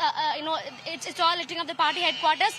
Chief Minister M.K. Stalin, he'll be arriving at the party's headquarters around 5:30 p.m. He'll be delivering a press conference, and he'll also be delivering a speech in front of the supporters who have assembled over here. And to talk to us further, we have the spokesperson of DMK, Mr. Salem Dharnidharan. Sir, the Chief Minister has been consistently telling the DMK supporters and also the functionaries that this time all the 40 seats in Tamil Nadu and Puducherry should come the DMK way, and it seems like it is coming your way. See, as I keep saying also in your debates, my leader does what he says, and he also does things which he does not say. As he said in Tamil, Nadum Namade, Napadum Namade, which means we will win 40 in Tamil Nadu and also win the country, and that is what's going to happen. India Alliance will form the government, and this is a victory for our leader's model of growth, Dravidian model of inclusive growth that he did in Tamil Nadu. This is the fourth consecutive victory for DMK since 2019. We won 2019, we won 2020 by-elections, 2021, and then now in 2024. It's all been a sweep. This is a testament to our leader MK Stalin and his leadership abilities, and as well as to his governance style. The bigger question all through this election season in Tamil Nadu is that will K. Annamalai be able to make inroads for the BJP into the Dravidian bastions of Tamil Nadu? And clearly he seems to be not able to make these inroads for the BJP. He himself is trailing behind the DMK candidate Ganapati Rajkumar in Coimbatore seat. Yeah, see, I think this is not a surprise to me. This is kind of very obvious, because this I have been reiterating in every TV debate. I think people outside of Tamil Nadu have remained oblivious to what has been happening here. I think politics can't be won on social media by having some social media buzz. You need to have real grassroots presence. You need to do work for the people. Why will Tamil Nadu vote for a party that is BJP, where Prime Minister Modi was in Gujarat as Chief Minister for 20 years, and no socio-economic metric from graduate enrollment ratio, healthcare to whatnot have done better than Tamil Nadu, not even single socio-economic metric? Why will they vote for a government? Right? In fact, other states should follow our model of governance. So Annamalai was just a social media and a media hype. He just played the media rightly. But I think for winning re-election, you need grassroots presence, as well as you need to do work for the people. And in fact, the margin in Coimbatore is more than 1.5 lakhs. One final question, sir. What is going to be Chief Minister MK Stalin's contribution henceforth with the India Alliance? Because apparently the India Alliance has performed well beyond the expectations as far as the exit poll numbers are concerned. So what will the contribution of the Chief Minister of Tamil Nadu be in the upcoming days, the next few days? Our leader, MK Stalin, played the pivotal role in formation of the India Alliance, as we all know. In fact, the seeds for the same was sown previous March 1st on his birthday, that is 2023 March 1st, when the seeds of the India Alliance was sown. And he was the one who said we should sacrifice, we should forego all the minor mistakes, and then we should forge this alliance and to defeat the fascists, that is the BJP, and that's exactly what he achieved. So his role will remain pivotal, and also the fact that DMK is one of the few parties in the India Alliance who won all the seats. So I think his role will be of utmost importance. All right, thank you for talking to us, sir. That is DMK Salem Dharnidharan telling us that in the next few days also, up to the formation of the government, the role of Tamil Nadu Chief Minister MK Stalin will be pivotal. And he's also going on to tell that Annamalai, the name Annamalai was just being made into a social media hype, and that did not convert into electoral votes, as we again apparently see is what he is telling. And we also have to remember that in Kerala, in the Thrissur parliamentary seat of Kerala, BJP's Suresh Gopi has won the seat, which means that BJP has opened its account in Kerala, and this makes Tamil Nadu the only South Indian state to not have a BJP MP until this point in time in this Lok Sabha election. Yeah, Dharni, thanks very much for joining us at the moment and sharing with us all those details. In fact, as Dharni said, one of the southern states where BJP can be happy is probably Kerala, where they had not opened their account yet. But they've lived up to the projections of the pollsters in Kerala. God's own country has given a resounding majority to the Congress-led UDF, as was predicted by the exit polls. The LDF, which is the ruling party in Kerala, has managed a paltry 1 win. But cheers are at the Bharatiya Janata Party camp, which for the first time will open its account in the southern state. BJP's Thrissur candidate, Suresh Gopi, is on course to a victory. Union Minister Rajiv Chandrasekhar was also in fray to win for the BJP from Thiruvananthapuram. But after the initial stages of counting, his rival Shashi Tharoor got back into the lead, and he's now in for a comfortable win. It was not for want of trying, not want of a vision for Thiruvananthapuram. We campaigned extremely positively. As you know, there are dynamics of certain minority communities and certain narratives that were put out there by the parties that maybe we were not able to break through and we were not able to expose. The commitment to Thiruvananthapuram is 100% total. It has nothing to do with me being a successful Lok Sabha MP or not. I have said when I came here on the 5th of March, it is my mission to transform Thiruvananthapuram, and I stand by my mission, and all my colleagues in the BJP and my fellow Karyakartas stand by our mission to take Thiruvananthapuram forward. I might add that while the World T20 is going on in the US and the West Indies, the Super Over was here. It was a very tight race, and let me congratulate my two rivals, Rajiv Chandrasekhar and Paniyan Ravindran, for having put up such a spirited fight. I think one very important message of Suresh Gopi in Thrissur was his systematic outreach to minority communities. It's a very strong message to the BJP that a communal campaign will not go very far in Kerala. My colleague Sneha is joining us with more on this. Sneha, Kerala is probably a ray of hope, a silver lining for the BJP today. One seat is what they're leading on. We, of course, will get the final results as they trickle in. But interesting battle between Rajiv Chandrasekhar and Shashi Tharoor playing out there. Rajiv Chandrasekhar leading, and then we have Shashi Tharoor back in the game.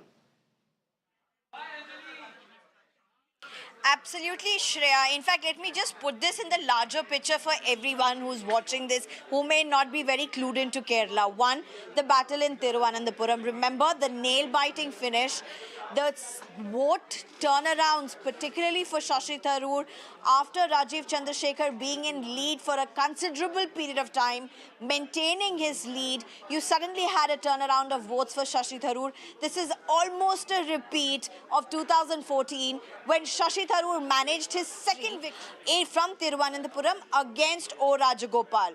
So it's almost a repeat episode. Shashi Tharoor has been able to manage to do this yet again. That shows two aspects. One about the strong candidacy, the way he has nurtured Thiruvananthapuram over the last 3 terms that he has to get the 4th one now consecutively. It's a record hold for Shashi Tharoor. Rajiv Chandrasekhar, on the other hand, did give a very strong contest. In fact, those who may not really be on the BJP side per se, who may be critics of BJP, would say that one of the best moves that BJP could do for Thiruvananthapuram was to field a person, a leader like Rajiv Chandrasekhar, and that's what, of course, you have seen in matter of votes also.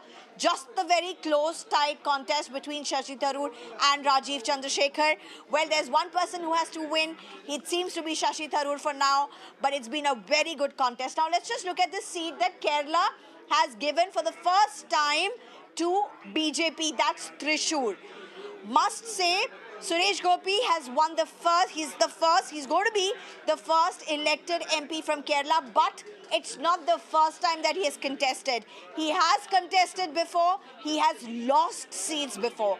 He has been a figure who has been contesting, who's been campaigning and failing in Kerala. This time he has won it, and he has won it in style. When I say that, he has won it against 2 political veterans. Whether it be the left candidate or the Congress or the UDF candidate, both of them are political heavyweights. So Suresh Gopi's victory against both of these should not be taken lightly. It's a strong message coming out of Thrissur, and of course, the BJP has finally been able to get its first elected MP from Kerala. Huge by all standards of what Kerala politics really goes by. Messaging for left almost the same. 1 MP largely almost the same as the last time. All right, Sneha, thanks very much for giving us this detailed explanation of what exactly has happened in Kerala. From Kerala, viewers, let's shift our focus to Karnataka, where BJP had high hopes. But how has it panned out? Well, out of the total 28 seats, BJP and JDS combined are leading on 18 seats, with the Congress leading on 10. JDS's Prajwal Revanna, who was embroiled in the sex scandal, is trailing by over 40,000 votes in Hassan against the Congress's candidate. However, the biggest shock from Bangalore rural, where Deputy Chief Minister DK Shivakumar's brother, DK Suresh, has conceded to his BJP rival and accepted defeat. We have to face all these things. We have to accept the defeat what people of my constituency people has given. Accepting that defeat, I will congratulate Mr. Dr. Manjunath, who is taking forward to my constituency, this constituency, Bangalore rural constituency, in a good way. Whatever people have hope on him, definitely will do it in a positive manner. Congress, in spite of all its guarantee, even now they are in a single digit. BJP has already won 17 seats, JDS in 2 seats. Congress is leading in 9 seats only. So even their guarantee has not worked. So what about the central, sir? Central, the NDA has already got a clear majority. But definitely... But the wish of Prime Minister, the Sharat Pawar is not online. Please wait for another 1 hour, then you will get the clear picture. At this point in time, with the result that's come in for the JDS and the NDA, are you happy and satisfied with two for you? I'm not totally happy about this result. We are expected early the alliance between JDS and BJP.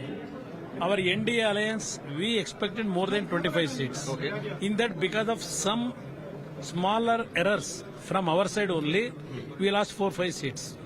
But the alliance between JDS and BJP, overall, Karnataka voters, they accepted this So alliance. I remember campaigning for Mr. Amit Shah in Chandpatna, with Amit Shah in Chandpatna for Mr. Manjunath. That was a massive campaign at that point. And today, you see the results of that really bearing fruit with, Bangalore Rural, the bastion somewhere of the Congress being, broken away? When we decided to put Manjunath as the candidate in Bangalore Rural Constituency, after the consultation and after the advice from Honorable Home Minister, that strategy worked out very well in this election. Our party workers from BJP and JDS, they worked very hard to get this Bangalore Rural Constituency. With huge margin, we are getting that seat. That strategy worked out very well. Last question for Hassan, sir. How do you really look at that? Hassan, that result, some mistake is done by us also. But future days we will say. What do you think is the mistake? Actually, people, our party workers, at that time they are not happy with some development in Hassan. For that they advised us several issues, but some error by taking some decision. Do you think the selection of the candidate, sir? But because of that error, we lost the election. Sir, congratulations. From southern India, let's talk about North India, shifting focus to Haryana now, which has been under political turmoil ever since the BJP snapped ties with its ally JJP. The political churn in the state has resonated on a national level. The pollsters have been defied once again, with the Bharatiya Janata Party sharing the spoils with the India bloc. While the BJP is ahead on 5 seats, the India bloc is leading on the remaining 5 seats. देखिए मैं तो पहले से कह रहा था, आपने कई बार मुझसे पूछा कि हरियाणा में कांग्रेस के पक्ष की लहर चल रही है और वो साबित हो रही है। तो बीजेपी दावा कर रही थी 381 सीट आने में, तो क्या कमी रही बीजेपी की नहीं आपने देख लिया, हरियाणा में तो बिल्कुल साफ है वो जो पक्ष में लहर चल रही। मैंने क्लीन सीट की बात की थी, 1-8 सीट छोड़ के तब कांग्रेस जीतने जा रही है। जो रुझान आए उनसे संतोष है सर? बिल्कुल लोगों का मन साफ है और संकेत दिए हैं लोगों ने कि हरियाणा में कांग्रेस की सरकार चाहते हैं। तो क्या लोकसभा चुनाव में विधानसभा में असर पड़ेगा? हाँ, ये साफ संकेत है, लोगों ने संकेत दिया है कि आने वाले हरियाणा के चुनाव में लोग कांग्रेस की सरकार बनाने जा रहे हैं। Let me go across to my colleague Amandeep for more. Amandeep, neck and neck run race there in Haryana, important seats out there. The political battle, of course, playing out quite interestingly in that state. Get us the latest that you're picking up. Well, absolutely, Shreya. There is a very neck-to-neck fight between Congress and India bloc. And in fact, some of the key seats that turned out to be the most prominent and most close fight seats. And in fact, Karnal, Khattar won by the largest margin. And even Sirsa's seat, Kumari Shelja, has taken over of the Congress party. And in fact, Rohtak seat, obviously, Dipender Hooda has taken over. But there are certain other seats which remain in the close fight between Congress as well as BJP. But in this entire scene, Shreya, JJP is nowhere, INLD is nowhere, all the allies has been reduced, and in fact it was a direct fight just because Indy bloc has given 1 seat to Aam Aadmi Party of Kurukshetra. He was earlier in the fight, but later Naveen Jindal from BJP has taken over the constituency and in fact leading from that seat as well. And on the other side, the Congress is claiming and Congress is witnessing this entire situation for the next assembly elections, and Bhupender Singh Hooda's claim is that he is just concentrating betting on the assembly election just few months after the Lok Sabha results as well. And this is the pre-board for the Congress party. And in fact, now they are expecting a lot in the assembly elections of the Haryana. And in fact, 5 seats so far, 5 seats are being leaded we'll by have to see, Congress Amandeep, and of 5 course, how are by it BJP. moves forward for the Congress in the assembly elections and eventually the confirmed numbers that come in. But let's also get you more from Rajasthan, viewers, which elected BJP in the state last year. In the 25 seats, the BJP is winning on 14, while the Congress and its allies are ahead on 11 seats. The figure is once again in contrast to what the pollsters had predicted. They had claimed, remember, the BJP will win somewhere between 18 to 22 seats. We'll keep getting you the latest minute-to-minute updates of the Lok Sabha election results. But for now, it's a wrap on this broadcast. News and updates continue on Mirror Now. Stay tuned.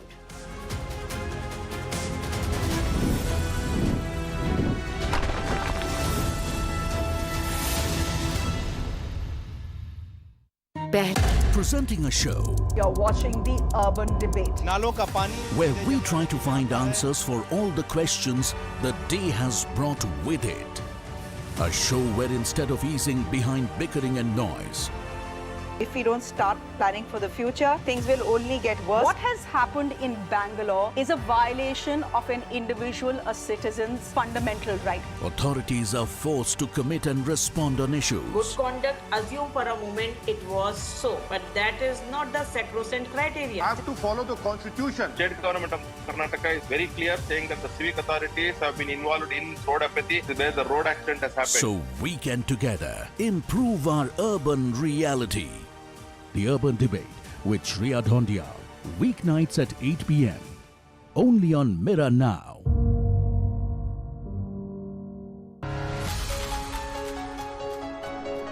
You get information on practically every device. What you don't get is the correct context. We often miss the wood for the trees. On Nation Tonight, we come with the promise of giving meaning to the information, taking you through the day's biggest events that define the state of the nation. With me at 9 p.m. on Nation Tonight.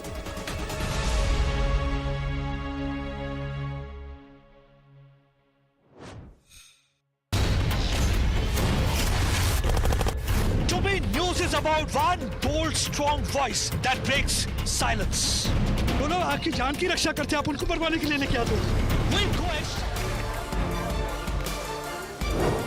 That is why we move beyond the shouting matches and bring stories that matter to you. Information that you can... questions to people in corridors of power. I am Pradeep Datta reporting for Mirror Now. You first. Your issues are my stories, and that is news to me. Resident doctors out on the street. We expose the lies, uncover the truth, and demand accountability, all for a better tomorrow. Was a transformer blast. No arrests have been made. On Mirror Now, we take the road less traveled, fight all odds, risk everything, only to highlight your plight. I am Neha Hebale, reporting for Mirror Now. You first.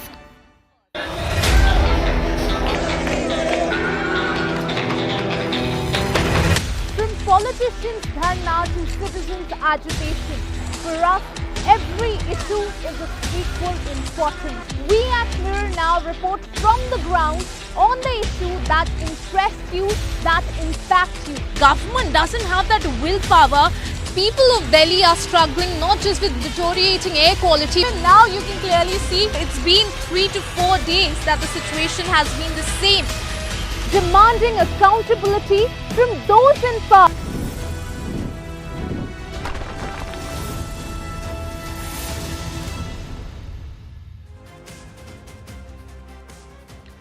Good evening and welcome, and what a day it has been so far, and we are still a long way away from it ending. We hope you have been enjoying our election coverage as much as we have enjoyed bringing it to you so far. But in case you've just joined us, welcome. I'm Ritangshu Bhattacharya. Let's begin with the top headlines at this hour. Forget 400 par, NDA falls short of 300. BJP fails to reach a majority mark on its own, now desperate and dependent on its allies. India Bloc Alliance Dharma kicks off to a rollicking start. Over 200 seats seem to be certain. All exit poll predictions have been unanimously trashed.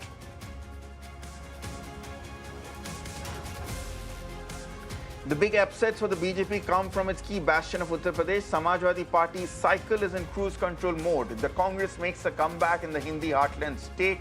Shehzadas Akhilesh Yadav and Rahul Gandhi shine on.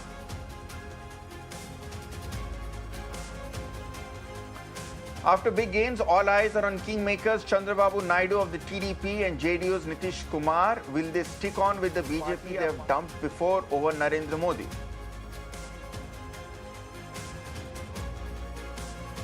BJP decimates Naveen Patnaik's 24-year-old rule in Odisha, with the state emerging as a ray of hope for the Saffron Party amid the Lok Sabha debacles.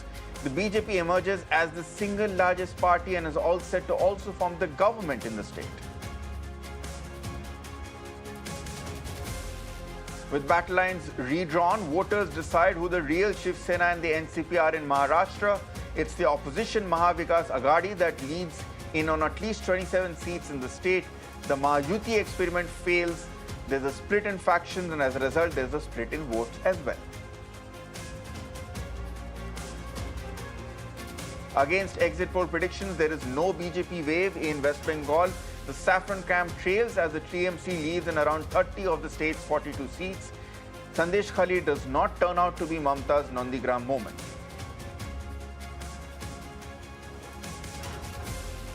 A decisive verdict in Manipur as the Congress takes a significant lead in both seats in the strife-torn state. Has the BJP been punished for its mishandling of the 13-month-long ongoing ethnic conflict? Ripple effects are felt in neighboring Nagaland and Mizoram as well.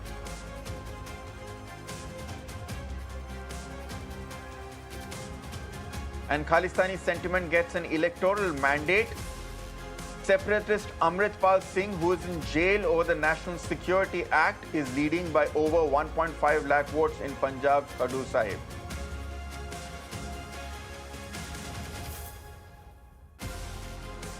After a bloodbath for the BJP, there's a bloodbath on Dalal Street as well. Sensex, Nifty see their worst session in 4 years. All the optimism after exit polls fizzles out.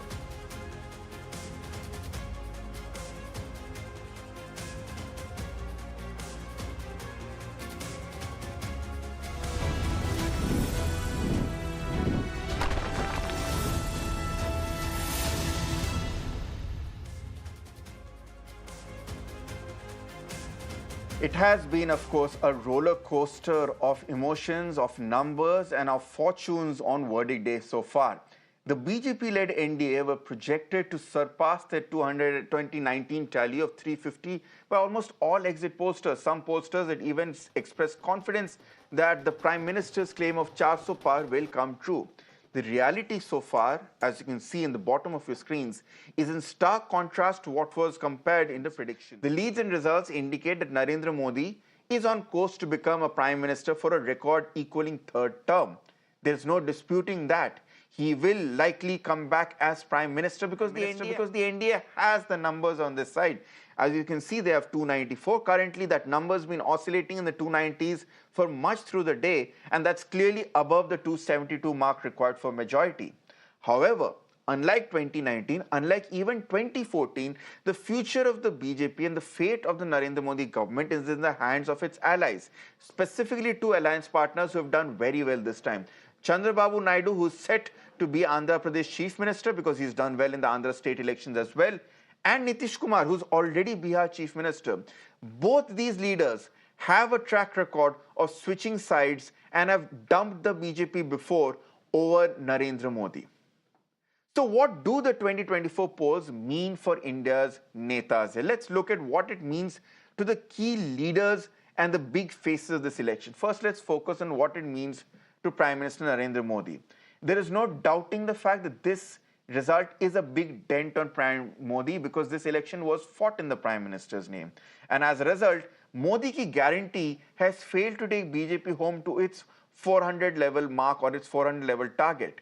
Most importantly, in Varanasi itself, where the Prime Minister was the sitting candidate eyeing a third term, the margin of victory has dropped by 60%. That is of immense concern to the BJP. Let's now focus on what it means for Rahul Gandhi. The big headline for the Congress Gandhi sign is that he has retained his family bastion of Rai Bareli with a thumping victory, which proves that the Congress party is far from being a spent force, and also there is resonance of Congress's guarantees. And as a result, he has led Congress to its best style in Uttar Pradesh since 2009. Has he buried the ghosts of 2014 and 2019? Some would say they have made a huge step in that direction.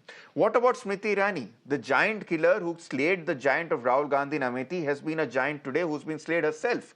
She has faced a humbling defeat to a Gandhi family aide, not even Rahul Gandhi himself. She's gone from being the giant killer to the fallen giant.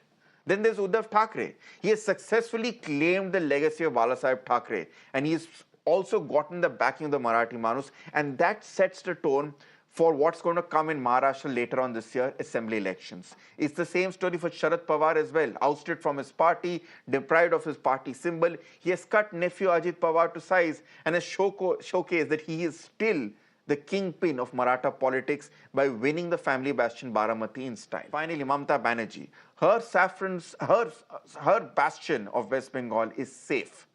There are all the questions about BJP making inroads, they've all been proved false. And as a result, it is established that Sandesh Khali is no Nondigram for Mamata Banerjee. And then there's Chandra Babu Naidu. He is a man who's been in politics for 25 years. He has seen the ups and the downs. He has been down and out several times. Many people have written him off, but he has come back in style, and he has done that again this time. He has swept aside Jagan's YSR Congress party, both in the assembly elections and in the Lok Sabha elections, and he is the undisputed kingmaker. And then Akhilesh Yadav, the man who was ridiculed and mocked and underestimated by a lot of politicians from the BJP gang and pollsters. He stunned the BJP with a stunning comeback in Uttar Pradesh. Or his pitch of paper leaks, inflation has worked wonders. He has even thwarted the BJP in Ayodhya in the constituency of Faizabad. For Yogi Adityanath, this is a setback for bulldozer politics. The polarizing pitch that was built in Uttar Pradesh has failed, and it remains to be seen as to whether the BJP will course correct in Uttar Pradesh. Those are what are, in a nutshell, what the big faces have been in the election and what the verdict so far means for all of them. I'm being joined by a litany of guests. Thank you so much for joining me. Vinita Hariharan, spokesperson of the BJP, Sujata Paul, spokesperson of the Congress, Pugar Gandhi, spokesperson of the DMK, Tariq Khan, national spokesperson of the Samajwadi Party, Tavleen Singh, senior journalist, Ruhi Tiwari, senior journalist, and Nilanjan Mukhopadhyay, also senior journalist, joining me at this point. I'll go to Vinita Hariharan, who's joining us first. Vinita, to begin with, yes, I will first commend the BJP for... Okay, we've just lost Vinita at this point, but let me try if Sujata Paul, spokesperson of the Congress party, is with us at this point. Sujata Paul, if you can hear me, congratulations. It seems to be quite a significantly improved performance from the Congress party. You have doubled your tally in 2019 at this point, but you've come quite close, but yet no cigar, as they say. You are still about 40 short of the mark here. Is the Congress party going to, or at least as the India bloc, going to concede defeat to the BJP?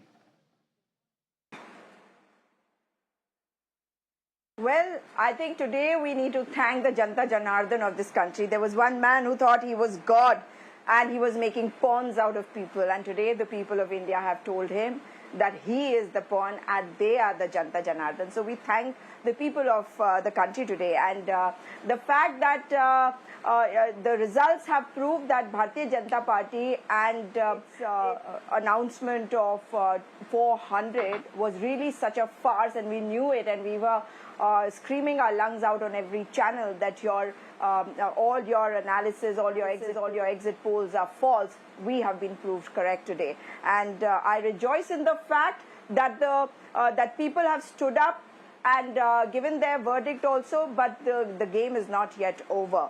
We have taken the constitution to the people, and people have respected our constitution, and it is not Modi ji's constitution that they want India's constitution. And that is why we need to wait for some more time, because I don't think we've seen Mr. Modi yet. Let's wait and hear what he has to say. Has he conceded defeat, or does he think that he will still form the government? We're waiting to see that. The Prime Minister does not need to concede defeat. So far, the numbers are in favor. And let's put it this way, yes, perhaps, and I'll put that question across to Vinita as well when she joins us.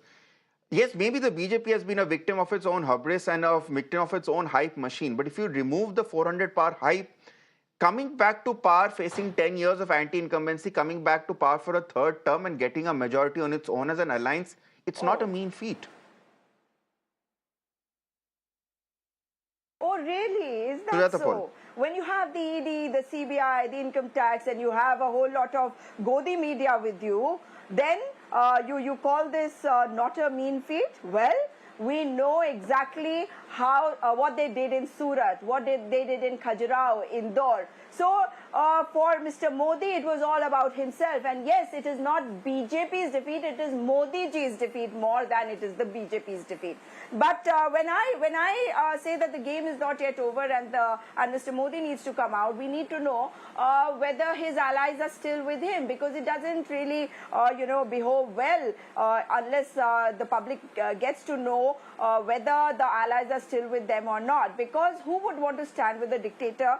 Time will tell. However, I must say that Rahul Gandhiji's Bharat Jodo Yatra and Bharat Jodo Nyay Yatra have given confidence to people, and that is why people have managed to rise and come out in the open. And you look at the celebrations today. I heard some media persons talking amongst themselves, and you know what they said?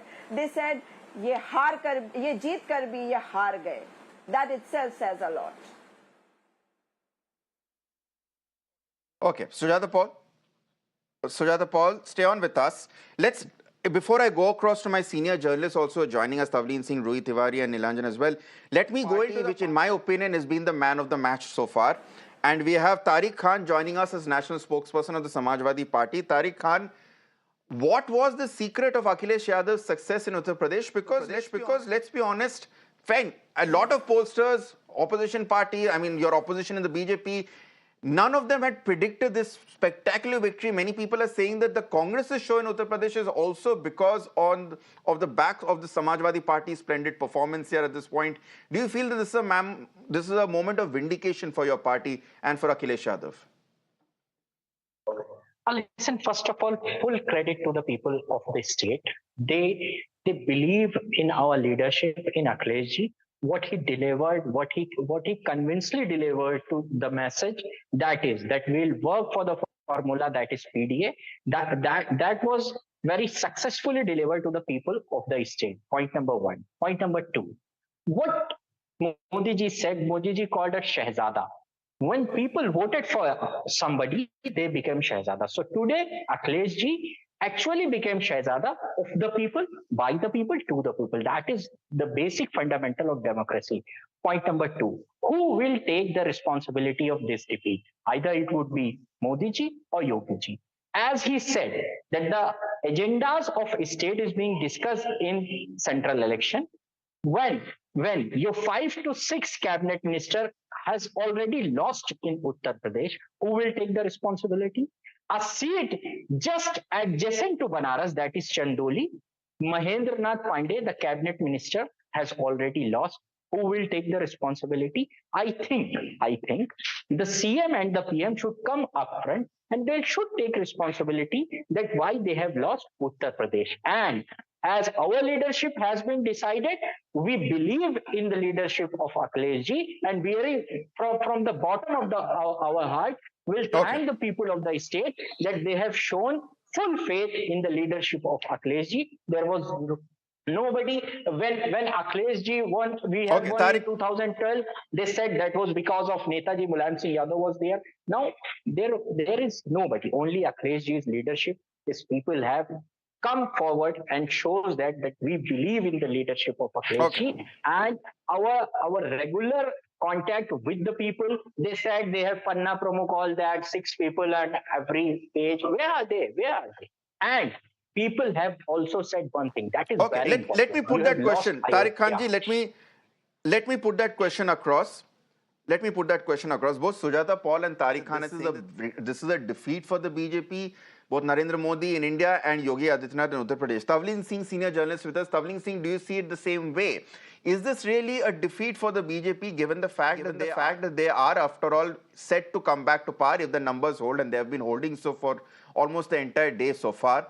Or is it a loss of pace because they promised so much and ultimately delivered well short of expectations? It's, in my view, a defeat, particularly for Narendra Modi and for Yogi Adityanath. Because I really think that the most important results in this election have come from Uttar Pradesh. Nobody expected that the BJP would lose that many seats in UP because both Yogi and Modi were showing such a complete faith in a very divisive communal campaign which they ran. And it's a very good thing for India that the communalization of electoral politics has now really been rejected. So, it's a victory really, most of all, for the people of India. But so, Tavleen Singh, the three headlines you focused on Uttar Pradesh, and the three headlines that come to me from Uttar Pradesh which are really damning. One is that the BJP loses Amethi to someone who is seen as someone who is a family loyalist of a Gandhi, not even to a Gandhi family member. And after the entire song and dance of what happened 5 years ago. Second, the party loses Faizabad, which has Ayodhya, the entire epicenter of the Ram Temple movement. After all that we saw in January this year, the party doesn't even hang on to Ayodhya.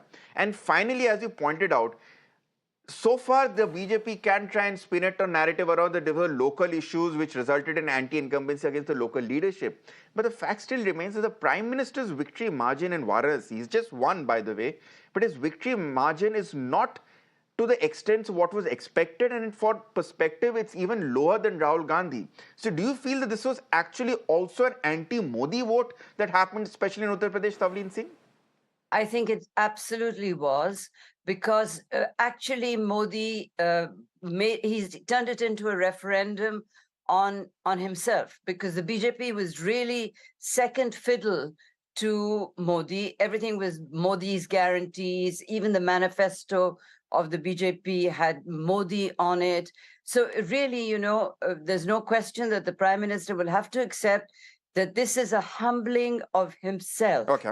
And let's hope that he learns from this, and that we now have more inclusive politics from him if he becomes Prime Minister again.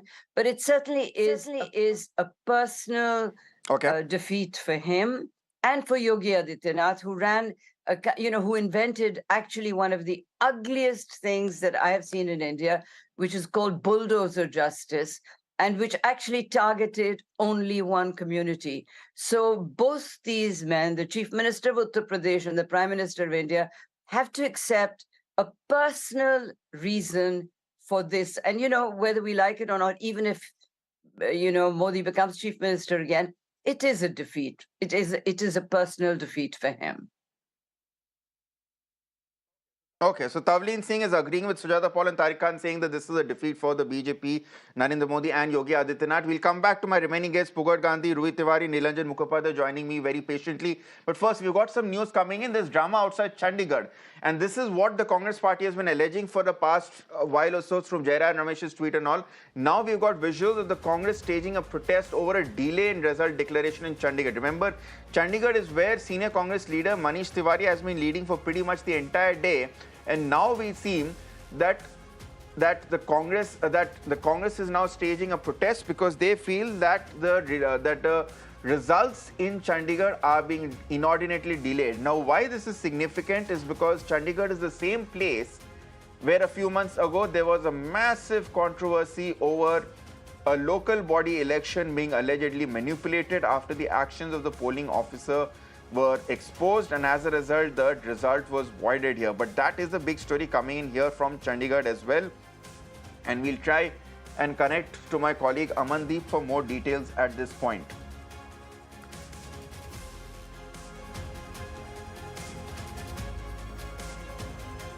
Anyway, that's what we're getting in from Congress. We'll go back to Amandeep if we got him back with us. But I'd like to bring in Rui Tiwari and Nilanjan Mukhopadhyay at this point as well. Rui Tiwari, the big debate, the big talking point which comes out at this point is that forget 2019. This is worse than 2014 for the BJP, because for the first time, the BJP under Narendra Modi has to deal with the reality that it needs allies to cross the mark. Yes, it's always been at the helm of an alliance, but in both the previous elections, the BJP had crossed 272 on its own. This time, that's not the reality, and it has to rely on two leaders, Nitish Kumar and Chandra Babu Naidu, had a history of dumping the BJP over Narendra Modi in the past year. How is the BJP planning to walk that tightrope in your assessment? Rui Tiwari. Well, that is going to be an interesting thing to see, because we don't have much precedence of the BJP, of Narendra Modi's BJP working in a coalition government. But if you leave aside the allies for a minute and you look at just the BJP, what the BJP needs to try and understand is that this over-reliance on the Prime Minister has its limits. You've won many elections in his name, many state elections. You won the 2019 Lok Sabha elections. But you cannot keep doing that, because when someone's popularity peaks, the next thing that can happen to it... Hello, can you hear me? Yes, go on. We can hear you, Rui. We can hear you, Rui. Please continue.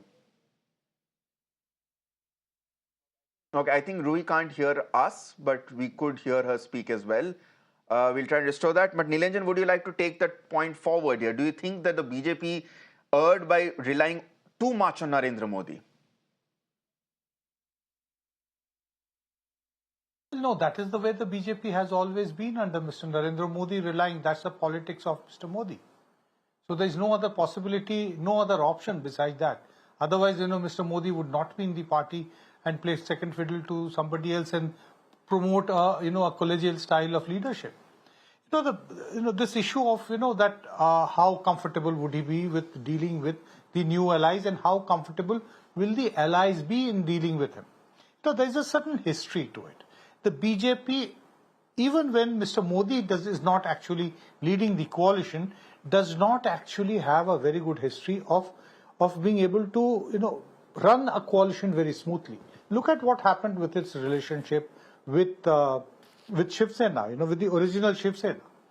The problem is that the BJP makes an entry into a state, where there is a fairly strong regional party, and then starts to nibbling at the core voter support, voter base of that particular party. That is what happened with Nitish Kumar. That is why at that time he went away from the BJP, also factored by the fact that Mr. Modi had been chosen as the leader of the BJP, but there has been a history.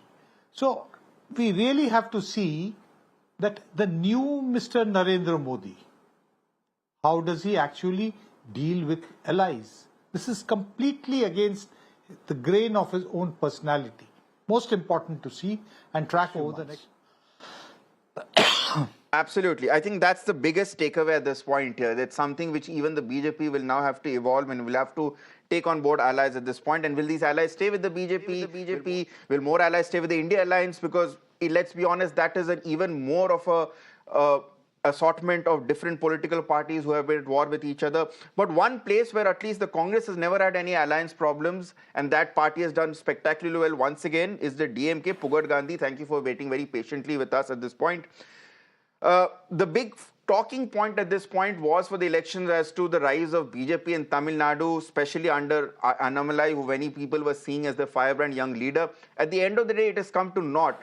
But if there's one takeaway which comes from Tamil Nadu, it is the fact that perhaps the BJP now, going by the vote share, is now your #1 opposition and has eclipsed the AIDMK. So do you see that as an end to the traditional Dravidian politics of Dravid Munnetra Kadagam versus Anna Dravid Munnetra Kadagam? Do you think that being finally coming to an end? First of all, I don't know from where you got the numbers that BJP is closing in as #2 party in the state. It is not so. In many places, BJP today have contested for at 21 places. Out of these 21 places, they were not even able to cross 1 lakh votes in 14 seats. Total votes today, as of now, polled for BJP, somewhere close to 24 lakh votes. Whereas in 2019, when BJP contested alone, they polled around 15.5 lakhs, which means the numbers have not gone up drastically because of the addition of the new voters in this particular election. Last year, in the last elections, when they contested, it was 3.5%. This time, it will be somewhere close to 5%. That's it, in spite of having contested for more than 21 seats. So Annamalai is not at all a factor, and BJP is not at all a rival or even a competitor for any Dravidian party in the state. This state is ruled by the Dravidian parties for the last 50 years, and only those parties which adhere to the principles of social justice and to the ideals of Anna and Periyar will be able to do it. Even today, there was high level of projections that Mr. Annamalai will win hands down, and even he was giving interviews, and he was occupying the social media space saying that the DMK will lose its deposit. But even Annamalai couldn't win. So where is the question of the Saffron party getting inroads in Tamil Nadu? It is not at all possible. Today, even in the national level, when you talk about the national level, this is an end of an authoritarian rule. Because even if Modi come back to power, it will not be the same Modi who was country for the last 10 years. Now, Mr. Modi has to be at the beck and call of Mr. Naidu or Mr. Nitish Kumar. He cannot be so authoritarian. So this election is an eye-opener. The communal divide, the communal politics is coming to an end. Even BJP lost its battle in Ayodhya, where they tried to divide Hindu-Muslim, and inside the Hindu-Muslim... In fact, Mr. Gandhi, I'm sorry to interrupt you, but we have just been joined by the BJP guest, and we're awaiting a Congress press conference shortly. So I just want to get the BJP guest so far, because we've heard all parties except the BJP. Vinita is finally with us. Thank you so much for joining us at this point, Vinita. The focus at this point is that this is a massive loss of face for the BJP. Almost all our panelists and the opposition party leaders have said that this is a loss of face for the BJP, especially for Narendra Modi at the center and Yogi Adityanath at the state. Now, at the end of the day, you've still won a third term, and you're still coming back to power if the numbers hold. But was the BJP a victim of its own hubris by promising 400 par, which is why this figure now looks very insignificant at this point? So, this question for me? Yes, Vinita, it is for you.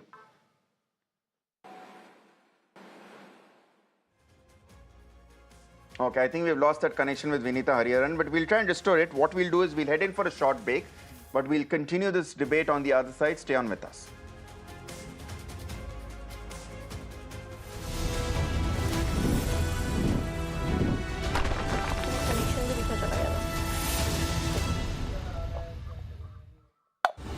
Presenting a show. You're watching the Urban Debate. Where we try to find answers for all the questions the day has brought with it. A show where instead of easing behind bickering and noise, If we don't start planning for the future, things will only get worse. What has happened in Bangalore is a violation of an individual, a citizen's fundamental right. authorities are forced to commit and respond on Good issues. conduct, assume for a moment it was so, but that is not the sacrosanct criteria. have to follow the constitution. State government of Karnataka is very clear, saying that the civic authorities have been involved in road apathy, where the road accident has happened. So we can together improve our urban reality. The Urban Debate with Shreya Dhondial, weeknights at 8 p.m. Only on Mirror Now.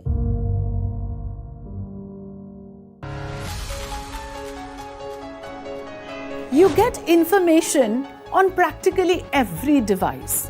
What you don't get is the correct context. That is why we move beyond the shouting matches and bring stories that matter to you. Information that you can use in your life from India and across the world. That define the state of the nation. With me at 9 p.m. on Nation Tonight.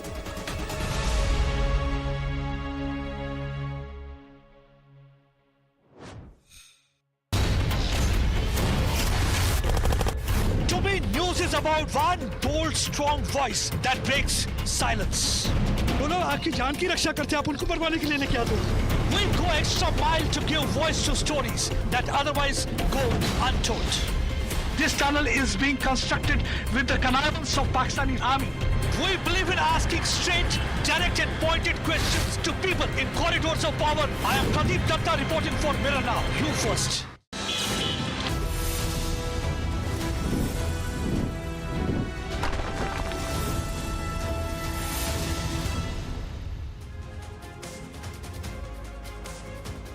Welcome back. You're watching Verdict Day coverage on Mirror Now. The brass tacks is that the number you see on your screens is where they stand at this point. The India is set to come back to par if the numbers hold. They've got 294. They needed just 272. But it is a pretty impressive performance by the India bloc as well, which has got around 230 seats as well. And we are now awaiting a press conference by Rahul Gandhi and Congress President Mallikarjun Kharge, in which they will hear from the Congress party for the first time officially after the results are out. But we are still discussing it with my panel of guests. I'm very glad to be joined in the studio by Karan Verma, author and political analyst as well. Karan, welcome to the show. You have been with us since morning.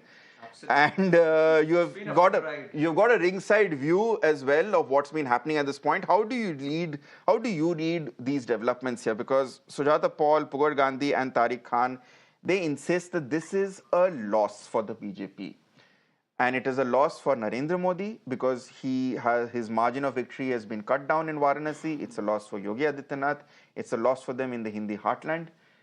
At the end of the day, they're still coming back to power. Absolutely. But are they a victim of their own hubris by promising 400 and then not even delivering 300?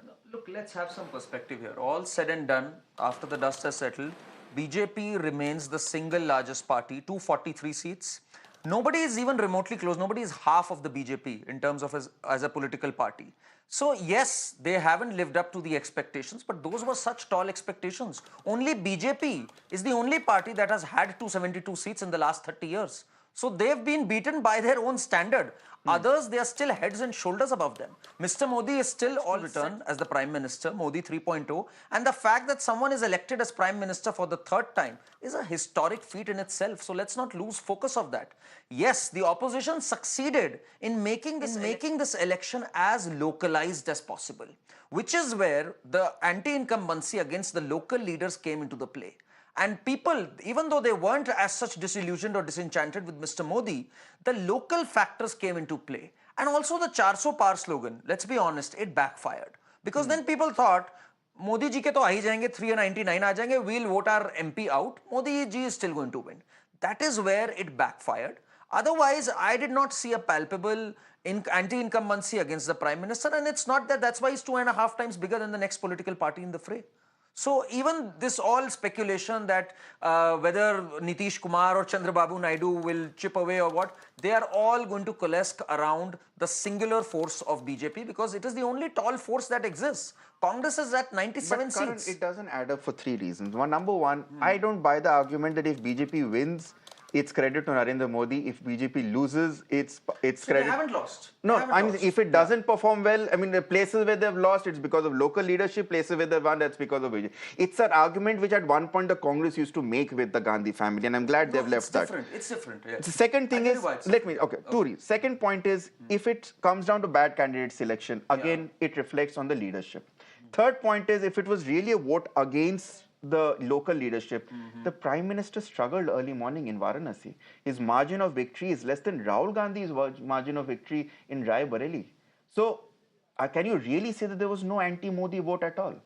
I don't think there was an anti-Modi wave. Otherwise, we would have not seen the Prime Minister romp past 243 seats for the BJP. I mean, there's just 29 short of a majority. You understand how big that would have been as a feat 10 years back. Okay. Just because Mr. Modi has normalized getting 272 above, just as Virat Kohli has normalized getting centuries for fun, doesn't mean 60 or 70 odd is a bad performance by any stretch. So it wasn't a bad performance. Okay. Wherever there have been lacunas, it's because of local factors. Unlike the Congress where they are routed off and they still blame the local factors, I'm saying BJP has not been routed off. It's coming back to power. Yes, their wings are a little clipped because of the local factors, which I'll tell you what, they will very soon course correct. It's a dynamic party. The BJP will beat the BJP, not the Congress or other parties. I think BJP lagged behind in their ticket distribution. There were lots of factions which weren't happy with the candidates who got the tickets. How do you justify BJP losing in Ayodhya? How do you justify that? There are explanations which I guess are put on. Sujata Paul, I'd bring you in on that point. At the end of the day, the BJP by itself has seats than the rest of the India alliance if these numbers hold at this point. How do you respond? How do you respond to those claims that It's the BJP's own Bhagwan hubris and Ram has miscalculation which kicked resulted in not credit of the India bloc. Everybody is contesting on the name of Modi ji. So, Bhagwan Ram has kicked Modi ji out of Ayodhya. That itself speaks a lot. And the fact is that if you look at his victory Sujata, margin, just for 1 second, if I may dare interrupt, we were just showing visuals of Rahul Gandhi. Ek second. Sujata ji, just 1 second. I'm sure you won't grudge me for this. We were just showing visuals of Rahul Gandhi and Priyanka Gandhi who have reached the Congress headquarters, and we expect a press conference to come from them shortly. With these visuals, Sujata ji, please go on and continue your point. Yes, you know, Mahamanav, God himself, incarnate or believes that he is incarnate, has won by a margin of 1,52,513. Mr. Ajay Rai has got 4,60,457 votes. That itself speaks a lot about Mr. Modi's popularity in Kashi. And Rahul Gandhi ji on both the seats is very close to 4 lakhs. And these are still leads. So the fact is that this is Mr. Modi's loss and nobody else's, because on every seat he was contesting. And the way he treated his own allies, let's just wait. No, let's hold our guns, because you don't know which allies are going to stay. Don't you remember how at one point of time they thought they would get the Mahayuti in place of the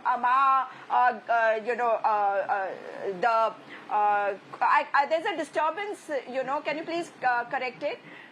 In Maharashtra. So in Maharashtra, what did we see? We saw that the Mahayuti was brought in by breaking the Shiv Sena and the NCP. So let's wait and watch and let's see what happens. Because if you go and break your allies, then those allies will break you. And ultimately, that's what's going to happen with him. Okay, let's bring in my Samajwadi Party guest as well. Tariq Khan, I want you to respond to Karan's assessment that the reason why a party like BJP lost Ayodhya or Faizabad, to be more precise, the birthplace of the Ram Temple movement, is because of strategic calculations which went wrong for the party, and not because of the work by the Samajwadi Party, which actually won that seat. How do you respond to that, Tariq Khan? I have nothing to say on that. It's just the people believe. Go on, Tariq Khan. And it's just, am I audible? It's just the belief of the people. Yes, please go on, Tariq Khan. That people have shown belief in Samajwadi Party. And I just want to go back to the basics of civics. What somebody is saying, just I have listened to the panelist. He said that the BJP is just 27 far from the majority, that is 272. So by how many votes Vajpayee government had lost? That was 1 vote. So in parliamentary type of democracy, we need to learn civics and understand the importance of each and every member of parliament. It's not a presidential type of democracy, which you have been, or the people like you or BJP have tried to make India. There is importance of elected MPs, and they have been elected and they will be elected. And on the basis of the floor test, it will be decided, because this is the first time after 2014 BJP haven't got the majority. Last time that was 303. Now presently where it will hold, we have to wait and watch. But my friend, we have to wait for the floor test, and we as well have to wait because Chandra Babu Naidu promised reservation, 4% reservation to Muslims. No, BJP and Modi has said that they are against that reservation, and time and again Chandra Babu Naidu has said this. So whether BJP is going to hold that stand, or for the satta or for the power, they will compromise everything, as they have already compromised, and they have been compromising. So there has been a lot thing to go ahead. Just like Nitish promised Jatigat Jangarna. BJP denied it at the floor of parliament. They will never have that Jatigat Jangarna at the center level, because Jatigat Jangarna is ultimately done by the central government, not by the state government. So these are the key issues. We have to wait tight and see that what is in the future course of action. And the present situation is this, that BJP alone haven't got that mandate. People have voted against BJP. People have shown faith in Akhilesh ji, in the leadership Let of me Samajwadi bring in Party Rohit Tiwari and on that Bola note. PDA. Let me bring in Rohit Tiwari on that note. Rohit, I hope you can hear us now. You had lost us for a few seconds earlier. Is that going to be Prime Minister, and I'm assuming he's going to be Prime Minister for a third time, the numbers say that. Going to be Narendra Modi's biggest challenge going forward, running a coalition in which this time the numbers actually do matter, something which he had the luxury of not wondering, not caring about in 2014 and 2019. Because as the previous panelist, as Mr. Tariq Khan pointed out, there are differing agendas. For instance, the issue of minority quota, which Chandra Babu Naidu has come out and has said that he is in favor of. How will the BJP form a common minimum program? These are issues which the Prime Ministers never had to deal with. Correct. You know, and actually, to be fair, it's even more jarring compared to 2019, because 2014, he was still a new prime minister. They were still trying to consolidate power. They were still trying to get a hang of Delhi, of running the country. In 2019 and onwards is when they actually consolidated power and became the strong force that they did at the center. Often brazenly, pushing through policies, agenda, etc., etc. So compared to that, this is going to be a huge challenge. The BJP cannot continue to do what its top command wants at its whim. Will have to take allies along, and I think that is what coalition dharma is all about. I mean, the BJP did manage to do exceedingly well in 2019 and not have to deal with coalition parties and coalition dharma. But this is going to be a challenge, particularly because of the way the BJP under Prime Minister Narendra Modi and Home Minister Amit Shah has shaped up.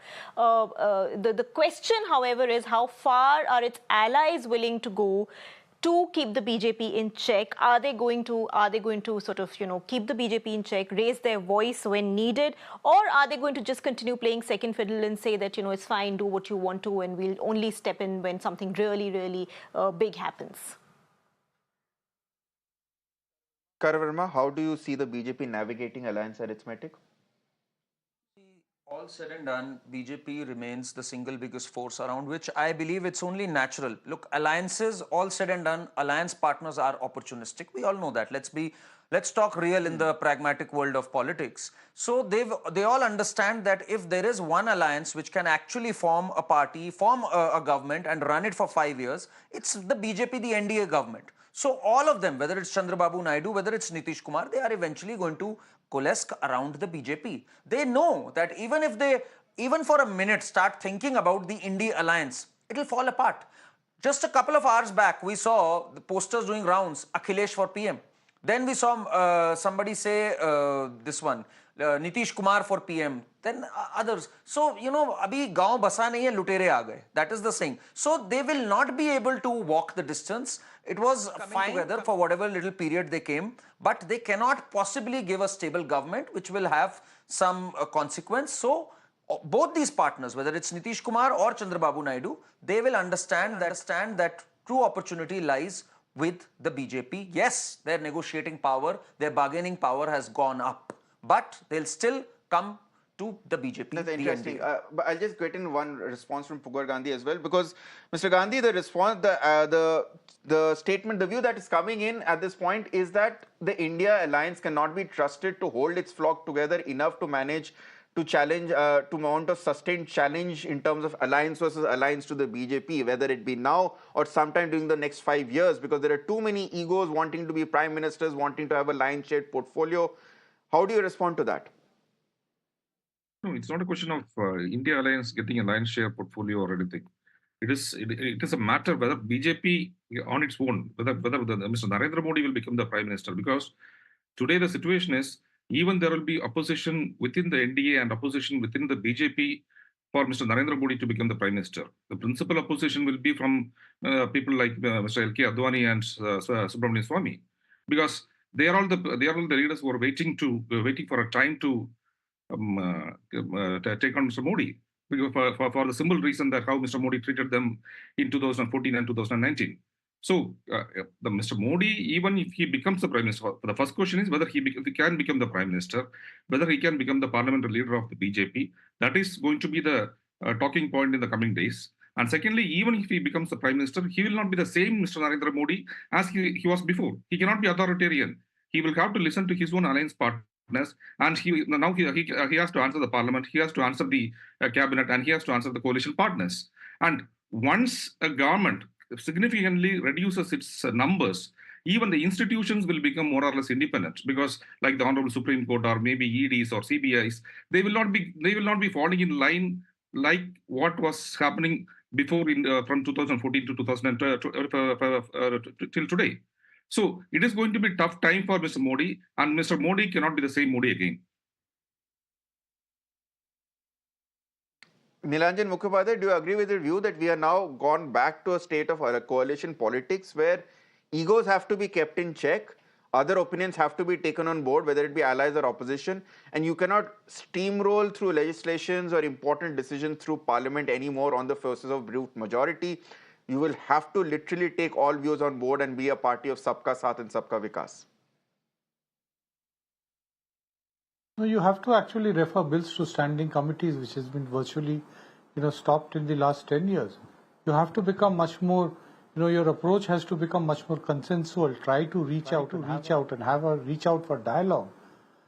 These are all skills, we will have to see new skills of Mr. Modi. Nobody has ever seen him work with coalition partners, work with the opposition parties, keep things under control. There would be all kinds of messages going on. It is not a very pleasant situation for the BJP that its target was 370 seats for itself, and it ended up winning only about 240 seats or maybe even less than that. So that's a huge shortfall. So there would obviously be a lot of pressure from various places, and Mr. Modi will have to really come with new skills, which I'm not very sure that how effective they would be, whether he would be able to carry everybody along together or not. And we now have a very peculiar kind of number game in Parliament, where it might quite be possible for an alternative government to be formed. I would not say that much can happen in 5 years. Between 2024 and 2029, much can happen, and many of the things which have been planned is not going to happen. I do not, for instance, see an immediate rollout of one nation, one poll anymore. Definitely there will be greater challenges for it. So there are all kinds of issues, all plans which have been made by Mr. Modi, which will be checked. He had very loftily said he had ordered every department of his secretaries in various departments, 100-day plans to be made. Those have to be very carefully scrutinized. He just cannot rush and announce them. He'll have to take everybody on board. That's going to be quite a challenge. Okay, Nilanjan Mukhopadhyay, thank you for joining us at this point. We are cutting across live to the Congress press conference. You can see Sonia Gandhi, Rahul Gandhi, Congress President Mallikarjun Kharge, and Jairam Ramesh, who has really been the voice of the Congress party, at least on social media and in media interactions as well. I believe I have time to take a quick question with Karan while we wait for the audio to be. Karan, you mentioned that the BJP on strength of numbers is best posed to lead an alliance because it's the single largest party. But that's not what happened in 2004. Mr. Vajpayee had the single largest party, but ultimately it was the UP. He didn't have the single largest party. Vajpayee had 138 seats, yes, and Congress had 145 seats. I'll change this. Yeah. So Congress had a slender margin, 7 seats. But at the end of the day, it's the Congress which actually, especially Sonia Gandhi on the screens, the Congress actually has a track record of running two governments at the center as an alliance. They don't have the No, numbers. I'm saying 98 seats. I'm talking of historic, hypothetically, if there's an alliance. Okay, the Congress has started speaking. Let's listen. क्योंकि इसको नहीं डाला शायद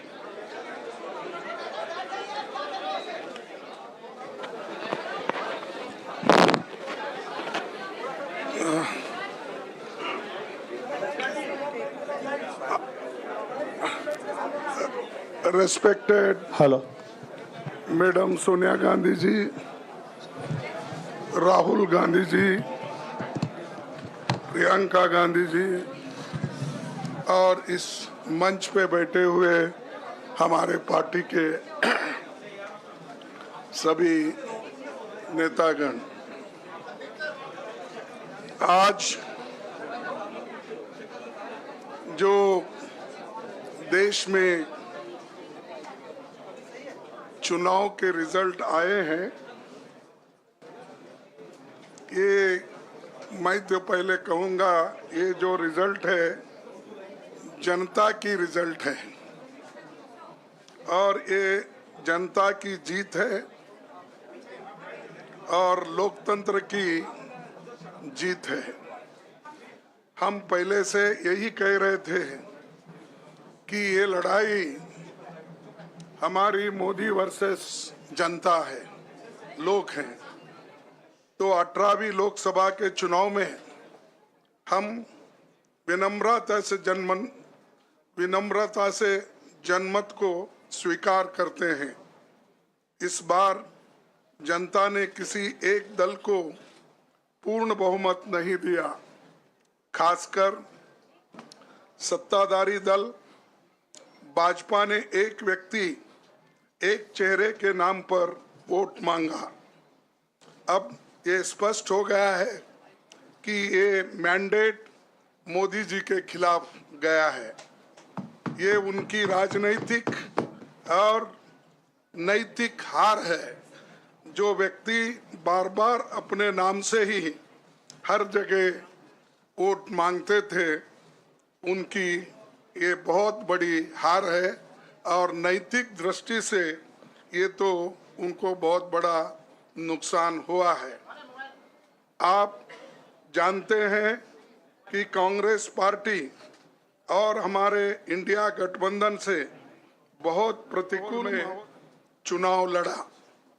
सरकारी machinery ने कदम कदम पर अवरोध डाला, बैंक खाते सीज करने से लेकर तमाम नेताओं के खिलाफ अभियान चलाया। फिर भी शुरू से आखिर तक कांग्रेस पार्टी का कैंपेन सकारात्मक था, पॉजिटिव था। हमने महंगाई, बेरोजगारी, किसानों और मजदूरों की बदहाली और संविधान संस्थाओं का दुरुपयोग जैसे विषयों को केंद्रीय मुद्दा बनाकर हम जनता के सामने गए थे। इन मुद्दों पर बड़ी संख्या में लोग हमसे जुड़े, हमारा समर्थन किया। प्रधानमंत्री ने जिस तरह का कैंपेन किया वो इतिहास में लंबे समय तक याद रखा जाएगा। कांग्रेस के घोषणा पत्र के बारे में मोदी जी ने जो झूठ फैलाया, जनता ने उसे समझ लिया। मैं इस मौके पर कहना चाहूंगा कि श्री राहुल गांधी जी की दोनों यात्राएं, भारत जोड़ो यात्रा और भारत जोड़ो न्याय यात्रा के दौरान लाखों करोड़ों लोगों को मिलना, लोगों की समस्याओं को सुनना और आगे चलकर उन समस्याओं का हल ढूंढना हमारे कैंपेन का आधार बना। हमने इसी को 5 न्याय और 25 गारंटी का नाम दिया और इसी के आधार पर हमने गारंटी कार्ड बनाया। हमारे कार्यकर्ता उसे लेकर घर घर पहुंचे और लोगों को संपर्क करे। इसके अलावा जो एक महत्वपूर्ण बात है वो भाजपा नेतृत्व की अहंकार की वजह से हुई। उन्होंने धीरे धीरे सारे संवैधानिक संस्थाओं के ऊपर गैर कानूनी तरीके से कब्जा करने की कोशिश की। फिर इनका उपयोग विरोधी दल के खिलाफ करने लगे। जो दब गया उसे दबा के अपने तरफ लिया, जो नहीं दबे उसकी पार्टी को तोड़ दिया, नहीं तो फिर जेल में डाल दिया। लोगों को ये विश्वास हो गया था कि मोदी जी को एक मौका और मिला तो अगला हमला संविधान पर सीधा होगा और लोकतंत्र पर होगा। इसीलिए लोगों को इसके प्रमाण नए संसद सत्र के साथ ही दिखेंगे। खुशी इस बात की है कि भाजपा इस षड्यंत्र में अब सफल नहीं हो पाएगी। मैं इस अवसर पर सीपीपी चेयरपर्सन श्रीमती सोनिया गांधी जी, हमारे लोकप्रिय नेता राहुल गांधी जी प्रियंका गांधी जी का विशेष मैं धन्यवाद करना चाहता हूं और इन्होंने दिन रात बराबरी से पूरे देश में कैंपेन किया और हमें एक मजबूत स्थिति में पहुंचाने के लिए भारी मदद इन्होंने की और मैं ये कहूँगा कि इनके वजह से हमको बहुत बड़ा प्रोत्साहन देश में मिला और आज ये स्थिति जो बनी है उनके वजह से बनी और हमारे करोड़ों कार्यकर्ता जो है देश में उन्होंने भी हमारा साथ दिया, इसीलिए मैं बहुत बहुत उनको धन्यवाद देता हूं। आखिर मैं इंडिया गठबंधन के अपने सभी साथियों और शुभचिंतकों का धन्यवाद करता हूं। सभी एक साथ मिलकर एक स्वर में रहे, सभी ने मिलकर प्रचार किया और एक दूसरे की मदद की। हमारे हजारों लाखों कार्यकर्ताओं ने अच्छे तालमेल के साथ काम किया। आप सभी का धन्यवाद। अभी हमारी लड़ाई अंजाम तक नहीं पहुंची है। हम सबको आने वाले दिनों में इसी तरह लोगों के अधिकारों के लिए, संविधान की रक्षा के लिए, लोकतंत्र के बचाव के लिए, देश की तरक्की के लिए, सीमाओं पर सुरक्षा के लिए लड़ते रहना चाहेंगे। हमें सुनिश्चित करना होगा कि संसद सुचारू रूप से चले, विपक्ष के मुद्दों को प्राथमिकता मिले, संसद में उन पर बहस हो। आने वाले दिन महत्वपूर्ण होंगे। हम आपसे बात करेंगे जब कभी भी मौका मिले। आप सभी को मेरा धन्यवाद और आपका साथ भी हमको रहा और हमने चुनाव में भी जहाँ हमको जितना हो सकता है वो साथ आपने दिया, इसलिए आप सभी को भी मैं धन्यवाद करता हूं और सभी को नमस्कार। शुक्रिया खड़गे जी। मैं राहुल जी से गुजारिश करूंगा वो आपको संबोधित करें।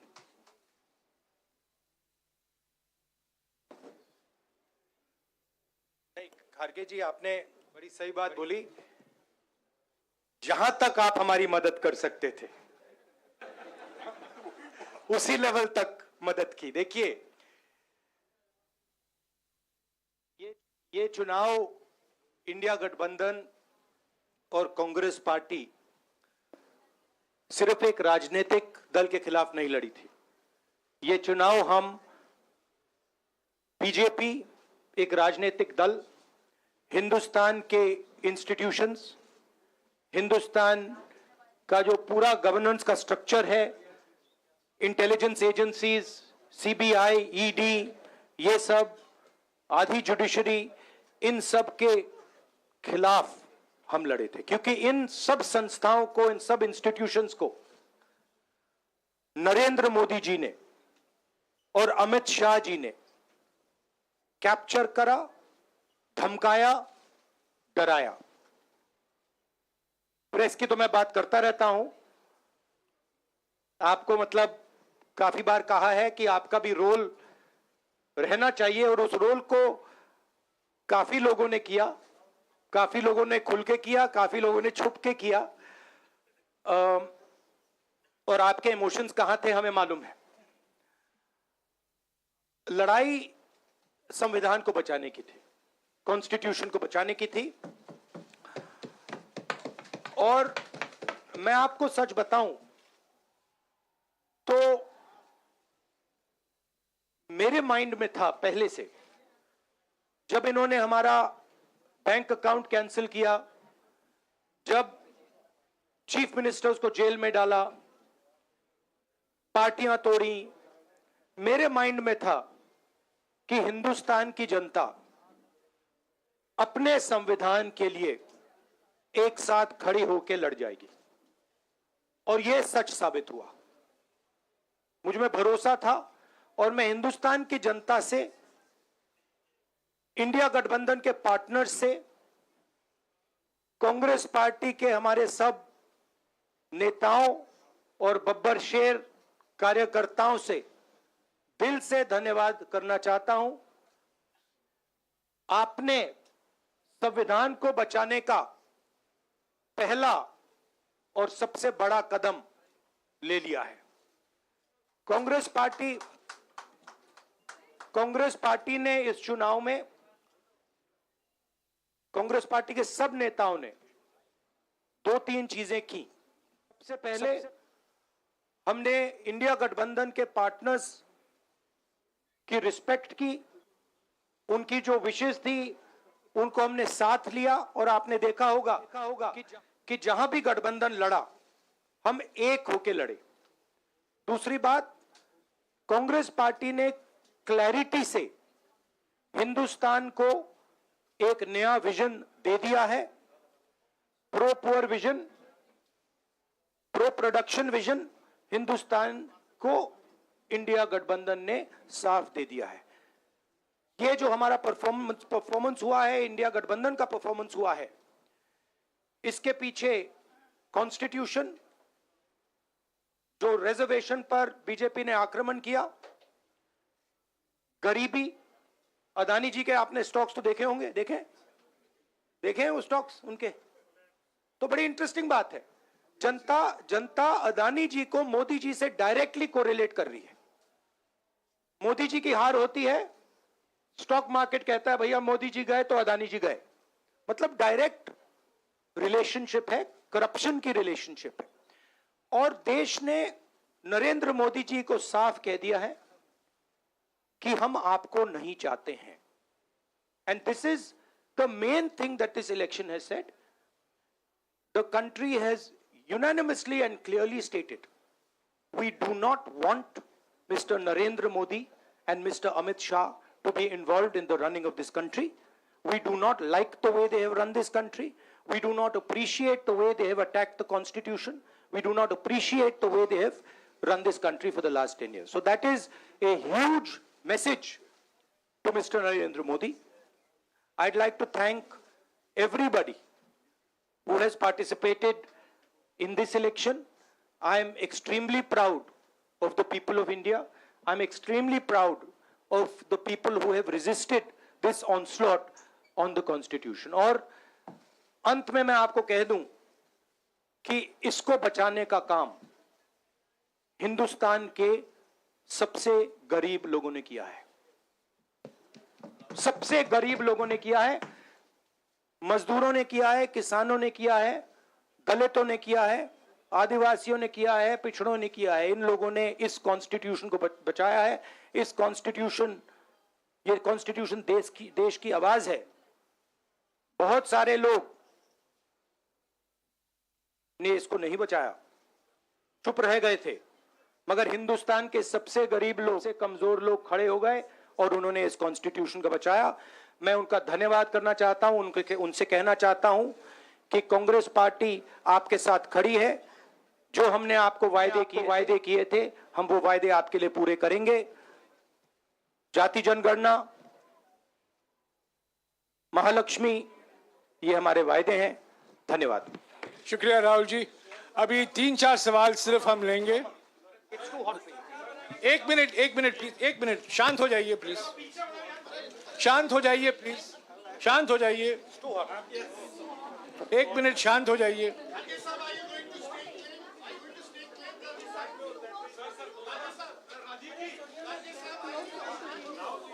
एक मिनट शांत हो जाइए।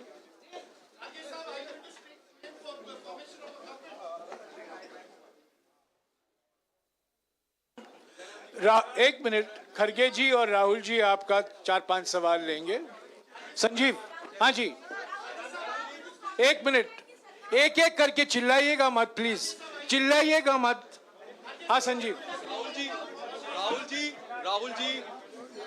Rahul ji, although the NDA has emerged as, they are getting the majority, but some of its partners have been your partners in the past, including the TDP and the JDU.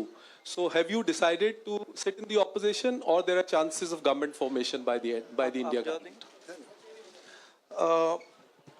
We, as we have said earlier, we're going to have a meeting with our partners, the India Alliance partners. I believe that meeting is tomorrow, and these questions will be raised there, and they will be answered there. We respect our alliance partners, and we are not going to make statements in the press without asking them their opinion.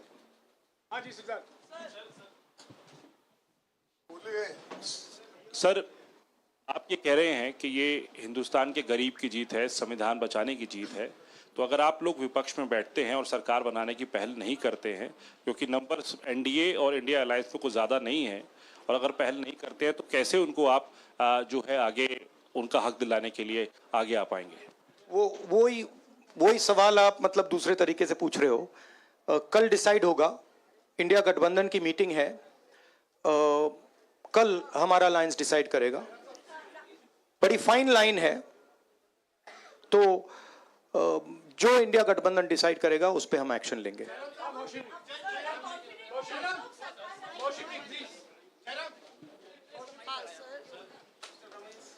Sir, Kharge साहब भी आपसे पूछना चाहते थे कि यहाँ पे BJP में जश्न हो रहा है और उनके हिसाब से एनडीए को मेजॉरिटी मार्क्स से ऊपर मिला है, तो एनडीए सरकार बना रही है। तो यहाँ पे क्या आपको लगता है कि आपने कहा नैतिक आधार पे प्रधानमंत्री नरेंद्र मोदी को नहीं बने रहना चाहिए, क्या आपको लगता है कि बीजेपी में भी खेमेबंदी होगी इसको लेके, और क्या खुद नरेंद्र मोदी को ये फैसला लेना चाहिए? देखिए, अभी राहुल गांधी जी ने आपके सामने स्पष्ट किया, जब तक हम अपने अलायंस पार्टनर से बात नहीं करेंगे और जो नए पार्टनर हमको जुड़ने वाले हैं उनसे भी किस तरीके से हम बात करके अपने को मेजॉरिटी बना सकते हैं वो देखेंगे।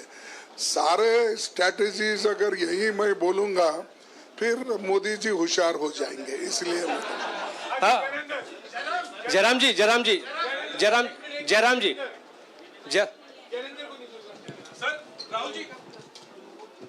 राहुल जी, खरगे साहब ने कहा कि हम जनादेश को स्वीकार करते हैं। जनादेश इंडिया गठबंधन के लिए क्या है? विपक्ष में बैठने के लिए या सरकार बनाने की कोशिश करने के लिए? और आप दोनों सीटों से जीते हैं, बधाई। आप कौन सी सीट रखने वाले हैं?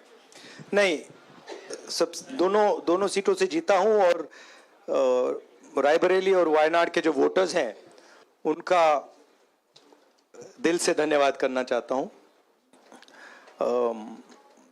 अब डिसाइड करना है कौन सी सीट पे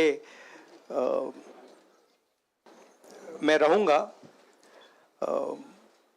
थोड़ा पूछूंगा और फिर डिसाइड करूंगा। दोनों सीटों में तो नहीं रह सकता हूं, बट अभी डिसाइड नहीं किया है।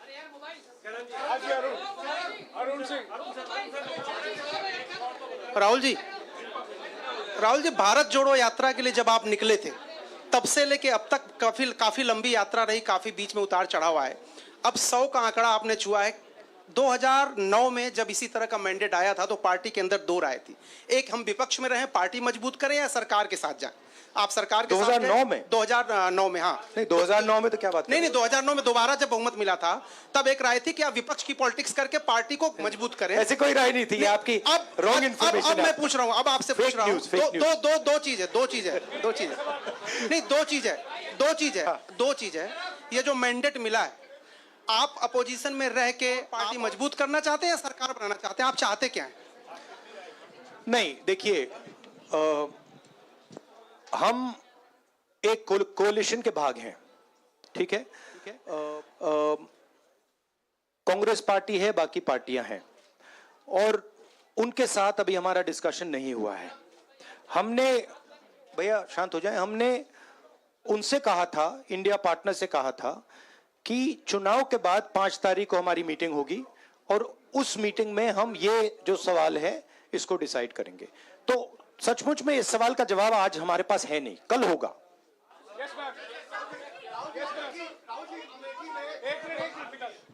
राहुल जी, अमेठी में आपके लिए कहा गया कि राहुल गांधी ने अपने पीए को चुनाव लड़ा दिया, अब उन्हीं किशोरी लाल शर्मा नहीं, देखिए, ये बीजेपी ने कहा था। नहीं, देखिए, बीजेपी लोगों को रिस्पेक्ट नहीं करती है, और आज उन्हीं किशोरी लाल ने हरा दिया। तमीज से बात नहीं करती है।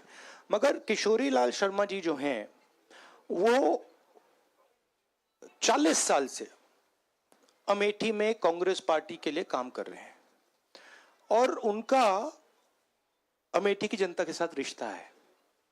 शायद बीजेपी के लोगों को ये बात समझ नहीं आई थी कि किशोरी लाल शर्मा जी अमेठी से बहुत क्लोजली कनेक्टेड व्यक्ति हैं और इसलिए उनकी जीत निश्चित थी।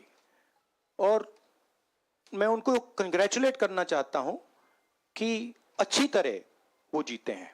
और उनको बारे में ये कहना कि वो पिए हैं, स्टनो हैं, ये बिल्कुल गलत है, ये ऑफेंसिव है, ये नहीं कहना चाहिए। राहुल जी मैं मोहित हूं न्यूज नेशन से। सर कहते हैं आपने एक बात बोली जो मैं इसके जवाब देना चाहता हूं। देखिए, यूपी की जनता से मैं कहना चाहता हूं, आपसे ज्यादा पॉलिटिकल विजडम, मतलब आपने कमाल करके दिखा दिया। यूपी की जनता ने कमाल करके दिखा दिया। नहीं, बहुत सारे स्टेट्स ने कमाल करके दिखाया, मगर बीजेपी यूपी ने हिंदुस्तान की राजनीति समझकर, कॉन्स्टिट्यूशन पर खतरा समझकर उत्तर प्रदेश ने कॉन्स्टिट्यूशन की रक्षा की है। और मैं सब स्टेट्स का धन्यवाद करना चाहता हूं, मगर उत्तर प्रदेश को मैं स्पेशल कहना चाहता हूं। आपने कांग्रेस पार्टी का, इंडिया गठबंधन का समर्थन किया। बहुत बहुत धन्यवाद। राहुल जी आखिरी सवाल। और इसमें यूपी में एक और बात मैं बोल देता हूं, एक और बात यूपी के बारे में बोल देता हूं। इसमें मेरी बहन प्रियंका गांधी का भी काम है, जो यहां पीछे छुपी हुई है।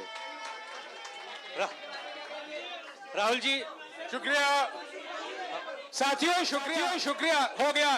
सर राहुल जी लेट्स गो।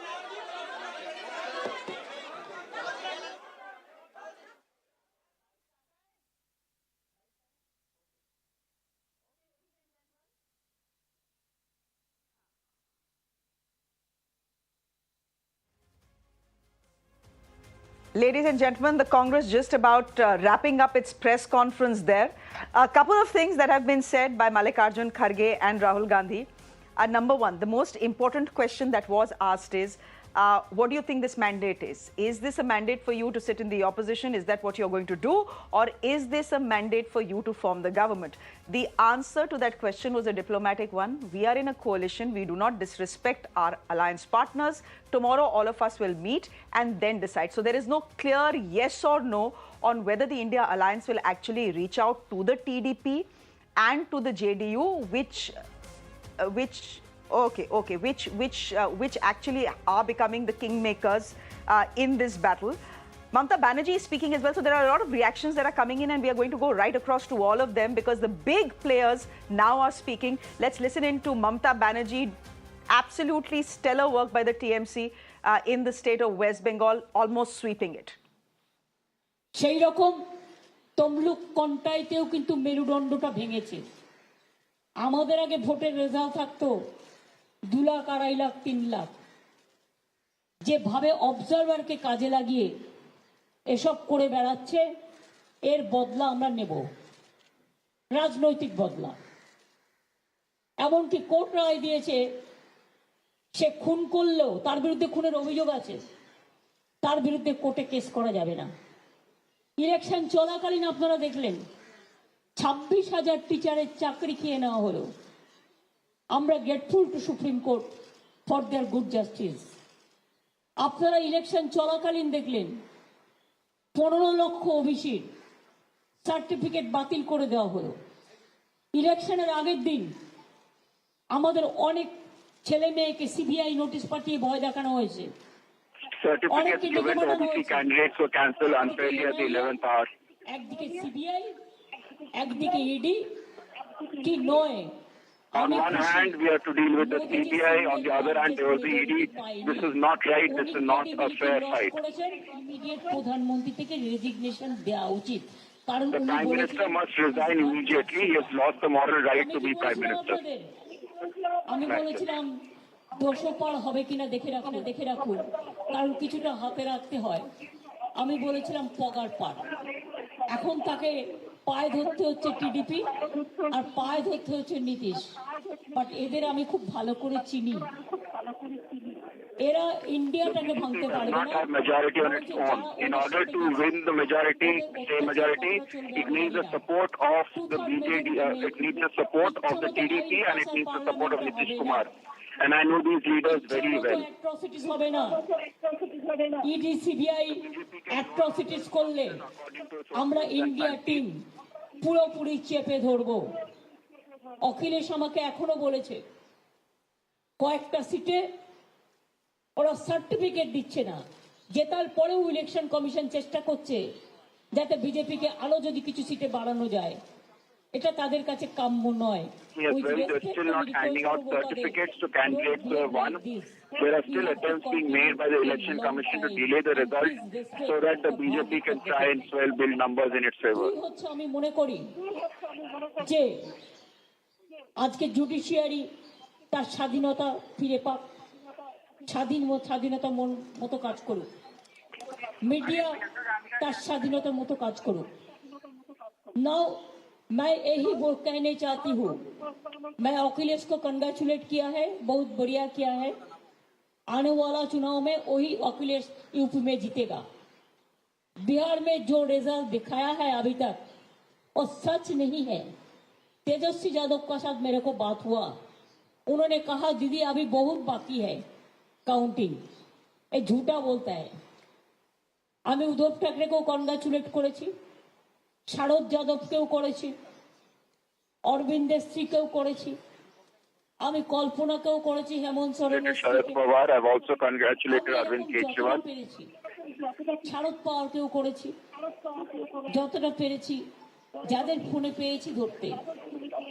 এমনকি রাহুলকেও আমি কংগ্রেস মেসেজ পাঠিয়েছি। I have also congratulated Rahul Gandhi. They were busy for election. কিন্তু এখনো পর্যন্ত ওরা কারোর সাথে আমাদের কন্ট্যাক্ট করেনি, না করলেও আমাদের কোনো যায় আসে না। আপনাদের নিশ্চয়ই মনে আছে, আপনারা অনেক সময় আমাকে আন্ডার এস্টিমেট করেন। আমি কি বলেছিলাম, তোমাদের 2টো সিট দিচ্ছি, তোমাদের একটাও এমএলএ নেই, 2টো সিটেই জিতে যাবে। আর আমি বলেছিলাম তোমরা ইন্ডিয়া চেষ্টা করো সবার সাথে, তাহলে তুমি 100 সিট পাবে। আমার কথাটা মিলেছে কি মিলেনি? এই মিলা কি নেই মিলা? Given them 2 seats in West Bengal to contest, and I told them to fight them, and they will win it. And also told them to get India alliance members together, and they would get at least 100 seats if they conceded seats to the alliance members. And both of these predictions have come true. कौन किया है? BJP किया है। रुपया किसका है?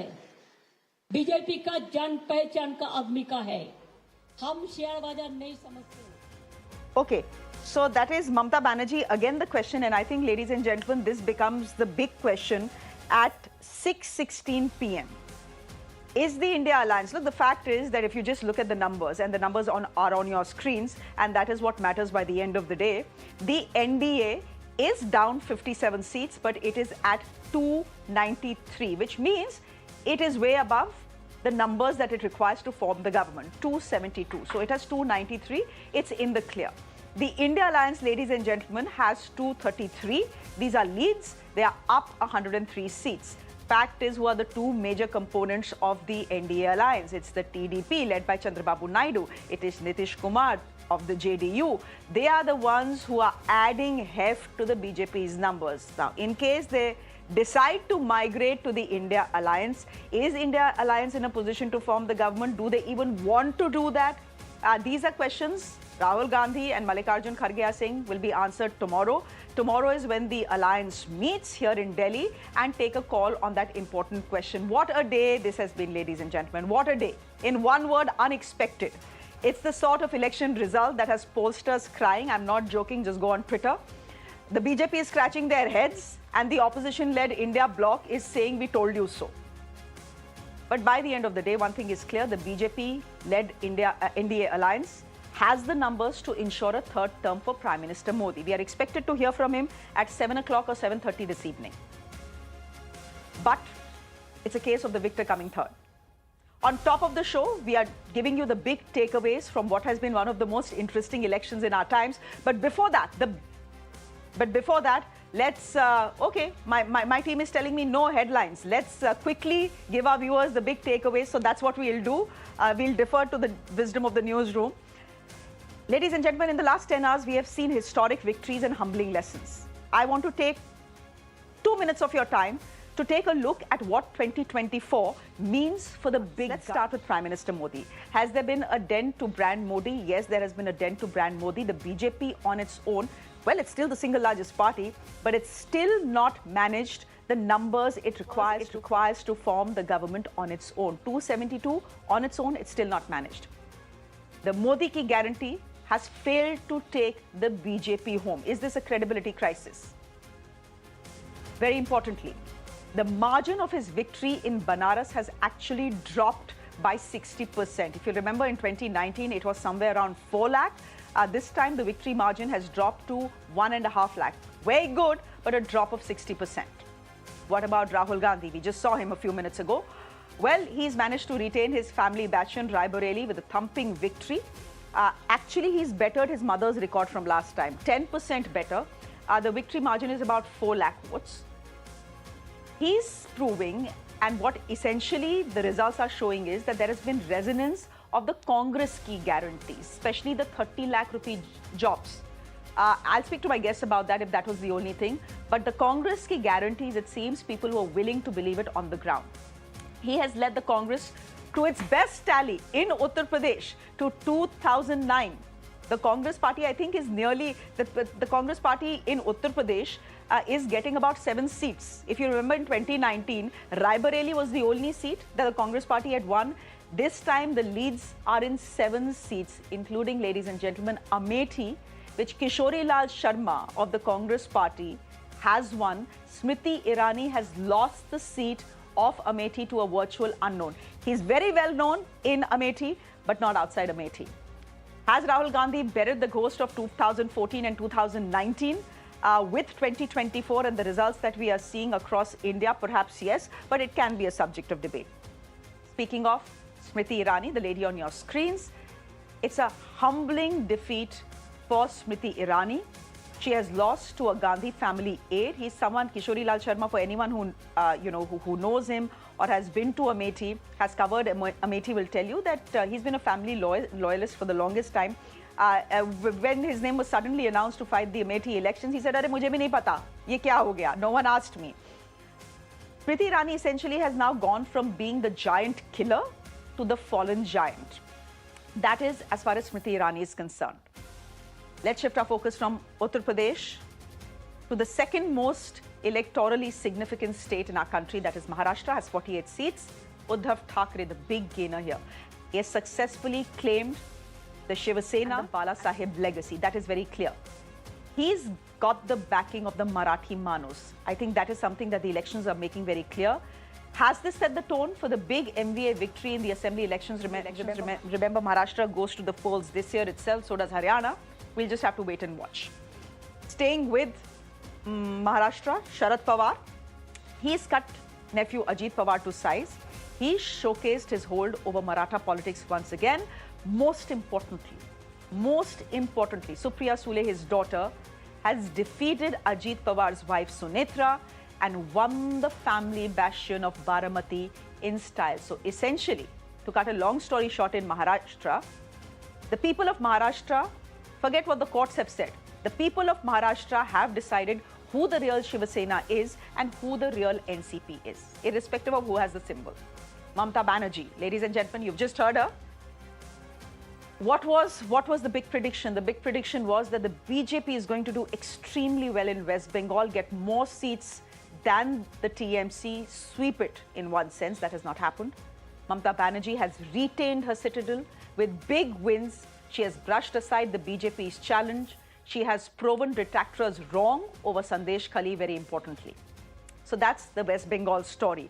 The BJP was hoping to make stunning inroads here. They'd done very well last time, remember, winning 18 seats. The predictions were for them to go up to 22. That hasn't happened. Chandra Babu Naidu. He's stormed back to power in style. He's swept aside Jagan Mohan Reddy's YSRCP. He's emerged as a kingmaker in the Lok Sabha as well. Essentially, he's the next chief minister of Andhra Pradesh, and he's in a position to decide who rules in Delhi. At the moment, he has a alliance firmly in place with the NDA. Akhilesh Yadav, gentlemen, kya ho raha hai bhai? There's some big breaking news coming in. We were just speaking about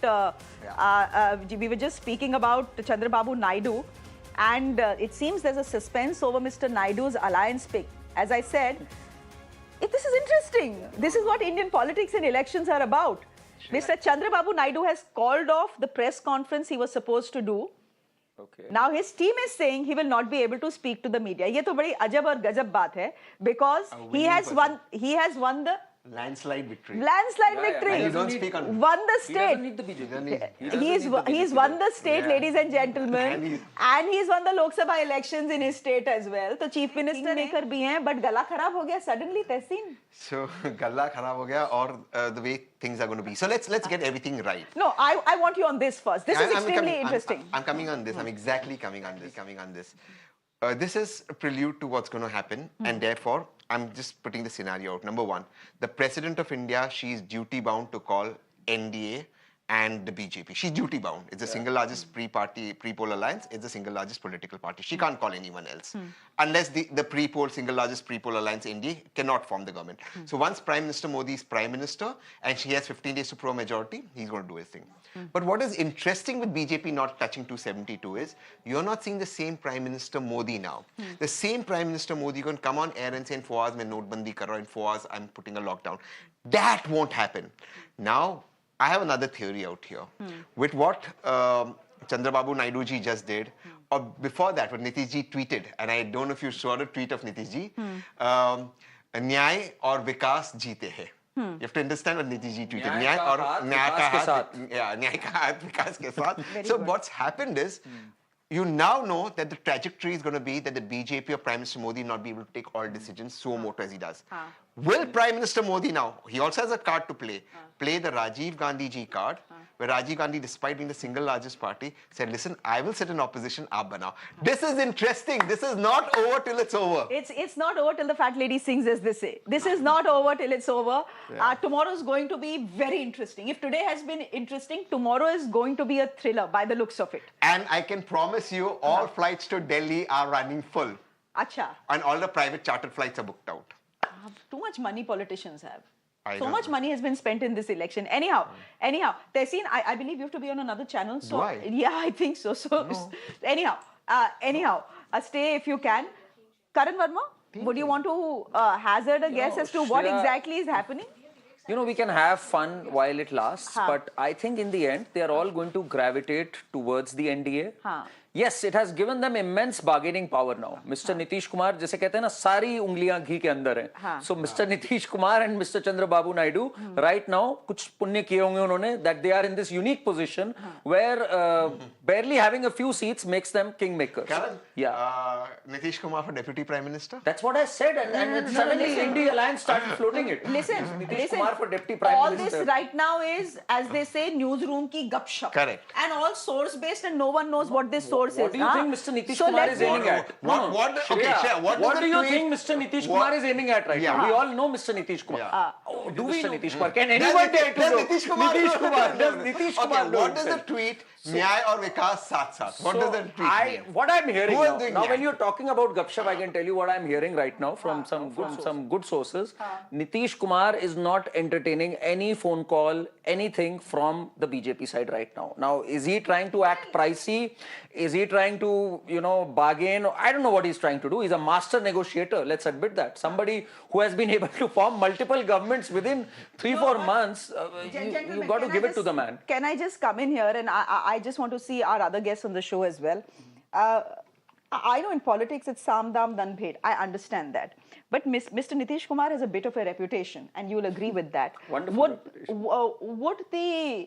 Would the India Alliance want to go with someone who lacks credibility? I mean, the election has been fought. It's been they've led a decent campaign. They've batted for decency, doing the right thing, etc., etc. Now you go with someone who's called Palturam. But the BJP is also doing it Palturam. But look, नहीं, तो BJP का तो पहले से alliance है ना उनके साथ. That's a different thing. Alliance total alliance was के पहले वो alliance we can't. But look, I'll tell you what. Inception. What if you were to ask me what the India Alliance should do, they should gracefully sit in opposition. This is the moment for Rahul Gandhi. Today is his day, right? He should now become leader of opposition. He should take up that responsibility with articulation, with good command over both English and Hindi. He should raise issues of the nation and thereby hold the Prime Minister and the government to accountability, something that Lok Sabha has not seen for a long time because of tyranny of the numbers. You now with the 230 odd have the numbers to hold Lok Sabha accountable. The speaker will have to give you more time. They cannot move the camera away when Rahul Gandhi will speak or Akhilesh Yadav ji will speak. So I think you can't bulldoze over with laws. So UCC is out, one nation, one election is out. UCC is out, one nation, one. And I tell you what, I see, and Karan, you help me out here, I see a very positive thing here. With the BJP actually winning Odisha, doing well in Andhra or the way it's done, it does set the tone for BJP to being slightly more diverse. Imagine the Prime Minister is fighting the election on mutton and machi. अब वो मुद्दे ही नहीं होंगे ना इन्हीं अच्छा चलो रुक जाओ अब रुक जाओ everyone. I just want before I go to Uttar Pradesh where the second big story is developing, the one big story that is developing is Chandra Babu Naidu scheduled press conference. He is the king of Andhra, the kingmaker of Delhi. Scheduled press conference, suddenly he has cancelled. He says he doesn't want to speak today. Rahul Gandhi has asked a question on whether he is going to join hands, whether he is going to offer a hand to Chandra Babu Naidu and to Nitish Kumar. He is saying, "Bhai, we respect our allies. Kal baat karenge is bare mein." Jairam Ramesh before that has already tweeted that if we come to power, Andhra Pradesh gets special status. So all this is going in one direction, ladies and gentlemen. So that is where the story is now developing. Clyde Crasto, you are part of the India Alliance. Is it your sense that the India Alliance could make up its mind not to sit in the opposition and give government formation a real shot? Well, Shreya, I just heard you saying it ain't over till the fat lady sings, or it ain't over till the last ball is bowled. All I can say is, since we're talking about movies and stuff, there's a movie called Creed, and Sylvester Stallone says, "One step, one punch, one round at a time." So wait, that's what's going to happen now. We'll wait and watch. And BJP has been given a nice punch by the people of India. So we'll wait and watch. True. But the mandate, look, by the end of the day, the mandate is with the NDA. Let us not forget that. They have 293 seats. 272 is the halfway mark. They are down 57. The India bloc has done extremely well, but they don't have the mandate to rule. The mandate to rule given by this country is to the NDA. A diminished mandate, yes, but that is how things stand. We'll see how things play out. I'm just going to slip into a very quick break on the show. Up next, I want to look closely at the state of Uttar Pradesh. What a surprise this has thrown us. That's up next. Do stay with us.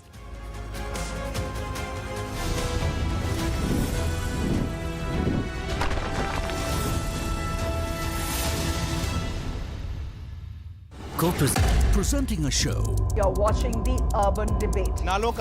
Where we try to find answers for all the questions the day has brought with it.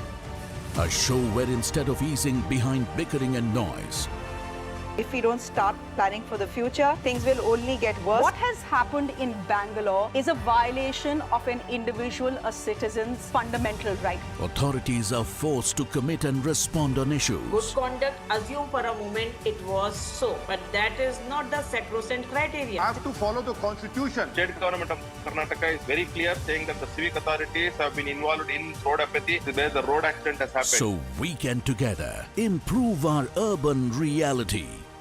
The Urban Debate with Shreya Dhondial, weeknights at 8 p.m. only on Mirror Now.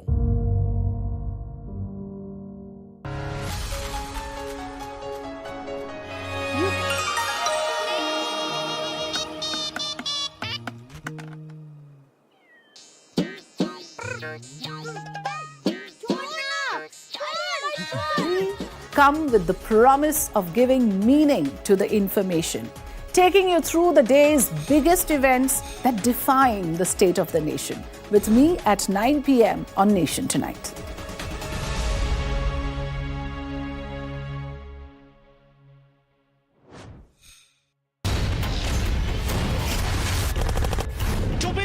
is about one bold, strong voice that breaks silence. बोलो आपकी जान की रक्षा करते आप उनको मरवाने के लिए लेके आते हो. We go extra mile to give voice to stories that otherwise go untold. This tunnel is being constructed with the connivance of Pakistani army. We believe in asking straight, direct and pointed questions to people in corridors of power. I am Pradeep Datta reporting for Mirror Now. You first. Your issues are my stories, and that is news to me.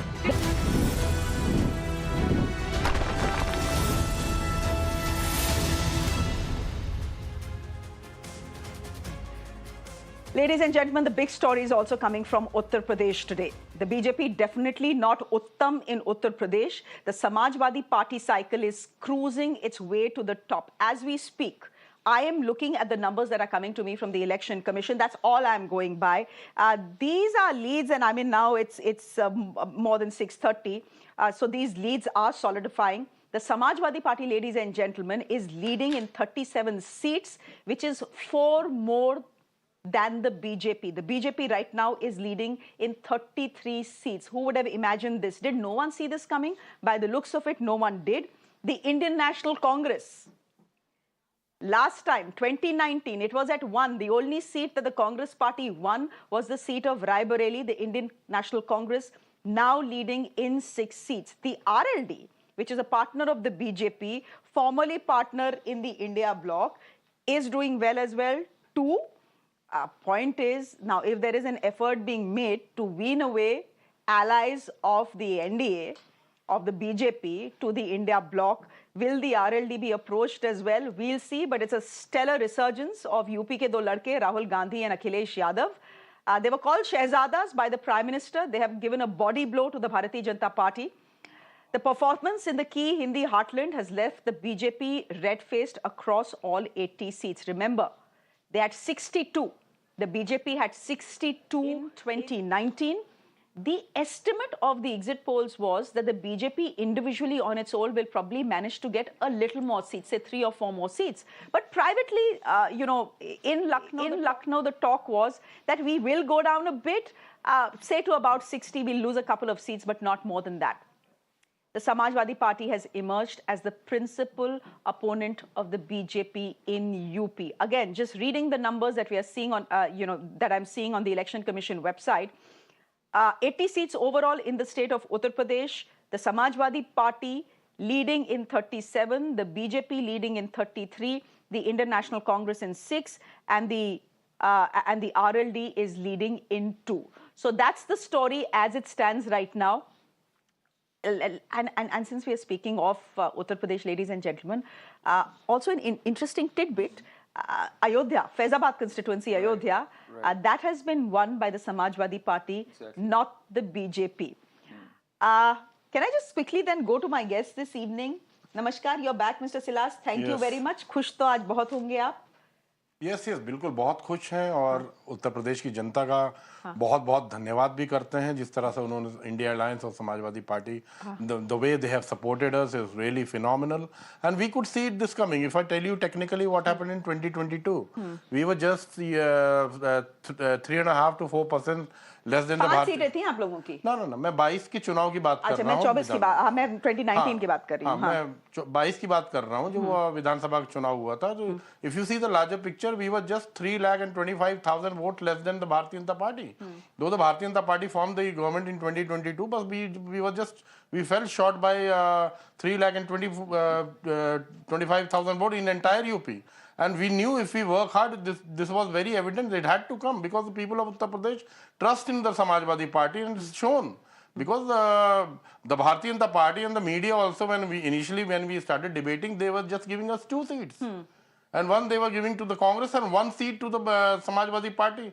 That too of Manipur. According to the media, everyone was losing in Uttar Pradesh except the Bharatiya Janata Party. So now the mandate that has come is really phenomenal, and I congratulate everyone who has worked hard in the Samajwadi Party. I'll get to the exit poll in just a bit because there are big question marks on the exit polls that came out day before yesterday. Big question marks actually now. But Ruhi Tiwari, You have travelled in Uttar Pradesh, Karan. I know you want to come in. Matthew Anthony, good evening. Thank you very much. I see you as well on the screens. Nilanjan Mukhopadhyay, thank you for being with us. We'll just come to you in just in a bit. But Rohit Tiwari, you're someone who travelled in Uttar Pradesh, and we were talking about this earlier as well. It seems everyone missed what was happening in Uttar Pradesh. Everyone, almost everyone missed it. Absolutely.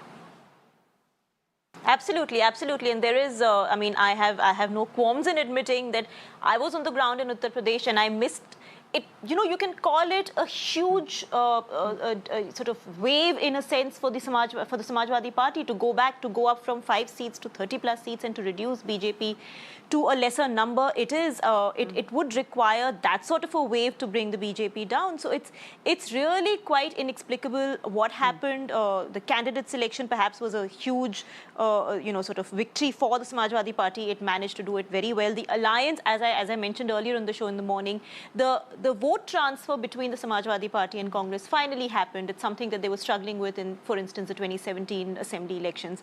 That seems to have finally happened, and so they've probably cracked that code, having gone through it earlier. So maybe a lot of things have come together for the Samajwadi Party. But just one small thing, Shreya, before you move on, is the Congress. It's done very well as compared to its last tally. I mean, it had gone down to its all-time low in 2014, so it could only go up from there. But the question the Congress needs to ask itself is whether it can be in a position by 2029 to become a party that can get 200+ seats and become the fulcrum of a proper coalition government instead of just staying at this 100 figure. And for that, it needs a state like Uttar Pradesh, which sends 80 MPs minus allies. It needs to be able to rebuild itself in big states like Uttar Pradesh, in states like Maharashtra, minus allies, to be able to become a party that can get 200+ seats. So that's something the Congress will have to think about going forward in terms of its strategy.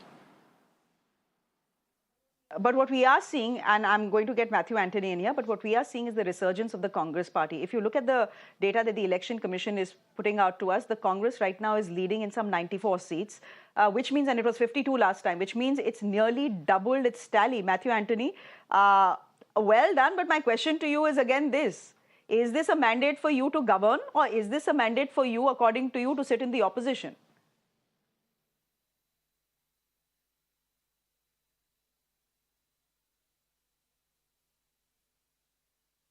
Shreya, thanks for taking me in. आज के दिन तो आप mute ना रहिए. Yeah, can you hear me now? Can you hear me? Yes, go ahead. Good evening. Okay, good evening. So I've been waiting for some time. Yeah, I can. Good evening. Go ahead. Which we have been doing for the last 10 years, and it's paying off. And one thing which I should do is that we should congratulate our leader Rahul Gandhi for traveling crisscross this country with the Bharat Jodo Yatra, which has created the foundation for his victory, and also the Mallikarjun Kharge's leadership and the whole Congress party's leadership to stitch the India alliance together. We did a lot of sacrifice to put the alliance together. We partnered with a lot of parties who inflicted damages on the previous elections, but we stood for a national cause, and it has paid the results, and it has paid back, and we have performed well. Now, looking into the mandate, Modi's guarantees has completely failed. Look at the result in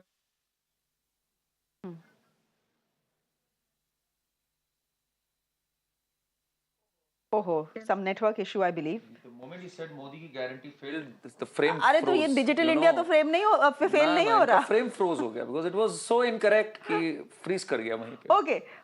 Okay. Karan, would you want to come in on the question of Uttar Pradesh? Yeah, please. I want to explain this. Yeah. Because here's the point. I come from Uttar Pradesh, and you come from Uttar Pradesh as well. Yeah, Mr. Silas is from Uttar Pradesh. So all three of us here in the studio are from Uttar Pradesh. The fact is, if you went to Lucknow, if you went to Banaras, right, you'd be told that there has been delivery. There has been delivery not just as far as the ration is concerned, there's delivery not just as far as the Ram Mandir is concerned, but the roads have become much better, bijli nahi jati hai, pani aata hai. There has been delivery, and most importantly for Uttar Pradesh and Yogi Adityanath, the one big tick mark he always got, 10 out of 10 in one subject that he got was law and order. Anyone you speak to in Lucknow say, Samajwadi Party is gundas. But that's the perception, right? But Yogi Adityanath, they call him bulldozer Baba, आके इन्होंने law and order ठीक कर दिया है. If there were so many pluses, right, as far as the BJP is concerned in Uttar Pradesh. Hua kya? Now, I'll tell you the conspiracy theory I've heard today.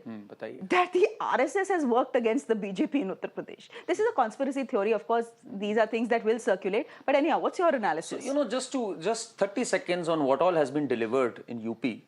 UP has leapfrogged from the 7th largest economy of the country to the 3rd. 3 crore tap water connections, 3.5 crore toilets given, ration given, law and order is improved, giant strides in law and order.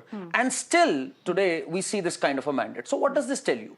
In 2017, Akhilesh was decimated. He ran on his record, jo kaha kiya, and he was decimated in 2017. 19, they lost.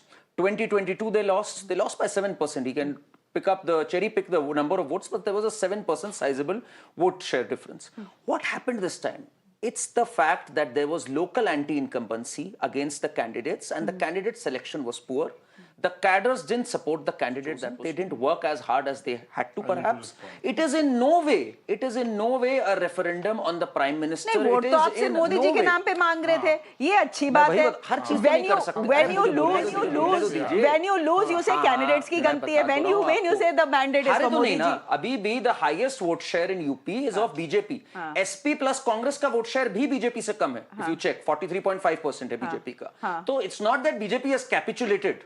They are still holding on to their vote share of 44%. It's just that because of poor candidate selection, the cadres at the ground, they got disgruntled, which is a tactical mistake. Let's own it. BJP has made this blunder. But in no way can you say that governance hasn't happened, as you rightly said, in UP. And in no way is this a referendum on the Prime Minister or Yogi Adityanath. And I'm telling you, they will course correct in due time. So yes, today is a day for our great friend Vivek ji to celebrate, but this celebration won't last long because BJP is going to course correct in due time. Acha, chalo. I think, yes, Clyde, hi, go ahead, please. Hi. No, Shreya, I just want to, repeat what I said earlier, probably on your channel, but with some other anchor. The point here is, everywhere you went across the country, and I'm talking about, say, I've trialed Maharashtra during the election and in Mumbai, there were huge cutouts of Modi ji. The candidates themselves were told that you need to ask votes in the name of Modi ji. People were going around saying that please vote for Modi ji. Nobody knew who the candidate was. So today, if the mandate of the Bharatiya Janata Party has come down, then the mandate is against Narendra Modi ji. I mean, if you're asking for votes in the name of Modi ji and you're not getting the amount of votes or amount of seats that you are asking for, then I think the people of India has rejected the leadership of Narendra Modi ji. So the fact is, I mean, Karan, please remember that you will cross the number of seats for the BJP has halved 400 in the state. Yeah. From 62 to 33. So what has happened is, Shreya, this 400 par, abki bar 400 exactly. par, this has backfired. No, so that's what I'm trying to say. The mandate is against Modi ji. It was I am agreeing. No, it's not against Prime Minister. Ek minute, मैं बता रहा हूँ क्यों. What happened was, Shreya, that people were disillusioned with the MP. They thought BJP is winning anyways. 400 नहीं आएगा, 399 आ जाएगा मोदी जी का. And they voted against the MP. Eventually, this all did not fare and did not augur too well for BJP, and that's why we're seeing that their vote tally has gone down. It's interesting. Vote share hasn't. No, I'll let Matthew Anthony also. I'll also let Matthew Anthony come in. Sure. But maybe there are people who have voted against the Prime Minister as well. Why would you say that this is not a mandate against the Prime Minister? He's usually no, he's popular, all right. He has delivered as a factual statement. I will give you that. I'll give you that. He's popular. And I will also give you that right now the BJP is the single largest party. Right. But there is an undecided voter. That floating voter who has not decided who's not ideologically committed, who has not decided मैं किसके लिए vote करूँगा, and that voter perhaps didn't like the local candidate. No, that voter perhaps didn't like mutton, mujra, picked up in the entire campaign Mangal and you Sutra, generalized it. Muslim, bhains, and tap water you miss, what toilets you miss, ration you miss. This is convenient. Shreya, this is really convenient. One statement out of the entire. आपकी भी तो बात convenient है. Where you are saying that MP there was disgruntlement against the local MPs. तो ये भी तो बात गलत है ना. भाई अभी तक सपा क्यों नहीं? Actually, nothing makes sense in this election. It makes sense. Why was Sapa losing till now? आप बताओ मुझे. Suddenly they started winning. Matthew Anthony wants to come in and then Mr. Silas. हाँ. अच्छा, Dimple Yadav बोल रही हैं. Let's quickly listen into her. The Samajwadi Party's day, so let's listen into her. Samajwadi विचारधारा का जो समर्थन किया है और जिस तरह का साथ और आशीर्वाद दिया, तो सबसे पहले तो मैं उनको दिल से धन्यवाद देना चाहूंगी। इसी के साथ समाजवादी पार्टी की प्राथमिकता रहेगी कि मैनपुरी का विकास आगे कैसे बढ़े। इंडिया गठबंधन ने बड़ा अच्छा प्रदर्शन किया है, अप्रत्याशित परिणाम आए हैं, कैसे देख रही हैं आप, क्या कहना चाहती हैं? मैं समझती हूँ उत्तर प्रदेश की जनता ने भारतीय जनता पार्टी को एक सबक सिखाने का काम किया है। उनका अहंकार, उनकी तृष्णा को तोड़ने का काम किया है कहीं ना कहीं। और जिस तरह सभी समाज और सभी वर्ग के लोग एक साथ आए और जिस तरह समर्थन दिया, क्योंकि सभी लोग त्रस्त हैं और जो मौजूदा सरकार थी वो ये मानने को तैयार नहीं थी कि जनता परेशान है, कि युवा परेशान है, कि हमारी माताएं बहनें परेशान है, कि किसान परेशान है, कि मजदूर बुनकर सभी लोग परेशान है। और कहीं ना कहीं ये लोगों की जीत है। लगातार ये देखा जा रहा है कि इंडिया गठबंधन अब अपने प्रधानमंत्री पर दबाव करने वाला है। Samajwadi party. Okay, that's a tough question to answer. That's a tough question to answer. So wisely, Dimple Yadav has decided. चलो वो जो साउंड बाइट देना है दे दिया. She was of course fighting on a Samajwadi Party ticket from Benpuri, which is her father-in-law's seat, and she has won that. But come in, Vivek, you were responding to what was being said here. Talking about the popularity of the Honorable Prime Minister. So if you see what happened in Varanasi, the Prime Minister managed to win that seat by a margin of 1,52,000 votes only. Last time he won the seat by 4,86,000 votes. So you can see the popularity of Prime Minister in his Lok Sabha in Varanasi has come down very, very low. Secondly, Honorable Dimple ji was right here. She has won she has won the margin of Dimple Yadav ji was more than the Prime Minister itself. If you see Raebareli, Rahul Gandhi is winning by 4 lakh votes. So these are the margins that we are getting. Okay. And if you see Varanasi and see Purvanchal. On the top is Gorakhpur, and on the south, if you see Purvanchal, is Honorable Prime Minister Narendra Modi ji as of now. What happened to all the adjoining seats? They've lost and they've crashed. Why? Because the people of Uttar Pradesh don't trust either on Chief Minister Yogi or Prime Minister Modi. Otherwise, I don't think that's what the lost badly. It's not that you have won by 10,000, 12,000. We are winning by lakhs of votes. So what does it show? I agree. But that's because of the local candidate. You can't say that Yogi blame the Adityanath candidate. is not popular. Can you say Yogi Adityanath is not popular? Please. He is very popular. So is the Prime Minister. They are perhaps two of the most popular leaders we have in the country. Why only 1,52,000 votes in Varanasi? Why only 1,52,000 votes in Varanasi? I think complacency. That is where complacency. Everybody took it for granted that the Prime Minister is winning anyway. And that's where the that is why they didn't vote for him. Come on. No, that is not they an didn't vote argument. for him. No, he did win by 1,50,000. He's won. I don't know what the margin is, but he's won it comfortably. By 152. Lost to the Prime Minister. So one question, Vivek ji, one question. Image. What has Akhilesh done in the last 1 year or 2 years that suddenly he's catapulted to these heights? He didn't catapult to these heights. Clearly something right. Something wrong has been done by the BJP local candidate. It is this disappointment which is showing up. I am blaming the local candidate. When you fought this election in the name of Prime Minister Modi, Karan, come on. मुझे बताओ ना, मैं आपसे एक logical question पूछ रहा हूँ. अरे मैं आपकी बात मान रहा हूँ सर, आप जीत गए, बहुत अच्छी बात है. आप मुझे बताओ एकदम से क्या हुआ that people started voting for Akhilesh Yadav? Because the people of UP started distrusting the Prime Minister. Not the Prime Minister, the local candidate. If they had distrusted the Prime Minister, eventually they had to vote for the Prime Minister. Matthew Anthony, you are raising your hand. Go ahead. I mean, just go ahead. You are smiling, you are laughing, and you are also raising your hand. Go ahead, please. Let us accept the defeat of Modi because it was on Modi's guarantee they have fought the election and they have lost the majority as a single party. So that is very clear. They haven't lost. Let us give the credit. Let us give the credit to the Congress Party as well as to the India Alliance partners. Let me complete it. Now, the Congress Party and the India Alliance had a narrative. We addressed employment. We addressed the price rise. We provided solutions for that one. People of India has recognized that one. Now, the people of India has voted out against the Modi's guarantee. It is very clear because else Modi's guarantee would have got a 400 plus. Now they don't even have the majority of a single party with 272 plus on their own. They have to go for it NDA alliance. Now, look at in the last 10 years of the news channels, how many times you have said NDA than BJP. Now suddenly all of you are saying NDA. Now, in the last 10 years' time, BJP themselves have insulted and they've shown their arrogance to the NDA partners, and suddenly now they need NDA partners. This is this is a failure one of the Narendra big Modi losses in as a Uttar Pradesh. PM because, yes. Shreya. Okay. But since we are taking about Uttar Pradesh, just a minute. Since we are talking about Uttar Pradesh, one of the big defeats and the big upsets for the BJP has been in Amethi. I believe Smriti Irani, who's lost the seat to Kishori Lal ji, is now speaking to the press. We can quickly go ahead and listen to her. आज इस मंच पर भारतीय Janata party की एक पीढ़ी ऐसी है जिन्होंने अमेठी में संघर्ष शुरू किया 1970 के दशक में। एक पीढ़ी ऐसी जो साल 2014 से लेकर 24 तक हारी जीती और आज फिर संघर्ष के मोड़ पर खड़ी है।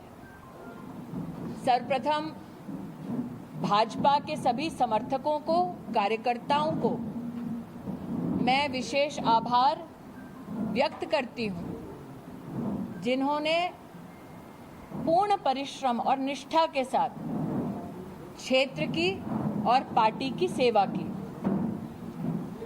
हर गांव में नाली खड़ंजा से लेकर बाईपास, मेडिकल कॉलेज, 30-30 वर्ष पुरानी लोकसभा क्षेत्र की मांगों को पूरा करने का सौभाग्य मुझे प्राप्त हुआ।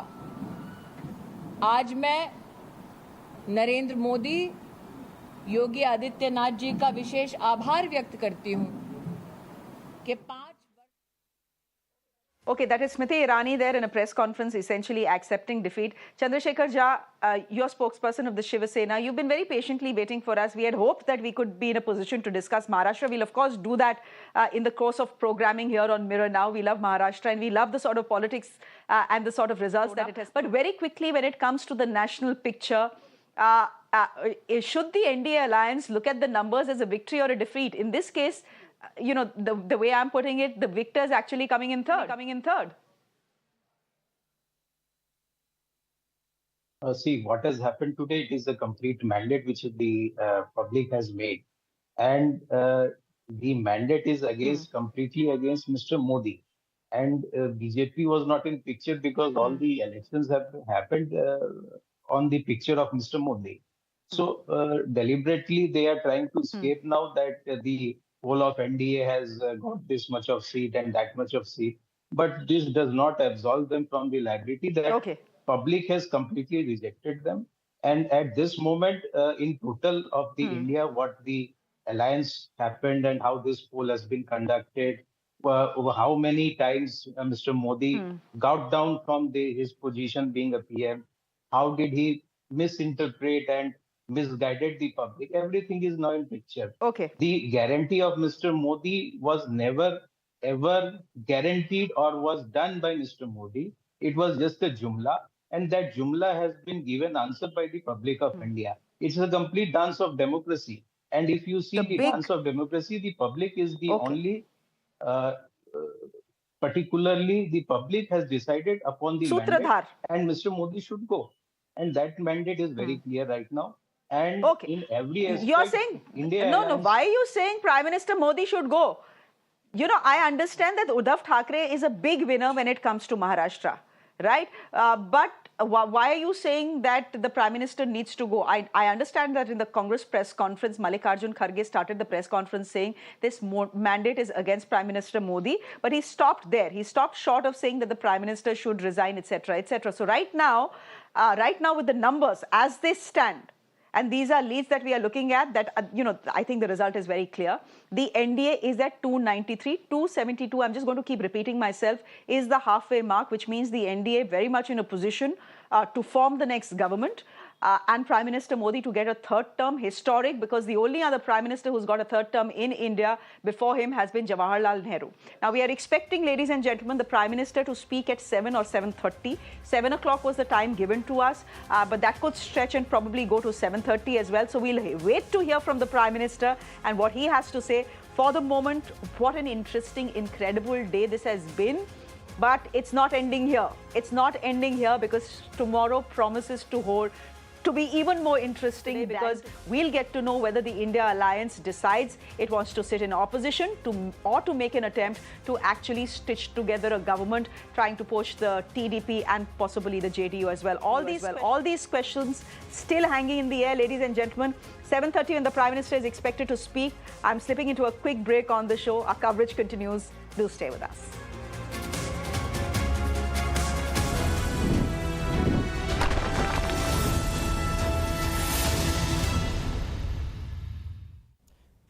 Presenting a show You're watching the Urban Debate, where we try to find answers for all the questions the day has brought with it.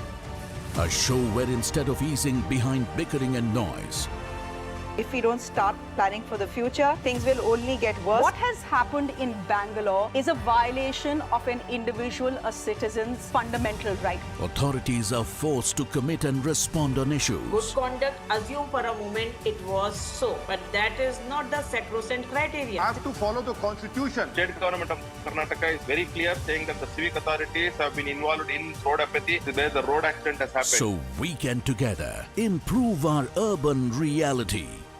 The Urban Debate with Shreya Dhondial, weeknights at 8 p.m. only on Mirror Now.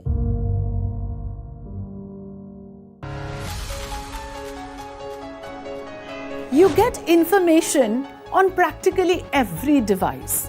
What you don't get is the correct context. We often miss the wood for the trees. On Nation Tonight, we come with the promise of giving meaning to the information, taking you through the day's biggest events that define the state of the nation. With me at 9 p.m. on Nation Tonight.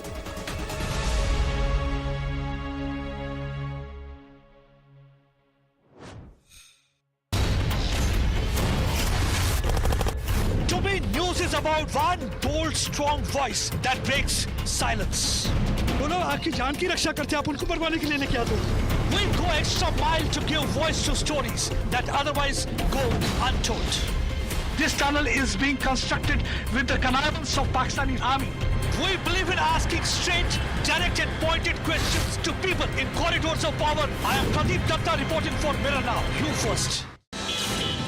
Your issues are my stories, and that is news to me. Resident doctors out on the street. We expose the lies, uncover the truth, and demand accountability, all for a better tomorrow. With the transformer plan. Our agenda. From airfares to government high-handedness, we voice your concerns and demand answers for your questions. 4 से 5 घंटे की बिजली कटौती हो रही है. I am Neha Hebale, reporting for Mirror Now. You first.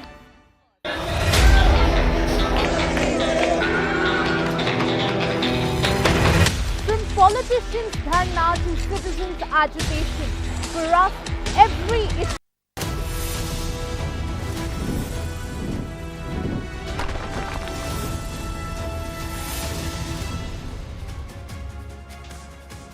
Very good evening, ladies and gentlemen. Thank you for joining us. You're watching South Speaks. This is the show where we are going to decode what today's elections mean for the south of India and what does that translate for rest of India. The big numbers, the big takeaways.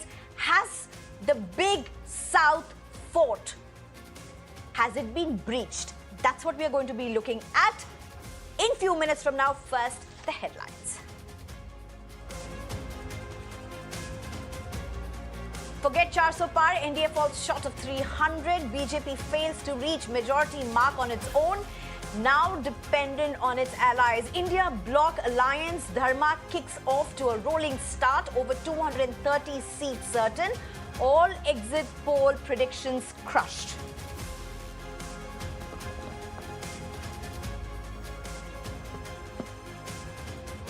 Major upset for BJP in its key bastion Uttar Pradesh. Samajwadi Party cycle in cruise control mode. Congress makes a comeback in the Hindi heartland state. Shehzadas, Akhilesh Yadav and Rahul Gandhi shine.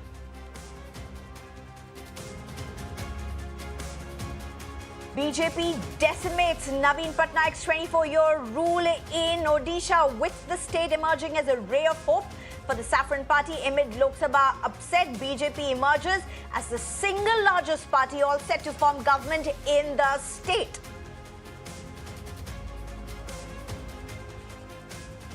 With battle lines redrawn, voters decide. Real Sena and NCP in Maharashtra. Opposition Maha Vikas Aghadi leads on 27 seats in Maharashtra. Mahayuti experiment fails in the key states. Split in factions, results split in votes. Jagan's YSRCP routed in both Lok Sabha and Assembly elections in Andhra. Stellar show by ends of BJP, TDP and Janasena. Naidu to take oath on June 9th as Chief Minister for the fourth time. Calls off the press meeting. Set to meet Prime Minister Modi and Home Minister Amit Shah tomorrow. Is something cooking in Andhra's NDA pot?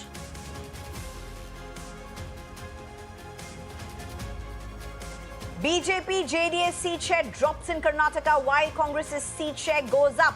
Deputy Chief Minister DK Shivkumar's brother DK Suresh stunned in Bangalore rural, while sex scandal accused Prajwal Revan of the JDS set to lose from Hassan.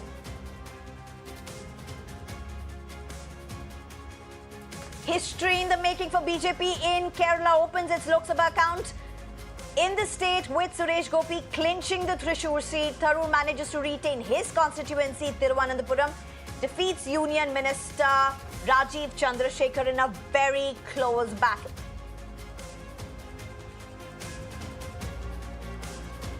Big upset for BJP in Tamil Nadu despite Prime Minister Modi's mega outreach. BJP fails to perform in the state. Party chief Annamalai loses from Coimbatore.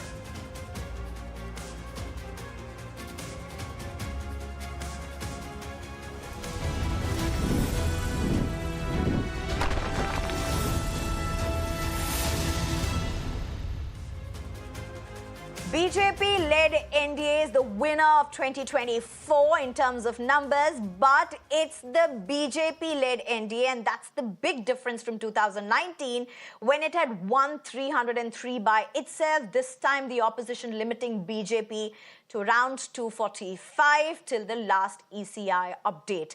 As an alliance, it's not been able to cross 300 this time, contrasting the 2019 numbers. Well, BJP has had its share of sweeps, but its fair share of setbacks as well.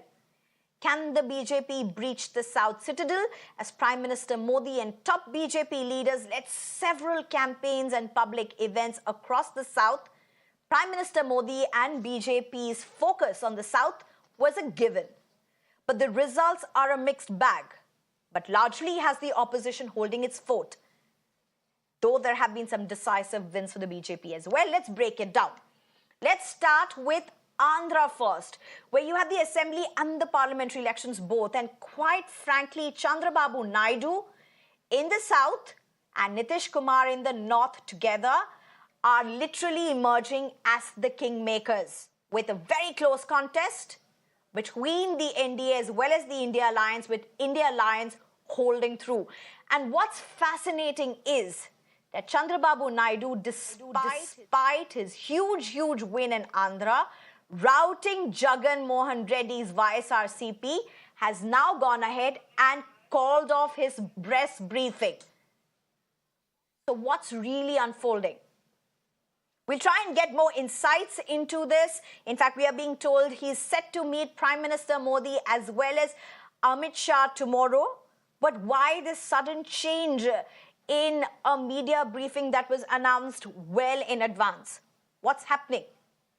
There's so much to uncover in that. We'll try and get our reporters as well on this. I'm also going to be joined by panelists on this, but let's also move on to Kerala. Well, the state that has had two national level allies as sworn rivals, Congress and the left, the state will be getting its first elected Lok Sabha MP from the BJP. A huge deal by all means. The fact that the Congress-led UDF has won handsomely, has retained most of the numbers that it won last time. And the CPIM that rules the state and the BJP are both at 1 each, is BJP's big achievement. Don't go by just the number 1, because quite frankly, BJP winning that 1 seat in Kerala is massive. In fact, Shashi Tharoor has just about managed to retain his Thiruvananthapuram seat. But the point is, he has done so for the 4th consecutive time, this time against BJP's Rajiv Chandrasekhar, who gave him a close fight. BJP, in fact, and this is important, BJP has seen a 4% vote share increase in Kerala compared to a 2% decline in Congress vote share, while the left is almost at the same. So remember, the gain for the BJP seems to be from the vote share of Congress, at least if you look at it largely with the figures that are currently available with the Election Commission of India. And that's very important. There's a similar pattern that you will see in other states as well. Let's just quickly look into Tamil Nadu. DMK has swept the state, even as BJP raked up the Sanatan Dharma controversy and heavily rallied around Tamil history and symbolism, while BJP drew a big 0 yet again this year. But so did AIADMK. The vote share BJP has is a huge increase. It's hit the double digit, from 3.66% to 10.9%. And the DMK has seen a massive decline in vote share from 32.7% in 2019 to 25.9%. This is according to the data that is currently available with the Election Commission of India. Karnataka, BJP has maintained a comfortable lead in 17 out of the 28 seats. However, this has reduced from the last time when the party won 25 out of the 28 seats. The BJP's loss is Congress's gain, which is leading on 9 seats as opposed to the single seat it won last time, witnessing a whopping 13% rise in vote share, even as the BJP saw a 5% decline in its vote share. Before I open this discussion up to our panelists, let's just quickly go across to my colleague Imran. Imran, very quickly take us through what's happening in Andhra. Chandra Babu Naidu has all the reasons to meet and greet and address the people of Andhra Pradesh as well as the media. He was going to do so, but he has decided not to do so last minute. He is the legitimate kingmaker. He could possibly be the kingmaker along with Nitish Kumar in the north. What's happening, Imran? Well, absolutely. This is very interesting that for media, which has been waiting for almost 8 hours to see what Chandra Babu Naidu says after a historic win, he refused to come address the media. In fact, he came to the party office, he met his supporters, he spoke to his close cabinet colleagues, and then he left without answering the media, saying that he will not address the press conference, but today he will not speak to any of the media. In fact, as part of we even tried to go close to Naidu and asked him a question about what he has to say, but he refused to answer, saying that he will not answer today. Many sources of the TDP say that Naidu at the moment does not want to comment anything over this after this victory, because there are a lot of issues pending right now. The situation is very volatile, and as far as seat sharing is concerned, as to who will get how much, and most importantly, he does not want to at the moment address over the issue of whether he seek a demand about special status for Andhra Pradesh, a demand which Congress has already, Jairam Ramesh has held a press conference, said that if they were willing to fulfill and give special status to Andhra Pradesh, and these are the questions which the Naidu does not want to address at the moment, till he has a meeting with Pawan Kalyan tonight, and then he will go to Delhi and speak to the Prime Minister of Narendra Modi, and then he will probably address the media, is what we're hearing from his party sources. Right. Imran, thank you very much for joining us. Let's just open this up to our panelists at this point. I'm being joined by GS Prashant, who is the BJP spokesperson.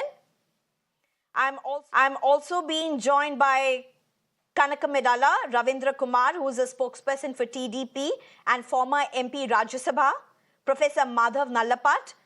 Vijay Grover is going to join us shortly. Advocate APS Khadial, who is a spokesperson for Congress. P. Santosh Kumar, who is an MP for CPI. A. Sarvanan, spokesperson for DMK, as well as Mahesh Bigala, who is a leader for BRS. I think the best guest to go to at this point would be TDP. Let me just go across to Mr. Kanaka Medala Ravindra Kumar. Sir, first question to you.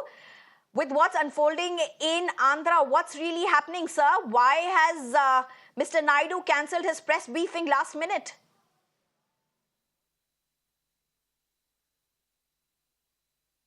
In Andhra Pradesh, you have witnessed a landslide victory to the Telugu party and also NDA alliance, Janasena and BJP. It is a pre-poll alliance is there. And Chandra Babu Naidu has given an assurance to the people. Babu surety, Bhaushat guarantee. In future assurance, future guarantee has given. By virtue of the unruly rule of Jagan Mohan Reddy, who committed to destruction and demolition, corruption and scams, the people, all walks of life have suffered a lot. That's why they voted in favor of NDA alliance, number one. Number two, the Andhra Pradesh people experienced the visionary leader of Chandra Babu Naidu, who had ruled the state for a period of 14 years as chief minister and 14 years as opposition leader. And people felt that he is the only leader to rule the state of Andhra Pradesh. That's why the victory has a landslide victory with thumping majority. So that's my question, sir. And by the way, big congratulations, huge victory. But that's my very question. Such a landslide victory, such a huge margin of victory. Chandra Babu Naidu was going to meet the media, was going to address the people who have given him this landslide victory. What happened? Why the sudden change? Why was this press briefing cancelled last minute? Madam, as far as the question, please. Hello. Chandra Babu Naidu as a major partner in NDA.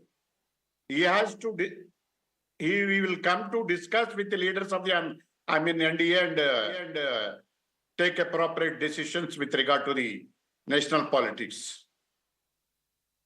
What is your exact specific question, madam? Okay, all right, that's interesting because I'll get to Congress on that, but I'm also being told that Asaduddin Owaisi is addressing the media. Let's just quickly dip in. You and me can form an opinion how is right as we speak right now. The counting is being still done. We don't know the exact number, but the picture is, in my opinion, I don't think so. BJP will get 272. There are various rumors within BJP. We don't know what will happen. NDA or BJP? No, within BJP, we don't know what will happen. There are various. See, these are all hearsay. It might be hearsay. We don't know what will happen. What will happen? There will be any clash? Huh? No, I don't know what will happen. Maybe you know better because you're close to them. I'm not close to them. I don't know what will happen. Sir, we cover everyone, sir, but... No, I know. You cover. I know that. You cover. What would be your demand, sir? No, there is no... Because Mamata is demanding that Prime Minister should resign. You know, it will be very interesting to see Narendra Modi if he forms a coalition. Mr. Modi walking on political crutches. It will be very, very interesting to see. We don't know how he will react, what he will do, because you see, BJP has already said that this, that they'll do. If Mr. Naidu wants to be part of India, will he agree to it? JDU, will it agree to what Mr. Modi wants? So we'll have to see. Let us see what happens. See, sometimes what we call there's a popcorn moment will come. We'll have to wait and see what will happen. So do you think the DRS can come back having such a horrible electoral setback? Do you think DRS can come back? Well, I have immense respect for KCR. I will continue to respect him. And we don't know how they will do, what they will do. But I was very surprised that in many places in Telangana, they should have not compromised. But unfortunately, the news which we are getting... Okay, that's Asaduddin Owaisi speaking about the challenges possibly for the BJP to form a government. If at all, it has to work along with its alliance. Seems to be really the case at this point. Let me getting Advocate APS Khadial at this point. Well, congratulations to you. Quite a fight from the India bloc. My question to you really at this point would be, Asaduddin Owaisi calls something as a popcorn moment. He's saying, who knows what happens? With Chandra Babu Naidu already calling off his media address, and we may be reading a bit too much into it, but it's never too much into politics, Mr. Khadial. How much of what's happened in South is going to determine who really forms the government? Or is the messaging different? Well, I'd like to start by thanking the people of India for having destroyed the arrogance of certain parties that had taken the people of India for granted, that had time and again undermined the democracy, the constitution, the institutions, the pillars of democracy and whatnot. Today, India in one voice has conveyed it to those powers that Indians will not be taken for granted. You cannot just walk all over us. Second of all, the knives have come out. I mean, there are so many leaders of the Bharatiya Janata Party that are very happy that Mr. Modi is no more even the prime ministerial candidate. And I want to thank Mr. Gadkari, I want to thank Mr. Rajnath Singh, I want to thank Ms. Vasundhara Raje, Mr. Khattar, Mr. Shivraj Chauhan, Mr. Yogi Adityanath especially. All these leaders did not want Mr. Modi to be the PM candidate. These leaders are against Mr. Modi because they're all well aware of his dictatorial ways. They're all well aware of his modus operandi, which is completely autocratic. And there is no room for democracy at all whatsoever. And not just the leaders, they're the allies, the non-democratic alliance of the Bharatiya Janata Party, which supposedly consists of 38 parties, but no one other than Mr. Modi and Mr. Shah were allowed to talk. And that's why the double-engine train stopped before even reaching the station. And so many dabbas of the train, they fell off the wagon. For example, JJP, AIADMK, Samta Party, SAD, SAD Sayukt, and many more. And not just that, there are many candidates that were given tickets by the Bharatiya Janata Party that left because they knew it was a sinking ship. Two-term MPs, one-term MP left the Bharatiya Janata Party. They knew they saw it coming. It was only Mr. Modi that did not see it coming. And we have been seeing videos also. Hoardings are being taken out allegedly from their offices of Mr. Modi. Because I think the BJP leadership has made up their mind. And second of all, many people of the Bharatiya Janata Party, the leaders, the workers would have voted against the BJP and for India Alliance, for the Congress Party, for one reason. This fight was between two alliances. One alliance wanted to save democracy, save constitution, save reservation, and save the country. That was India Alliance, and the other alliance, non-democratic alliance, wanted to Mr. do away Khadial, with all that. you've made your point, but even as you're speaking about why BJP was not voted for in the pockets that it was not, why the India Alliance could make the formidable gains that it has, there's also the state of Kerala, where for the first time ever, there's going to be a BJP elected MP. GS Prashant, people may say it's one seat. It's a 4% vote share increase. It's not a big vote share increase. It's a 4% vote share increase, but it's a one seat that finally BJP has been able to win in Kerala.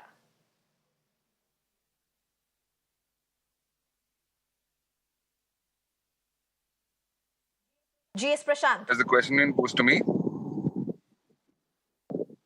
Is the question for me? Mr. GS Prashant?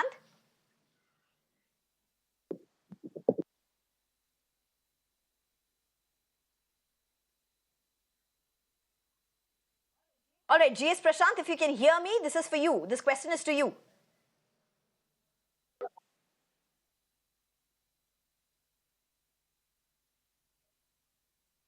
Okay, we seem to have some issue at this point. Let me just go across to P. Santosh Kumar, who's a CPI MP. Mr. P. Santosh Kumar, my question again to you remains the same. The fact that BJP has been able to get that one seat in Kerala, many may say, so what, it's just one. But the fact remains, anybody who has tracked Kerala, this one seat is a formidable win for the BJP in the state.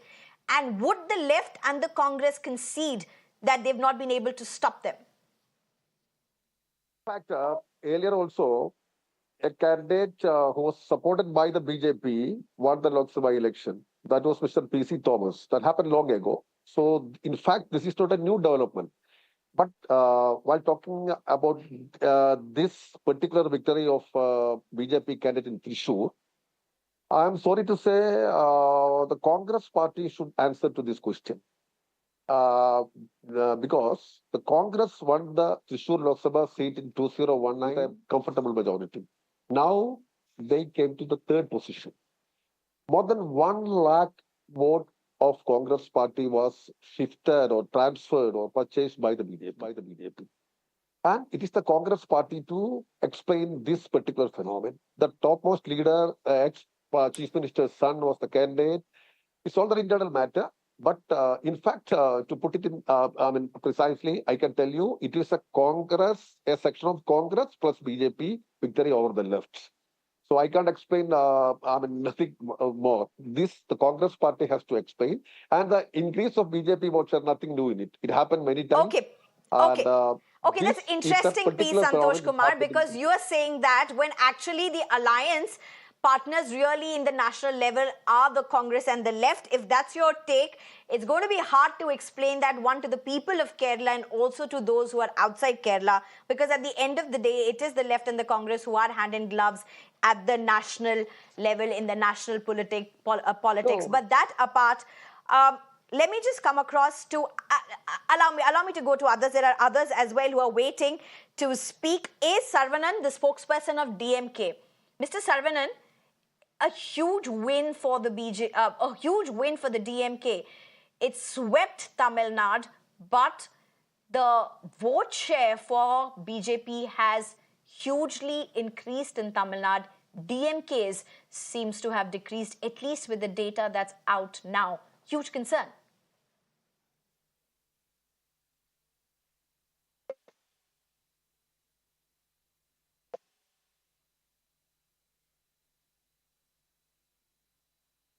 Mr. Sarvanan?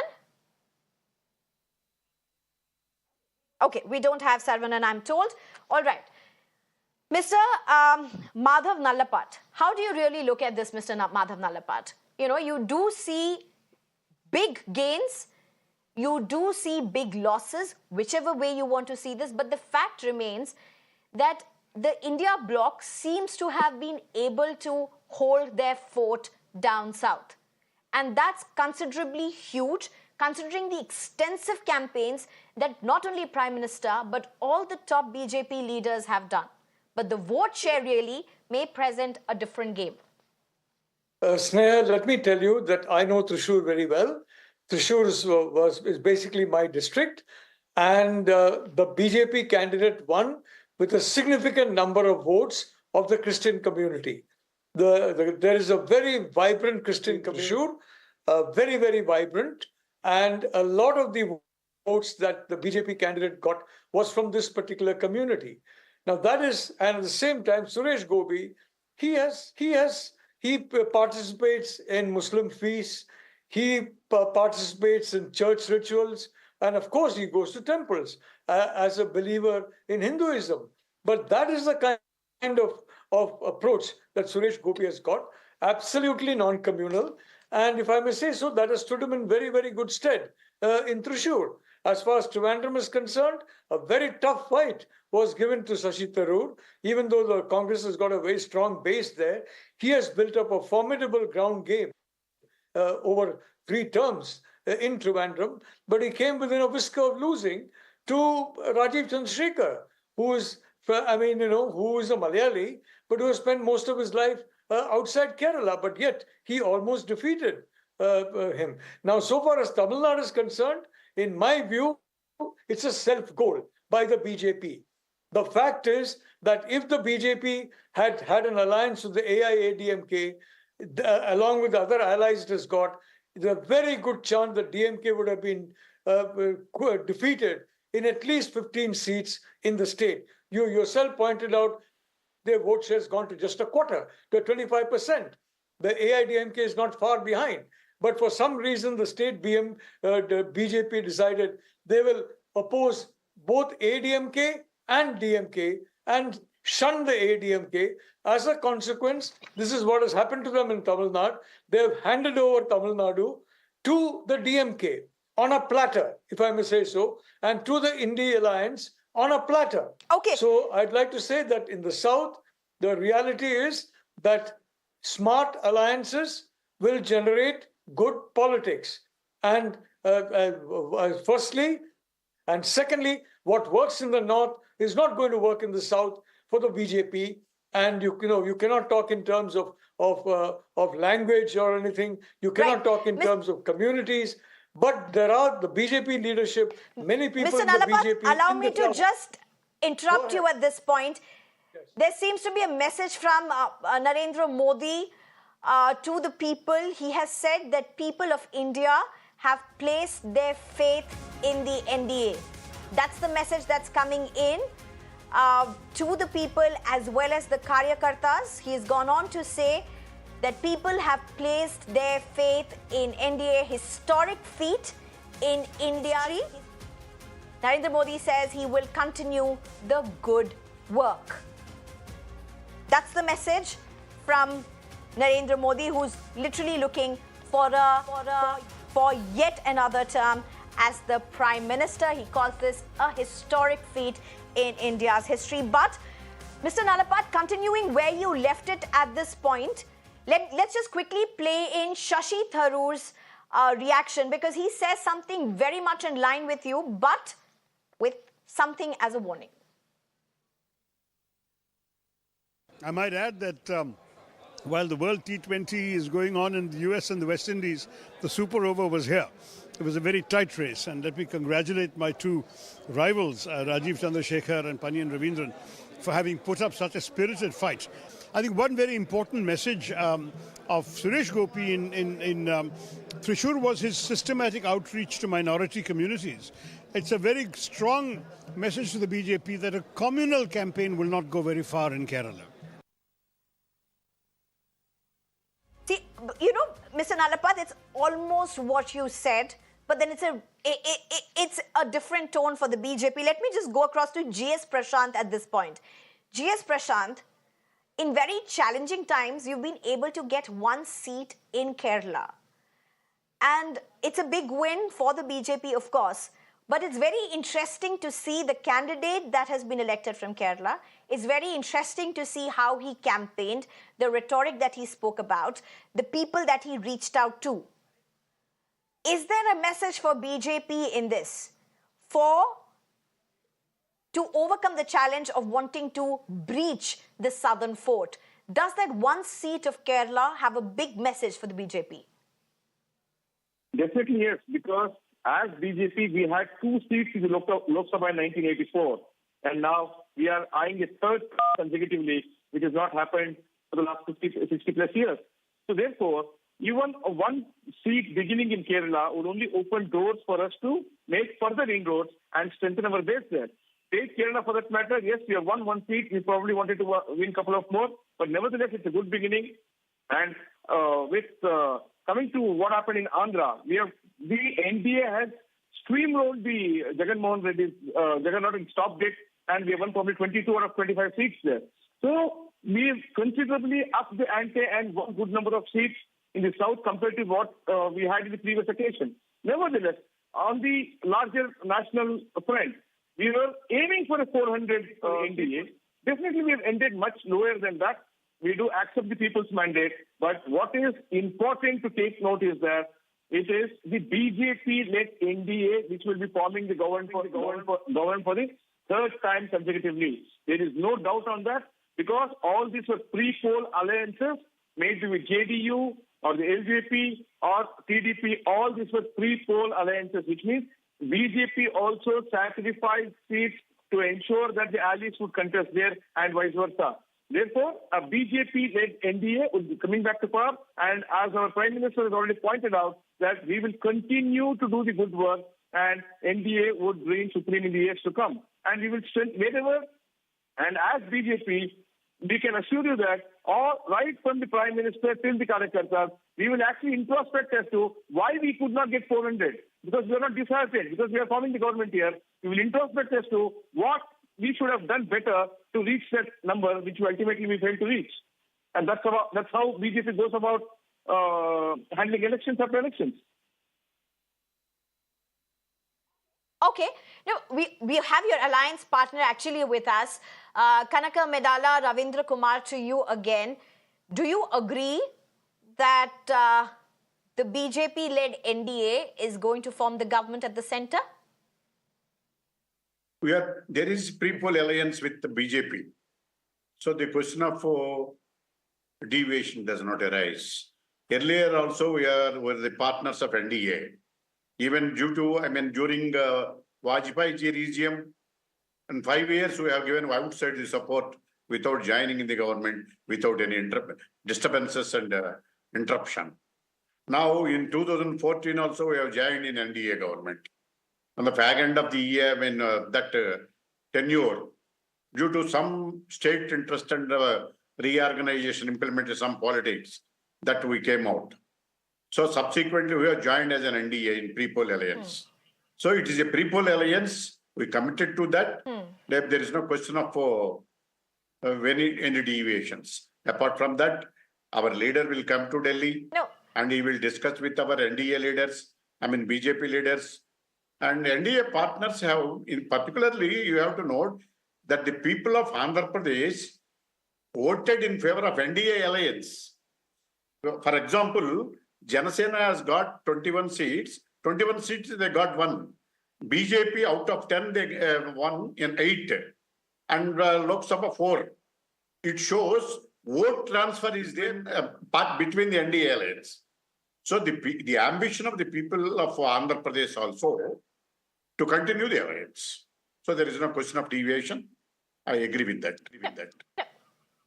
So that's interesting. Are you then resting this case here for even what Asaduddin Owaisi said, what Congress seems to be indicating at? Are you saying that there is no question of any talks with the opposition alliance and you're going to back the BJP completely? No. The question is, what were we made in our manifesto, even NDA manifesto and our manifesto during the elections, that is the prime importance as far as the post-poll consequences are also concerned. If we are able to fulfill the promises of the people of Andhra Pradesh, our first priority in the state is to protect the state of Andhra Pradesh and to fulfill the ambitions of Andhra Pradesh, and also to implement the promises made in our manifesto in the state of Andhra Pradesh immediately after coming to the power. We are expecting the same support from the central government. So you're not ruling out. You are not ruling out. You are saying wherever and however best you're able to go ahead and fulfill the promises that have been given to the people of Andhra, whether it be with the BJP or the India bloc. That is immaterial, but it is about delivering the promises to Andhra. Is that what you are saying, or is this the wrong inference? No. It is an interpretation of the media. I wanted to say something. It is a pre-poll alliance. Where is the question of a deviation? Okay. That's why you can't interpret it in such a way. It is a pre-poll alliance. Sure. Pre-poll alliance, because it must be continued. There is no scope to further. All right. Okay. Mr. Madhav Nalapat, Mr. Nalapat, let me ask you this question. With what BJP has managed to get in Kerala and what it has not managed to get, say, in Tamil Nadu or in Andhra, is there a huge messaging for what would be a challenge to breach the South Fort, as it was called, to the run-up of elections? Look, the fact is that if you look at the South, you find so many people from the North in the South. You find so many people from the South in the North. I've stayed in North, South, East, West. Frankly, I found myself at home in all 4 different corners of the country without any problem. So I think we're overboard in this North-South business. Chandra Babu Naidu is an outstanding administrator for various reasons, politically he lost to YSR. But at the and then he subsequently lost again. But the fact is, he was an excellent administrator. His focus has always been on administration in Andhra Pradesh. His focus has been on reform, and he is therefore four square behind Prime Minister Modi's discussion on reform. Do you believe, Sneha, that these talks took place when somebody, let us say Prime Minister called Mr. Naidu in 10 minutes, then Mr. Shah talked to him for 15 minutes, and then they came to alliance? They would have compared the plans for Andhra Pradesh, they would have compared the national plans of Prime Minister Modi, and they would have come to a broad understanding. That's how both Narendra Modi and Chandra Babu Naidu function. So I'd only like to say, frankly, that, let's not go around. The fact is the NDA got elected. Prime Minister Modi is the head of the NDA. Okay. Everybody who voted for the NDA, everybody who voted for the BJP knew who the leader of the BJP was. Nobody voted for BJP thinking somebody else will be the leader or is the leader. So there is going to be a government led by Narendra Modi for the next term of this parliament. Okay. Now, what is interesting is that you say you're making too much of a North versus South, because quite frankly, that was also something that the BJP and the NDA emphasized a lot on. In terms of breaching the South fort, you had national leaders also talk about this. But there's a breaking news coming in at this point. Prime Minister Modi has spoken about the Andhra verdict, says it's an exceptional mandate to the NDA, thanks the people of Andhra, and congratulates Chandra Babu Naidu as well as Pawan Kalyan. Vijay Grover, if you have to look at the key takeaways from what's with Telangana as well as Andhra, there may be two different messagings, but there's much at play in both of these places. Well, as far as this entire election in Andhra is concerned, clearly it is a reiteration of the messaging that the people have given, that they cannot be taken for granted. And the kind of route that YSRCP has faced is something that is a question mark on the governance pattern itself. And clearly, this is something where we have seen that the resilience of Chandra Babu Naidu, who went through these hardships in these 10 years, and has after that also come out as a winner, despite there being charges, the BJP first persecuting him and then joining hands with him. This is something very clearly a victory. Personally, I would say for Chandra Babu Naidu, because I went to Andhra Pradesh and I saw the rally where he had with Pawan Kalyan, and when Prime Minister Modi had come there. Very clearly, the messaging there was that now we don't have to be scared. The TDP party workers could tell us that now we don't have to be scared of the police, because we feel that once Naidu comes back, there would be no intimidation. So that is something where it shows the distancing between the voter and the leaders was, as far as YSRCP was concerned. And this win clearly reiterates that Andhra would now get a government which would be more listening to the people, I would say, rather than the way there was a distance between Jagan Mohan Reddy's style of functioning and the populace of the thing. Telangana, I think so, Revant Reddy took things for granted. And, after a spectacular win in the assembly, he could not replicate it for the simple reason he thought that, it worked in assembly elections.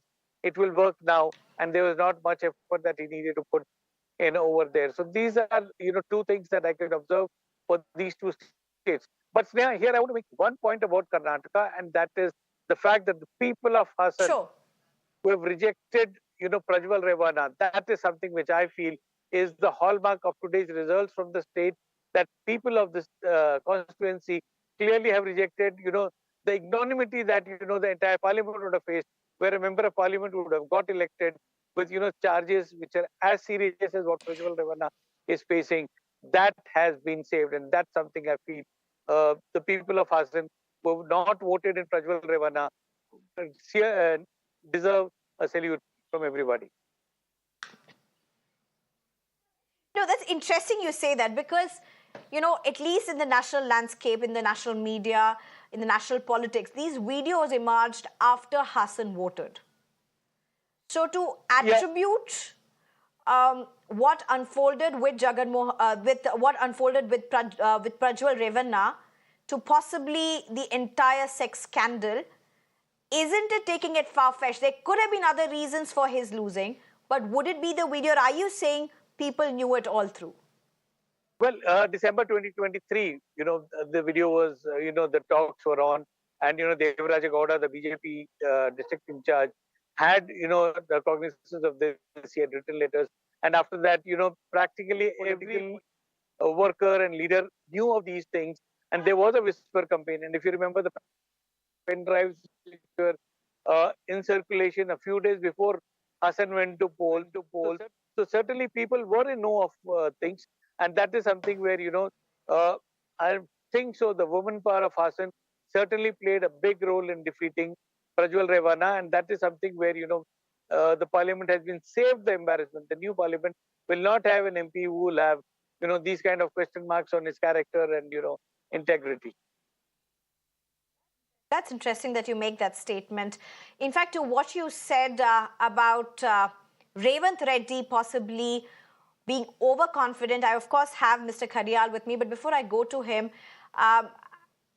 okay, I can see, okay, but before I go to Mr. Khadial, Mahesh Bigala is there. Mahesh Bigala, would you say it's a huge embarrassment, huge embarrassment for the BRS? Huge embarrassment. It's nowhere in the picture. Okay, before I come back to the Telangana, let me answer the two major takeaways from these elections.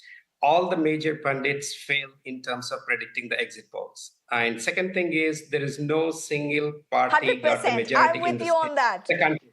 Let me come back 100%. to the state of Telangana. Yeah, and the Modi was like they expecting that this time the Abki Bar 400 seats, but you look at they have not even crossed the clear 272 mark. This is the major setback for the Modi and entire BJP government. And when it comes to the Telangana has given the mandate for two consecutive times for the KCR and the BRS party. But if you come back to generally, the people of Telangana always they look at assembly election differently compared to the parliament election. If you go back even the Delhi, Aam Aadmi Party got about over 60 seats, but the seventh they swept all the MP seats for the BJP. So same thing if you look at the BJD, even in the Odisha, they got the 47 MLAs, but they got only one MP. See, that traditionally the way the Telangana people they look at it is BJD is a very different story in Odisha today. It's been routed. It's a very different story, BJD. Even if the assembly elections it's BJP all the way in Odisha. Even if assembly elections were to be held today, KCR will be undoubtedly, he will be the CM again for the state of Telangana. See, for the people of Telangana, they always look at parliament election differently by the state election. But however, we accept the mandate of the people and then we will come back and we will bounce back because we have seen this in 2009. We got only 2 parliament seats, then back to over 10, 11, 12 seats, and we got the entire 88 MLA seats. But it is like that the party will bounce back in the next assembly election in the coming days. And when I've been noticing the discussions about the formation of the government with the NDA and India Alliance, but looking at the leaders with the Chandra Babu Naidu and then the JDU, it's possible that it can be anybody's government. You look at the things unfolding after the results. Sharat Pawar is having conversations with the Chandra Babu Naidu and other alliances, and then the Modi and all, they're having other conversations. So by tomorrow, it's quite possible that it can be an NDA government, or it can be India government, or it can be, even if it's India government, whether it's Modi is going to be the prime minister, there can be several speculations going on. Even we heard Asaduddin Owaisi as well. So anything can change because it's not the BJP is not forming the government. It has to be, if they were to form, it has to be with the support of the Chandra Babu Naidu and the JDU leader who fought in 2018 and 2023 to keep Modi away from the ruling. So it's everything and anything is possible. Even they were talking about pre-poll alliances. What happened in the pre-poll alliance in Maharashtra? Uddhav Thackeray and BJP went with the pre-poll alliance. Then again, Uddhav Thackeray went with the Congress alliance. And what happened in the Bihar? Nitish Kumar switched alliances, loyalties for 7 times. So we need to wait and watch for the next few days. Anything and everything is possible. This is definitely a major setback at the central for Modi government and for the NDA. In fact, just another term for whatever you have said right now is just one word, and that's politics. We're just towards the end of this show.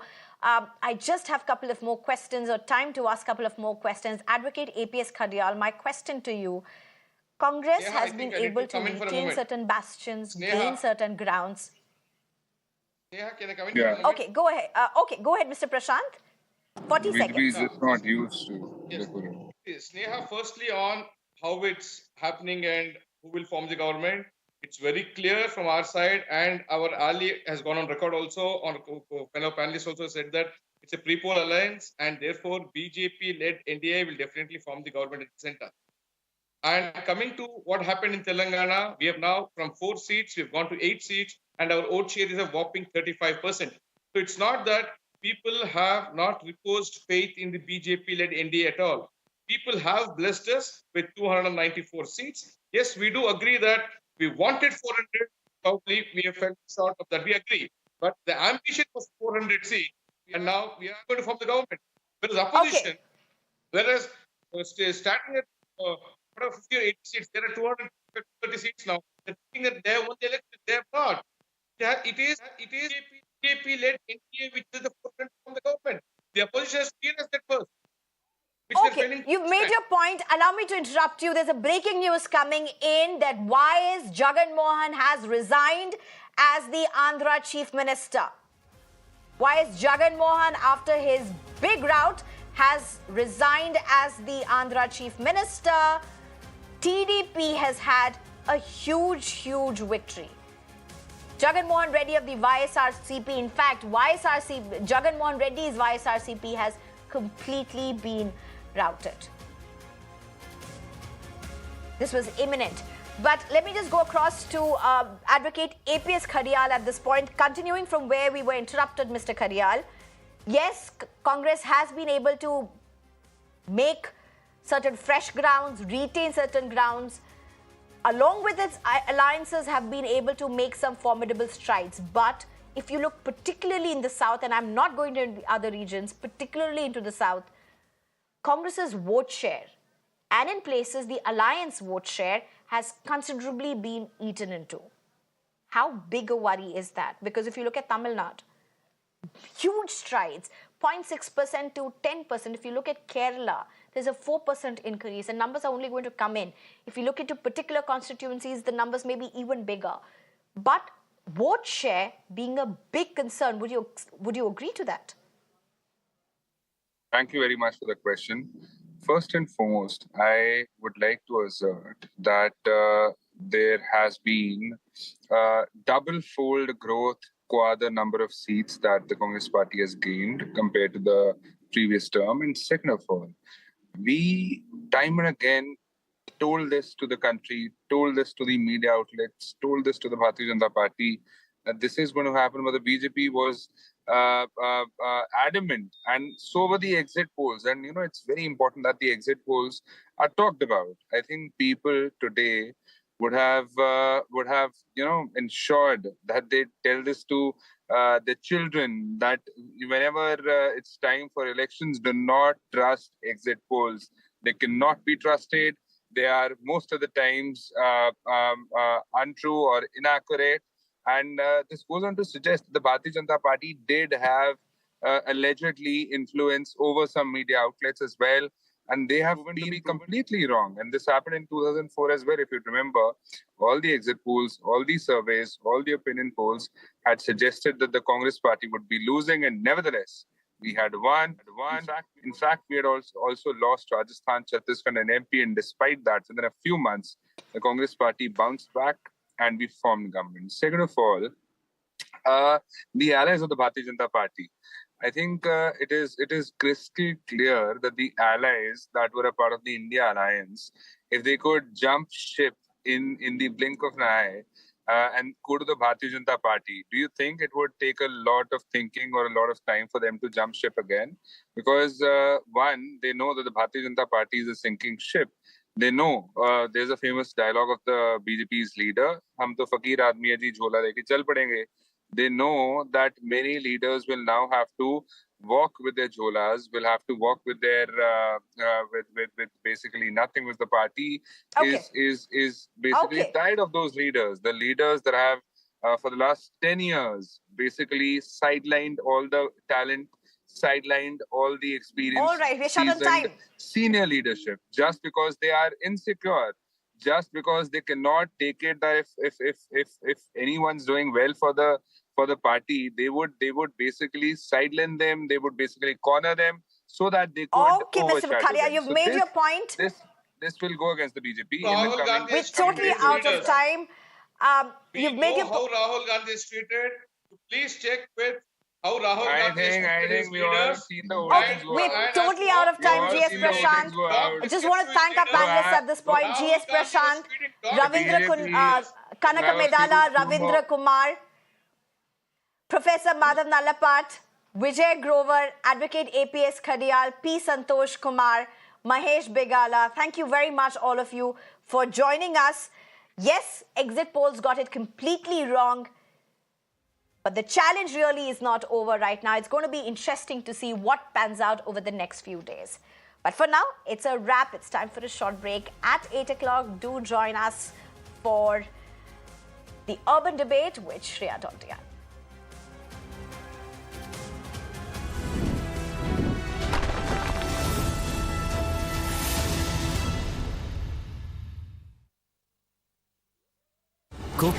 Presenting a show. You're watching the urban debate. Where we try to find answers for all the questions the day has brought with it. A show where instead of easing behind bickering and noise. पहले मैं जिद्दी थी, अब आप अड़ जाते हो. पहले मैं नहीं समझती थी, अब आप वक्त लगाते हो.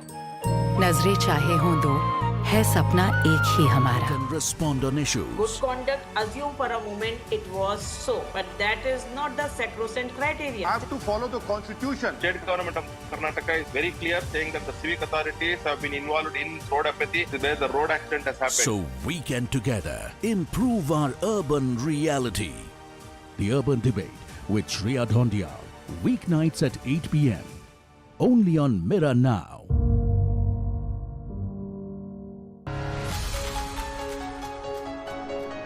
You get information on practically every device. What you don't get is the correct context. We often miss the wood for the trees. On Nation Tonight, we come with the promise of giving meaning to the information, taking you through.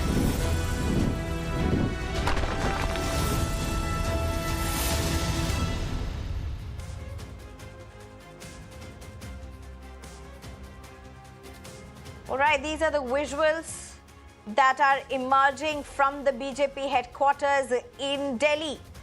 Preparations really for the big address by the Prime Minister. There's going to be a show of victory, a mega thanking for the people of India. Of course, Prime Minister Modi has already gone ahead and put out a message thanking the people of India for the mandate that they have given NDA for a historic feat whatsoever. But these are the preparations outside the BJP headquarters. More on this at 8.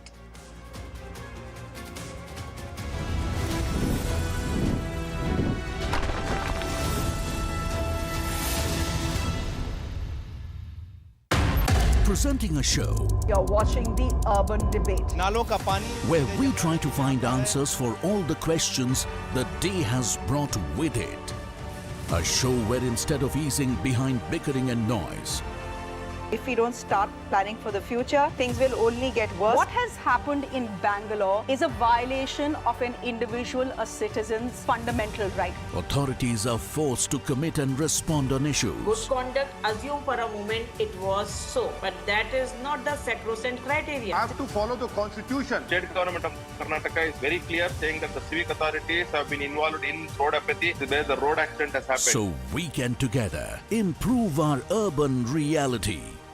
The Urban Debate with Shreya Dhontiya. Download the app now.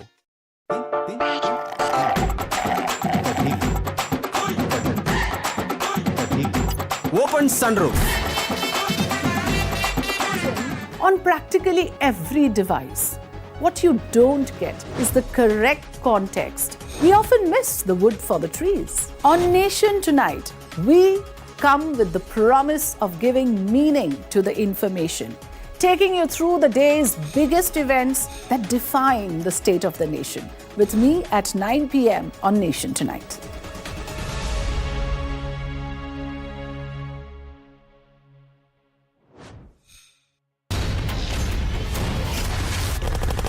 To me, news is about one bold, strong voice that breaks silence. बोलो आपकी जान की रक्षा करते आप उनको मरवाने के लिए लेके आते हो। We go extra mile to give voice to stories that otherwise go untold. This tunnel is being constructed with the connivance of Pakistani army. We believe in asking straight, direct and pointed questions to people in corridors of power. I am Pradeep Datta reporting for Mirror Now. You first. Your issues are my stories, and that is news to me. Resident doctors out on the street. We expose the lies, uncover the truth, and demand accountability, all for a better tomorrow. With a transformer blast, no arrests have been made. On Mirror Now, we take the road less traveled, fight all odds, risk everything, only to highlight your plight. I am Neha Hebale, reporting for Mirror Now. You first.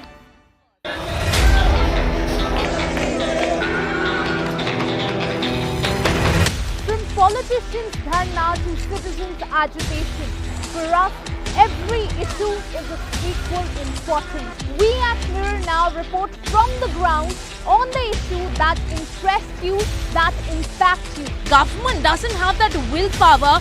People of Delhi are struggling not just with deteriorating air quality. Now you can clearly see it's been 3 to 4 days that the situation has been the same. Demanding accountability from those in power and for those who are unheard. We raise our voice for you and your issue. I am Ishika Verma reporting for Mirror Now. You first.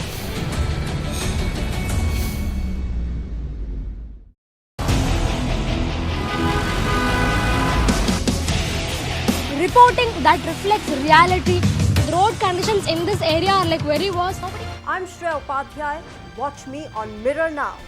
You first. Every day we wake up to new possibilities. What are the problems you're figuring out, you're identifying from this constituency? Nobody even came here to visit this spot. You see, there is no street light at all. Sewage water.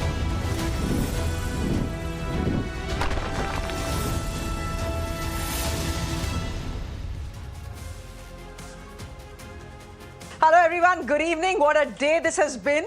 In one word, unexpected. It's the sort of election result that has pollsters crying quite literally. Go to the internet and you'll know what I mean. The BJP right now scratching their heads on where they went wrong and the kind of election that the opposition-led India bloc now saying, we told you so. But by the end of the day, one thing is clear. The BJP-led India alliance has the numbers to ensure a third term for Prime Minister Modi. But this is a case of the victor coming third. The BJP and its partners have a victory that feels like a defeat. And the BJP has given the Congress and allies a defeat that feels very much like a victory. And ladies and gentlemen, the story of this election is still not over. On the top of the show this evening, we are getting you the big takeaways from what has been one of the most interesting elections in recent times. But before that, as always, the big headlines. No 400 par, the NDA falls short of 300. The BJP fails to reach the majority mark of 272 on its own and is now dependent on its allies, the JDU and the TDP. The India bloc makes a stellar debut leading in 230 seats. They say mandate 2024 is against Narendra Modi.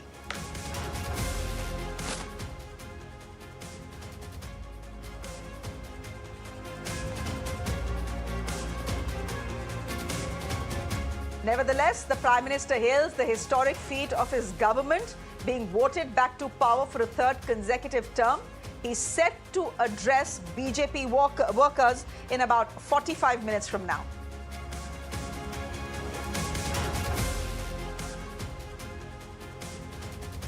Reports of the Congress demise turn out to be deeply exaggerated as the party makes a stunning resurgence by doubling its 2019 tally.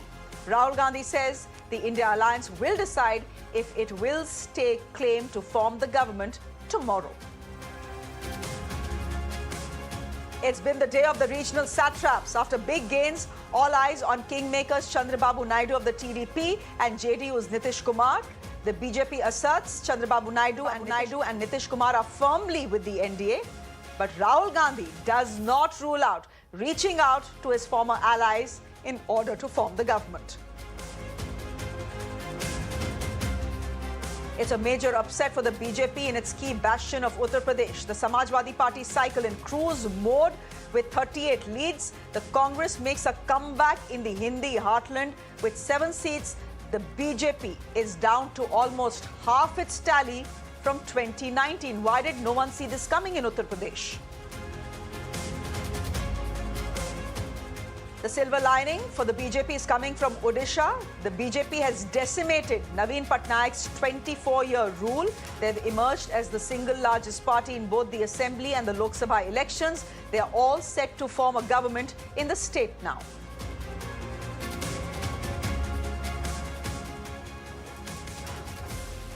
With battle lines redrawn, voters in Maharashtra have decided who the real Sena and the NCP are. The opposition Maha Vikas Aghadi leads on 29 of the 48 seats in Maharashtra. The Mahayuti experiment, by the looks of it, has failed.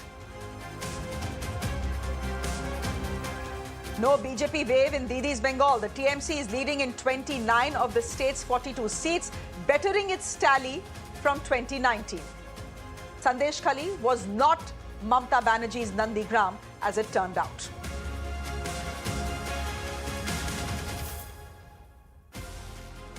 And the contest in Manipur is hot as well. We have the Congress party taking significant leads on both seats in the strife-torn state. Has the BJP been punished for its mishandling of the 13-month-long ongoing ethnic conflict? The ripple effect of what happened in Manipur has been felt across the entire Northeast.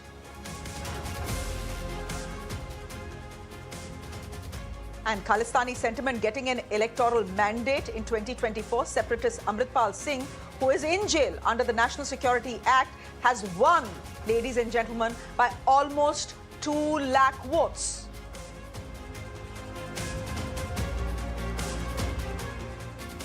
After a setback for the NDA, a bloodbath on Dalal Street. The Sensex and the Nifty see their worst session in 4 years. All optimism after the exit poll has fizzled out.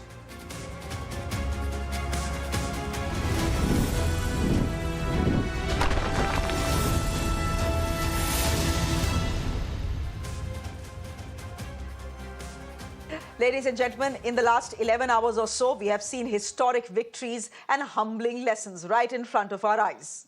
I just want to take a moment to take a look at what 2024's election mandate has meant for the big guns of Indian politics. For obvious reasons, let's start with Prime Minister Narendra Modi. The war cry was 400 par, 400 par. Right now, the party on its own is not even crossing the halfway mark of 272. But fact is, Prime Minister Modi, with the alliance numbers, is in a comfortable position to be sworn in as the Prime Minister of the country for a 3rd time. Historic, because the only time that a Prime Minister has got a 3rd term in India has been Jawaharlal Nehru. But let's admit it, this is a dent to brand Modi. His Modi ki guarantee has failed to hit home. The margin of victory, in fact, in Banaras has dropped by 60%. So there are some questions being raised over that as well. Let's look at Rahul Gandhi.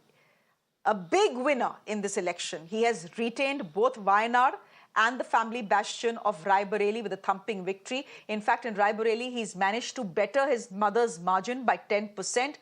His victory margin is almost 4 lakh as it stands right now. It could increase or decrease by a bit. He's also proven that the Congress ki guarantee may not have been spoken about in the media, but did have resonance on the ground. He's also led the Congress party to its best ever tally in Uttar Pradesh in 2009, which means he's buried the ghost of 2014 and 2019. The Congress party from 52 is almost doubling its tally in 2024. This is a resurgence. What about Smriti Irani? Smriti Irani had fought the election from Amethi. She has had a humbling defeat to Kishori Lal Sharma, who's an aide of the Gandhi family. So from being the giant killer, she has now become the fallen giant. Uddhav Thackeray, another big winner in this election. He has successfully claimed the Shiva Sena and the Bala Sahib legacy.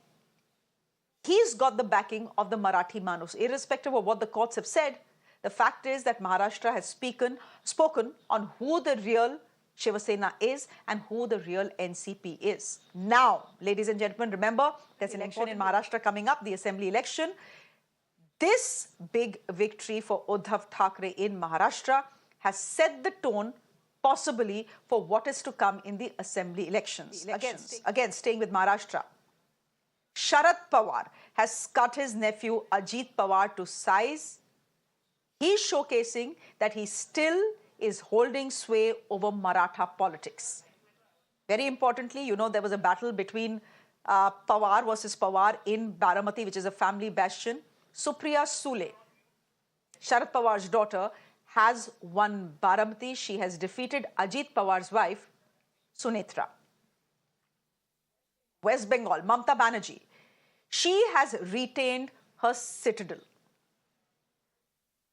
Now, with her big win, it's almost a sweep. She has brushed aside the BJP's challenge. She has also proven her detractors wrong over Sandesh Khali. Sandesh Khali, by the end of it, it turns out, was a big issue in media headlines, but not on the ground. I'm going to talk about another regional satrap because this election story is also the story about regional satraps.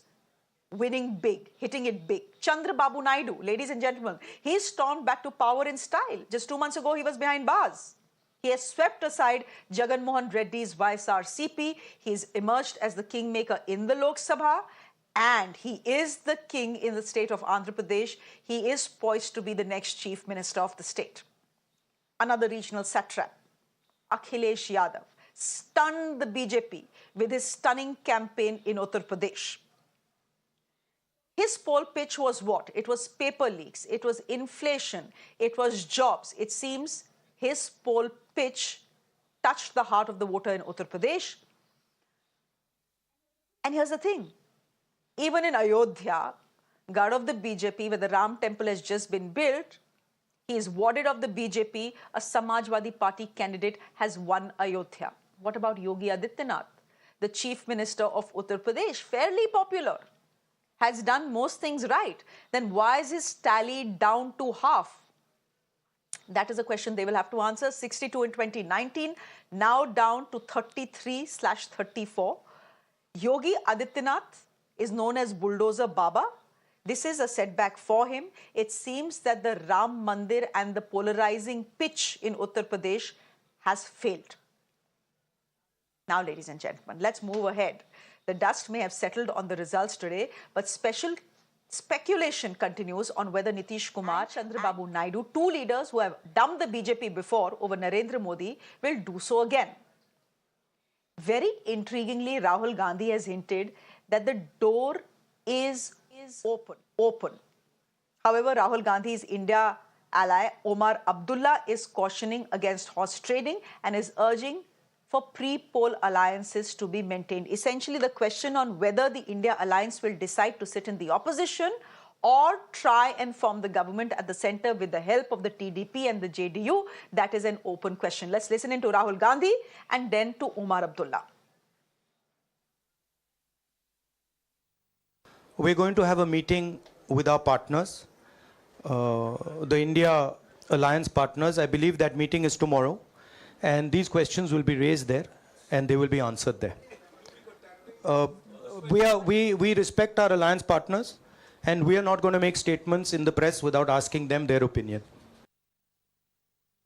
अब अगर किया है तो किया है, फिलहाल तो मुझे लगता है हमें जोड़ तोड़ की हुकूमत नहीं करनी चाहिए, हमें जोड़ तोड़ की सियासत नहीं करनी चाहिए. प्री पोल अलायंसेस जो रहे हैं, मेरा अपना मानना है कि प्रेसिडेंट राष्ट्रपति साहिबा को प्री पोल अलायंस के तौर पे जो है अपना फैसला करना चाहिए, और जो लोगों का फैसला है वो हमें तस्लीम करना चाहिए. Let me go straight across to a piece of breaking news that is coming into us this evening. We are now hearing that Chandra Babu Naidu will be flying to the national capital tomorrow in a special flight. Chandra Babu Naidu will have some discussions about, the cabinet, etc. He will also put his demands after meeting Janasena chief Pawan Kalyan to the Prime Minister. Chandra Babu Naidu and Pawan Kalyan will extend, we believe, full support to the NDA. Chandra Babu Naidu is likely to demand special status to Andhra Pradesh. Something just, by the way, intriguingly, Imran, you're joining us live on the show. Intriguingly, Jairam Ramesh had announced almost 4 hours ago. So this is a unique situation that is playing out. And it's absolutely interesting to see that today Chandra Babu Naidu was supposed to hold a press conference, Imran. That press conference was cancelled last minute. There's no reason for him to speak, given the fact that he swept the Assembly and the Lok Sabha elections in the state of Andhra Pradesh. He's cancelled that press conference because he knows that one question and only one question will be asked. Can I ask you then, has the TDP, Imran, made up its mind that they are going to be sticking with their alliance partner, which is the BJP?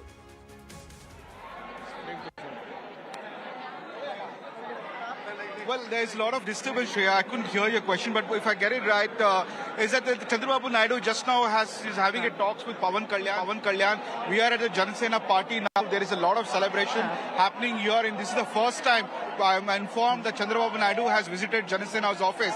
So behind the closed doors here, there is a next meeting happening between them about the seat sharing, what names should be there as part of the cabinet, and after that seat tickets, what seat sharing discussions happened, they will announce the seats after the NDA meeting is over. We're getting to know that Chandra Babu Naidu is flying in a special chartered flight along with Pawan Kalyan and others to Delhi, along with the list of candidates whom they will part of the cabinet. And as part of celebration today, the joint alliance between them, the cake is also here to seal their alliance. And as part of it, tomorrow Chandra Babu Naidu will be flying in a special flight, and there are names. What we're getting to know is being finalized, discussed right now behind the doors here. What you see between Chandra Babu Naidu and Pawan Kalyan, how much will go to BJP, how much will go to Pawan Kalyan, how much go to TDP.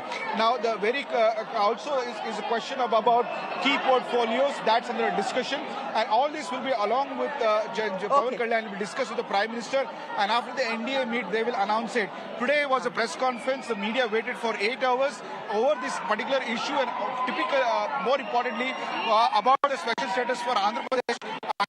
And one informing us. Okay, Imran.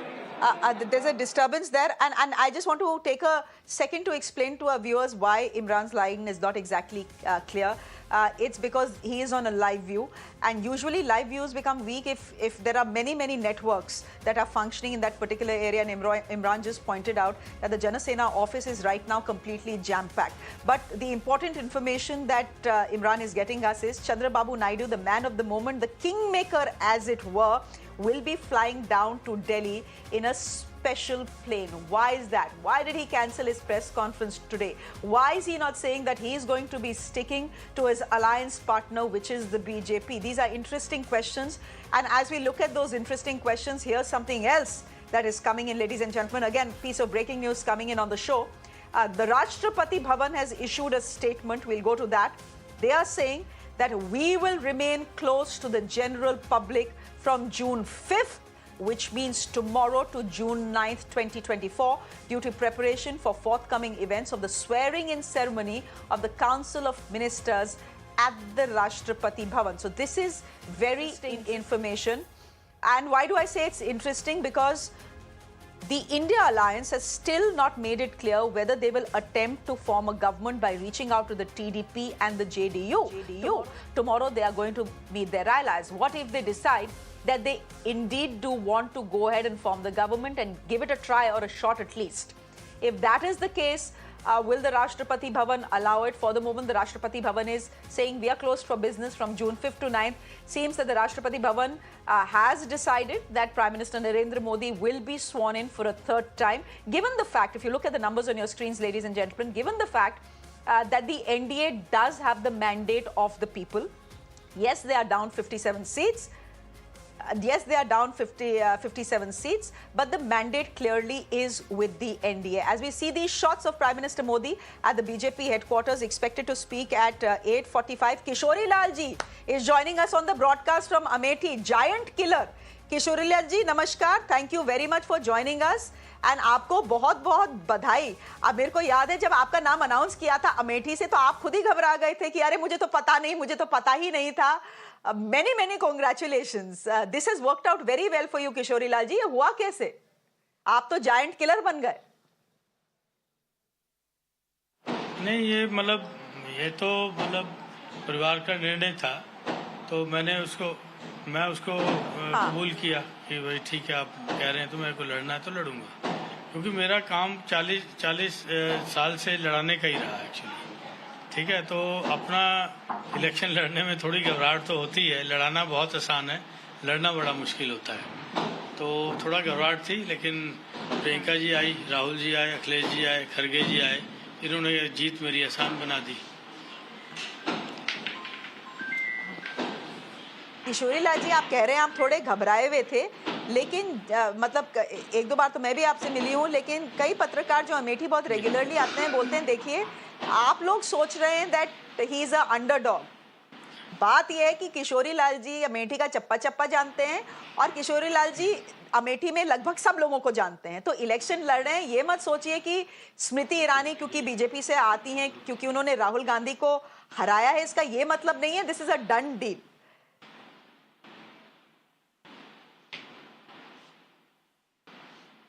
नहीं, देखिए, मैं ये कहूँगा कि गांधी परिवार यहाँ के अमेठी के रोम रोम में बसा है. ठीक है, तो ये अगर कोई सोचता है कि यहाँ गांधी परिवार कुछ नहीं है तो गलत है. ठीक है, और गांधी परिवार को अमेठी और रायबरेली में अंडर एस्टिमेट करना ये बहुत बड़ी भारी भूल होती है लोगों की.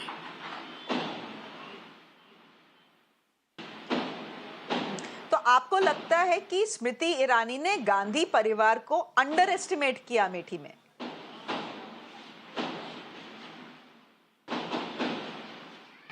मैं उनका तो नाम नहीं लूंगा. मैंने बात अपनी कह दिया. अच्छा, एक बात बताइए कि इन हाइंडसाइट बहुत लोग कह रहे थे Kishori Lal ji, and I know you are close to the family, आपने 40 साल से जो है गांधी परिवार का काम संभाला है, अमेठी में इलेक्शंस लड़वाए हैं. कई लोगों ने कहा था कि अमेठी छोड़ के भाग रहे हैं राहुल गांधी, भाग रहे हैं क्योंकि उनको पता है कि वो स्मृति ईरानी के हाथों हार जाएंगे. इन दी एंड डू यू फील कि कांग्रेस पार्टी ने जो अपना कैलकुलेशन किया था राहुल गांधी को रायबरेली से लड़ाने का और आपको अमेठी से लड़ाने का, वो कैलकुलेशन एक्चुअली बिल्कुल सही था?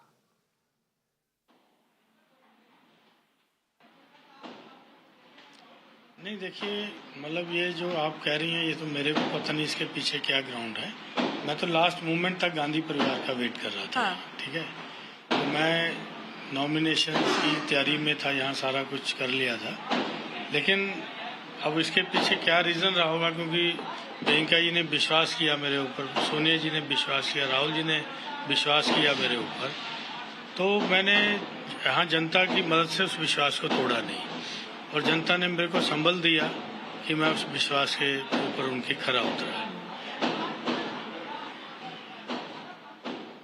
चलिए किशोरी लाल जी, many congratulations. You have emerged as the giant killer in this election, just like Smriti Irani 5 years ago had emerged as the giant killer in Amethi. So many congratulations to you. The Congress party is on a resurgence, ladies and gentlemen. From 52 that they had managed across India last time, they have almost doubled their tally. We've already told you what the Rashtrapati Bhavan is saying. They're saying they'll remain closed for business from the general public from June 5th to 9th. Let me also quickly, this is a picture of the Gandhi family post the press conference where a victory sign, and there's Mr. Mallikarjun Kharge in the picture as well. But ladies and gentlemen, before I go to my guest this evening, let me just tell you that the Prime Minister has arrived at the BJP headquarters in the national capital. He's expected to speak at about 45 p.m. These pictures that you're seeing are live pictures that are coming to us. So when the Prime Minister begins to speak, that is when we'll go to him. For the moment, I'm introducing my guest this evening, Surabhi Hodigere, spokesperson of the BJP, joining us on the broadcast. Meeta Chakrabarti is Congress spokesperson, joining us on the broadcast as well. Tariq Khan is a national spokesperson of the Samajwadi Party. And Mahesh Tapase is spokesperson of the NCP. Ladies and gentlemen, thank you very much. Surabhi, yes, the NDA has won. But to you, does this victory feel like a defeat? I mean, the question in itself seems like an oxymoron because victory is a victory, Shreya. I think that, there is a jubilant mood in the party headquarters currently. Yes, we had set a different target, but it's single past the post majority system. And here we are. NDA has the required numbers as well as the BJP is the single largest party. So we are looking forward to a third term of the Prime Minister. This is history in the making, the second only Prime Minister to have a third term in independent India.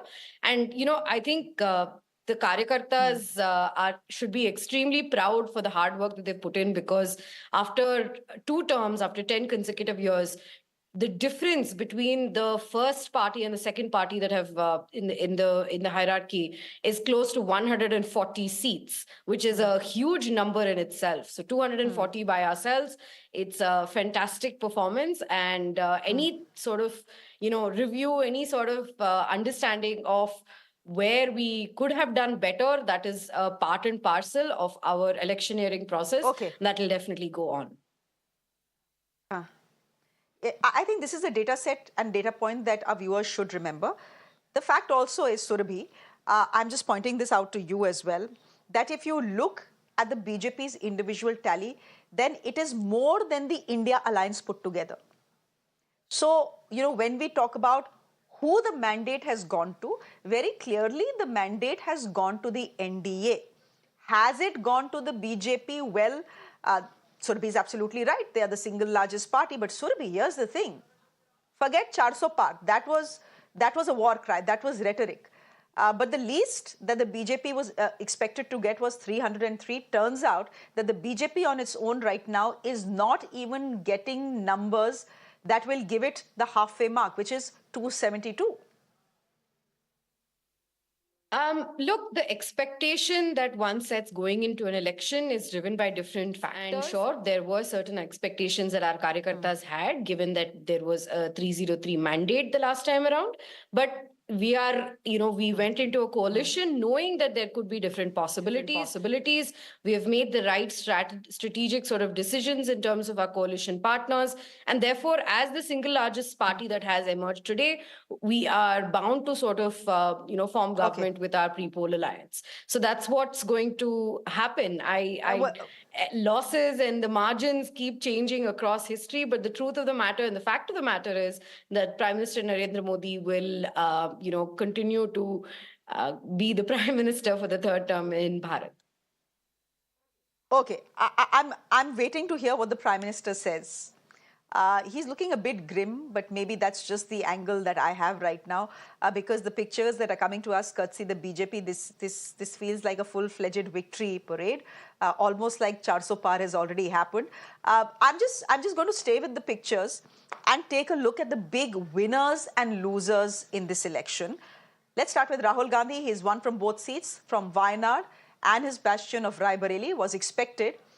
But fact is that he's actually bettered his mother's record in Raebareli. He's got 10% more votes than his mother got in 2019. So in Wayanad, he's won by a margin of 4 lakh votes, and Raebareli as well, 4 lakh votes or something. Smriti Irani, can we just put the pictures out as well? She was once the giant killer in Amethi. She, in 2019, had defeated Rahul Gandhi. But today she's been crushed by another giant killer, Kishori Lal Sharma, who's a Gandhi family Lieutenant, you just heard from him. She's trailing, ladies and gentlemen, with over 1 lakh votes as we speak. So this is not just a defeat, this is a massive defeat. What explains this? The Prime Minister, as expected, has won from Banaras. He has defeated Ajay Rai of the Congress party. But the Prime Minister has won with a margin of just over 1 lakh votes. So this isn't a great win for him, given the fact that last time round he had won Banaras with 4 lakh votes. By the way, as I said, Rahul Gandhi has won the Raebareli seat with a margin of 4 lakhs. So these are more leaders who are enjoying a significant victory. Home Minister Amit Shah, my God, just take a look at the victory of margin in Gandhinagar. He has won by over 7.5 lakh votes. That's massive. But bettering him actually is Madhya Pradesh's Mamaji, Chief Minister of Madhya Pradesh, who was fairly upset at not Chief Minister anymore. He, ladies and gentlemen, as we speak, is leading with 8 lakh votes. So these are some of the biggest victory margins that we are seeing.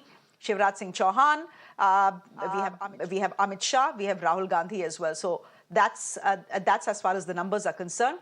More defeats. Annamalai has lost in Tamil Nadu's Coimbatore. He was being touted as one of the key BJP players this time.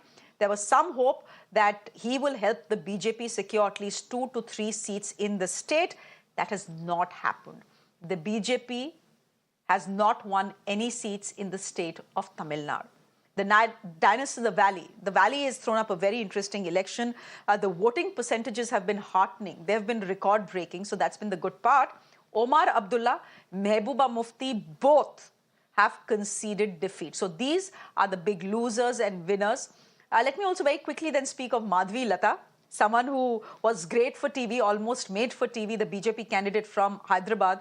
Well, at least the buzz in the BJP was that if someone can defeat Asaduddin Owaisi, it is her. But what ended up happening is that she ended up giving Asaduddin Owaisi a bigger margin of victory than last time. Okay, my guests continue to be with us. Surabhi continues to be with us. Meeta is with us as well. Meeta, I'm just going to go back as we've seen these pictures of the big losers and big winners in this election. I'm just going to go back to pictures that are coming to us from the BJP headquarters. All right. Give me a minute here. We'll take, we won't go to the BJP headquarters immediately. What we'll do is go to Abhishek Manu Singhvi of the Congress party immediately. Good evening, Mr. Singhvi. Thank you very much for your time here on Mirror Now. How do you read the results? Yes, it's not a victory for the India alliance, but it's a victory. It's a defeat that seems like a victory, almost like a victory. Well, your time is limited. I can see that I'm competing with the Honorable Prime Minister, with whom I cannot compete for eyeballs. So I will not even try. Let me be very pointed.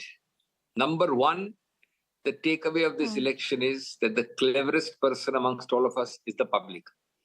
Not you, not me, not Mr. Modi, not Congress, not anybody. The cleverest is Janta, sab janti hai. Number two, the resources which we lacked as a combination of India is a ratio of 1:10 share. Take it electoral bonds, take the machinery of the government, take the agencies, take anything. With 1/100th the fraction, to have put up this show is incredible, something which is not realized, not stated and underestimated. Number three, make no mistake about it. This was the election of Modi versus everybody in the India alliance. There was no NDA. Everything was in the name of Modi. It was a referendum of Modi, by Modi, for Modi. Well, if you prepare to have that referendum, of course you are brave. I applaud it. You must also be ready to take the result of that referendum. That referendum has given you, as Modi, 234, 235, 240, I don't know the exact figure. It is 35 less than a majority. Yes, as a pre-declared alliance, you may have a majority. But if you take away two Johnny-come-latelys, very recent joiners, the two ends, one of Andhra, one of Bihar, then what are you? Mr. Modi by himself is what then? Less that by 40 or something, 40, 45.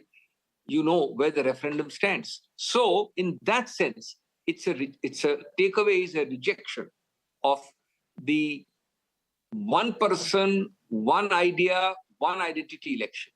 And just to end very quickly, a false narrative is going around again and again that they are double our seats. Please, please don't say that.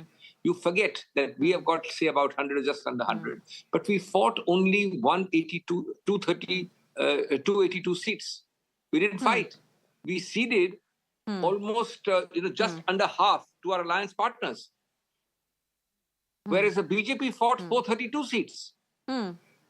So this false narrative going around that we got 99 or 100 and they got 240 is a false narrative. And also, of course, it has several other takeaways. It has takeaways about the limits of divisiveness, the limits of religious divide, the limits of the politics of provocation, intimidation, identity politics on religious terms, on caste terms, all divisive. Aapka Mangal Sutra le lenge, aapka ye le lenge, aapka wo le lenge, etc., etc. And as I've always said, it should be, it was, and it is, and rightly we did it. It's an aggregation of state results. India is a federal country. It should be an aggregation of state results. So, I mean, there are so many takeaways. I'll give you only a quick list. We have enough time. Prime Minister Modi, if my estimates are correct, will only start speaking at 9 o'clock. So we have time to chat a little. Can I ask you, Mr. Singhvi, then? But look, fact is, if you just look at the numbers on our screens, fact also is that the BJP is the single largest party in India right now with the numbers that we have, right? To that extent, to that extent, the mandate to rule is the BJP's. Now, I want to ask you, will the India Alliance make an attempt at government formation, or will they sit in the opposition? Because they have not got the mandate to rule. Look, let's get 2 or 3 things clear. One, I am nobody to make such comments before the alliance meets tomorrow. The Congress president has said so. So you have to wait, have to be patient. Whatever I say, nothing to do with what the alliance will decide tomorrow. They'll take a considered decision. That caveat you must put uppermost. Number 2, yes, we may not have got the direct mandate, as you put it, but make no mistake about it. Mr. Modi has also not got the mandate. He has also not got the mandate. Anybody, and I can only say this, and it's from my own side, obviously the alliance is not met. Anybody and everybody who shares the view that the idea of India, which we share, is correct, that the idea of India, of the Constitution of India, which needs to be promoted, is our idea, is always free to support us. Who that will be, I cannot tell you today. Why that will be, I cannot tell you today. Whether it will be also, I cannot tell you today. But to suggest that you have a mandate to rule with 234, with the balance 40, 50, 60, about 40 of those 60, as I said, are very, very recent marriages. They are shaky marriages. Okay, Mr. Singhvi, then last question to you, and it's on Chandra Babu Naidu. Look, he was supposed to do a press conference today. He, after all, is the king in Andhra Pradesh, the kingmaker in Delhi. He decided he doesn't want to speak to the press. Reporters waited for him for 8 hours, so that tells us a story. What also tells us a story is that he's taking a chartered flight out of Andhra Pradesh and coming to Delhi tomorrow. Is it for a quick chat with the India Alliance, or is it for a quick chat with Narendra Modi and the BJP? He's a good friend. I was with him, the main person who did the EVM issue in 2019. He's a very wise, seasoned politician. It is you to ask him, not me. And he's the best person to answer, but I don't think you're getting him on your camera. So don't make me a poor substitute. No. Okay. No, we are not getting him because he's very cleverly decided he doesn't want to answer some tough questions today. Maybe by tomorrow evening, not today. He'll take some time to finish eating his cake and the cherry on top and decide what he wants to do. Yeah, well, I mean, in a lighter vein, I'm sure he's not trying to have his cake and eat it too. I think, these are decisions taken by other persons, but I think your statement about him not issuing a press statement today is pregnant with meaning. Okay. We'll leave it there for the moment. Thank you, Mr. Singhvi, for your time here on Mirror Now. Thank you very much indeed. It's been a good day for the Congress Party and the India Alliance. Ladies and gentlemen, on that note, I'm slipping into a quick break on the show. Up next, we'll go to the pictures that are coming to us from the BJP headquarters. And we'll go back to our guests as well. For the moment, a very quick break.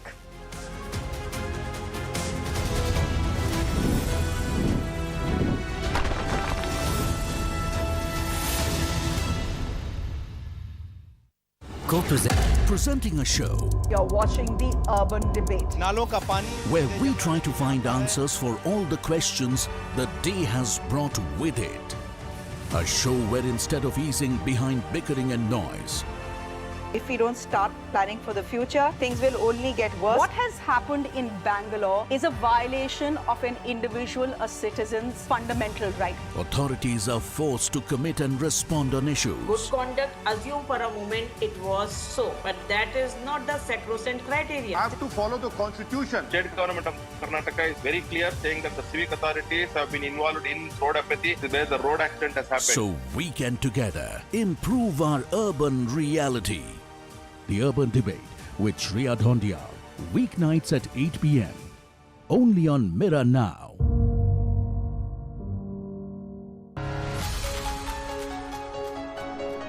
You get information on practically every device. What you don't get is the correct context. We often miss the wood for the trees. On Nation Tonight, we come with the promise of giving meaning to the information, taking you through the day's biggest events that define the state of the nation. With me at 9 p.m. on Nation Tonight.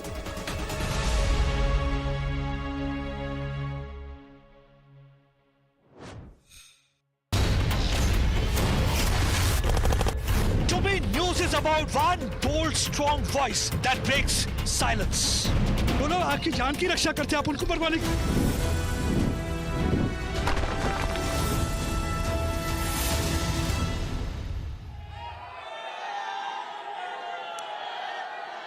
आपका ये स्नेह, आपका ये प्यार, इस आशीर्वाद के लिए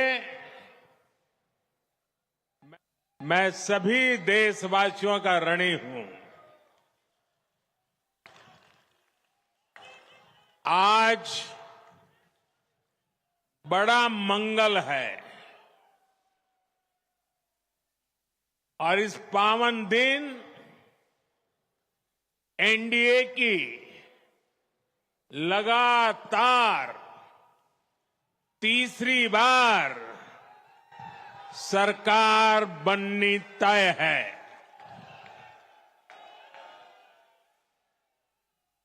हम सभी जनता जनार्दन के बहुत आभारी हैं। देशवासियों ने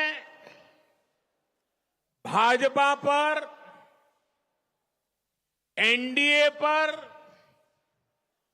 पूर्ण विश्वास जताया है।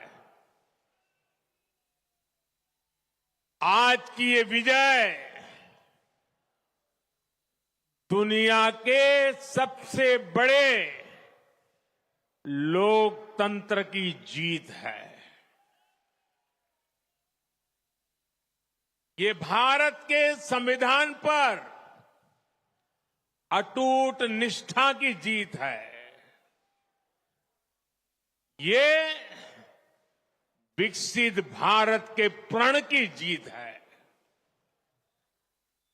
ये सबका साथ, सबका विकास, इस मंत्र की जीत है। ये 140 करोड़ भारतीयों की जीत है। भाइयों और बहनों, मैं आज देश के चुनाव आयोग का भी अभिनंदन करूंगा। चुनाव आयोग ने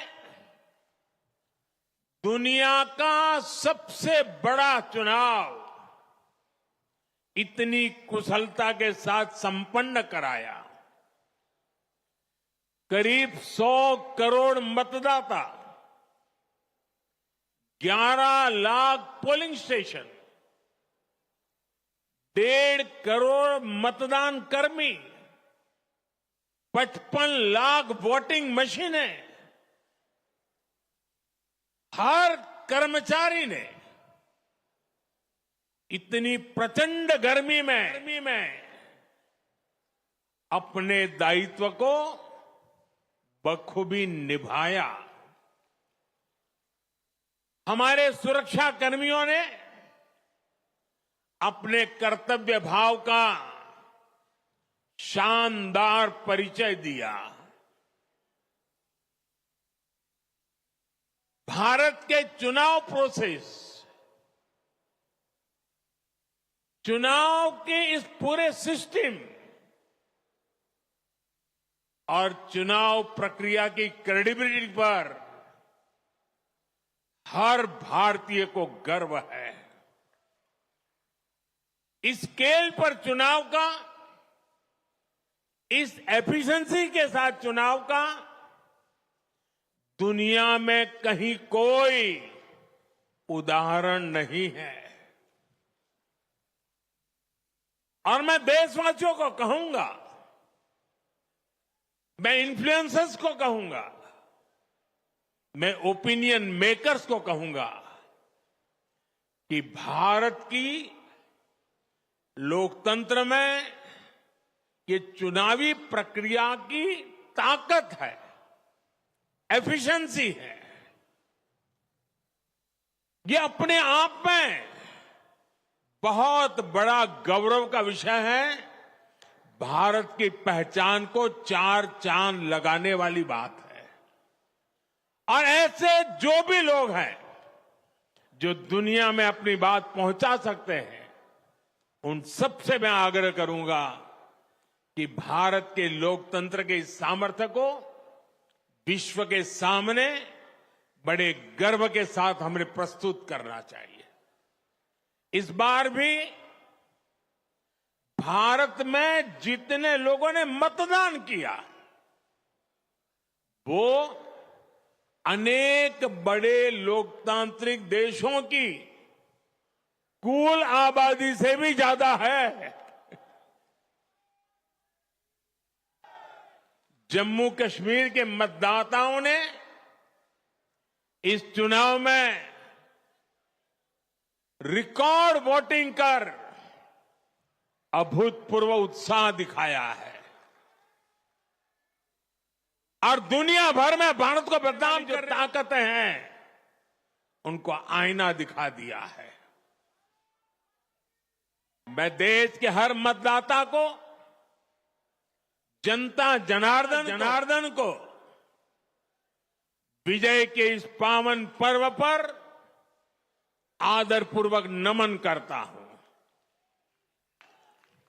मैं देश भर के सभी दलों, सभी उम्मीदवारों का भी अभिनंदन करता हूं। सभी की सक्रिय भागीदारी के बिना लोकतंत्र की ये विराट सफलता संभव नहीं थी।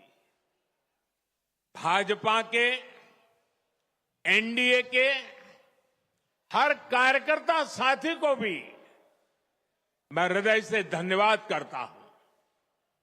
साथियों, इस चुनाव के, इस जनादेश के कई पहलू हैं।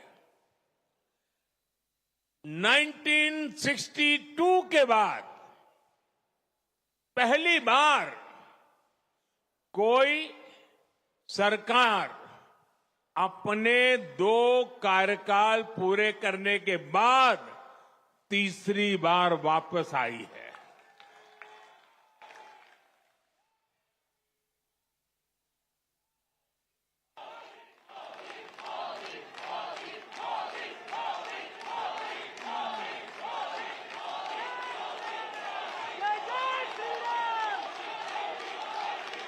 राज्यों में जहां भी विधानसभा के चुनाव हुए, वहां पर एनडीए को भव्य विजय मिली है, चाहे वो अरुणाचल प्रदेश हो, आंध्र प्रदेश हो, उड़ीसा हो या फिर सिक्किम। और इन राज्यों में कांग्रेस का सुपड़ा साफ हो गया है।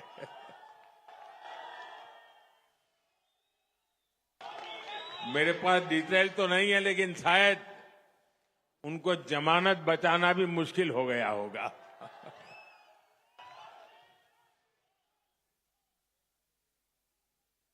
भाजपा उड़ीसा में सरकार बनाने जा रही है। लोकसभा चुनाव में भी उड़ीसा ने बेहतरीन प्रदर्शन किया है। ये पहली बार होगा जब महाप्रभु जगन्नाथ की धरती पर बीजेपी का मुख्यमंत्री होगा।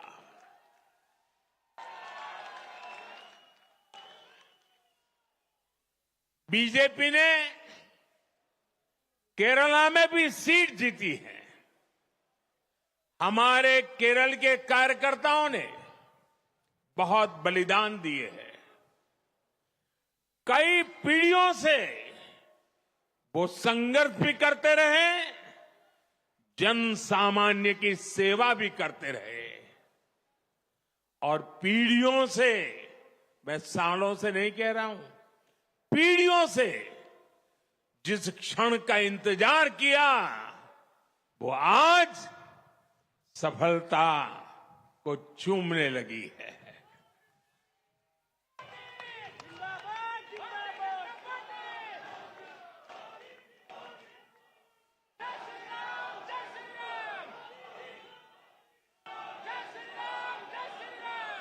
तेलंगाना में हमारी संख्या दोगुना हो गई है। मध्य प्रदेश, गुजरात, छत्तीसगढ़, दिल्ली, उत्तराखंड, हिमाचल, ऐसे कई राज्यों में हमारी पार्टी ने लगभग क्लीन स्वीप किया है।